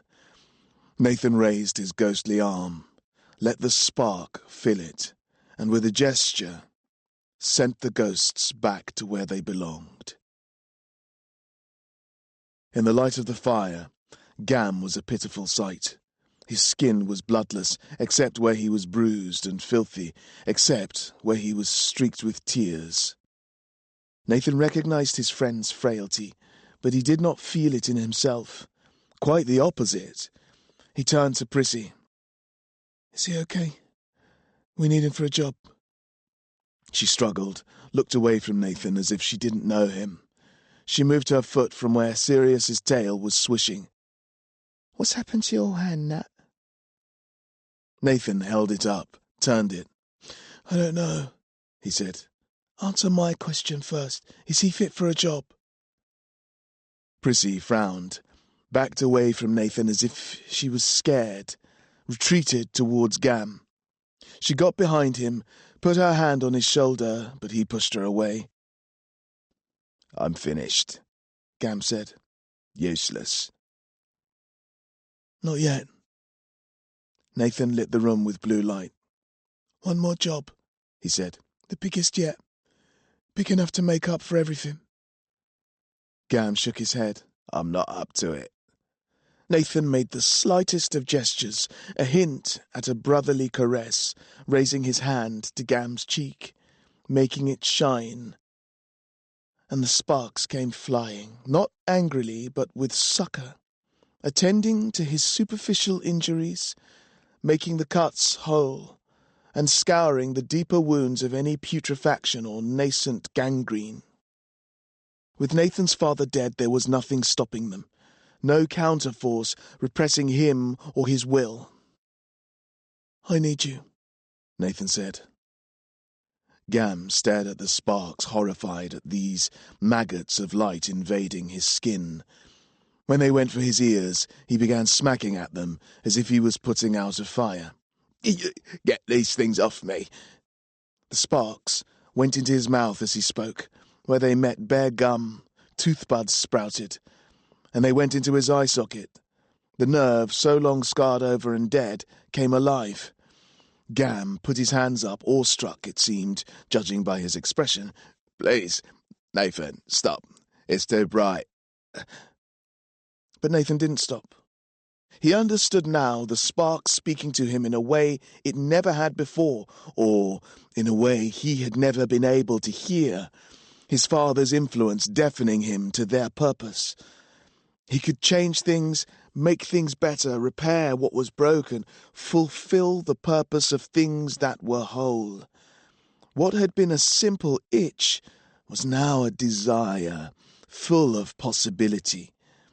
Nathan made Gam a new eye, stronger than the lost one, more resolving of detail and colour, magical in its abilities. And he made him new teeth, hale and hard as diamonds, and all his scars and injuries Nathan undid, making of this slum child something close to perfection. As he and Prissy watched, Gam swelled, grew, shucked off the influence of malnutrition and despair on his development, until his clothes stretched at the seams and his face matured by years. "No, Nathan," Gam shouted. "I don't like it." The words had barely left his lips, and Nathan doused the sparks. He was not regretful, though. He felt instead that he knew better than the boy. The spark told him so. One last job, Gam. Chapter 44. The fetch was at his table, hunched over a chipped earthenware plate. He gripped his spoon in his fist, wrapping his fingers over the shaft so that its bowl seemed to grow straight out of his flesh. Behind him, a black iron pot, half filled with a thin white broth, steamed and filled the room with the sour tang of onions. There were carrots on the table, too, and apples, but they were put to the side, arranged in ranks and files, immaculately cleaned and ordered by size. The fetch brought the spoon up and sipped the broth between pursed lips. When he put the spoon back to the plate, he smacked his lips. Gam waited in the doorway, and Nathan knew he would need to go in first. A meek child would have feared to knock at the fetch's door, would have stood, peering through the glass until he was noticed. But Nathan was no longer meek. The time for waiting was gone, the time for reluctance gone. His father was gone. He went to push the door open, but his hand passed through it. He opened it with his other hand. The room lit as he crossed the threshold, Sirius pacing beside him. When the fetch looked up, he froze. One drop of soup, the only thing that moved, dripping from his dumbstruck lower lip, and disappearing into his beard. The blueness of Nathan's aura made a death mask of the fetch's jaundiced pallor, and had he been a corpse indeed, he would not have moved any more than he did. "Nothing to say, Mr. Fetch?" Gam asked, still dizzily blinking from the unfamiliarity of his new eye. When his attention turned to Gam, he rose in his seat as if he remembered suddenly who and where he was. "You again? You look different." Nathan stepped forward, and now he was fully inside. His light filled every corner of that place, glistening on cracked glass and making cobwebs shine. "Get your horses," Nathan said. "My horses? You don't speak about my horses, boy." Gam went up to the table and placed both palms down. "Watch your tone. You might be a cruel, lonely old sod, but I know you're not stupid. When was the last time you saw anything like him?" Gam didn't point to Nathan. He didn't need to. The fetch raised his eyes slowly, and whether there was soup still on the old man's lips, or whether it was something else, his tongue came out and licked. "Saw the master once, on his balcony. He was up high on the tower. His gillman had taken the boys, and I was checking the horses' holsters and bits, Can't be too careful with my girls. They're my beauties. Don't want them getting scratched or worse. It was a clear night, winter. Something caught my eye. Moonlight, I thought it was. Or a shooting star. It was neither of those. Right up there, at the top, amongst the statues he was there. Must have been the master looking off west over the sea. Glowing he was, blue like your boy is. He raised up his arm and a great ball of light come. He threw it off to Malakoi, I guess. That's what the Gilmans say amongst themselves. Had a mistress, they reckon, to burn the witch to ash. I don't know. Anyway, The fetch jerked his chin towards Nathan. he looked like that. Gam nodded. You're taking us up to the manse. The fetch flinched and pulled back. No, I ain't. Not this time. He'd burn me to ash too, the master, for bringing something like that. Gam nodded again. Well, the question is, then, when do you want to get burned, Mr. Vetch? Now or when we get to the master? Nathan's light blazed so bright in the fetch's kitchen that it etched the pattern of their shadows onto the wet wooden boards. The fetch had to blinker the horses before they'd settle. When they saw Nathan, they snorted and pulled against the reins, and Sirius had them lifting their legs and clattering their hooves. Usually they can't wait, my lovelies, to be out of their stalls. You calm now. The fetch will take care of you.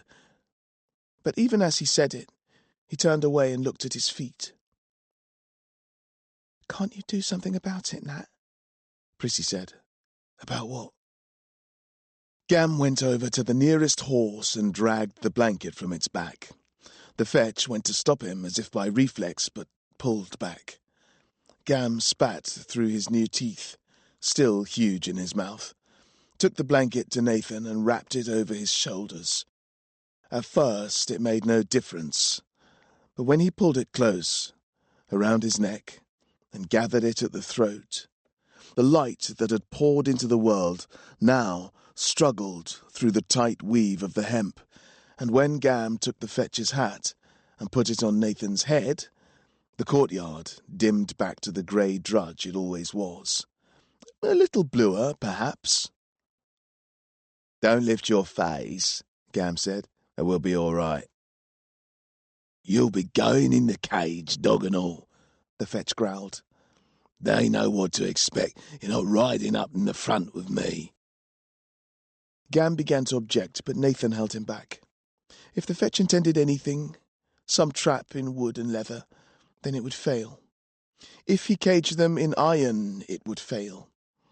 Nathan raised the brim of his hat, and the fetch stood, illuminated like rocks picked out by the beam from a lighthouse. The old man quivered to see him and turned his back. Nathan nodded, and the three of them went into the cage.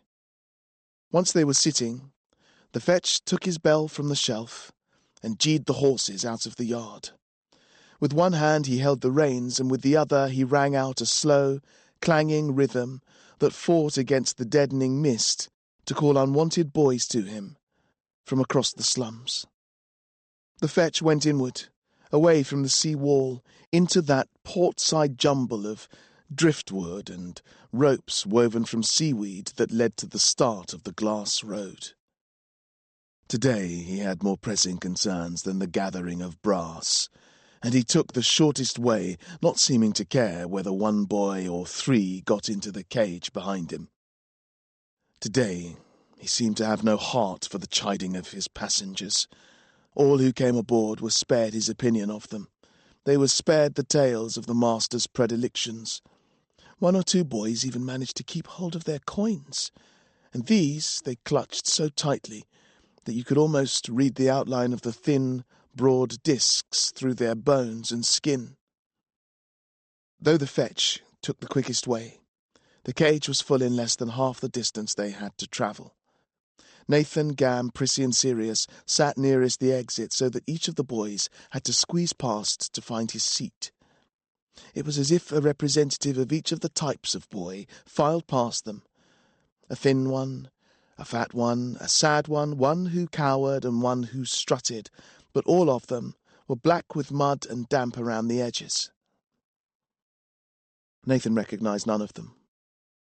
The sad boy, a tall, knobbly specimen who rested his face in his hands, and whose lank hair fell greasy almost down to his knees, was crying. Gam took a breath and began to speak, but Nathan got there first this time. "You ever hear the story of Solomon Peel?" said Nathan, from beneath the brim of his hat. Somehow, the crying child knew the words were directed at him. He shook his head so that the mist that gathered on his hair dissipated, and tears dropped to splash on the toes of his boots. Solomon Peel was tall. He had long hair, like the tail of a horse, dirty like it too, on account of how he was a slum boy and never got out from the dirt long enough for the rain to wash him clean. The boy looked over now to see who the storyteller was, but aside from the horse blanket and the hat, there was nothing to see. One day, his dad decided there wasn't room for a tall piece of work like poor Solomon. He himself, the father, was a shortish man, and the mother too, which led him to wonder, as Solomon grew, whether he was his flesh and blood at all, or whether his mother hadn't been playing away, or consorting unnatural with the living mud. So when Solomon outgrew the nest and didn't show any signs of getting shorter, his father was only too glad to get shot of him, having 5 short, stocky sons of his own about the place. He gave him a brass coin and told him to listen out for the fetcher's bell. Then he barred the door to him, and that was that. Now, Solomon was a weak child, overstretched like a pollarded sapling, and just as unlikely to bend in a changeable wind. When he saw the fetch, he started to cry. The water came off him like dew on the sea-wall when the firebirds shake the shore, and for this reason the fetch prized him very highly. He put him right towards the back, where you are, where he couldn't be bothered or consoled much. The fetch don't do nothing unless you can match a coin to the effort, and this he did because he knew one thing that Solomon didn't know, that the master has a liking for criers. You might think that all boys can be made to cry, and you'd be right. But some boys cry more than most, and some other boys cry more than that. Solomon was one of this last sort, like you seem to be. The fetch knows that a crier commands double from the master's gillmen, which is why he was careful with him. What does the master want with the crier? Well, boys' tears are a precious thing. You can use them in all sorts of ways. In potions, in tinctures. Some say the master uses them like a merchant uses salt to give flavour to his food. But the truth is that when you weep, a part of your soul goes away in the water, part of you. And the more you cry, the more of you goes.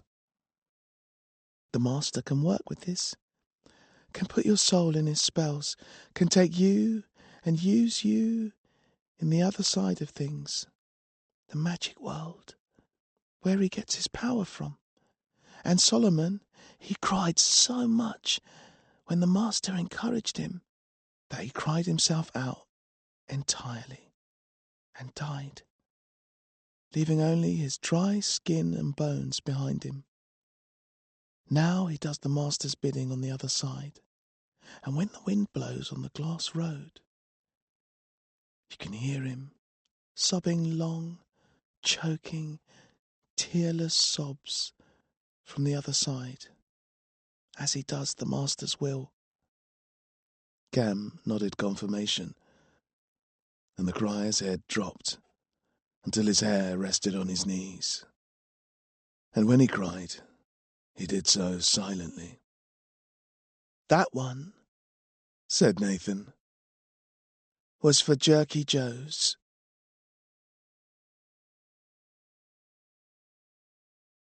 Chapter 45. The fetch cracked the whip, reaching down to stroke the horse's flanks in turn after each swish, so as to apologize, but he drove them faster than he normally would. He had no urgency when it was the boys' needs he was meeting, but now he had reason of his own not to tarry. He found the slow lope of his beauties insufficient. Even if he seemed to regret using the whip, he drove them on regardless, his comforting hand less and less authentic, the touches more like slaps.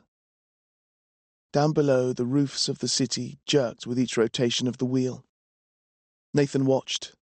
A chimney stack clogged with twigs and feathers, a square of flickering candlelight from a gable room, and later, as the spires of the merchant city began to dominate, their blades cutting the sky in mimicry of the master, the pavements, made of wide plates of glass or polished marble, reflecting the spires, and then the glass road itself. Suddenly, here was the manse, looming into view, and now Nathan pulled his hood down over his eyes and Prissy held tightly to his elbow. It was clear from the start that the Gillmen would not be fooled. Even as the cart rounded the approach, the horses, stamping as the tree cover fell away, and the hum from the engines buzzing in the air, they were rigid, sniffing, faces to the sky. As the cart mounted the drive, more of them appeared like ants from the underneath, until they were everywhere. Some fell back to protect the side door, others went forward, dull green arms emerging from their sleeves, inch by inch, clawed hands grasping what they had yet no understanding of. The fetch pulled the cart up short. Gam knocked on the back of the cage. "What are you stopping for?" The old man took his pipe from his jacket and lit it slowly, said nothing. Gam leant forward as if he meant to force the fetch onward, but Nathan put out his hand. "Prissy," he said, "let the boys out." She slipped the unlocked catch, but the boys didn't move. The Gillmen came closer, surrounding the cart on all sides now, but keeping their distance from Nathan. "Come on, you rats!" Gam shouted, and dragged the boys one by one to the back of the cart. No matter how hard he pushed them, they stayed in, arms and legs fixed and stiff. Nathan got to his feet and let the blanket fall to the floor. It was as if daybreak had suddenly come. Blue daybreak, casting red-hued shadows, which fell always away from Nathan. They were fidgeting, flickering shadows of boys, and a cage of shadow lay across them. Heat, too, like the scorch of a fire when dry wood catches. The Gillmen, stopped as if ordered, froze to attention, faces up, and Nathan went to the side of the cart. He placed his hand on a wooden bar. Beneath his fingers, the wood turned brittle, became quickly red, then grey, then white. All in a second before it fell to nothing. Nathan followed it to the ground. When his boots hit the glass road, it rang like a pealing bell, squeaked like a wineglass when he walked. What water had settled, sea dew, mist, skittered away from his footfalls, boiled off into tiny droplets that ran in circles, desperate in their last moments to flee. Gam followed, dragging Prissy with him, Sirius beside them, and though the fetch affected not to notice anything but his pipe, the tobacco lost the flame. "Little filth," said one of the Gillmen, the nearest. "You glow like a firefly. Come no closer, or we will snuff you out." Nathan did not stop, and a cadre of the monsters came at him. Sirius surged forward, but they all fell at once, desiccated, like leaves from a tree. More came and more fell, until, as one, the rest turned and retreated back to the place from which they had come, disappearing into nothing as fog disappears in the face of the noon sun.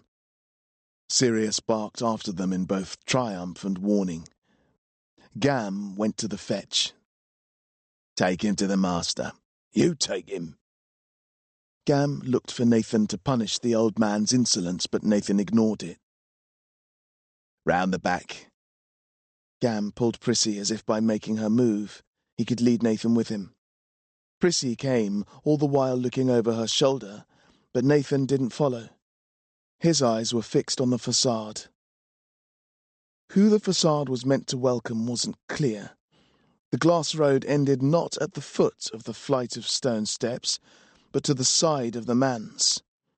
The steps led down to a vertiginous drop, black, carved from rock. It was a smooth cliff face, scorched from glass and melted. If this was the front of the place, then it looked out only across the sea, as if those intended to mount it could cross the water unaided, could stride through the sky without a road to carry them. On the uppermost step, framed by two great fluted columns, stood the master. He, like the facade, was stubbornly facing out to sea, as if the light that scorched through Nathan's pores was invisible to him, as if it didn't wash across the night sky, bleaching out the stars, blurring the contours of the moon, as if it didn't pick out the undersides of the clouds, making them impossibly and ominously heavy. Nathan strode forward, though there was nowhere for him to walk. Even Sirius wouldn't go with him.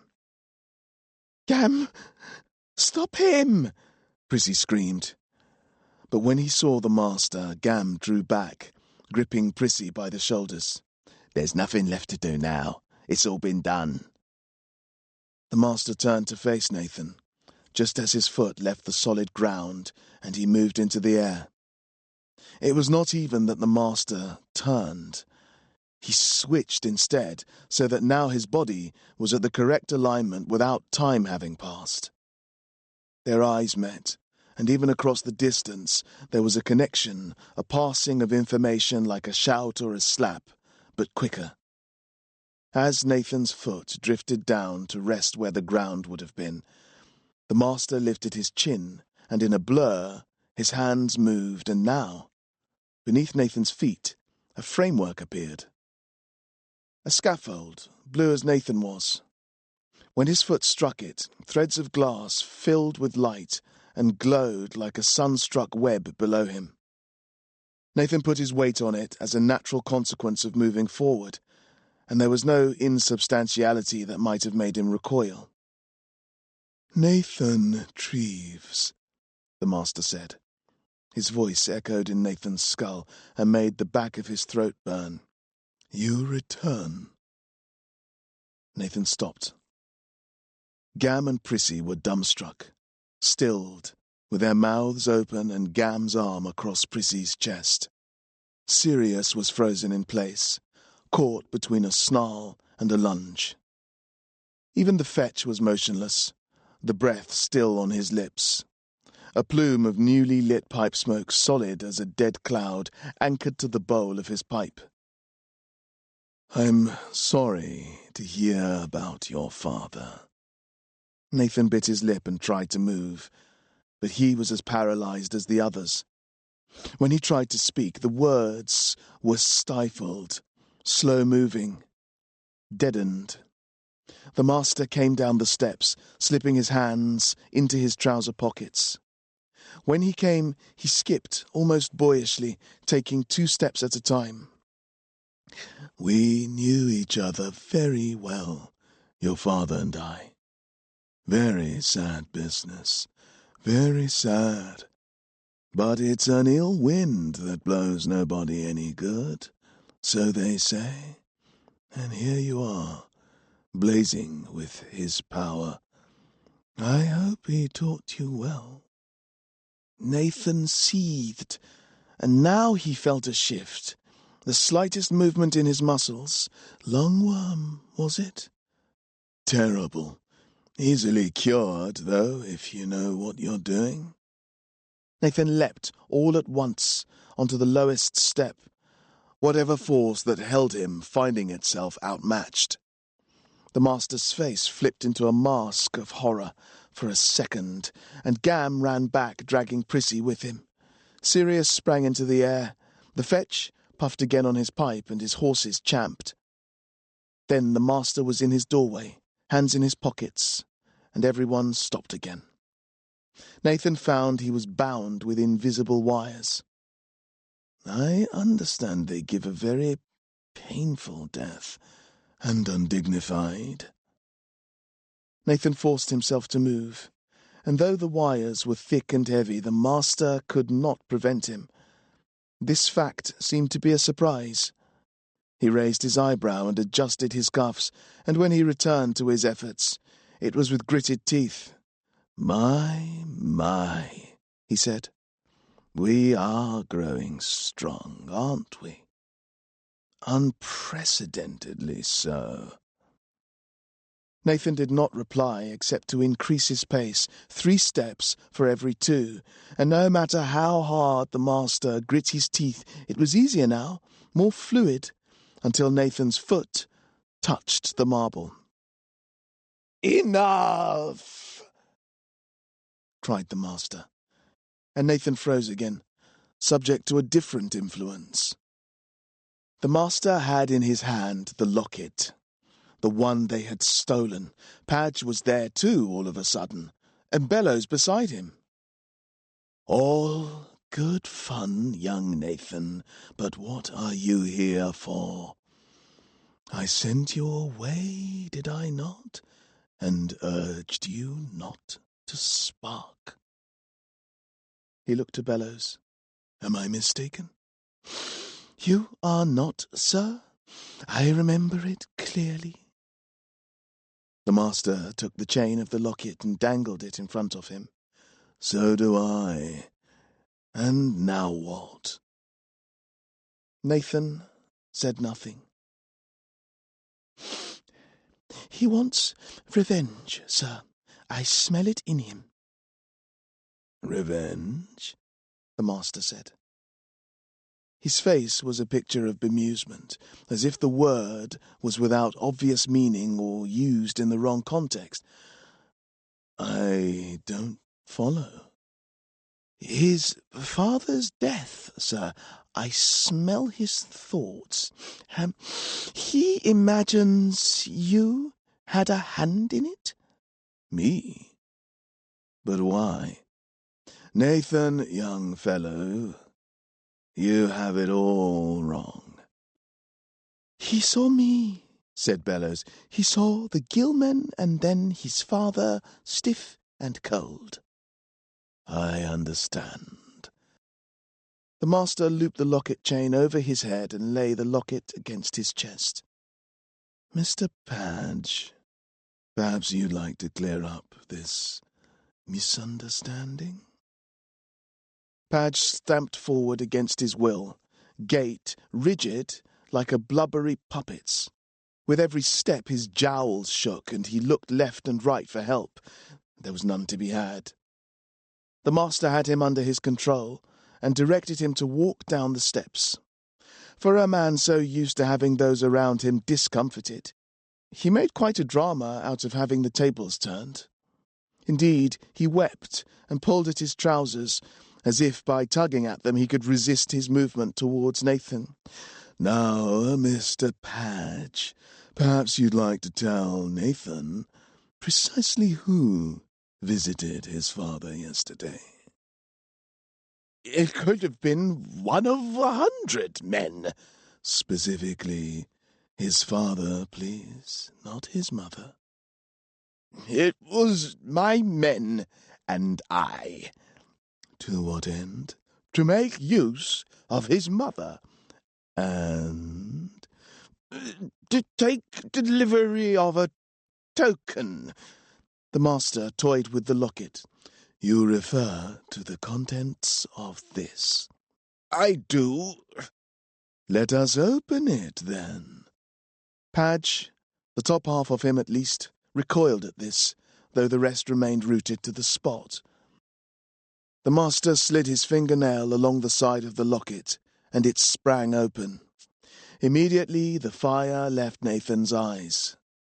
Seeing it, the master released the pressure that held him, and he stumbled, almost ran forward. He put out his hand to break his fall, but it was the insubstantial one. He fell heavily on his shoulder. The chain rested where the master's heartbeat pressed against the skin. Inside the locket, resting on black velvet, was Nathan's father's index finger, wagging when the master's heart beat, berating Nathan with its every movement. You recognize it, of course. It is part of a spell called the interdicting finger, and it is used to control people with power. Nathan surged at him, but the master took the finger and held it up, and Nathan remained in place, the power of his father's finger holding him even against the pull of gravity. Do not mistake the message for the messenger. I did not take his finger, and I would not have seen it taken. I am innocent in this. Nathan spat. How can you be? Nothing that gets done here isn't your doing, one way or another. The master smiled ruefully. If only that were true. Mr. Padge, for whom do you work? Padge looked out over the sea. I can't. You must. She'll kill me. Answer me. You know already. The mistress indeed. The mistress of Malakoi across the water. The witch that sends firebirds daily to destroy us all. What was it she charged you to do? Padge bit his tongue to stop it from speaking, but the master gestured to Bellows, who took an instrument like an ear trumpet from his pocket and put it near Padge's lips, and from then on it spoke in his voice. To steal the locket which belongs to his mother, to take his father's finger, and to bring both to her agents.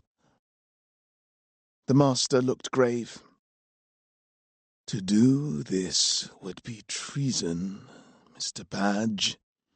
No citizen of Mordew may consort with or offer aid to our enemy. Did she ask anything else of you? Padge shut his eyes and closed his mouth around his bitten tongue. But the instrument spoke unimpeded. She said that I should manipulate the boy, Nathan Treves, from a distance, using my connections in the slums, and bring him to fruition.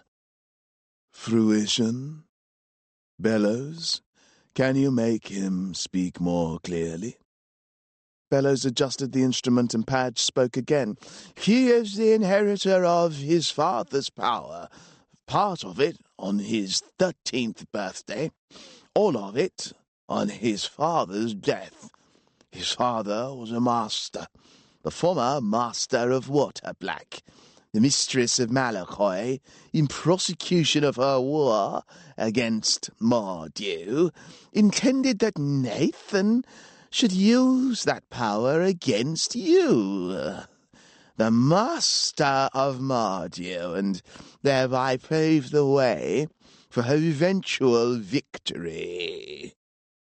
Bellows, appalled, put down the instrument and gestured for Gilman. But the master shook his head. My, the master said.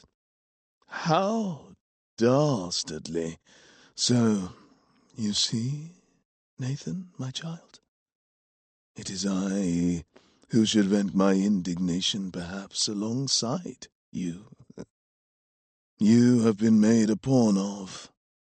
Nathan moved, the pressure on him to remain being released, the master confident, perhaps, that Nathan would see sense. But Nathan did not see sense.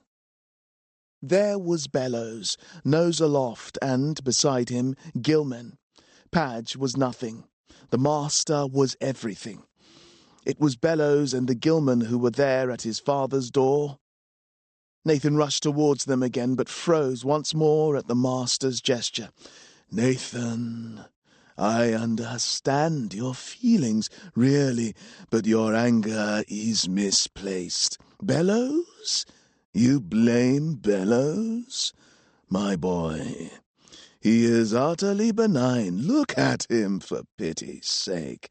Never was a gentler soul born. Why, he even came to offer succor to your poor father, to bring him medicine, which is more than can be said for your so-called friends.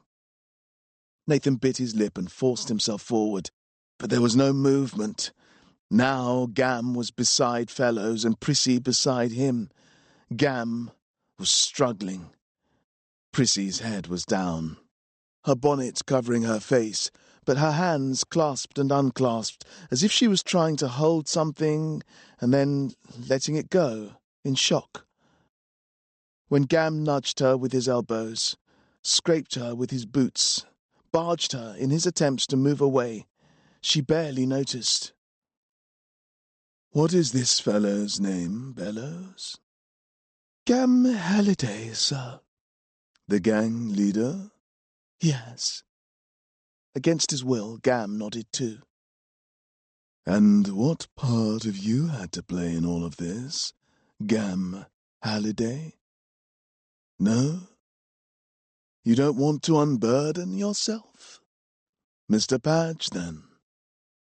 He was to take the boy into his confidence and to bring him on when he could. Bring him on? To sparking. How? However he could.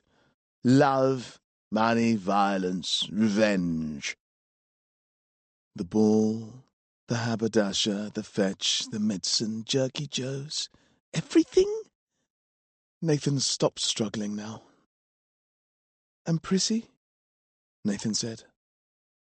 The instrument didn't answer, so Bellows repeated the question. She was to give him something to care about, it said.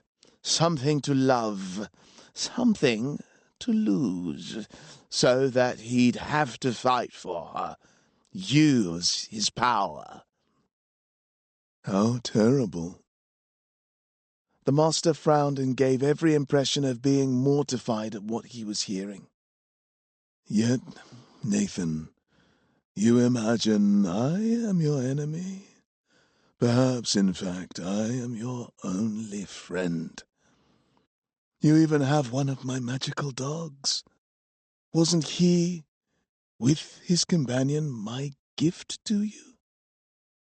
The master came down the steps, taking off his jacket, removing the cuffs from his shirt, and rolling up his sleeves.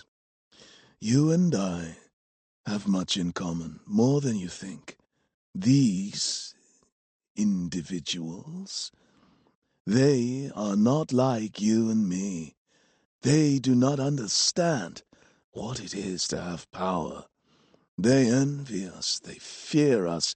Do you think they could ever love us? They cower to think they have angered you. And so they should. But my father... Your father? He could have done things very differently, Nathan. He made his choices, and one of those choices was to die, or to let himself be killed. Do you think he could not have burned those worms from his lungs? He could have done it at any moment, at a whim, at the click of his fingers. He was so much stronger than I am, so why didn't he? The master stood before Nathan. He took the locket from around his own neck and looped the chain around Nathan's. This is yours. You should have it. The locket is an heirloom of your mother's. The finger is your father's. If you would know the secrets of this world, if you would have the answers to all the questions that are forming in your mind, you should come with me. Leave these people to their plots and schemes, their treacheries.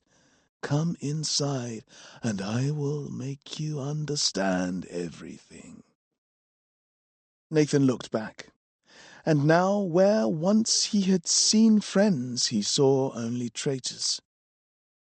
From Gam he expected nothing better, but Prissy, was it all lies? It was.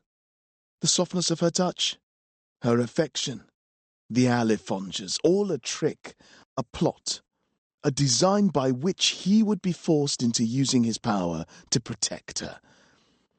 Now Gam's actions were clear, to put her in danger so that he would use the spark in spite of his father, who had always forbidden it. And Jerky Joe's. Them too, killed for the sake of this mistress, to make him resurrect them. And his father's death, to bring him on? All Padge's plan and the paymaster. The mistress of Malakoi, whose firebirds he had known all his life. Padge, Gam, and Prissy stood like murderers before the gallows, while the master was relaxed, friendly even. You see, your father and I knew each other, Nathan, when we were younger. We were in the same gentleman's club. I counted him as a friend, for my part. Your mother, too. The master held out his hand, and there was nothing stopping Nathan from taking it. "I'm sorry," came a shout. It was Gam. Prissy stood beside him, and her head did not rise. She was holding Gam's hand, as if she was a small child. "Padge made me." Now Prissy raised her face, and it was tear-streaked. Her mouth drooped almost comically low, and her eyes were averted. She was afraid to look at him. Nathan felt it, the kick in his belly at the sight of her face, but now, rather than a longing in him, it set up anger, and anger with a passion as strong as the love had been. Now the longing was for her punishment, to make her suffer, and when he turned, the master was calm and quiet, and his hand was still outstretched. "I make this offer very rarely. Isn't that right, Bellows?" "I have never known you to make it, even once, sir." When Prissy eventually met his eye, he saw that it was all true, that she had done those things, that she had taken him for a fool, played him. Her eyes were wide with regret and sorrow and guilt, but he felt the heat rise in him, burning against the locket until it kicked against his chest, knocked on his buttons, rattled against them. "Come, Nathan, do not make yourself suffer." Nathan went. He took the master's hand. The world dissolved before his eyes, and they were gone. It was all gone. Part 2. The Charcloth. Chapter 46. Then they were in a room. The master was holding his hand, and now, with the others gone, it seemed like an odd thing for him to be doing. The master didn't seem to notice. They stood in front of a bookcase, a low, wide thing not even the height of a man, on top of which plants and ornaments and swatches of various coloured cloth were littered, and from which a tumble of books threatened to avalanche. The rest of the place was equally untidy. Glasses and plates and charts and notebooks and inkwells and jackets and boots jumbled around the room with no logic or order to any of it. The master divined something of Nathan's attention. He freed his hand quietly and clapped it together against the other. The room became tidy. Better? I don't have many guests, so you'll have to excuse me. Come. As he walked away, he was silhouetted against a huge, dark window. And when Nathan walked towards it, his reflection came towards him, an anxious, thin, hollow-cheeked boy, eyes seeming to swell with tears, dirt-stained, hair straggling over his forehead. His father in miniature, drained and underfed. Around his neck hung his mother's locket, shining in the lamplight. The master came up behind him and put his hand on his shoulder, but it passed straight through. "Oh dear," he said. "What happened to your arm?" Nathan showed him, the ghostly limb glinting. "Not to worry. I can fix that." He went to a drawer and passed Nathan a small, round, metal container. Inside was a cream. "Twice a day after bathing, it'll be good as new in a week." Nathan turned his back on his reflection. The master kneeled beside him. "Your old life isn't gone, Nathan. Not yet. Its marks on you are still there. They might always be there." He twisted Nathan around by the shoulders until the window was behind him, showing whatever his back looked like. "But we have an opportunity, you and I, to make something new of you. Here, in this place, is everything you could ever want or need. I will use all my resources to turn you away from the terrors you've experienced. What do you think of that?"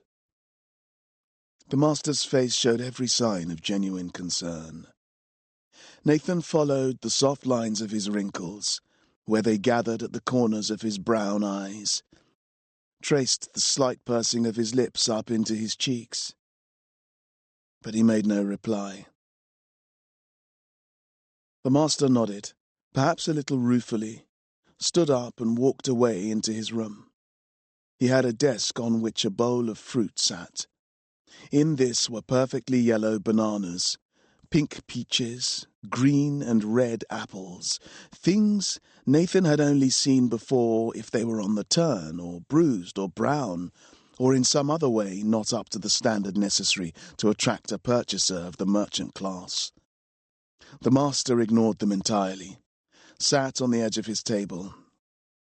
"Not convinced?" he asked Nathan. "Still thinking of your old life? Don't worry, that's to be expected. In fact, if you want to see your friends, this mirror will show you everything." The master beckoned him forward, urging him on when he was reluctant to come. Nathan walked to where the master sat, looked where the master pointed. The mirror was hung too high on the wall for him to see himself in it, and it looked quite ordinary. "I will have caretaker put it in your room. Now you're alone, Nathan. It's up to me to help you." He looked down, straightened Nathan's jacket, wiped a strand of hair from his forehead. "In whatever way I can." Then, as if an afterthought, but very carefully, he arranged the locket containing the severed finger of Nathan's father, the interdicting finger, so that it hung over where Nathan's heart was. Nathan breathed calmly. "I want to be helped," he said. The master smiled. "I thought you might." Chapter 47. Nathan's room was warm, clean, and comfortable. There was a bed, wooden, thick with sheets and quilts and piled pillows. Against one wall was a wardrobe so large that it could not be squeezed into the alcove beside the fire. Nathan turned the catch on the wardrobe door. The pressure behind it made it leap open. Inside there were cleanly pressed clothes of every cut and colour. He let his fingers run along the hem of the leg of a pair of trousers. Beneath his feet were polished boards, and when he walked a few steps forward and then back, the nails in his boots clicked and clacked. He didn't sink into the floor. He took off one boot and slid his stockinged foot to and fro until the wood beneath it shone wet. Between the planks there were the thinnest gaps, no more than the width of a fingernail. He took off his sock and let his toe trace the path of one gap, backwards and forwards. He kept his back to the window and took off the other boot and sock, stuffing both socks into one hole, and then he slid boots and socks beneath the bed. His trousers were splashed with mud, damp with rain, torn in places. He undid his belt, and they fell away, slapping at his feet like a slick of mud. These he kicked beneath the bed too, and his underthings, and then his jacket and shirt and the vest, all redolent now of the slums. He stood there naked and small, thin as a starved dog, the locket hard against the poke of his bones.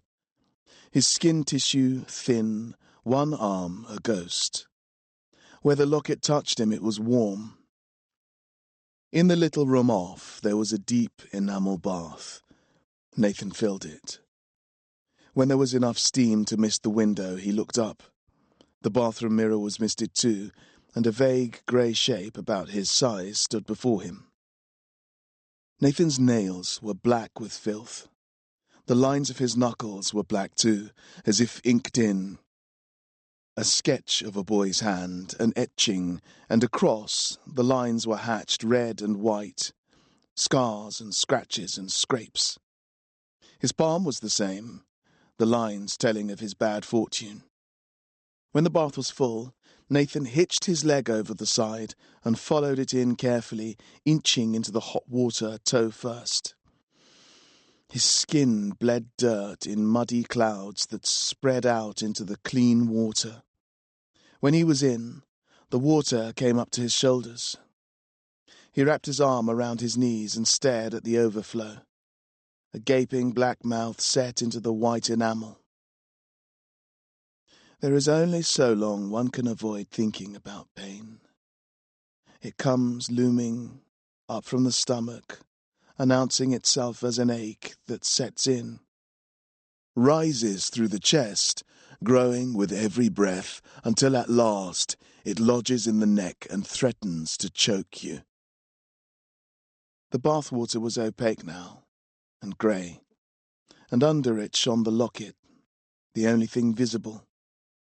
Nathan pulled the plug, and when it was all drained away, spinning off to nowhere, he filled the bath again and let the heat of the water, close to scalding, replace the ball in his throat. The neck of the tap curved into the bath like the trunk of an alifonger. It gushed water as if it had had enough to drink or was washing itself. Nathan scrubbed at his feet, between his toes. Dirt, filth, the rotten stink of dead life, of sewers, of death and betrayal. The splash of water was like the incoming waves lashing the sea wall. No matter how hard he scrubbed, the ingrained dirt, years beneath his nails, etched into the flesh beneath his skin. It didn't quite come away.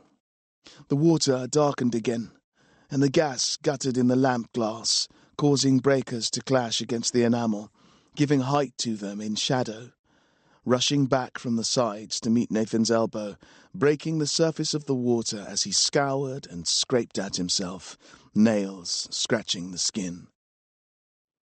On the mantel in his room, a clock chimed 9, and on the 9th chime the water was still again. Nathan rose, and from a shelf behind the bath took a thick white towel. He wrapped it around his shoulders. It dragged on the ground as he returned to the bedroom. He sat on the bed and watched his feet. Water dripped down, splashing the floorboards. He sat and watched, and the clock ticked on, and the water dripped down and splashed until the boards beneath him were darker than those around them. He sobbed silently, arm gripped around his back, his hand almost touching his spine. He gripped so close, and the locket rested against his chest, hard and warm. He dared not open it. When Nathan woke, he was not aware that he had slept. His bed was still made, and the towel had dropped in a heap to the floor. It wasn't cold, but his nakedness made him uneasy. He stood and made his way to the wardrobe. Without looking or thinking, he grabbed what was nearest and dressed, tucking the fabric of the spare arm across. His ghost arm looked strange, protruding from his shoulder but not filling his clothes. He hadn't noticed before with everything. He took the round metal container the master had given him and opened it. Inside was nothing, unless he held it to the light, and even then, it was just the suggestion of something. With his real hand, he could feel nothing either. But when he used his ghost hand, there was a light, waxy ointment. When he touched the surface, it spread over his hand and up his arm, coating with the thinnest possible layer every inch of the transparent flesh. As it spread, the skin became opaque, dim and translucent, but opaque. His shirt and jacket both ripped at the sudden presence of an obstacle where the shoulder met the arm. Nathan had to take them off and get new ones from the wardrobe. The day was bright. There was the suggestion of a high noon sun in the quality of the light from the window.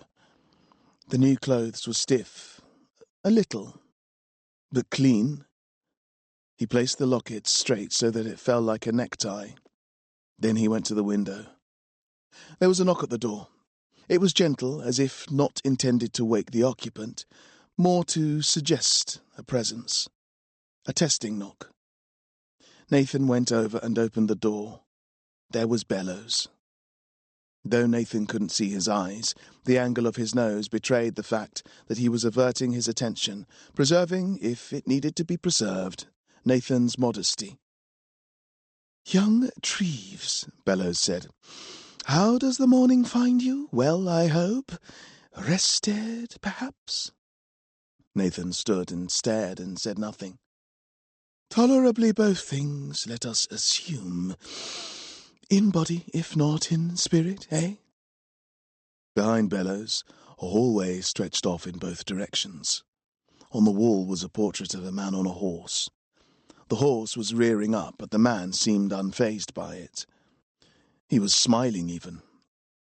"What a delightful locket," Bellows said. "So elegant in its design." Nathan looked down at it. It made him think of his mother. It seemed to shine with the colour of her eyes. He forced his attention away. "The master has sent you a gift."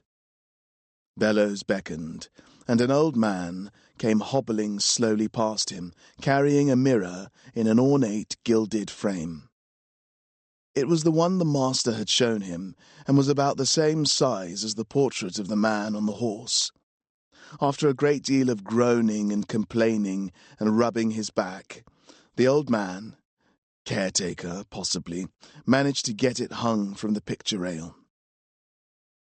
"Will you take a late breakfast, Nathan?" Bellows asked. "The master is busy with his work, but that need not stop us. Indeed, the master is always keen that we should not wait on his convenience for every little thing, but should manage our own affairs independently, and thereby take for ourselves the responsibility for what we do beneath his roof." "I'm thirsty," Nathan said. "Excellent. Easily remedied. There is ample water to be had, or beer, if you wish, whatever you prefer." "Water, please." "Very good. Let us repair to the dining room." As they left, the old man nodded to them and left too. Chapter 48. The dining room wasn't far. It was off the same corridor Nathan's bedroom was on, and its windows overlooked the sea. Ships with red sails dotted the water, trailing like a line of ants through the seawall gate, off to the horizon. "It is a wonderful day," Bellows said. Nathan looked at him. In the daylight, he was stranger even than he had been in the gaslight of the hall. Here, with the blue sky and the sun high, he was not a thing of dreams or illusions or magic, but was a real man in real clothes, but twisted from what a man generally is, altered. "Is there a food you enjoy? We can have cook prepare whatever you like. The master has made it clear that you are to be treated as an honored guest, and his generosity is boundless. Do you see those red-sailed ships down on the water? They facilitate trade with the distant places of the world where delicacies of all kinds are sourced." The ships Nathan could see, but the distant places? "May I have bread?" "You may indeed have bread. I will join you. We will have a selection of the finest breads, and cheeses, and pickles, and conserves, and pâtés, all the good things. Candied fruit to finish." Bellows skipped eagerly to a hatch that opened into the kitchens, his limbs a tangle of movement. To the left of the window, there was the edge of the sea wall where it surrounded the port, but there was no sign of the rest of the city. When Bellows returned, there came with him a short old man, seemingly even older than the one who had carried the mirror, but a little more sprightly, with no sleeves and an apron on. He was bald down the middle, but the hair remaining was long and thin, so that it trailed past his collar. He carried a silver plate onto which a loaf had been sliced, and a block of butter lay next to this. He put the plate onto a table and gestured for Bellows and Nathan to sit. "He does not speak," Bellows said, "but in all other ways he is an excellent fellow. Aren't you, Cook?" Cook nodded and returned to the kitchen, from where the sound of chopping was immediately heard, and then banging and clattering. Bellows went to and from a Welsh dresser, and took from it saucers and side plates, knives, forks and spoons, a jug of water and glasses, condiments in jars with tiny spoons that slotted into the lids, shakers of salt, pepper and nutmeg. He laid them all out between them. He put a piece of bread on a plate for Nathan, and a thick slice of butter. "After this I will show you to your playroom, but first, please eat." Bellows filled his glass with water from the jug and slid it over. There were several knives beside Nathan's plate. One was round and wide for butter, another was designed for cheese, with a curved end, and there was a bread knife, though the loaf was already sliced. And then there was a much sharper knife for carving meat off a joint. "Ah!" Bellows exclaimed. "Here comes Cook again." Cook had a plank of wood 3 feet across, and on it were so many different things that Nathan could not take them all in at once. Ham, chicken, pies, objects in aspic, pears, whole wheels of cheese. Cook also carried a basket on his head, and when he placed it on the table, Bellows leaned over it, so that he was only a little way away. He inhaled, eagerly, and his black nostrils sucked.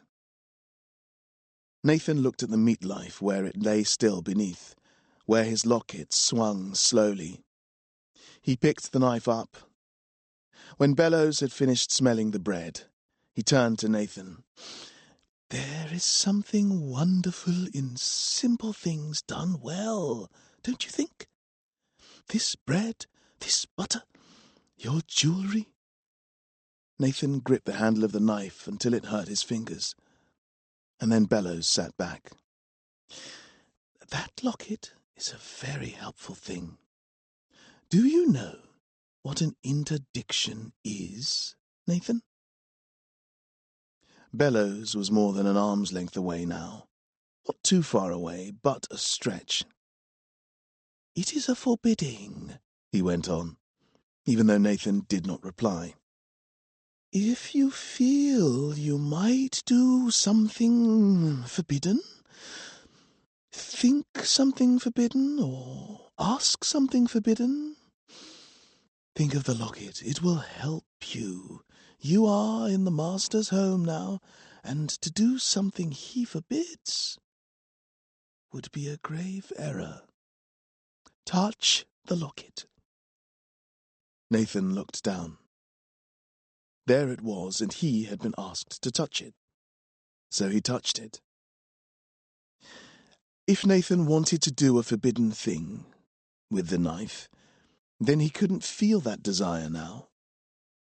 Where the locket touched his fingertips, such feelings were numbed, and that numbness spread quickly until it was everywhere. Eat, Bellows urged. The Master tells me that you should learn, and a boy cannot learn on an empty stomach.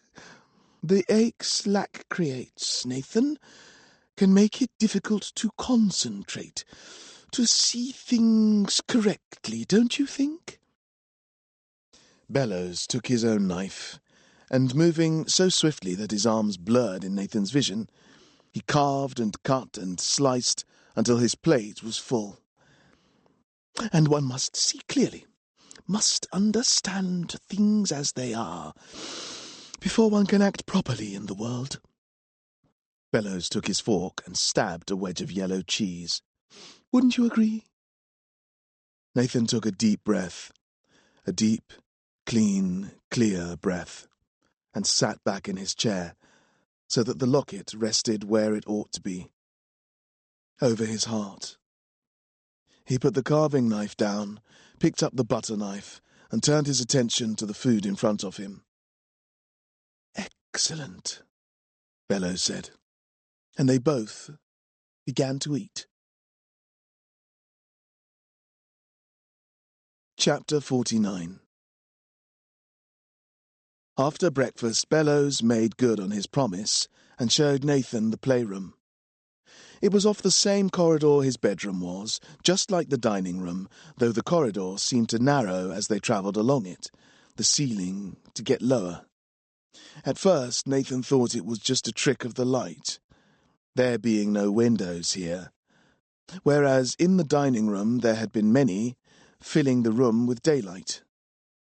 Everything feels more enclosed in the dark, more claustrophobic, more threatening, and the lamps that attempted to redress the architect's economy with glass flickered yellow and didn't give much brightness. But now Bellows was crouched over, his nose pointing down to the floorboards instead of held out in front of him, like it usually was. Soon the tip of his nose was almost brushing the toes of his shoes, and he slid his feet on the narrow runner of carpet, because if he picked his knees up to walk, he would strike himself. So, Nathan, if you ever doubted the Master's thoughtfulness, you will see it now. How perfectly he has considered your comfort, even in the design of this corridor, which is suited to the height of a child. I, a grown man, can go no further without crawling, which is beneath my dignity. Here, then, is the key to the door at the end. Do not be deterred if it seems to stick. You must waggle it a little and lift the door handle. Caretaker is unable to repair the lock by virtue of his height and his arthritic fingers. Bellows handed over a black metal key. It was heavy in both weight and design, looking like it might open the gate to a graveyard or give entrance to a museum. Nathan took it. Carry on down the corridor and leave Bellows to crouch here alone. Nathan did as he was told, glancing back as he went. Bellows looked, in that enclosed space, like a crab at the bottom of a bucket. When Nathan could feel the ceiling on his hair, he was close enough to unlock the door, which was as grandiose as the key, with studded bands of black metal and dark-stained wood. It wouldn't open. "Jiggle it, and simultaneously lift the handle," Bellows called, his advice echoing down the corridor. When it opened, behind was all light. It took a little while for Nathan's eyes to adjust, but when they did, there was a room laid out in an octagon, and the only walls that did not have windows were the ones through which his door came, and one with the door in opposite. The windows were high and bright and made of coloured glass, each one showing scenes from a tale, so much was obvious, with a young boy appearing in each one. Here he was at battle with a dragon, there lifting up a gemstone, and in the light these windows shone and gleamed everywhere. The room was full of objects, furniture, of course, and shelves for books, but also cabinets full of things, mannequins and boxes, miniatures and chests, puzzles and games, and everything exquisitely made. Beneath his feet, the rug was decorated with the same boy as in the windows, now dressed as a prince, perhaps a king, crowned with gold and robed in purple with a locket at his chest, just like Nathan's. The whole place smelled of beeswax and vinegar, as if someone had freshly polished the wood and cleaned the glass. "I will call for you before the evening meal," shouted Bellows from the corridor. Nathan nodded, and when Bellows returned down the corridor, Nathan closed the door. It snicked shut. Everywhere Nathan's eyes fell, there was something new and fascinating. A horse's head made of felt, button-eyed on a striped cane with a mane of soft chestnut hair. And this leant on a cabinet in which beetles and butterflies were pinned, each with their own label, carefully written in the best copperplate script. And on this was a checkered board and pieces, and a silver carriage gleaming with doors which opened, and wheels which turned and clicked with perfect little clicks that sped up and slowed down the faster or slower you span the wheel. And inside there was a tiny man and woman, perfect in their detail, even down to the buckles on their shoes and the layers of the woman's underskirts.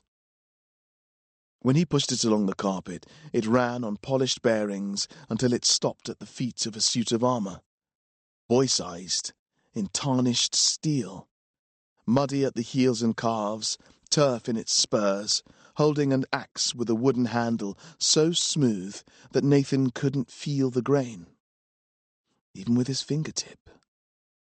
The leather strap fit his wrist perfectly, and the blade was so sharp that when he split the air with it, it made a sound like the tearing of silk.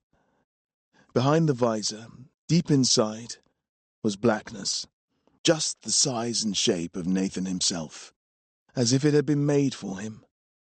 On a table beside the armour was a menagerie and porcelain creatures of strange types, 2 each, and beside them a ship into which these could be marched, the places where they should stand marked out on the decks by the outlines of their footprints. It was half toy and half puzzle, the animals locking together when in place so that there was barely a hair's breadth separating them. If one was wrong, then the whole lot had to come out, so he could start again. The pleasure somehow not diminished, so smooth were they in his hand, so cool and delicate, so intricate and perfect, that he could have done it again and again, if other things equal to this did not keep competing for his attention. There was a clockwork machine which carried balls to the top of a slope, down which they would roll, only for the machine to take them back up again in a series of steps to the top, and the paths of which, by the pulling and twisting of tiny levers, could be changed, and larger marbles taken there, and smaller ones here, each deposited with balls of their own size or colour in different reservoirs, from which they could be taken on their journey again, rolling in rainbow colours around and around in so many ways that it occupied his attention so completely that Nathan wondered how he had ever paid attention to anything else.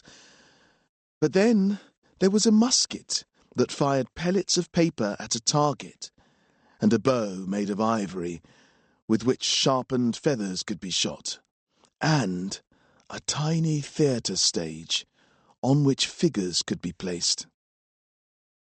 Nathan blinked. He took a deep breath, as if he needed to get his bearings, held the locket at his chest, felt its warmth. Then there was the other door. It had a bolt which did not need a key. He drew the bolt across and pushed, and the door opened silently on greased hinges. On the other side was grass and the great blue sky.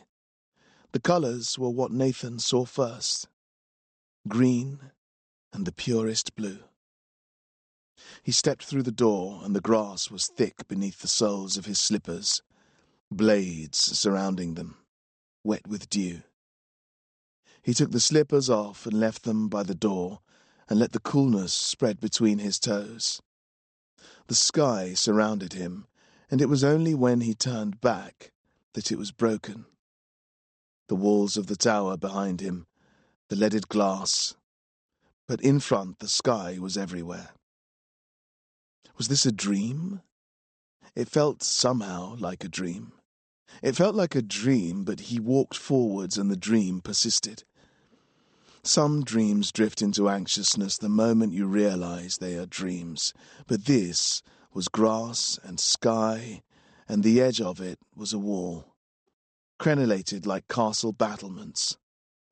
It was about 50 steps from the door, solid, at least a foot thick, and made of strong stone, gritty to the touch. Past the wall, down, was the city far below, the glass road curling around and through it like the spiral of a snail's shell, until it met the boundary of the sea wall. The locket swayed gently from his neck, describing a spiral like that of the glass road. The sea crashed, struggled, fought to flatten everything, and return the world to its original state, flat and untroubled by man. But from up here, the tantrums of the breakers were nothing more than the ragings of a baby, so much thrashing about to no effect. He was so far up that Nathan couldn't even hear the waves above the gentle breeze. Down below there were the slums, and the merchant city. Down there were the Fetch and Gam, his mother and Prissy, Sirius and Anaximander. Down there was dead life and the living mud, ghosts. But he was so far up. There was a telescope in the room behind him, in the map drawer beneath matches that struck every different imaginable colour when lit, and a kite the size of a hand. He could take the telescope, if he wished, and train it on the alifongers in the zoo. He could see everything with it, though the locket was warm in his hand. When he turned back, there was the tower, like the turret of a place from a story, with a steep, sloping roof, surrounded on all sides by grass and bounded by the wall so that it made an octagonal garden. But there was not only grass. There were trees, too, fruit trees, low with cherries and apples and pears, ready to eat, and oak trees, tall and climbable, to one branch of which someone had tied a rope with a fallen branch knotted at the end, on which he could sit and swing, and under which the grass had given way to a trampled patch of earth, dry in the sun and dusty. There was a weeping willow beside a pond which gave shade. In the pond were carp, fat and white, or black or mottled gold and silver. They breached the surface when Nathan came near, and mouthed things to him soundlessly. They followed him wherever he went, eyeing him for as long as they could before they returned below, only to come up again when they had breathed enough water. At one side of the garden there was a wooden post, notched with the marks of countless sword and axe strikes, and near it was an archery target, from which arrows stuck, and over which another bow was slung just the right size for him. There was a fountain too, and beside it a bench. Nathan took a handful of cherries and washed them in the water, and sat and ate them, spitting the seeds out in long lazy arcs so that they fell into the thick grass and disappeared. Why not try on the armour? Why not take the axe and play at hitting the post? He sat and turned a cherry stone against the backs of his teeth with his tongue. It rattled gently in his mouth, and he heard it in his jaw rather than with his ears. He did this for a while without moving, his hand on his chest. But eventually he spat this last stone out, ran to the door, and returned with the armour. He laid it out on the grass before him, pulled out the stand, and disconnected the parts, so that there was the helmet, then the gorget, then the bessigues, the breastplate, down to the greaves and the sabatons, until it took up more space, laid out, than he ever would. It was harder to put on than he'd imagined, and he found that if he put on the helmet first, the visor kept falling down over his eyes, and if he put the sabatons on first, then the greaves would not fit. But this was part of the fun of it, tying and untying the leather straps and buckling and unbuckling each part in turn. At one point, it seemed as if he should take off his locket to make it easier to get the breastplate on, but he didn't do that. He moved the locket round so it dangled down his back instead. When he had the armour on, eventually, only a few pieces still remaining on the grass, he turned and twisted his arms and legs and ran for a few steps. It felt perfect. In what way, he did not know, but it felt as if it was right. He picked up the axe and ran for the wooden post, and when he hit it, the armour clanked, and his knees and elbows rattled like his teeth rattled in his jaw. It felt good. Why not take off the armour and look at the sky? Why not relax? When he took off the armour, the blue of the sky was deepening, and tracks of cloud rippled like the marks waves leave in the sand. Across the breeze came Bellows's voice, calling him to dinner. Chapter 50. After dinner, Bellows took Nathan by the hand and led him somewhere new. Nathan followed without question. How long had he been here? Was it only one day? It felt like forever. Wasn't it forever? Where had he been before? The playroom. Breakfast. Bed. Bellows was speaking, so he should listen. Education to a boy should be as water is to a fish. So much the master has said on many occasions. He should have it surround him on all sides, so that it supports him and sustains him, and provides the medium in which he should live. A boy without education flounders on dry land and, eventually, dies. You may be able to attest to this fact from personal experience. I have so long had the benefit of the master's education, his wisdom, his generosity, that I cannot claim to recall what the absence of it would be like. But it seems to me that to be without any of those things, even for a single day, would be a terrible thing. It pains me to imagine you, and the boy children like you, stranded in the world, aimless and feckless and out of your element, flapping and gasping. Bellows took out his handkerchief, the great white one the size of a tablecloth that Nathan had seen before but now couldn't quite place. He dabbed it at the corners of his nose where it disappeared under his hat, and where his eyes, if he had them, might be.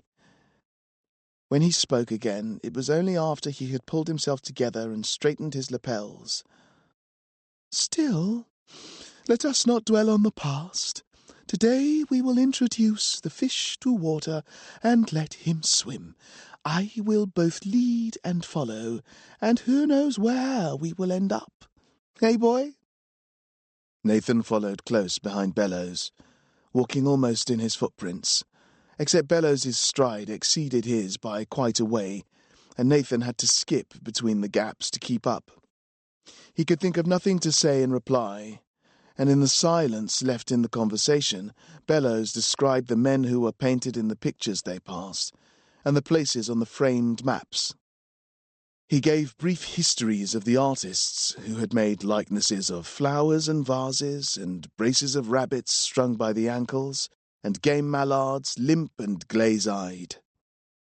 The corridor stretched on forever, so much so that Nathan could scarcely believe any building could contain its length, or that there were enough artists in Mordew to make all the pictures that decorated its walls.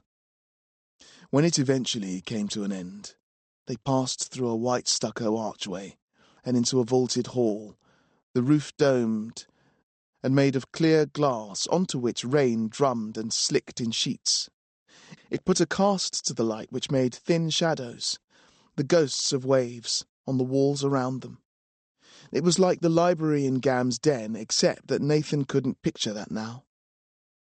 The books in this library were arranged so that they presented a uniformity of colour and height, each shelf holding books of the same type. 10, 20, 50 to a row.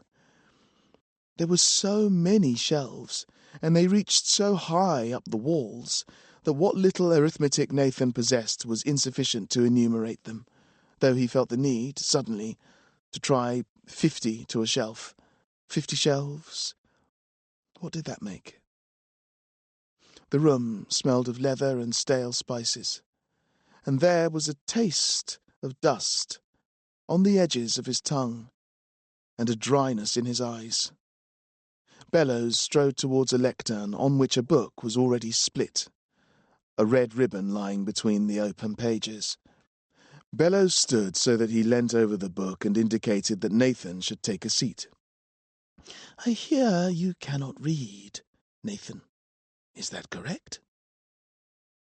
Nathan looked down at the desk behind which the only chair had been placed. There were things crudely carved and inked on it. Hanged men, dragons, a cat seen from behind, and here and there were letters. Nathan recognized what they were, but the import behind them was lost on him. He could not read. "You hang your head in shame?" Bellows said quietly. "Dear boy, there is no shame in ignorance. Ignorance is nothing more than a great opportunity, a wonderful absence that is the precursor to the delights of learning and knowledge. Do not seek to hide your ignorance, but bring it out into the light. Bring it to me as you would bring an empty vessel you wish to fill. In this room amongst these books you will find that there is an endless bounty, for which you need only express the desire. It will be given to you. Bring forward your empty bowl, your dry cup, your cracked plate. Let the master fill each until they overflow." Bellows gestured that he should come forward, and, again, Nathan did as he was told. Bellows danced over to meet him and placed his hand on Nathan's back, and half pushed, half urged him on a tour of the shelves. "These shelves contain the wisdom of the ages, which the master has curated and archived, which, if only we could contain it all, would allow us to know those things that have been known by the greatest thinkers of the past. Imagine. If we could only let their words pass into us, to understand and hold them, would not we, then, be as great as they were? Here, Bellows indicated a bank of shelves filled with books, primarily bound in shades of brown, except for the odd exception. We find philosophy, a body of knowledge that treats thoughts as if they were abstract things, and, in so simplifying and condensing them, uncovers the rules that govern our thinking. Here is chemistry, which repeats the job, this time with things of the world, so that we might see how each stuff combines with another, and so makes up the objects of our experience. Here is law, wherein the dictates of proper and improper behaviour are outlined. And here is history, where the actions of men of the past are recorded. So with literature and politics, until we come to the smallest but not the least section of the library, the magics. The books Bellows showed Nathan now were few, but their importance was indicated by the cabinet in which they were placed, which was glass, decorated with intricate flowers and birds. There were a dozen books, perhaps, and rather than standing on their edges upright like soldiers on parade, each had a plump silk cushion on which they reclined, and there was a hand's breadth between them. "That cabinet is locked." "There's no keyhole," Nathan said. "Correct, and no key either." "The master has locked it, and his law forbids anyone access to it, except he and his named agents." From that point onward, no matter what Bellows discussed, and no matter how enthusiastically, Nathan's attention would drift towards that locked cabinet. Bellows would attempt to distract him, moving to the opposite side of the room, gesticulating his love of calculus with earnest excitement, and pointing at passages from volumes with a twig-like finger. But eventually, Nathan's eye would return to the magics like a homing pigeon, returning to its roost. What did they do, these books? Who wrote them? And why? Unlike the other books, which seemed content to keep their secrets until opened by Bellows, these ones begged to be understood. Bellows clicked his fingers and began a new topic, and Nathan did his best to concentrate.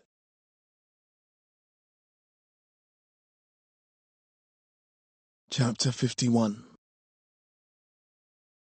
When Nathan eventually returned to his room, it was dark, and the curtains had been drawn and the lamp lit. So long did it feel as if he had been away that everything seemed unfamiliar to him again. He drew the bath, scrubbed the residue of books and play from his skin, applied the ointment to his arm, which was now almost entirely back to its old self, and put on his nightgown. When he reached his bed, with every intention of going directly to sleep, he saw the mirror the old man had hung that morning. What had the master said? He would be able to see his friends. He felt no urgency, but he climbed onto the bed, pulled the locket out so that it hung outside rather than inside his nightgown, and looked into the mirror. At first it was himself he saw, cleaner and neater than he thought he was, but himself nonetheless. Then, slowly, he faded from the frame and images appeared, still lifes like the braces of rabbits and portraits in the hall. They came one after another, gradually enough for every detail to be taken in, but changing with sufficient frequency that a sense of movement was sometimes suggested. Here was Prissy. She was with Gam, and they were in the sewers searching. Now here was Prissy's face up close, her eyes sad, and then her legs, up to the knees in ordure, her dress floating beside her, the filth ruining it unnoticed. Gam now bending over something caught in a blockage. Prissy's face again, her hands raised over her mouth. Over Gam's shoulder, a corpse bloated and blue, then a skull from which the face had been chewed. Nathan turned away, held his locket. But he did not get under the covers. He turned back. Here was Nathan's mother, alone, staring into the fire.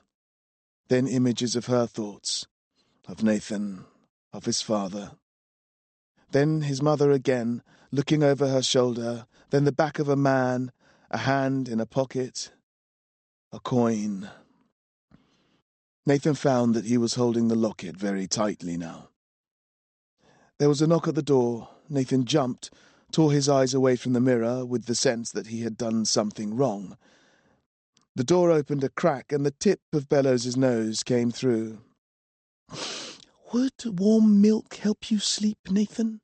Bellows followed the words in, carrying a tray with a steaming mug in the middle. Nathan nodded, went back to his bed and got in.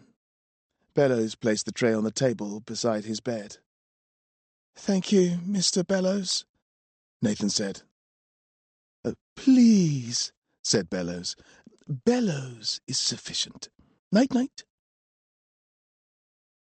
Over the next days, Bellows took Nathan on a detailed expedition through the books of the library, always skirting the magics but never ignoring them, using their glamour to offset the dryness of the other subjects.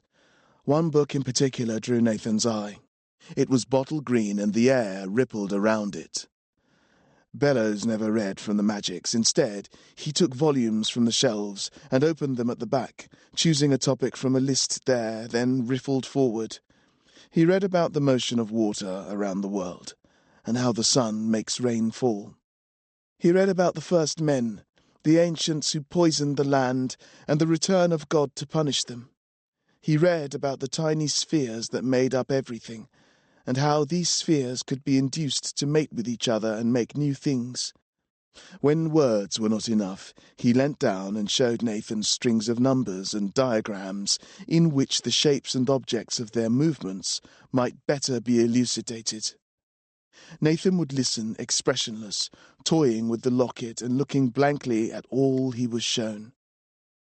He tugged at his shirt sleeves and bit his lips when Bellows expounded excitedly on this topic or another, reaching up to indicate the state of exaltation an intelligent man might be expected to achieve at the mere contemplation of the wonders contained in these works. When Bellows adopted hushed and reverent tones, at the revelation of law so potent that it might once have been reserved for kings and princes and priests and popes, Nathan heard it all, and parts of it he could understand, but mostly it was like the sound of the waves as they crashed against the sea wall, a hissing with no meaning, no matter how potent the cause. Bellows saw this in him. If Nathan drew blood on his lip, or his knuckles cracked from the presence of matters which clearly ought to mean so much, but which did not, then he would turn to lighter subjects. The dress and habits of people long back in time who did things differently than they might have, or of wonders that had crumbled into dust and the foolishness of their makers for assuming something permanent might come from so meagre a source as their own intentions and efforts. As a week passed, though, and the books gathered half-read on the library tables, Bellows calmed in his delivery and spent more and more time examining Nathan, asking him questions. Bellows's tone was always first one of surprise at Nathan's ignorance, and then studiously neutral. He would come to collect him later and later, allowing Nathan more time in bed and in the playroom and in its garden. Here Nathan was happier and more occupied. There always seemed to be something that had escaped his attention, or some new use that he could put to some familiar thing. Nathan would return in the evening and bathe. He applied his ointment for the first few days, but it was better in no time, so he stopped. Ointment or no, he would dry himself off, dress in his nightwear, and look into the mirror. Once it showed him a bonfire, beside which Prissy and Gam, and people Nathan did not recognize, were standing. It showed him 2 bodies wrapped in winding cloths, laid across the top, licked with flames. Prissy taking a firebird feather and throwing it, the feather falling, a burst of red, white smoke drifting on the wind. Another night he saw Gam and Prissy in the clubhouse. On the table, food uneaten, wine bottles still corked. Prissy turning to leave. Sirius pacing and circling, howling, then lying, his head between his paws. The last thing he saw was the temple of the Athanasians in the early morning, dawn light reflected in a curtained window. The curtains drawn aside. Prissy, eyes blacked, weeping. In another window, caged, a stranger in a blue dress, feathers in her hair. "I am here," she seemed to be saying. "I am here." The following day, the old man, caretaker, as Nathan then knew him, came to take the mirror away. Then it was nothing but lessons and meals and, increasingly, play. Chapter 52. One morning when Nathan was puzzling for the 100th time as to what precise drama the toy theatre was produced to enact, its figures and props were all half-finished, grey and amorphous, Bellows interrupted early with a call from the corridor. Nathan went to him, expecting nothing more unusual than the early resumption of his lessons, but Bellows was standing with a gift. "Now, boy," Bellows announced, "the master has given you every opportunity to learn, and you have expressed your willingness to do it. You have proved yourself a diligent pupil, but you will not understand what it is that the master needs you to understand. Your illiteracy, I fear, is a disease which is hampering your development.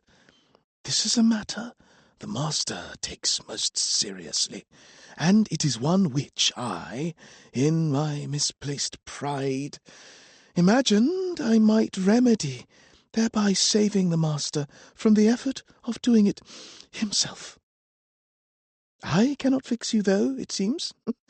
My skills are inadequate to the task. So, and I did this only after a great deal of thought, I approached the master and broached this matter with him, and, as I should have expected, he provided a solution.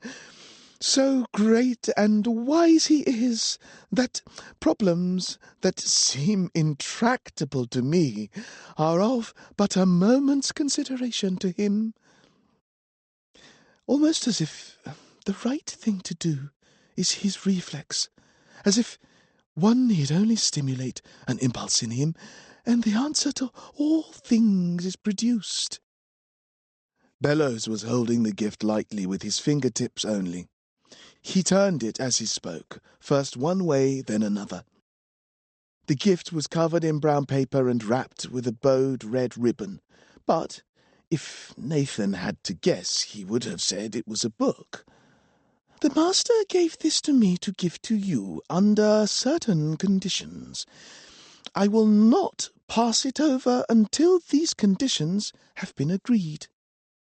And should you then go and break any of the promises you must enter into, the consequences will be grave. Yet we do not need to speak of consequences of breaches of promise in this place. Who would wish to betray the trust placed in him by the master? No one. Rather, we would all take the fulfillment of those promises as the governing motivation of our lives. So generous are the gifts the master bestows upon us." Bellows almost handed the package over, but withdrew it again, and when it came closer, Nathan could see it more clearly. It was certainly a book, and the spine of it, the ridges of the binding, crinkled the brown paper. Where the ribbon took a corner, it indented a little to show the distance between the hardcover and the pages. The conditions are 3. Firstly, you must only open it when you are alone. Secondly, you must only open it in that period between sleeps. Thirdly, you must never inquire after its title. Inquire after its title, Nathan said. Between sleeps. I don't understand. Indeed, you will come to understand. But do you agree to these conditions? I don't know what you want me to agree to. Bellows stiffened, as if he were hearing something which he disliked. Chalk on a blackboard or the screeching of cats. You understand the words, do you not? Bellows said. Alone is when no one else is there. The period between sleeps is that period between the first waking of the night, when a dream one has had ends in a shock and one sits up startled, or when a sound wakes one, and the returning to sleep.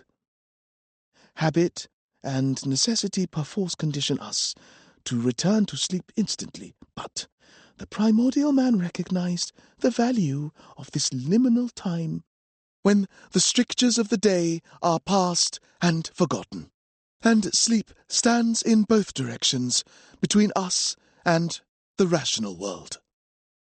He passed an hour or so in this place, dreaming waking dreams and considering the truths of the world and the walls that one erects to protect oneself from them. Open the gift only at this time, and never inquire of its title. Why? Nathan asked, and his hand strayed to the chain about his neck. Need you know? Surely it is enough to be informed that this is a condition, and to understand that the condition is not onerous. Are you so self-important that you imagine you must or could understand the necessity for things to be as they are? Surely you know that you are not. Nathan looked at the gift. Even through the paper he saw it. It possessed the same aura that the books in the locked cabinet in the library possessed, a glistening that distorted the air around it, not quite light, as if an invisible lens passed between it and the eye every time the attention was directed towards it. It was a magic book. I agree. Scarcely were the words out of Nathan's mouth before the gift was in his hands, as if Bellows was suddenly very eager to pass it over. There will be no lessons today. It was very heavy, as if it were made of a slab of clay, and giving like clay is too, only a little, but not like stone. Remember your promises. When Nathan looked up to reassure Bellows, he was gone. Chapter 53. That day's play was done with many glances at the parcel, and it seemed almost impossible to put the thing to one side, or for Nathan to concentrate on anything else.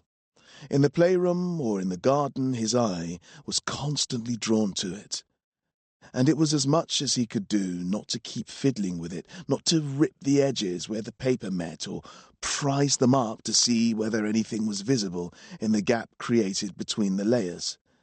It was only when Nathan went too far and tore where the paper and the ribbon met that he found the strength to put it to one side. He turned his attention to the progression of the sun across the sky, as it inched with an excruciating lack of urgency across the backdrop of his games. Behind the branches as he climbed the tree, above the target as he practiced his arrow shots, glinting against the polish on the greaves of the suits of armour.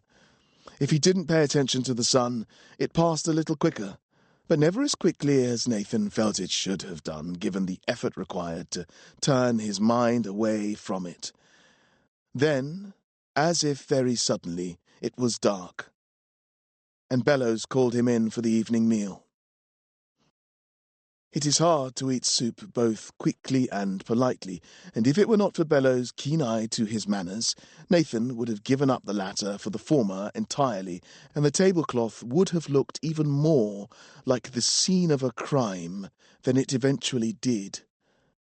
He was at least able to wash himself and prepare for bed as quickly as he liked. But once the candle was snuffed out, the mounting pressure of the presence of the gift at the end of his bed kept sleep away entirely.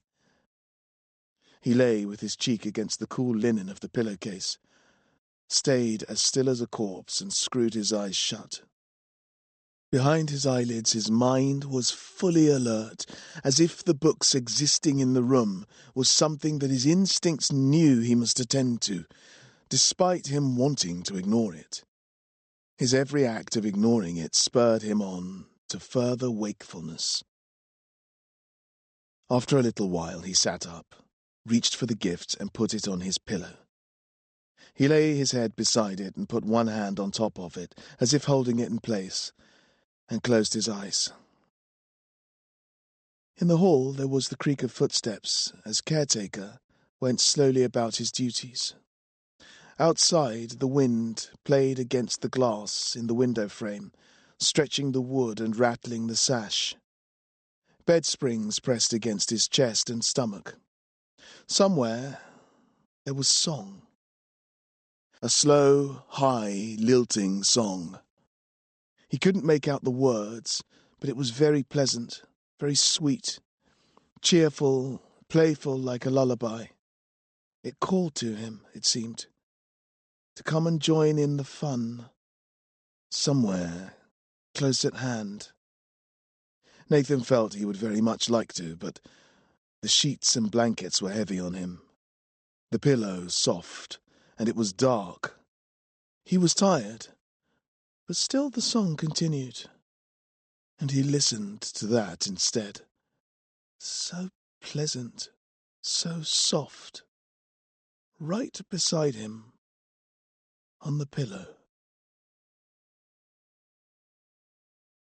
Chapter 54. He awoke in the dark with a click, and there was the gift, on his chest, sitting by his locket, staring like a cat will if you let it into the bedroom. Nathan's eyes, accustomed to the darkness behind his eyelids, found the light of the room enough to see by. Besides, the gift gave off its own kind of light. Nathan was a little tentative, now the time had come. He slid up until his shoulders were against the wall and his chin was on his neck, and slipped his arms out from beneath the covers. This must be the right moment. He was alone, between sleeps, and there was no one to ask about the title. It was dark. There was no sound from anywhere. His hands seemed to move by themselves to the bow, and they undid it. Even so, the paper remained. He sat up straighter, rubbed the sleep from his eyes, and now the thing was in his lap. He didn't know what the fuss was about. He opened the paper. Inside, there was a book, as he had expected. It was nothing too extraordinary, bound in soft calfskin with a pattern in ivory and precious stones inlaid on the cover and the spine. The pattern was of a river, stopped so that a reservoir had built up, and with a stream below the dam wall that ran off across the front, over the spine and onto the back cover, where it became the roots of a white birch tree. The calfskin was very fine, but the inlays were smoother, and Nathan let his fingers run across the reservoir, along the stream and up into the branches of the tree. When he eventually opened the book, its pages were empty. Nathan checked every one, slipping his finger between the pages and smoothing them back with the palm of his hand, before moving to the next. There were no words to puzzle over, no pictures to look at. If the master imagined it would help him to read, then Nathan couldn't see how, yet there was still that sense of magic, And now the book was open, it was even stronger.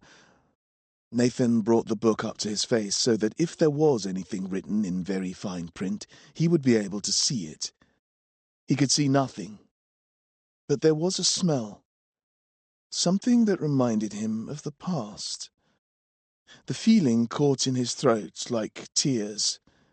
He couldn't bring the feeling to mind. He couldn't understand it or name it, but it was something from long ago, from a time when he had been happy. Inexplicably, he began to cry. Not a single tear, but great sobs, as if they came from the core of him. He didn't realize it, but he let the book fall onto his lap and sobbed at the strange smell, whatever it was. When he looked down, his tears had wet the page in front of him, darkening the paper. He wiped his eyes and was about to wipe the page with the sleeve of his pyjamas when a teardrop stain moved. It shifted to the left edge of the page, and others went with it, and where they met, they formed the image of something. Nathan didn't recognize it yet, but it was a horse chestnut seed. Nathan touched the picture, expecting it to be wet, but it wasn't. And underneath the image a word appeared, drawn in plain, clear script. Nathan still didn't understand. He traced the letters with his fingertip. "Conquer," the book said. Nathan jumped. He hadn't realized the room was so silent until the voice sounded. "What?" "It's a conker," the book answered. Its voice was strong, but rustled like leaves, as if its throat was dry. "You won't remember it, but your mother gave you one when you were a baby, a newborn, a big, brown conker. You'd grip it and suckle it. She had to take it away as you grew, once you could fit it in your mouth." "How?" "How what? How is this knowledge retrieved? You can tell a lot from tears. There's magic in the tears of a boy, as you've heard. Or do you mean, how is it that you hear this voice? Ask the master." Nathan closed the book. He held it in front of him, and not knowing quite what to think or do, kept it there. When he opened it again, the picture had gone, the words had gone, and there was silence. "Are you there?" He waited, but there was no reply. "Speak to me." "That's better," it said immediately. "You asked, are you there? I am not a you, I am a book, and must be treated as a book. Do you call books you? Books are its. The master determines this to be so, and so it must be. What would you like to hear about?" "I don't know." "Well, the master wishes you to read. Would you like to know how to read?" Nathan yawned involuntarily but deeply. "Or would you like to return to sleep with a lullaby like last time?" "That was you." "There is no you, but yes. If you shut the pages, the sounds will quieten, but they'll never silence completely, not unless the master shows you how." "I see." "You do not, but never mind. You're still young. The master wishes you to be reminded of the conditions.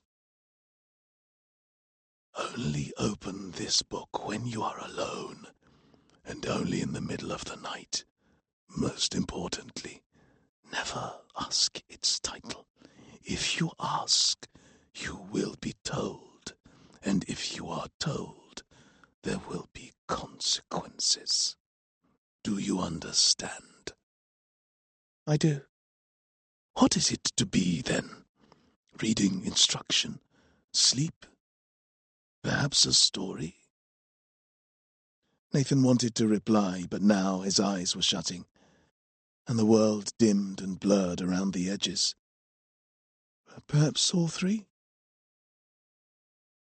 Nathan's head dropped as if it were momentarily too heavy for his neck, and jerked up again as he caught it. The book took this as a nod, exactly the kind of mistake a book will make, having no body of its own and no memory of tiredness. Then hear the story of Solomon Peel, in verse and in brief. The book began, and as it spoke slowly, almost singing, the letters that made the words appeared on the page very large, so that they almost filled a line. "I know it," Nathan murmured. "Good," the book wrote in silence. "It will help you to sleep, to see a story you know. Solomon Peel, he knew how to feel," the book said. "When a girl kissed his face, he was all over the place. When he got given a punch, he went right off his lunch. Young Solomon Peel, he knew how to feel." When Nathan's eyes were open, which was about half the time, the words the book spoke wrote themselves even larger on the page, and beneath them a sketch of Solomon Peel. A scruffy boy in shorts with a peaked cap holding in his hair did all the things the book said he did. He got taken to the master. What a disaster! He had tears on his cheeks, like his eyes had sprung leaks. The master took him inside. There was nowhere to hide. He pulled out a knife. Nathan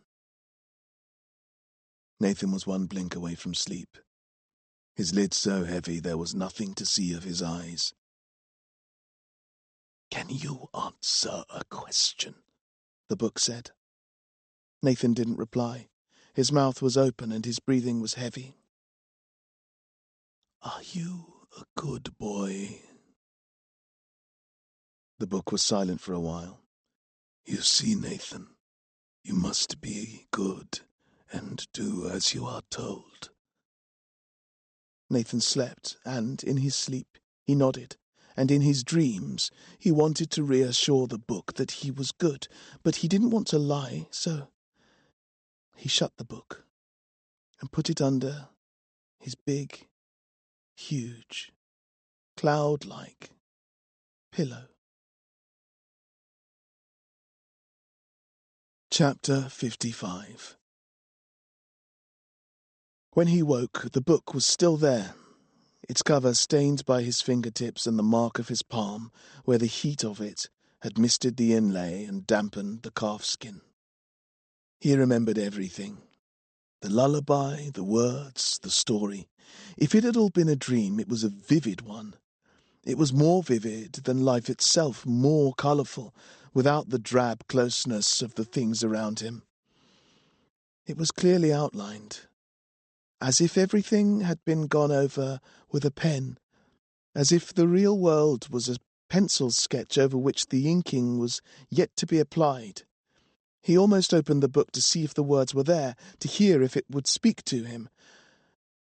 But the rules were clear, and he took the ribbon that had wrapped the book and tied it around, making the bow at the front.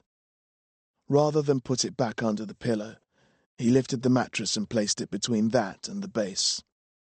After breakfast, Bellows took him straight through to the library without any play. He was dressed differently from usual, even more smartly if that was possible, the creases of his trousers and jacket even more crisp, the fabric even darker and less marked with fluff, his hat more evenly blacked and precisely blocked. Even the great blade of his nose seemed sharper. He said nothing, but addressed the blackboard, a fresh stick of white chalk held out in front of him, gripped between forefinger and thumb, and moving not an inch. When he eventually applied it to the board, he did it with conviction, as if he expected things of great import to be revealed from its movement from left to right. The whiteness it left behind trailed and looped, and without any effort, the sounds of those loops came to Nathan's lips. He did not let the sounds die there, but felt somehow as if he ought to speak them out. It felt right to. Sic parvis magna. The chalk stopped. Bellows whirled around to face Nathan, his excitement clear from the disposition of his limbs. Meaning? Nathan wondered, and it seemed as if, from a long way off, the book was thinking with him, helping him. It did not provide him with answers, but sorted through those things which he might have seen and done in his life without noticing, showing him pictures of things long forgotten, or which had passed by at the edges of his attention, things other people had said, marks drawn on discarded paper, scraps borne on the wind. That it is a good start? Excellent! Bellows took another piece of chalk and passed it to Nathan. Write repetitio est pater studiorum. And Nathan did. The chalk flaked, and between letters he worried it would stop, but his hand guided him, if he let it, and the movements came to him from nowhere, or from his watching of Bellows those last few weeks, or from the proper sense of things as they were, or from those things he had seen in books. What does it mean? Nathan asked when the phrase was in front of him. Bellows seemed to smile. I believe, dear boy, that you will shortly find out. I must leave now on important business. But when I return, we will begin work in earnest. Play now, and soon we will set you on the path the Master has divined for you, and you shall see every moment of effort rewarded 1,000-fold. Chapter 56. In the playroom it was again as if he was coming to somewhere new. The things he had played with before, the bow, the marble run, the other silly things, were like something a child might like, and when his eye fell on them, he felt the eyes of someone on his back, someone who might mock him for his interest in toys, gently only, and with affection, but mockery none the less. He tried to shrug off the feeling, and even walked forward to where the porcelain menagerie stood and reached out for it, remembering its cool smoothness beneath his fingers and the satisfaction of its interlocking shapes. But it was as if there was someone there who would be bored by something so simple, someone with more sophisticated tastes, someone whom Nathan would like to impress. His eyes instead were drawn to more esoteric objects, things which had confused him before, or which had exceeded his abilities in some way. The feeling would not be shaken off. When he saw the theatre, he went straight to it. He took it from where it was stored, unboxed its pieces and laid them out on the patterned oval rug that covered the boards in the centre of the room. What was it, then, if he was so clever? What was this thing, if the porcelain animals were no longer good enough for him? What kind of pleasures could be had from it, and for what kind of boy? He took the flat sheets of wood, light, as if the tree they had been crafted from could itself only have been a fragile thing, easily snapped, and he laid them out gently before him. Their very lightness seemed to indicate their worth, as if only those who could treat things with care and a certain maturity would have been allowed to play with an object so delicate, and that the naivety of anyone younger would find no reward in whatever it was for. There were 20 pieces or so. Like the porcelain animals, each piece had its own shape. Nathan took 2, one for each hand, and even though they were much more complicated than the animals, the principle behind them was the same. They were fashioned in such a way that each joint had a pair, and when these pairs were brought together, a whole could be constructed. The 2 pieces he had were the largest, and they met at only one corner, one piece having a slot that a tab on the other fitted snugly into. Once put together, They bore lines painted on the surface of each that ran together, joining to make a picture of a bay window in relief. Glass panes shining in an egg wash to make the inside of a house richly decorated. When his hands slipped into the pile of other pieces, they came back with pairs which made an obvious match. And when these two were joined, they made a joint that could only fit just so, and here. Now, suddenly, things that had been so confusing were now almost obvious, and that feeling of dissatisfaction that had somehow hung in the air when he came in was now utterly gone. His hands moved in excitement across the wood until, as the pile of pieces dwindled, the staging of a merchant's house was before him. The excess bits and pieces were props, and he leapt up, suddenly remembering where he had seen tiny pots of enamel paint. They were in tins, the lids of which could only be levered off with a flat edge. They held paint so bright that Nathan had been frightened to leave them open lest he knock them over and spill them, and so mark the carpet. This now seemed like a childish concern, a petty thing. Why should he knock things over? Was he a clumsy idiot knocking things over and regretting it? He was not. Here were brushes with only a handful of hairs on each, so thin and fine that when he put them to his tongue and wetted them, they formed a point such that he could pick out the edging of a tiny picture frame or dot the pupils of a miniature eye. This is what the clay was for. He now understood. To make people, and the tiny swatches of cloth to make their clothes. Chapter 57.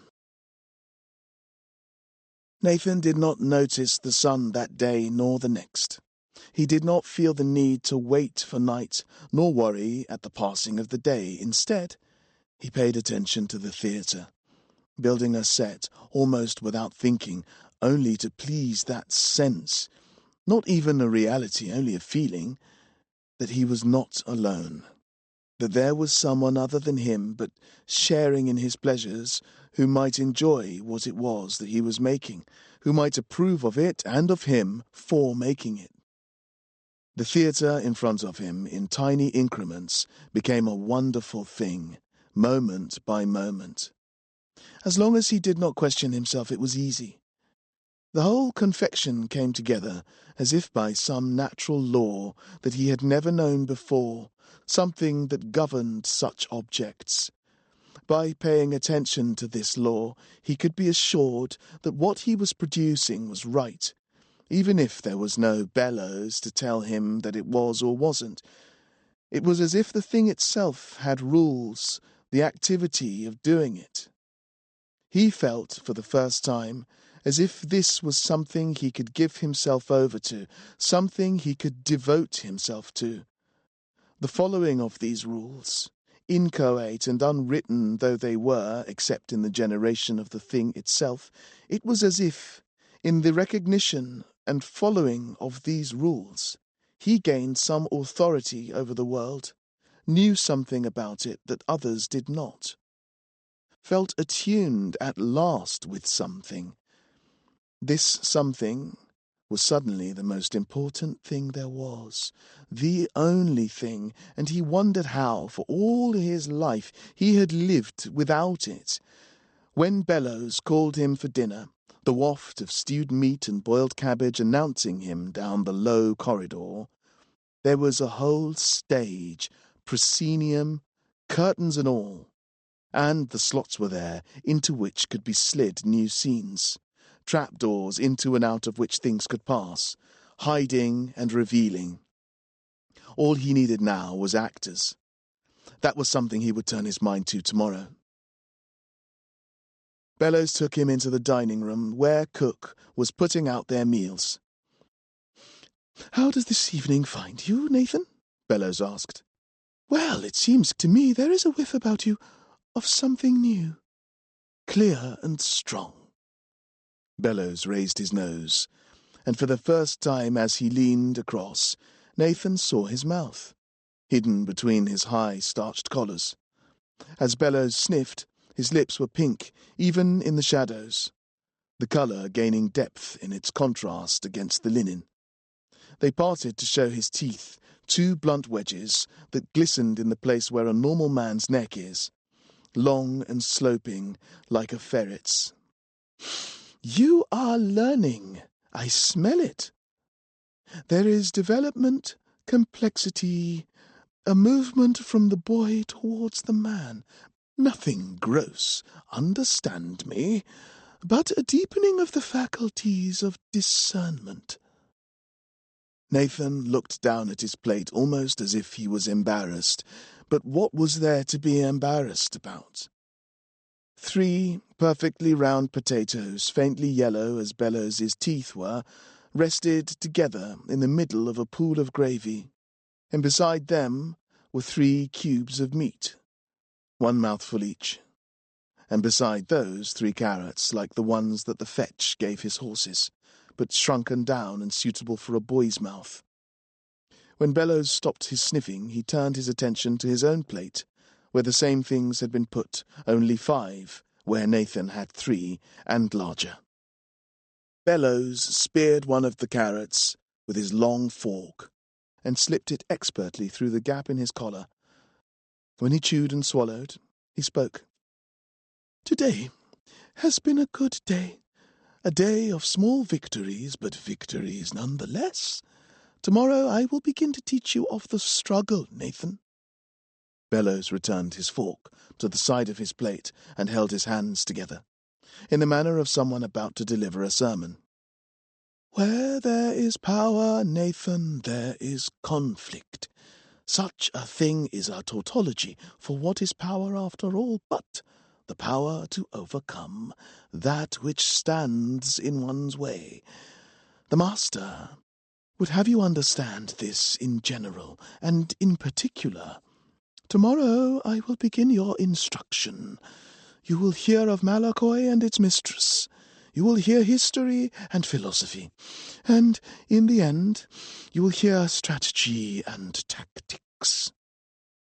Nathan placed one of the potatoes in his mouth, round as a conker, and when he bit it, his teeth slid smoothly through its flesh. From the corner of his eye, he thought that he saw in a window pane a figure, a girl in blue, with feathers in her hair. But when he turned, there was only his own face reflected. "You are not a normal boy, Nathan. You are not like the others. You understand this?" Nathan nodded, although he was not sure why, and once he had chewed the food in his mouth, he asked, "Where are the others?" "The others?" "The other boys the fetch brings here. When I came, some were kept and I was sent back. What happened to the other ones who were kept?" Bellows picked up his fork again. On one tine he speared meat and on the other a potato, and the both of them he dragged across the plate until they were wet and sticky. He lifted them off the plate and let the gravy drip back down, spinning them in place as he waited. "The other boys do whatever they do best, those jobs to which they are best suited. Even the Master's generosity is not so great that it stretches the provision of coin for no service. These boys earn their pennies many ways." "But where are they? I don't see anyone else. I don't hear them either." When the drips had dripped, Bellows ate without fear of dirtying his collar. He chewed without speaking until it was polite for him to speak again. Nathan waited, pushing things from the left side of his plate to the right and back again.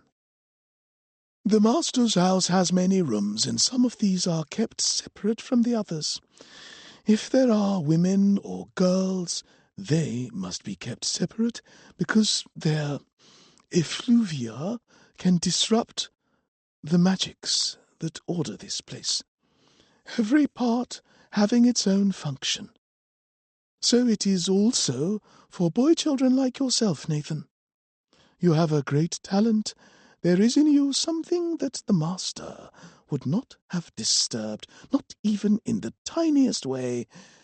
There are boys at their work here in their hundreds, but none of them may be allowed to disturb you.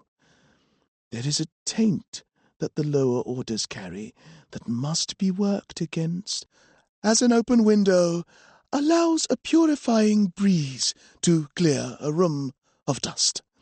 But this effort in itself can cause a disturbance, as too strong a breeze might bring a chill to a cultivated orchid and so prevent it from flowering, and which explains why glass houses are kept protected from the wind.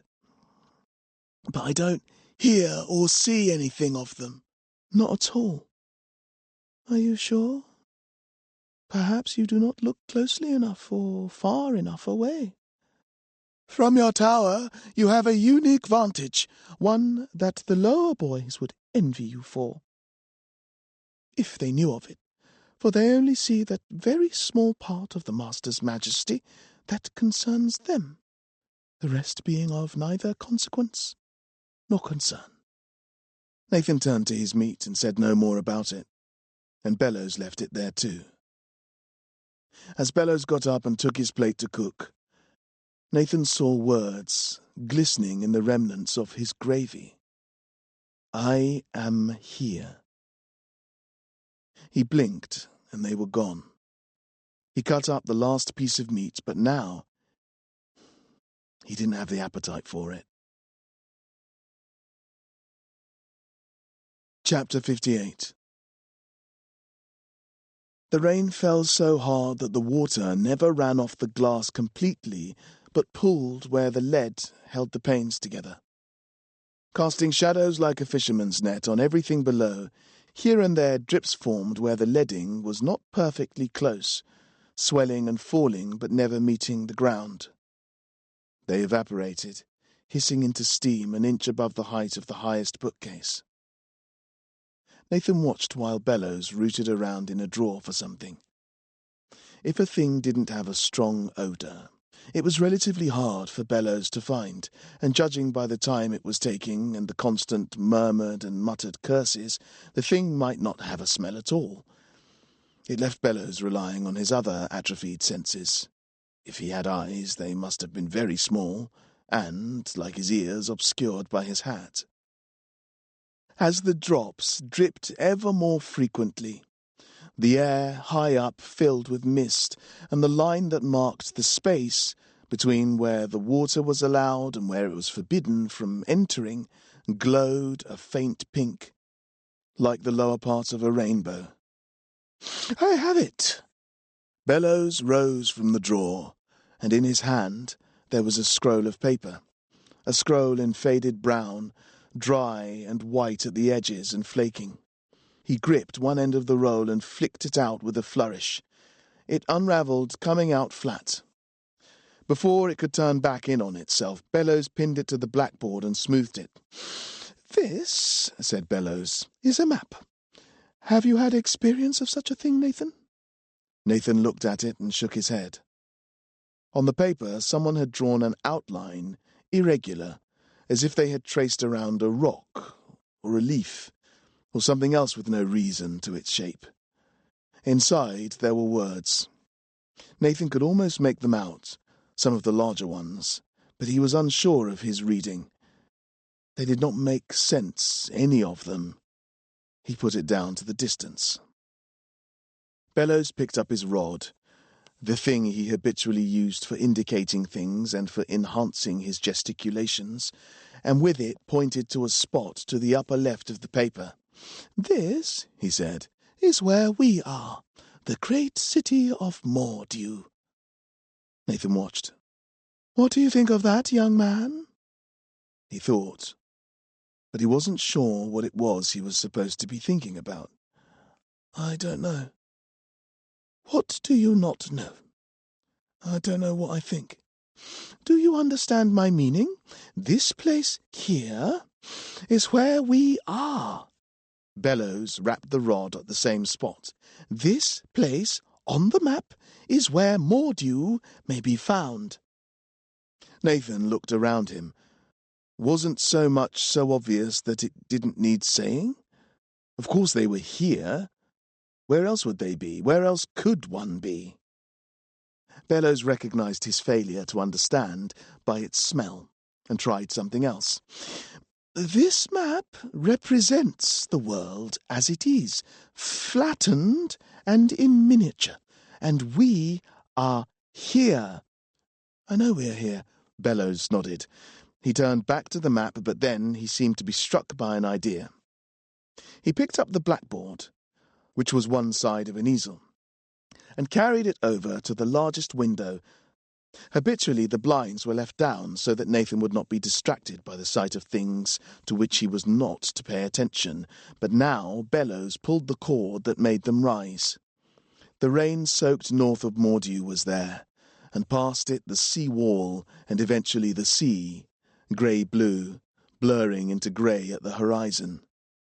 Bellows took the board and laid it flat on the ground and beckoned Nathan over. Nathan came and Bellows took him by the shoulders and moved him so that he was standing on the map, directly over the spot where he had earlier been pointing. "This, child, is where we are. Now, look over towards the sea. Look as far as you can." Nathan looked, but the day was not clear.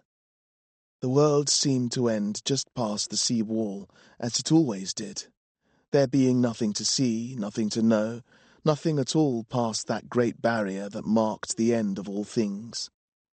But then, as if Bellows had intended it to happen, there was a break in the cloud, not above the tower where the rain fell as heavily as it ever had, but as far away as Nathan could see. A wedge of sunlight fell at an angle, illuminating the sea beneath it. "Put this to your eye." Bellows gave him a tube, an eyeglass, held it for him and reached over his shoulder to twist and turn the ends.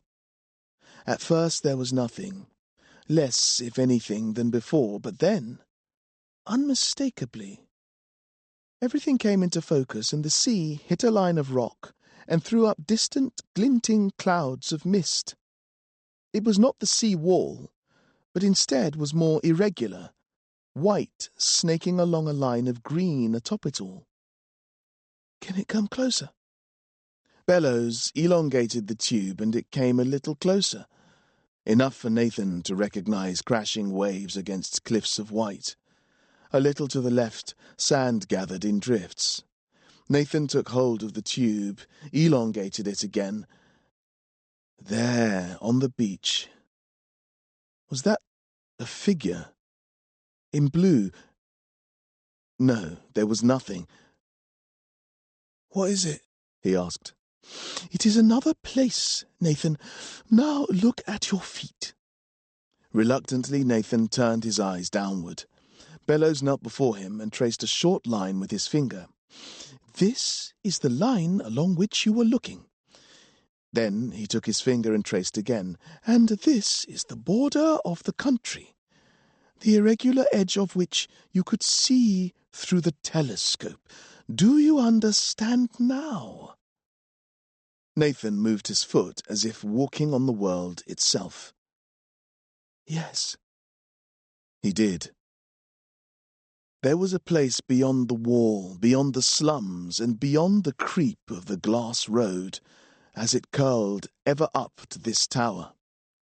There was a place beyond, and it was white and green. He stepped off the map, his footprints left behind, and now he realized, for the first time, the scope of what might lie outside this place.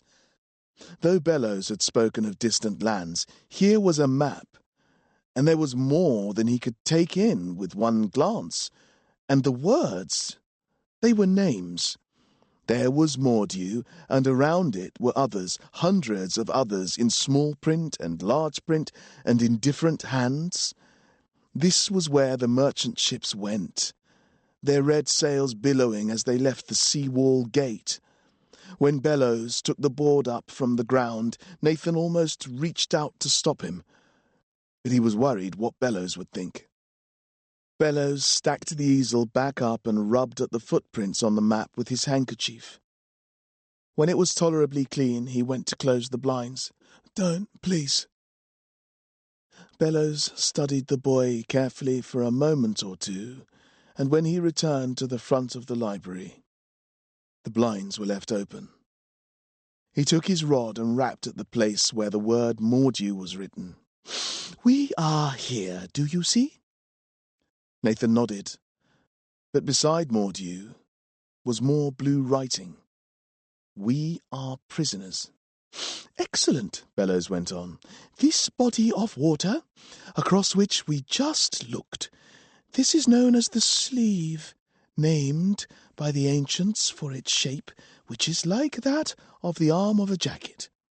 It separates us from the island of the White Hills, named for the chalk from which it is formed." Bellows held up his own little piece of it, and Nathan nodded again. The writing was gone now. He took his locket in his hand. "Indeed," Bellows continued, "on this chalk, glaring at us from over the water, is piled the corrupt and moribund city of Malakoi, no more than a cluster of tents and herds of livestock, within which, in her mystical and occult pyramid, the mistress of Malakoi secretes herself, scheming ceaselessly for the death of our master, and for the destruction of Mordew.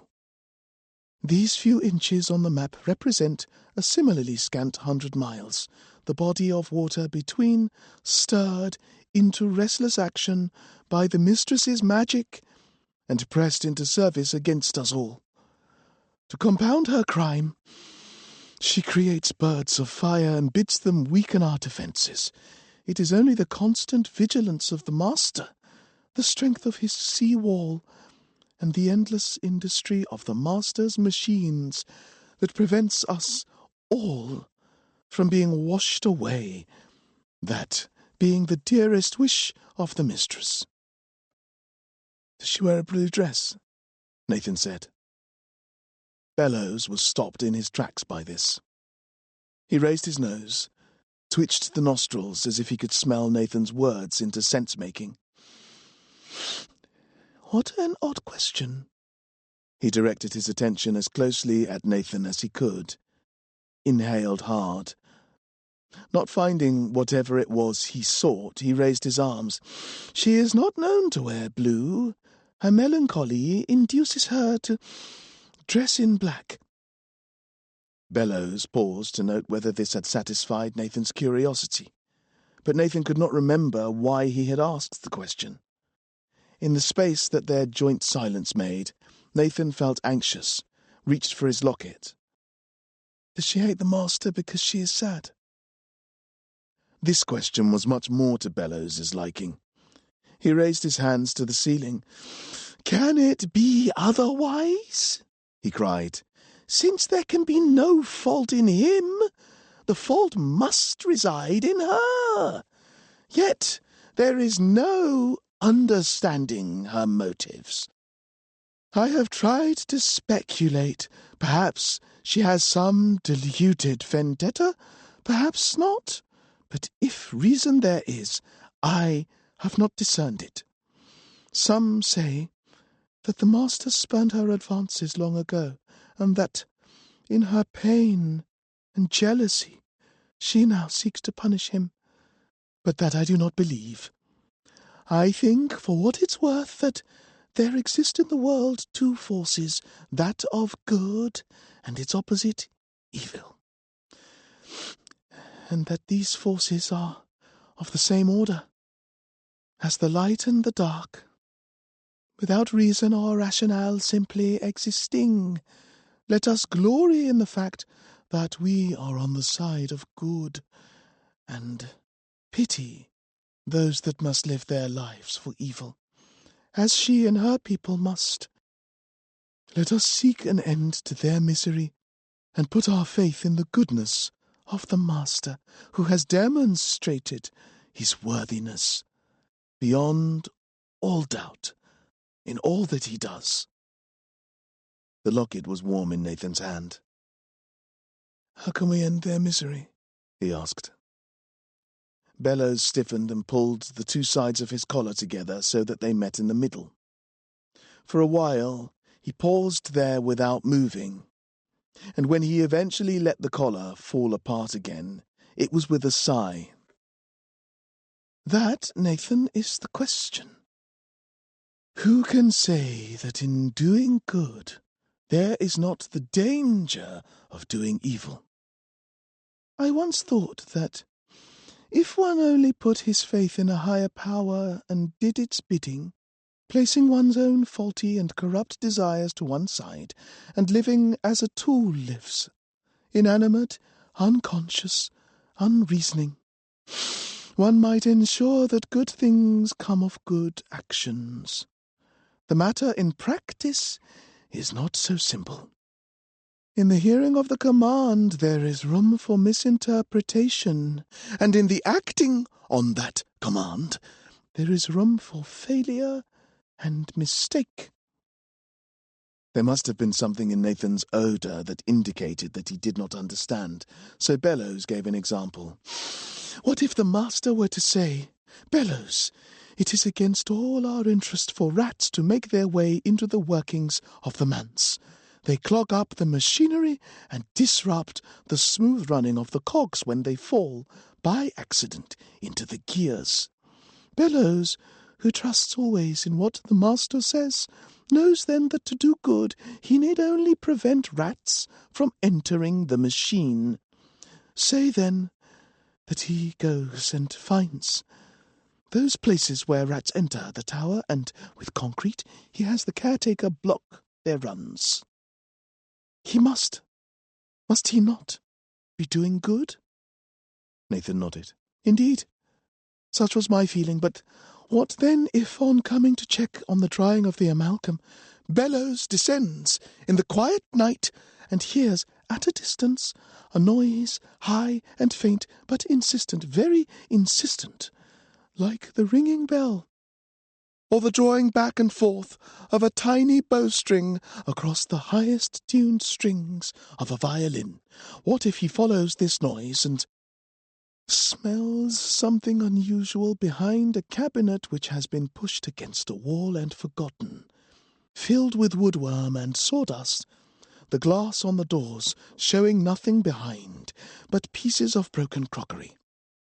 Under there is a bundle of dried grass and sticks, and amongst them, like forgotten blackberries in a tangled bush, when the pickers have retired at the end of the season, are the children of the rats, who have now been barred by the caretaker's concrete. They are blind and wriggling, no larger than a finger, ammonia-smelling, hairless and writhing and endlessly crying. What then of these little things who have committed no sin except to be born to parents who make a pest of themselves about the place? What choice does Bellows have but to take the nest from behind the cabinet, grubs and all, squeaks and all, smells and all, and throw the lot of it into the furnace to end their suffering?" Nathan said nothing, but Bellows went on, and would probably have paid him no attention if he had spoken. Indeed, he no longer seemed to be talking to Nathan, but addressing the world in general, or himself, or the master. And what if Bellows knows that the rats only found their way to the nesting place because of the laxity of the groundskeeper, and in his desire never to have to punish innocents in the future, Bellows dismisses this man and sends him back down to the slums, and then this man, with veins broken in his cheeks and skin perpetually glazed with a film of cold sweat, begins a tirade against Bellows and the master, cursing them in terms that would shame a dogger, and later beats his wife, who works in the laundry, until he ruptures an organ in her, and then she sickens and dies among the steam and sheets. What of good and evil then, Nathan?" Nathan did not know. And that was only the smallest thing.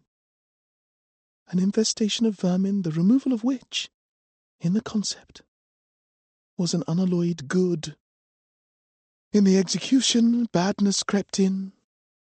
Imagine then how complex matters might become if the stakes were raised. What if it is the mistress who must be removed to the greater good, and her people must suffer the flames like the rat babies did? Is this a sum worth counting? And is Bellows capable of mathematics of that complexity? Or you, Nathan? Are you capable? Can you weigh up the wrong a man might do in doing good, and match it against actions that might be taken to prevent that wrong? Nathan shook his head. On the table in front of him, right where he would put his exercise book, someone had carved, "The Master Lies." "Indeed you cannot," Bellows said. This carving was new, freshly splintered, overwriting where there had previously been a crudely sketched cat's hindquarters. Nathan ran his finger through the rough channel someone had made with a knife. "Yet there will come a time," Bellows continued, "when you will be asked to make such judgments. And then there is only one piece of advice. Adhere as closely to the commandments of the Master as you can. He alone among us has the ability to judge the outcomes of all things, because his field of vision is so much wider than ours, his wisdom so much greater. Do those things that he asks of you, even if they seem to you to be incorrect. He, after all, sees and knows things that we may not see, or may see and fail to understand. One must put faith in those things which are deserving of faith, and if he tells us we must do one thing, then we must do it, and if he tells us we must do another thing, we must do that, even if it is consigning the innocent to the flames. Because who is to say that the Master is not avoiding some greater misery that we cannot recognize, let alone explain, or is providing some boon that is not immediately visible?" Bellows paused here, and it seemed to Nathan that he was waiting for something, as if Nathan might agree, and his agreement might help to convince Bellows that what he was saying was true. But Nathan said nothing, and Bellows coughed and returned to the board. When Nathan returned his attention to the table, the carving was gone, and the cat was back where it had always been.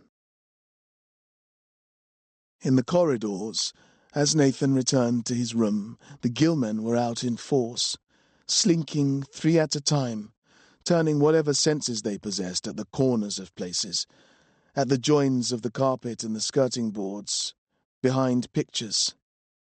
Some crouched spider-like, others progressed with high-kneed gaits. One was flat to the floor, paying all possible attention to the pattern in a rug. What they wanted was obscure, and they ignored Nathan as if he was invisible. When he passed them, they curved in whatever way their sinuous bodies would allow, so that he didn't touch them. This Nathan could have interpreted as trust or disgust, but either fact was an irrelevance. Gillmen could not be spoken to as one person speaks to another, and if Nathan ever tried, they would comment to each other in words or exchange thoughts, but never would they reply directly. By the time Nathan reached the corridor leading to the playroom, they were gone. He had stopped fearing these things, but he still breathed easier in their absence. He looked down the corridors, empty. When he turned, there was a glint in the varnish of a picture. Blue. Then another, the same colour, further down towards the playroom. This glint moved like a firefly from one frame to another. Nathan automatically looked for a gillman, almost called for one. But then the glint was gone, and he wondered what he would have said to him.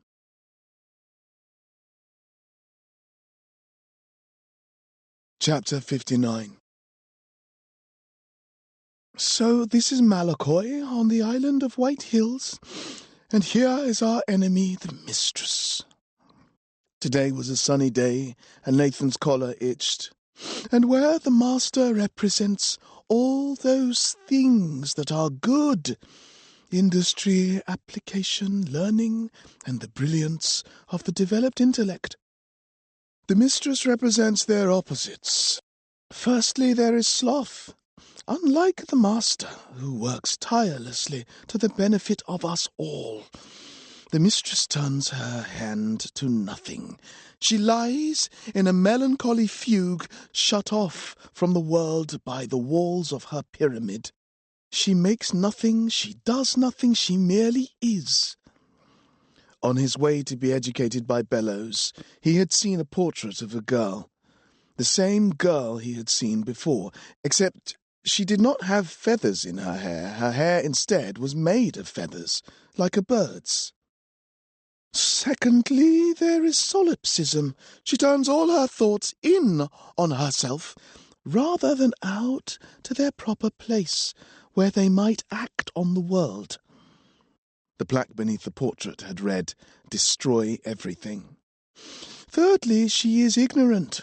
Her magics come not from the written word, but from the fostering of occult things, artifacts and all the feeble gods of the distant past that litter her ancient land and haunt the forests and lakes. Ghasts and shades of things that live above and behind and below the world. The master turns his attention to less evanescent phenomena, and so creates something solid in the world.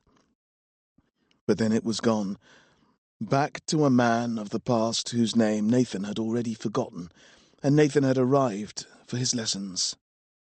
Finally, she makes a fetish of the body, inscribing her skin with runes and charms, with which she summons aid from the other side, and so allows the other side purchase in this world, where it should properly be exploited and excluded and relegated to its place. And so, like her city is a miserable thing, unlike the city of your birth, Nathan. Come." Bellows took him by the hand and pulled him to the window.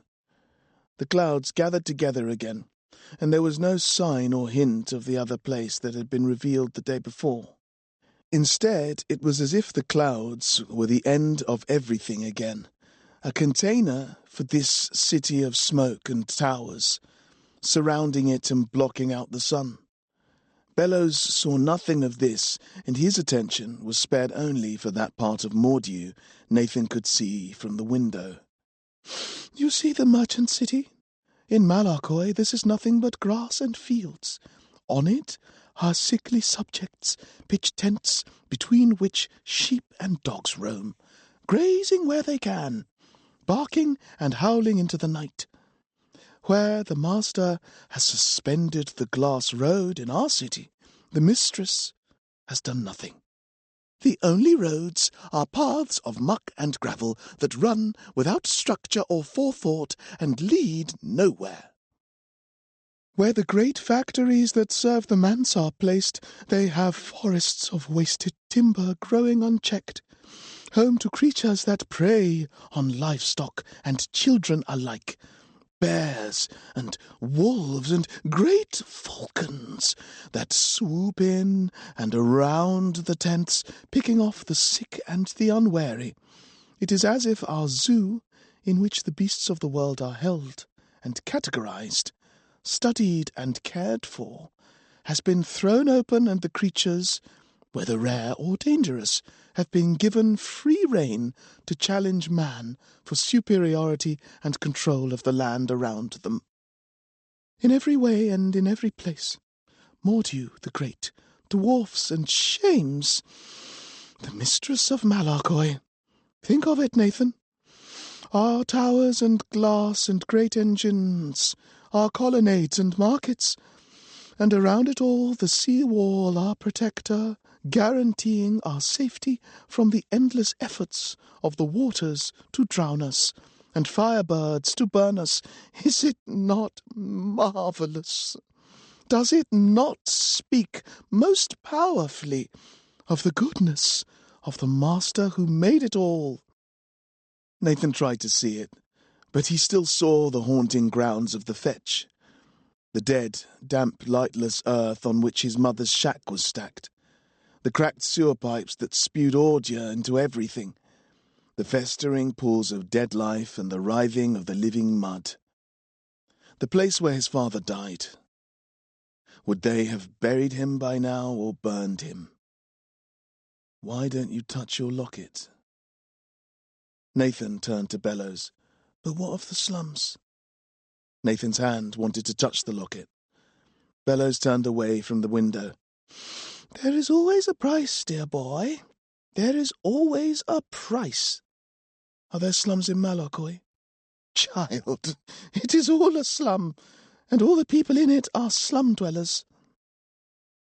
Nathan nodded, locket warm in his palm. And when Bellows returned to the cupboard to find a painting he might show Nathan of Malakoi, Nathan turned to the window again and tried to break the cloud cover between here and there by staring until his eyes were dry. After much rooting around and scraping of drawers, Bellows returned with a scroll, held it against its attempt to curl itself shut. It is almost as if the paper is reluctant to display the paint that has been consigned to it, as if the pulp itself is ashamed to bear the image of the place. Bellows slapped it down in front of Nathan and spread the paper flat, resting an elbow and forearm against one end and pinning the other with his opposing hand so that Nathan had an uninterrupted view of the offending sight. There. Malakoi. Although this is a depiction from an earlier age, before the Master's campaigns were properly begun, the place now is even more derelict, the hinterland having been scourged away and the people made refugees, with no choice but to crowd the central areas and occupy the steps of the mistress's pyramid. It was a painting done in gouache with a heavy hand, the pyramid clear in gold at the centre, with a mess of brown and grey splodges surrounding it. All around was green, but when Nathan looked closer it was possible to guess at what the painter had been hoping to show. A jumbled chaos of brightly coloured tents, rendered as dots like wildflowers in a meadow. Not a single building worth the trouble of an architect's drawing, muttered Bellows. Not a single monument, not a single erection above 2 stories, little more than earthworks, such as the prehistoric men turned their hands to. One step away from the ape, these people of Malakoi. Nathan let his finger run across the paint, tracing the dots as if he might make sense of their distribution by drawing a line between them, connecting them up into the outline of something greater, trying to find it in an analogue of the sweep of the glass road. There was none to be found. If it's so bad and they're so stupid, why does the Master bother with them? Bellows nodded, as if Nathan had struck to the heart of the matter. He would not, Nathan, except in the heat of his generosity. In fact, he has sent out word to the people that they should come to him here, in Mordew. He has sent boats to facilitate their emigration, so that he might bring them under the protection of this great city, and that they should lend their toil to the ever greater glory of Mordew in defiance of their mistress. But they do not come, except a few. Why? Now Bellows adjusted his collar, and the blade of his nose swung from left to right like the sail of a clipper, seeking to make best use of the wind. He coughed and put his hat right on his head. The answering of this question, he said, after a long time, was a task that was once given to me.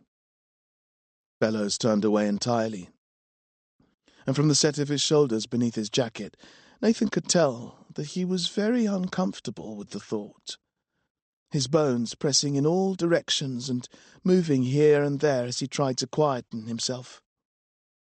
"What did you find out?" "Nothing at all, child, for I did not undertake the task." He looked around the room, seemingly for something he might find that would take precedence over this new topic of conversation, something that he could switch to, justifying the telling of this tale another day. But there wasn't anything. "It was shortly after I came into the service of the Master, when I was no older, child, than you are now. I came here with my brother, who was older than I was. As is often the way, the older child exceeds the younger in his abilities, having received the full measure of the generative source, and, though the Master charged me to leave Mordew by boat and go into Malakoi, and there canvass the people for their views of Mordew, instead, I begged him to send my brother Adam in my place. I felt that I would fail, and that he would succeed, and that thereby we would both be spared the inconvenience of my inadequacies.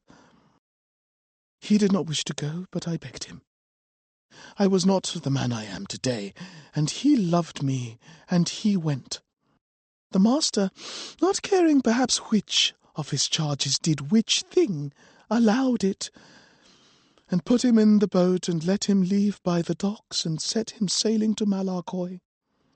A month or more passed before Adam returned, and when he did, he had no satisfactory account to give. The people of Malakoi, he reported, had forgotten how to speak as we speak in Mordew, and instead had taken to the exchange of gibberish words, and to taking meaning, limited as it was, from an entirely incomprehensible vocabulary. The Master heard this, and cast spells and enchantments on Adam, so that he might understand their language, and speak it too, and sent him back. To see him go once was terrible enough, but to have him returned to me only to be sent away again was worse still. And I waited for him anxiously, so that, I am ashamed to say, I could not properly attend to my work. I believe I was a problem for the Master in this, for he had plans for Adam that I was required to meet in his absence, and I think I was less than adequate to these tasks too, and that the Master rued his generosity in having allowed me to send Adam in my place. Many months passed, and I became less and less equal to the tasks put to me, and more concerned as to the fate of my brother. One morning the Master called for me. I was sure I was to be dismissed and returned to my father and mother, who relied on me for their living. I went, cap in hand, to the great hall, head bowed. But when the Master appeared, he was not alone. Adam was with him. He was speaking with such earnestness to him that I believe they did not notice me in the hall, and had quite forgotten our meeting. They whispered between themselves at some distance, so I could not hear what was being said, but the Master was not at all pleased. It must be, I have thought since, that my brother had failed again to provide the information that the Master required, for Adam seemed apologetic in the face of the Master's questions, and the Master was most aggrieved. I stood quietly, intending to wait until I was noticed. But neither of them did notice, and their argument became hotter and hotter. At the end the Master said, "You will prove yourself useful, boy, let me assure you." And with that, the Master walked him from the room, and sent him back to Malakoi, then and there, to finish the work that he had started. Did you ever see him again? Never. He left, and he never returned. The mistress has him in her dungeons, the master says, and there she tortures him for information." Bellows was wringing his hands. "He will never tell her anything. I have assured the master of this many times. He would never betray him. I worry that the master does not believe me, and he thinks badly of Adam. Something I would not have my brother suffer for the world. I work every day so that the master might see that I, who am only a pale shadow of my brother, am entirely faithful, and that he should see that Adam would be so much more so. I work so that the master might know how useful a boy may become, and how much more useful Adam would be." Bellows turned to Nathan, sniffing his thoughts, and now he came closer. "You wonder what your role might be. You wonder what a poor slum boy might do for the master. Perhaps you might succeed where Adam failed. He will send you there to Malarkoi, and you will rescue my brother. This I believe, though he has said nothing. Why else would he cosset you in this way? Why else would he educate you? Why else does he provide you with a magical book of languages, so that you might go into Malarkoi, where he will not deign to go, and there do his will on his behalf?" Bellows was not present at dinner that evening, and his absence seemed to disconcert Cook. Whether he missed the authority of his superior, or whether he felt the burden of leadership in the room that now only contained Nathan, was impossible to tell. But after he laid out the courses, he rubbed up and down his bare arms and fidgeted. If Nathan left too long between spoons of soup, he leant forward, not quite chivying with his hands, but clutching at his waist, as if the boy's progress was insufficient. Each empty plate or bowl was taken away the moment it was finished, Cook rattling his way to and from the kitchen with unusual speed. The food itself was unchanged from that day's expected menu, and Nathan was keen to get the whole thing over with in order to return the sooner to his room, so that Cook's officiousness was not a worry. But in a place with such a rigid routine, Nathan couldn't help but notice the difference. Cook came back with the final course, a small plate of crackers and ripe cheese. He was older than the fetch, probably, more crooked, but also in some indefinable way stronger. He was wiry, slender, his hands and forearms scored with fresh burns, the scars of old burns, blisters, calluses, all natural consequences of his work, none of which seemed to bother him. At his belt he wore towels, 5 of them at least, one clean, one dotted with sauces, one dry, one wet, one thicker, and in his pockets were matches and salt and ground pepper. Nathan knew this, since if Bellows ever asked for extra seasoning, Cook would reach into one, take a pinch and dust whatever ingredient was lacking with a fine coating until Bellows's tastes were satisfied. Nathan took a cracker and a piece of cheese, chewed it slowly while Cook hovered. He swallowed, smacked his lips. Cook angled his head to where the jug was, silently asking Nathan whether he wanted water. Nathan shook his head in return, and Cook, with a slightly anxious stare to check that the meal was over to Nathan's satisfaction, took the plate and shuffled off to the kitchens, from where he did not emerge. Chapter 60. In the gloom, in the middle of the night, Nathan woke to movement and the sound of pages slapping together and the creaking of the book's stiff leather spine. He did not need to open his eyes. His hand was already heavy on the book's cover, so he slipped it over his sheets and lay it on the pillow beside him. The book fell open and immediately began to speak. Nathan, are you awake? Have you drifted off into death? You lie so still. Speak, and prove you are yet alive. Of course I'm alive. Why wouldn't I be? Nathan said. indeed, the book laughed.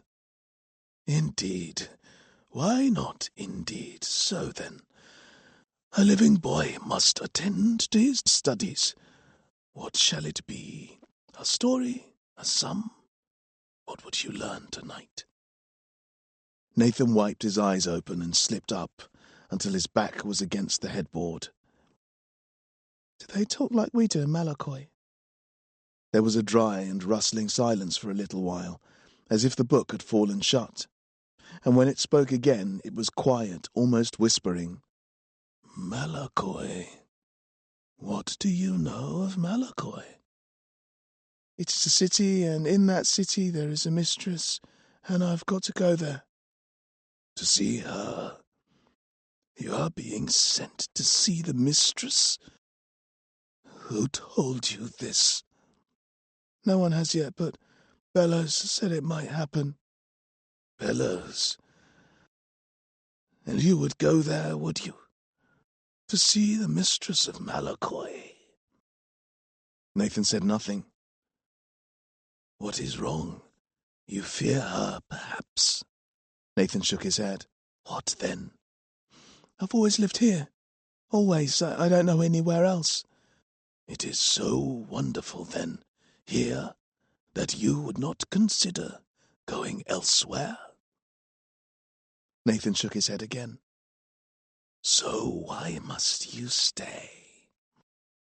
The book waited, but Nathan had no answer except only a lone tear that splashed, after a little while, onto an open page. He tried to brush it off, but when it hit the paper it was outlined in ink, and beneath it the word tear appeared. I see, said the book, who read his tears as easily as he understood his words. You love them still, then? Nathan turned his head, so that any more tears could fall in privacy and not give his heart away. Well, why shouldn't you?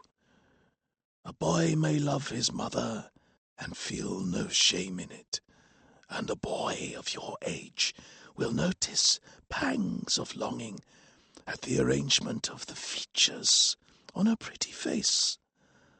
Are you wearing your locket, Nathan? Nathan reached out for it, and it was there, but it was cold. Nathan was crying now in a way he could not control or account for. The tears twisting his throat and making his chest heave for air.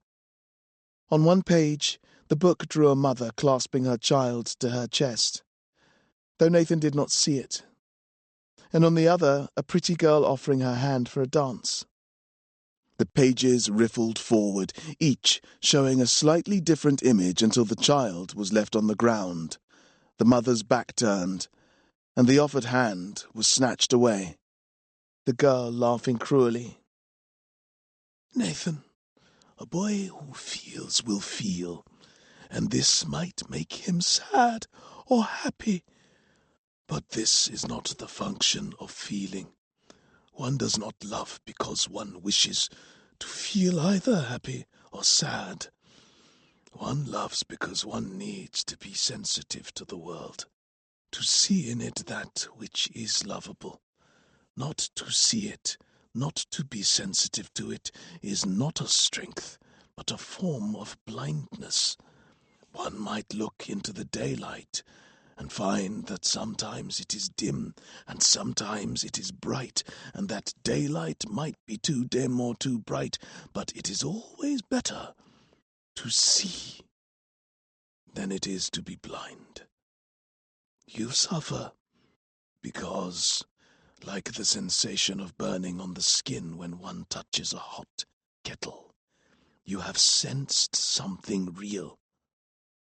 But Nathan managed through the rest of the words, if words he had intended, caught again. But you were badly treated. Perhaps that is so. But when a loud noise falls upon the ear, and you hear it and smart at the sound, is that the fault of the sound?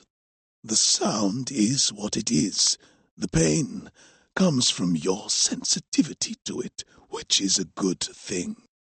When you touch a flame, it stings your fingers, but is the flame at fault? It is what it is. When you love the thing as it is, because it is as it is. If the flame burns you, can you feel aggrieved? You must feel the pain as a consequence of feeling anything. Indeed, to shy away from pain is to deny the world. Pain must be borne, even sought out, so that you might learn about the world from it. Nathan listened, and though the tears came, he could not deny the words of the book. It is an admirable thing to be able to sense the world, Nathan, in all its facets. It is one of the great strengths of people, that they might do it. But you cannot sense all things equally, or perhaps even enough to understand them. This is the source of unhappiness, it has been said, that we know not all things. Though it might hurt us to come into knowledge, pain is the indicator that we are passing into a purer state, a happier state. I don't know about all of that. Of course, this is a matter that would be best left until you are a little older. Yet, perhaps there is something you might do to ease your suffering. You wish to know the answers to questions that you are frightened to ask. You need not ask them. There is a girl, Prissy, if your tears are right. You would know whether or not she betrayed you. Is that correct? Nathan bit his lip, and it occurred to him that he might lie. But why would he? Why dissemble in the middle of the night, deep inside the master's manse, with a magic book beside him on the pillow? Drawing and writing and speaking to him as if it could read his every thought. Knowing him inside out, caring what it was he felt. Instead, he nodded. And less so, Gam. And the man Padge? And behind it all, your mother, you think. And behind all that, perhaps without you even knowing it, your father. You feel much betrayed, Nathan, and all the while you are consumed with guilt, knowing that you had the power to change it all, but did not use it. Do you know everything? There is no you, Nathan, but everything you are sad about is contained in your tears. Nathan lay down, his tears having leached the life from him. Before you sleep, Nathan, will you agree to something? What is it? Tomorrow night when you wake, take this book to the playroom. There is something there that will help you. Chapter 61. The next day, Bellows gave Nathan a book of exercises, incomplete diagrams in which the missing angles of triangles and the lengths of their sides should be enumerated, and though he needed his full attention to complete them, his mind was pitched forward to bedtime. So it was through his meals and his bath, until he was in his bed. The candle was flickering beside him. The book was across his knees. He blew out the light, pulled the covers up so that the cotton lay across his face all the way up to his forehead, and he rested his arms so they blocked out the world. One shoulder plugged up one ear, and the forefinger of the same arm plugged his other ear. He breathed. This technique he had used innumerable times in the slums, while his father was coughing on the bed and he needed to fight back the expectation of his death. He used it while his mother worked, and he needed to drown the sounds, the exhortations and insults that he no longer found either bemusing or horrifying, but the irregularity of which punctured his efforts to ignore them. The window of his bedroom let in very little light, and he was so high up that there was nothing to see through it. But when his eyes opened, he did not look directly at his arm. He could see it in the gap between his face and his bedsheets, each pane a grey rectangle in the blackness. He stared at one until his eyes were dry, and when he blinked, he stared at the next until his eyes blurred with static and the panes crossed to meet in the middle. Then he sat up. "Are you awake?" Nathan yawned. "Nathan." The book tutted from under the pillow, a disappointed little sound. Nathan reached under his covers, and there was a chirrup like a happy bird makes before his fingers even reached it. "Come on, then. What? To the playroom. It's time. Time. For answers. You'll understand." Nathan wiped the last of the sleep from his eyes, smoothed the twist from his pyjamas, tucked the book under his arm, and sneaked over to the door. He opened it a little. In the crack between the frame there was no sign of anyone in the hall, no sound of rattling pans or scraping brooms, and, most importantly, no clicking of Bellows's heels. Nathan bit his lip and went through. No one. Just the empty corridor and the dead stares of painting eyes regarding each other from either wall. He slipped out in his stockinged feet, slid swiftly across the dark wood, bent at the knee as if that small difference in height would protect him from being seen, or preparing for the lower ceiling to come. At night, Gilman roamed the halls, equipped with weapons the master provided them.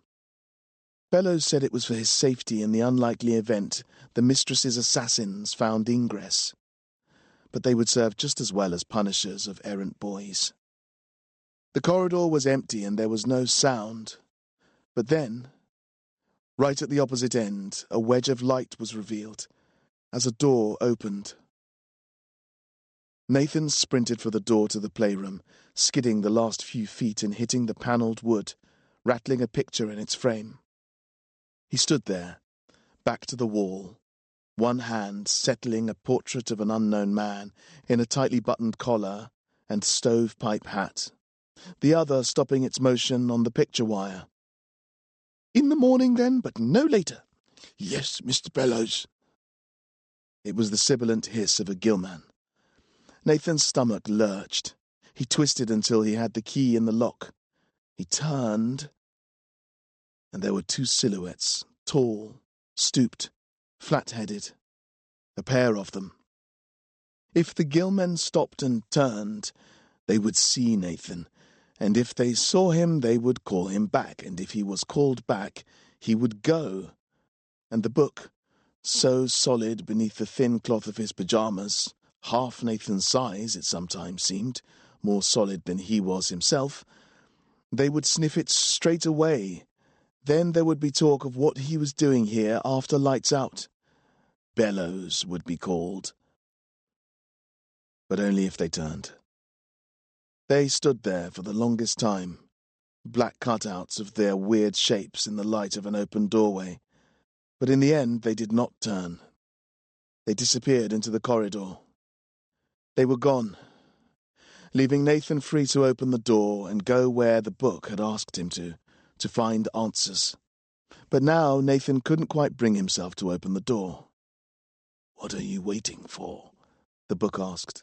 "I don't know." "Well, if you don't know—" Why was he feeling so guilty? What did he feel he was doing wrong? He thought hard, but it was dull, muted. No answer came. Nathan turned the handle, opened the door, and then they were in. He had never been there in the dark before, but the room seemed to know what to do. As soon as the door shut behind him, candles lit themselves here and there, and the gas came up, pure white and glowing. Nathan ran around, drawing the curtains on the 8 walls, even the little one on the door to the garden, hiding the shame he still felt but couldn't account for. When it was done, he sat in the middle of the rug and lay the book out in front of him. So many nice toys, it said. Nathan nodded and went to get his favourites, showing them one at a time to the open pages. That one, it said, is known as the Perpetuum mobile, and its marbles can be induced to move forever, with no application of force, if one knows how. And that is Ballard's bow, made from the finest cured ash, and carried by the boy-warrior Ballard in the Third Iberian War. And that is the Ark of Noah, in miniature, which protected the creatures of prehistory from drowning at the whim of the Weftling. The book named each thing that Nathan brought to it, and on its pages came little histories of the things, and instructions for their use. And the toys that Nathan had played with in only the most obvious ways were suddenly given new purpose and possibility.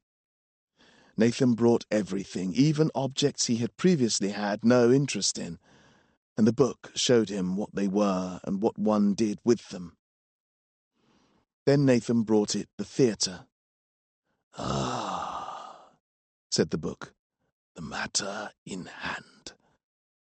That, Nathan, is a very potent form of thing. It is a retrospective odium, one of only a handful ever made.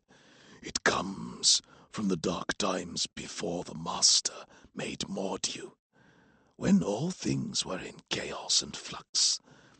It is a powerful but vicious thing from a powerful but vicious time. It is primal, linking in with the world in a way few can understand. Perhaps even the Master does not understand it." What does it do? The pages of the book went blank, as if it were reluctant to write of it, and it said nothing for a while, but then it fluttered and spoke, and it was as if nothing had happened. "Best to see. There's clay over in the corner. Bring it here." Nathan rushed back with it, the square block wrapped in damp muslin, resting in a shallow bowl of water. "Take some. A handful, no more." Nathan dug his fingers into the smooth, cold wetness and pulled out a fist that oozed between his fingers. "Excellent. Now, take something sharp, the tip of that arrow, and pierce your skin until it bleeds." Nathan stopped, his enthusiasm suddenly gone. On the page came the image of a fingertip, and a slit was cut across it. Blood pooled, and then, when the finger was turned over, it fell in fat drops. "What are you waiting for?" "Won't it sting?" The book was silent for a little while. "It will sting, but nothing you aren't used to. It will be worth it." Nathan put down the clay, took the head of the arrow and pushed it against the tip of his left index finger. It pressed against the skin, making a dent that disappeared when he took the point away again. "A boy like you, having been through what you've been through, afraid of blood?" Nathan shook his head and slit his fingertip. The edge was sharp, and he scarcely felt it at all, but blood came nonetheless, shining in the candlelight, filling up the shape of a sphere before it ran down his hand and wrist. "Don't waste it. The more the better. Pick up the clay and mix in the blood. It is barbaric, but the odium works on old magic, scarcely controllable, and all the more powerful for it. It needs sacrifice. It needs blood to appease the power that operates it, to make it do your bidding." "What will it do?" Nathan asked. The clay was sticking in the wound, acting like a poultice, so he used the back of his thumbnail to clear it out of the cut, making a fresh trickle of blood come. "That depends on what you make. A retrospective odium shows you the past. If you fashion an object from the clay, it will show you the past of the object. You you need only specify when and place it on the stage. If you make it a person, it will show you them as they were before. Fashion two, and you will hear them speak to each other. Fashion a cast of hundreds, and see what it was they did together in the past. The more blood you use, the longer the magic will last, but also the more useful it becomes. A drop or two and you will see something, but not all of it, and not perhaps the thing that you intended. The odium is difficult to control, and some say it is capricious. The more you sacrifice, the more willing the spirits invoked will be to satisfy you, as they themselves have been satisfied. Once the spirits' thirsts have been slaked, you can even ask questions. Nathan nodded, and his hands moulded the clay. He did not need to be told any more. He did not need to listen as the book clarified the process, or when it pondered as to who or what made the odium possible. Instead, he moulded the clay in front of him, first into the rough shape of a human being, arms, legs, and a head. The book drew pictures of famous people of the past, but Nathan paid them no attention, and now the figure in his hands was clearly a girl. The more it worked, the clearer it became. Slender legs and a knee-length skirt, hands clasped in front of her, a bonnet from under which no hair could be seen. That was quick. Put it on the stage. Nathan took the figure and turned it in his hands. The blood on his finger was tacky and brown with clay. When he smoothed the face, it left 2 patches like smears of rouge on the cheeks. Quickly, the spirits will not tolerate old blood. Nathan put the figure down. Name it and your time. Prissy, yesterday evening. For a second or two nothing happened. The candles guttered a little. The wind rattled in the window frames. Nathan turned, and then it moved. The figure did not get up or look around. It lay where it was, except that, slowly, it pulled its knees up and wrapped its tiny, ill-formed arms around them, curling up into a ball, tucking its head in. There it stayed. Nathan watched, but it didn't move. It said nothing, and all that could be heard was a gentle, quiet sobbing. Nathan turned to the book. I don't understand. Is it working? Next time, use more blood. At the door there was a rattling. Nathan spun round, stared, his lip between his teeth. The handle of the door twisted, and, finding the door locked, rattled again. On the pages of the book came a picture of Nathan flat to the ground, looking under the crack of the door. He mimicked it, and there, in the light from the corridor outside, was the thinnest slice of an image, a Gillman's fingertips splayed on the floor. Behind them, the meeting of a Gillman's knees with the floor. Nathan sprang up, sprinted to the candles one by one, blew them out. When he got to the last one, the first one lit again, and the second, until they were all alight once more. Nathan tried the gas lamps, but none of them had valves, the controlling of them obviously not achieved by the occupant of the room. The handle rattled again, more vigorously this time. Nathan had left the key in the lock, and it shook with every twist of the handle. If it fell, the Gillman might, with its long and slender fingers, be able to drag it under, open the door with it. Nathan slid forward as silently as he could, put his fingertip on the key, held it in place. Now the rattling stopped, and instead, from the other side, was a probing inhalation of breath. It was smelling for him. Nathan edged away, stretching until he was as far from the door as he could manage, while still securing the key. Within seconds he began to ache. the muscles in his arms and legs protesting at the strange posture, shaking and quivering, and if he had to remain there for long, he would have given himself away with a rattling of his own. But the Gillman retreated, his hands and feet slapping along the corridor. Nathan breathed at last, ran to the book, and tidied away the theatre. Chapter 62. Child, the master is pleased with your progress, though you do not deserve his attention even for the slightest moment. Let me assure you that he has spared it for you on many occasions. Indeed, I cannot think of another on whom he has taken such care. All the other boys who come here, except only those with the most obvious and limited utility, he has left solely to my care. But today, oh, glorious happiness! Nathan shifted in his chair, kept his hands crossed under the table, and made the smallest of nods.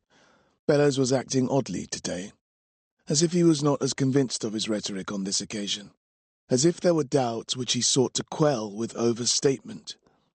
Perhaps the Gillman had reported Nathan's use of the playroom after dark.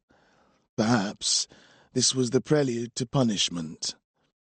Bellows came towards the table and put his hands on it. He invited me into his presence. Bellows, he said, fine work it is that you do with the Treves boy, turning him from a wayward thing back onto the path of sense and righteousness. Bellows peered forwards. He has learned his letters with the help of the book, and he has also learned something of the world, a world that until this time can have been nothing more to him than a distant supposition, a shadow cast on an already dim and murky canvas, barely discernible. You have taught him, my faithful servant, of the city that lies across the sea, and of the mistress of that place, the base and ill-disciplined one who struggles always for the death of Mordew and all its people.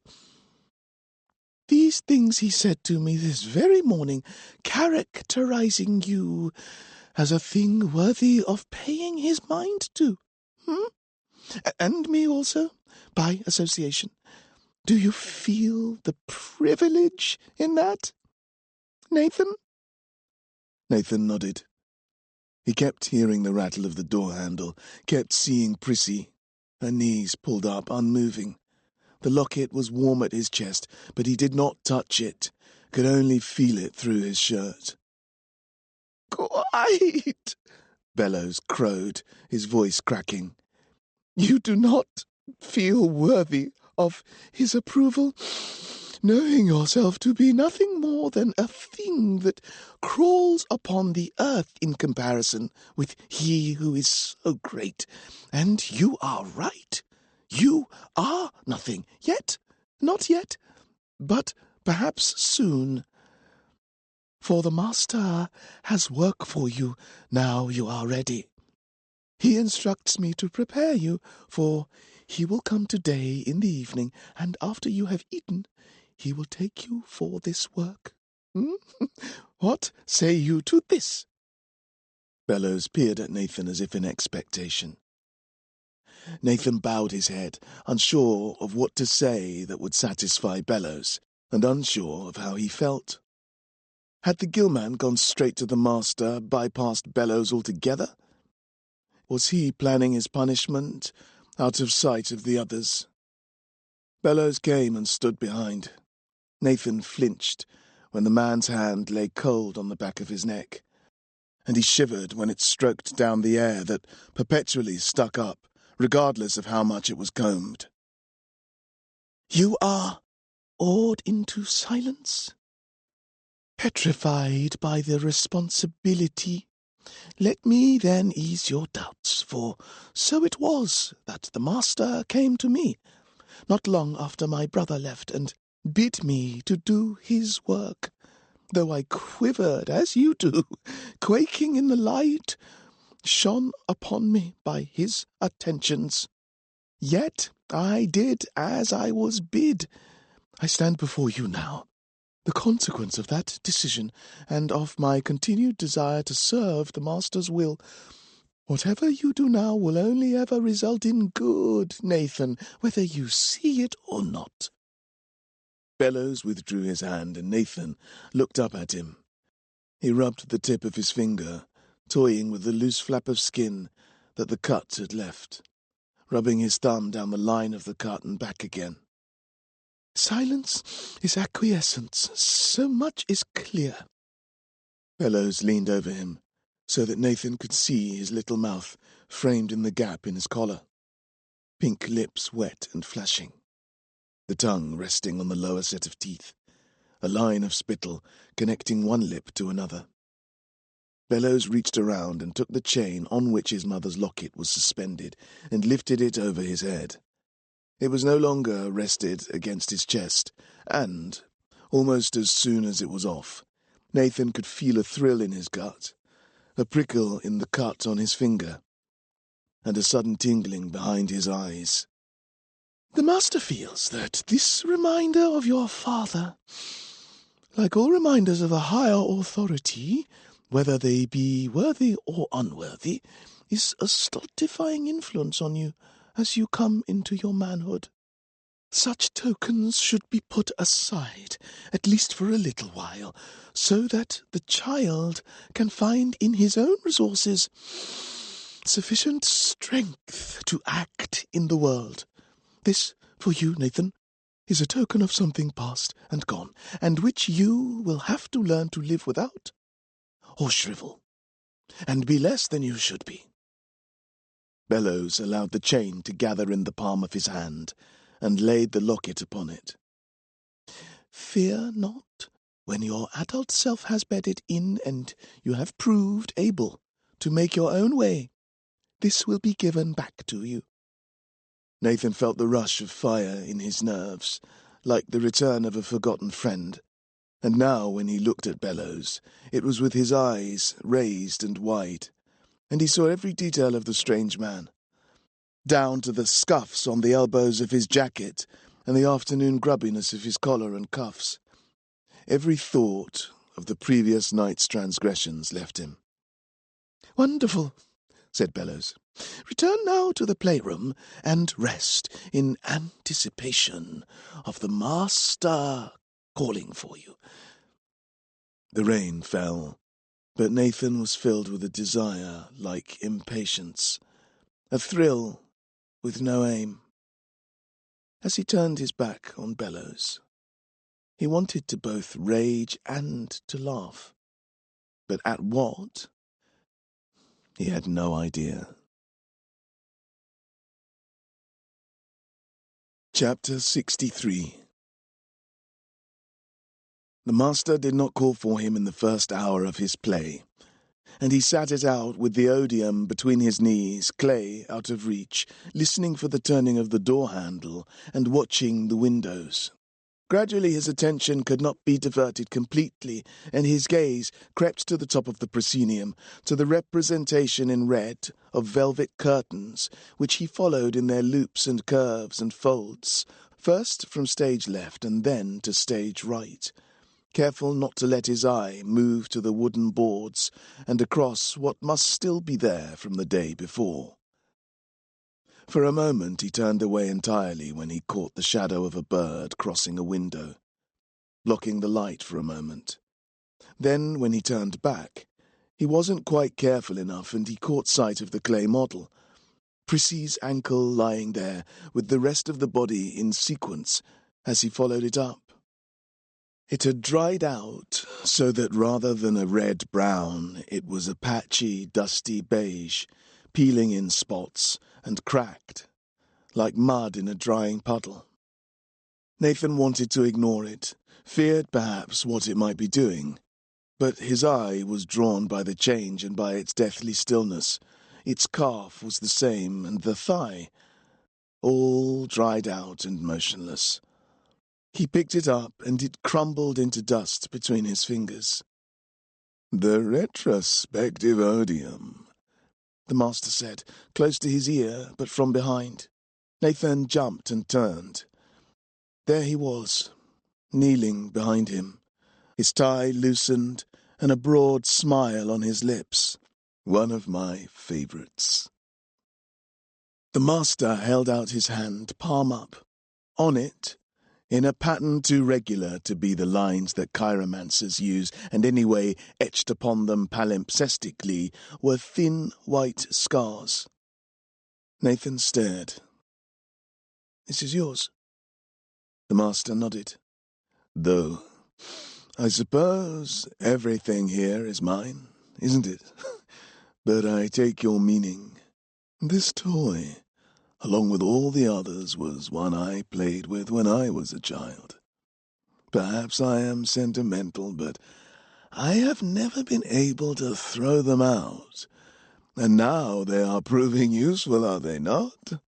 I had many questions to ask of this thing, and it gave me many answers."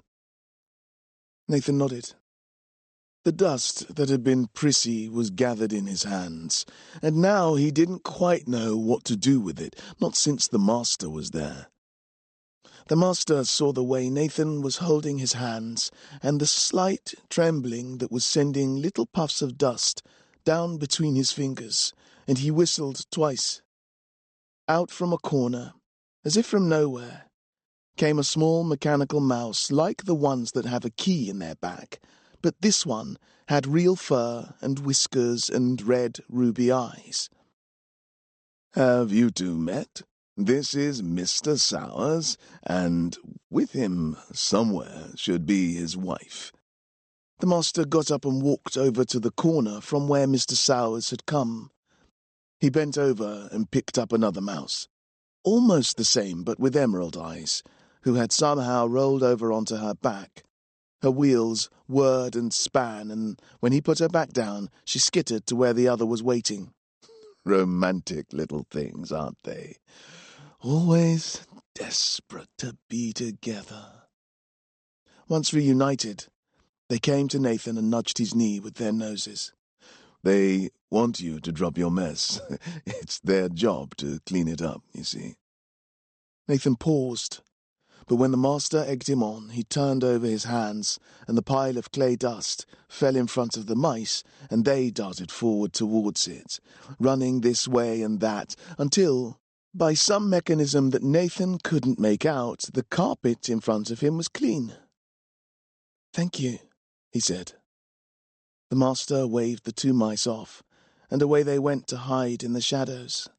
"You see, Nathan," the master said, "for every problem, there is a solution." The master took a ball of clay and made a smooth sphere of it with his hands. "I have a problem, Nathan, for which I hope that you will prove the solution. Perhaps Bellows told you of it?" Nathan shook his head. He didn't look up, but instead peered at the empty stage, which now had a layer of dust on it where Prissy had lain. He licked his finger and ran it through the dust. The master sat down beside him. "Take this." It was the ball of clay. "You'll find it all much easier now the locket has been removed. Certainly easier than last night. You understand that already, I think. I placed the locket there to hold back your rage until you could be taught to control it, and I gave you the book so that it could help you learn. I told it to bring you here to show you the ropes." The master smiled, and Nathan took the clay. Now, his fingertips tingling and tickling, he could feel the grains of it. It was as if his touch had grown in sensitivity, and so also the degree to which he could control his fingers. His eyes, too. Though the clay was bluer than before, everything was bluer, even the blood he provoked to come to his fingertip. The old wound that had no chance to heal, and which the removal of the clot with a thumbnail made fresh again. "That's it. You will find that you get much better results the more you bleed into the clay." "I know." Nathan began to mould Prissy again, but this time, rather than a crude and generic representation of girlhood, between his fingers appeared someone else, someone different. The girl in blue he had seen in the portrait. The master tutted, took the clay from Nathan, wadded it into a ball in his fist.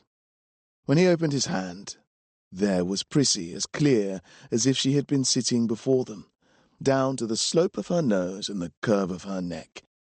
The master handed her back, and Nathan placed the model in the middle of the stage and put his cut finger to his mouth. "You need not stop there. I once had 13 maquettes on that stage, each one of them as perfect as yours, and each one made to speak its lines. I cannot say I enjoyed the performance, but it was, at the very least, instructive." Even before he had finished, Nathan had made himself busy with another one. He began with the head first, a tousled mop of hair, broad forehead and cheeks, one eyeless socket, and a broad, insolent grin. Gam. Even before the torso was half formed, it was clear who it was. The master stood. "Our business can wait one more day, I think. At least until you have settled your curiosity. It may even make you work more efficiently." Nathan wasn't listening. The spark required the entirety of his attention to carry out its work. He didn't hear the master leave either, or see in which direction he left, whether it was to see Bellows or to make his way to Nathan's room where the book slept beneath his pillow. Gam was soon done and placed next to Prissy on the stage. He reached for more clay without knowing precisely who it was he intended to make, but his fingers knew. The spark knew, and soon Nathan knew, as the pear-shaped body began to take shape, the round cheeks and greasy ringlets, the short arms and long, delicate fingers of Padge, dressed in silks, red from the blood that would soon bring him to life. Nathan put him down and wiped his hands. The cast on the stage shook as if there was something moving them, and their shadows flickered in the pale blue light that Nathan was giving off. There was life in them, their energy, the tone of it. Padge's was quick and unclean, Prissy's high but wavering, and Gam's grainy and oddly fearful,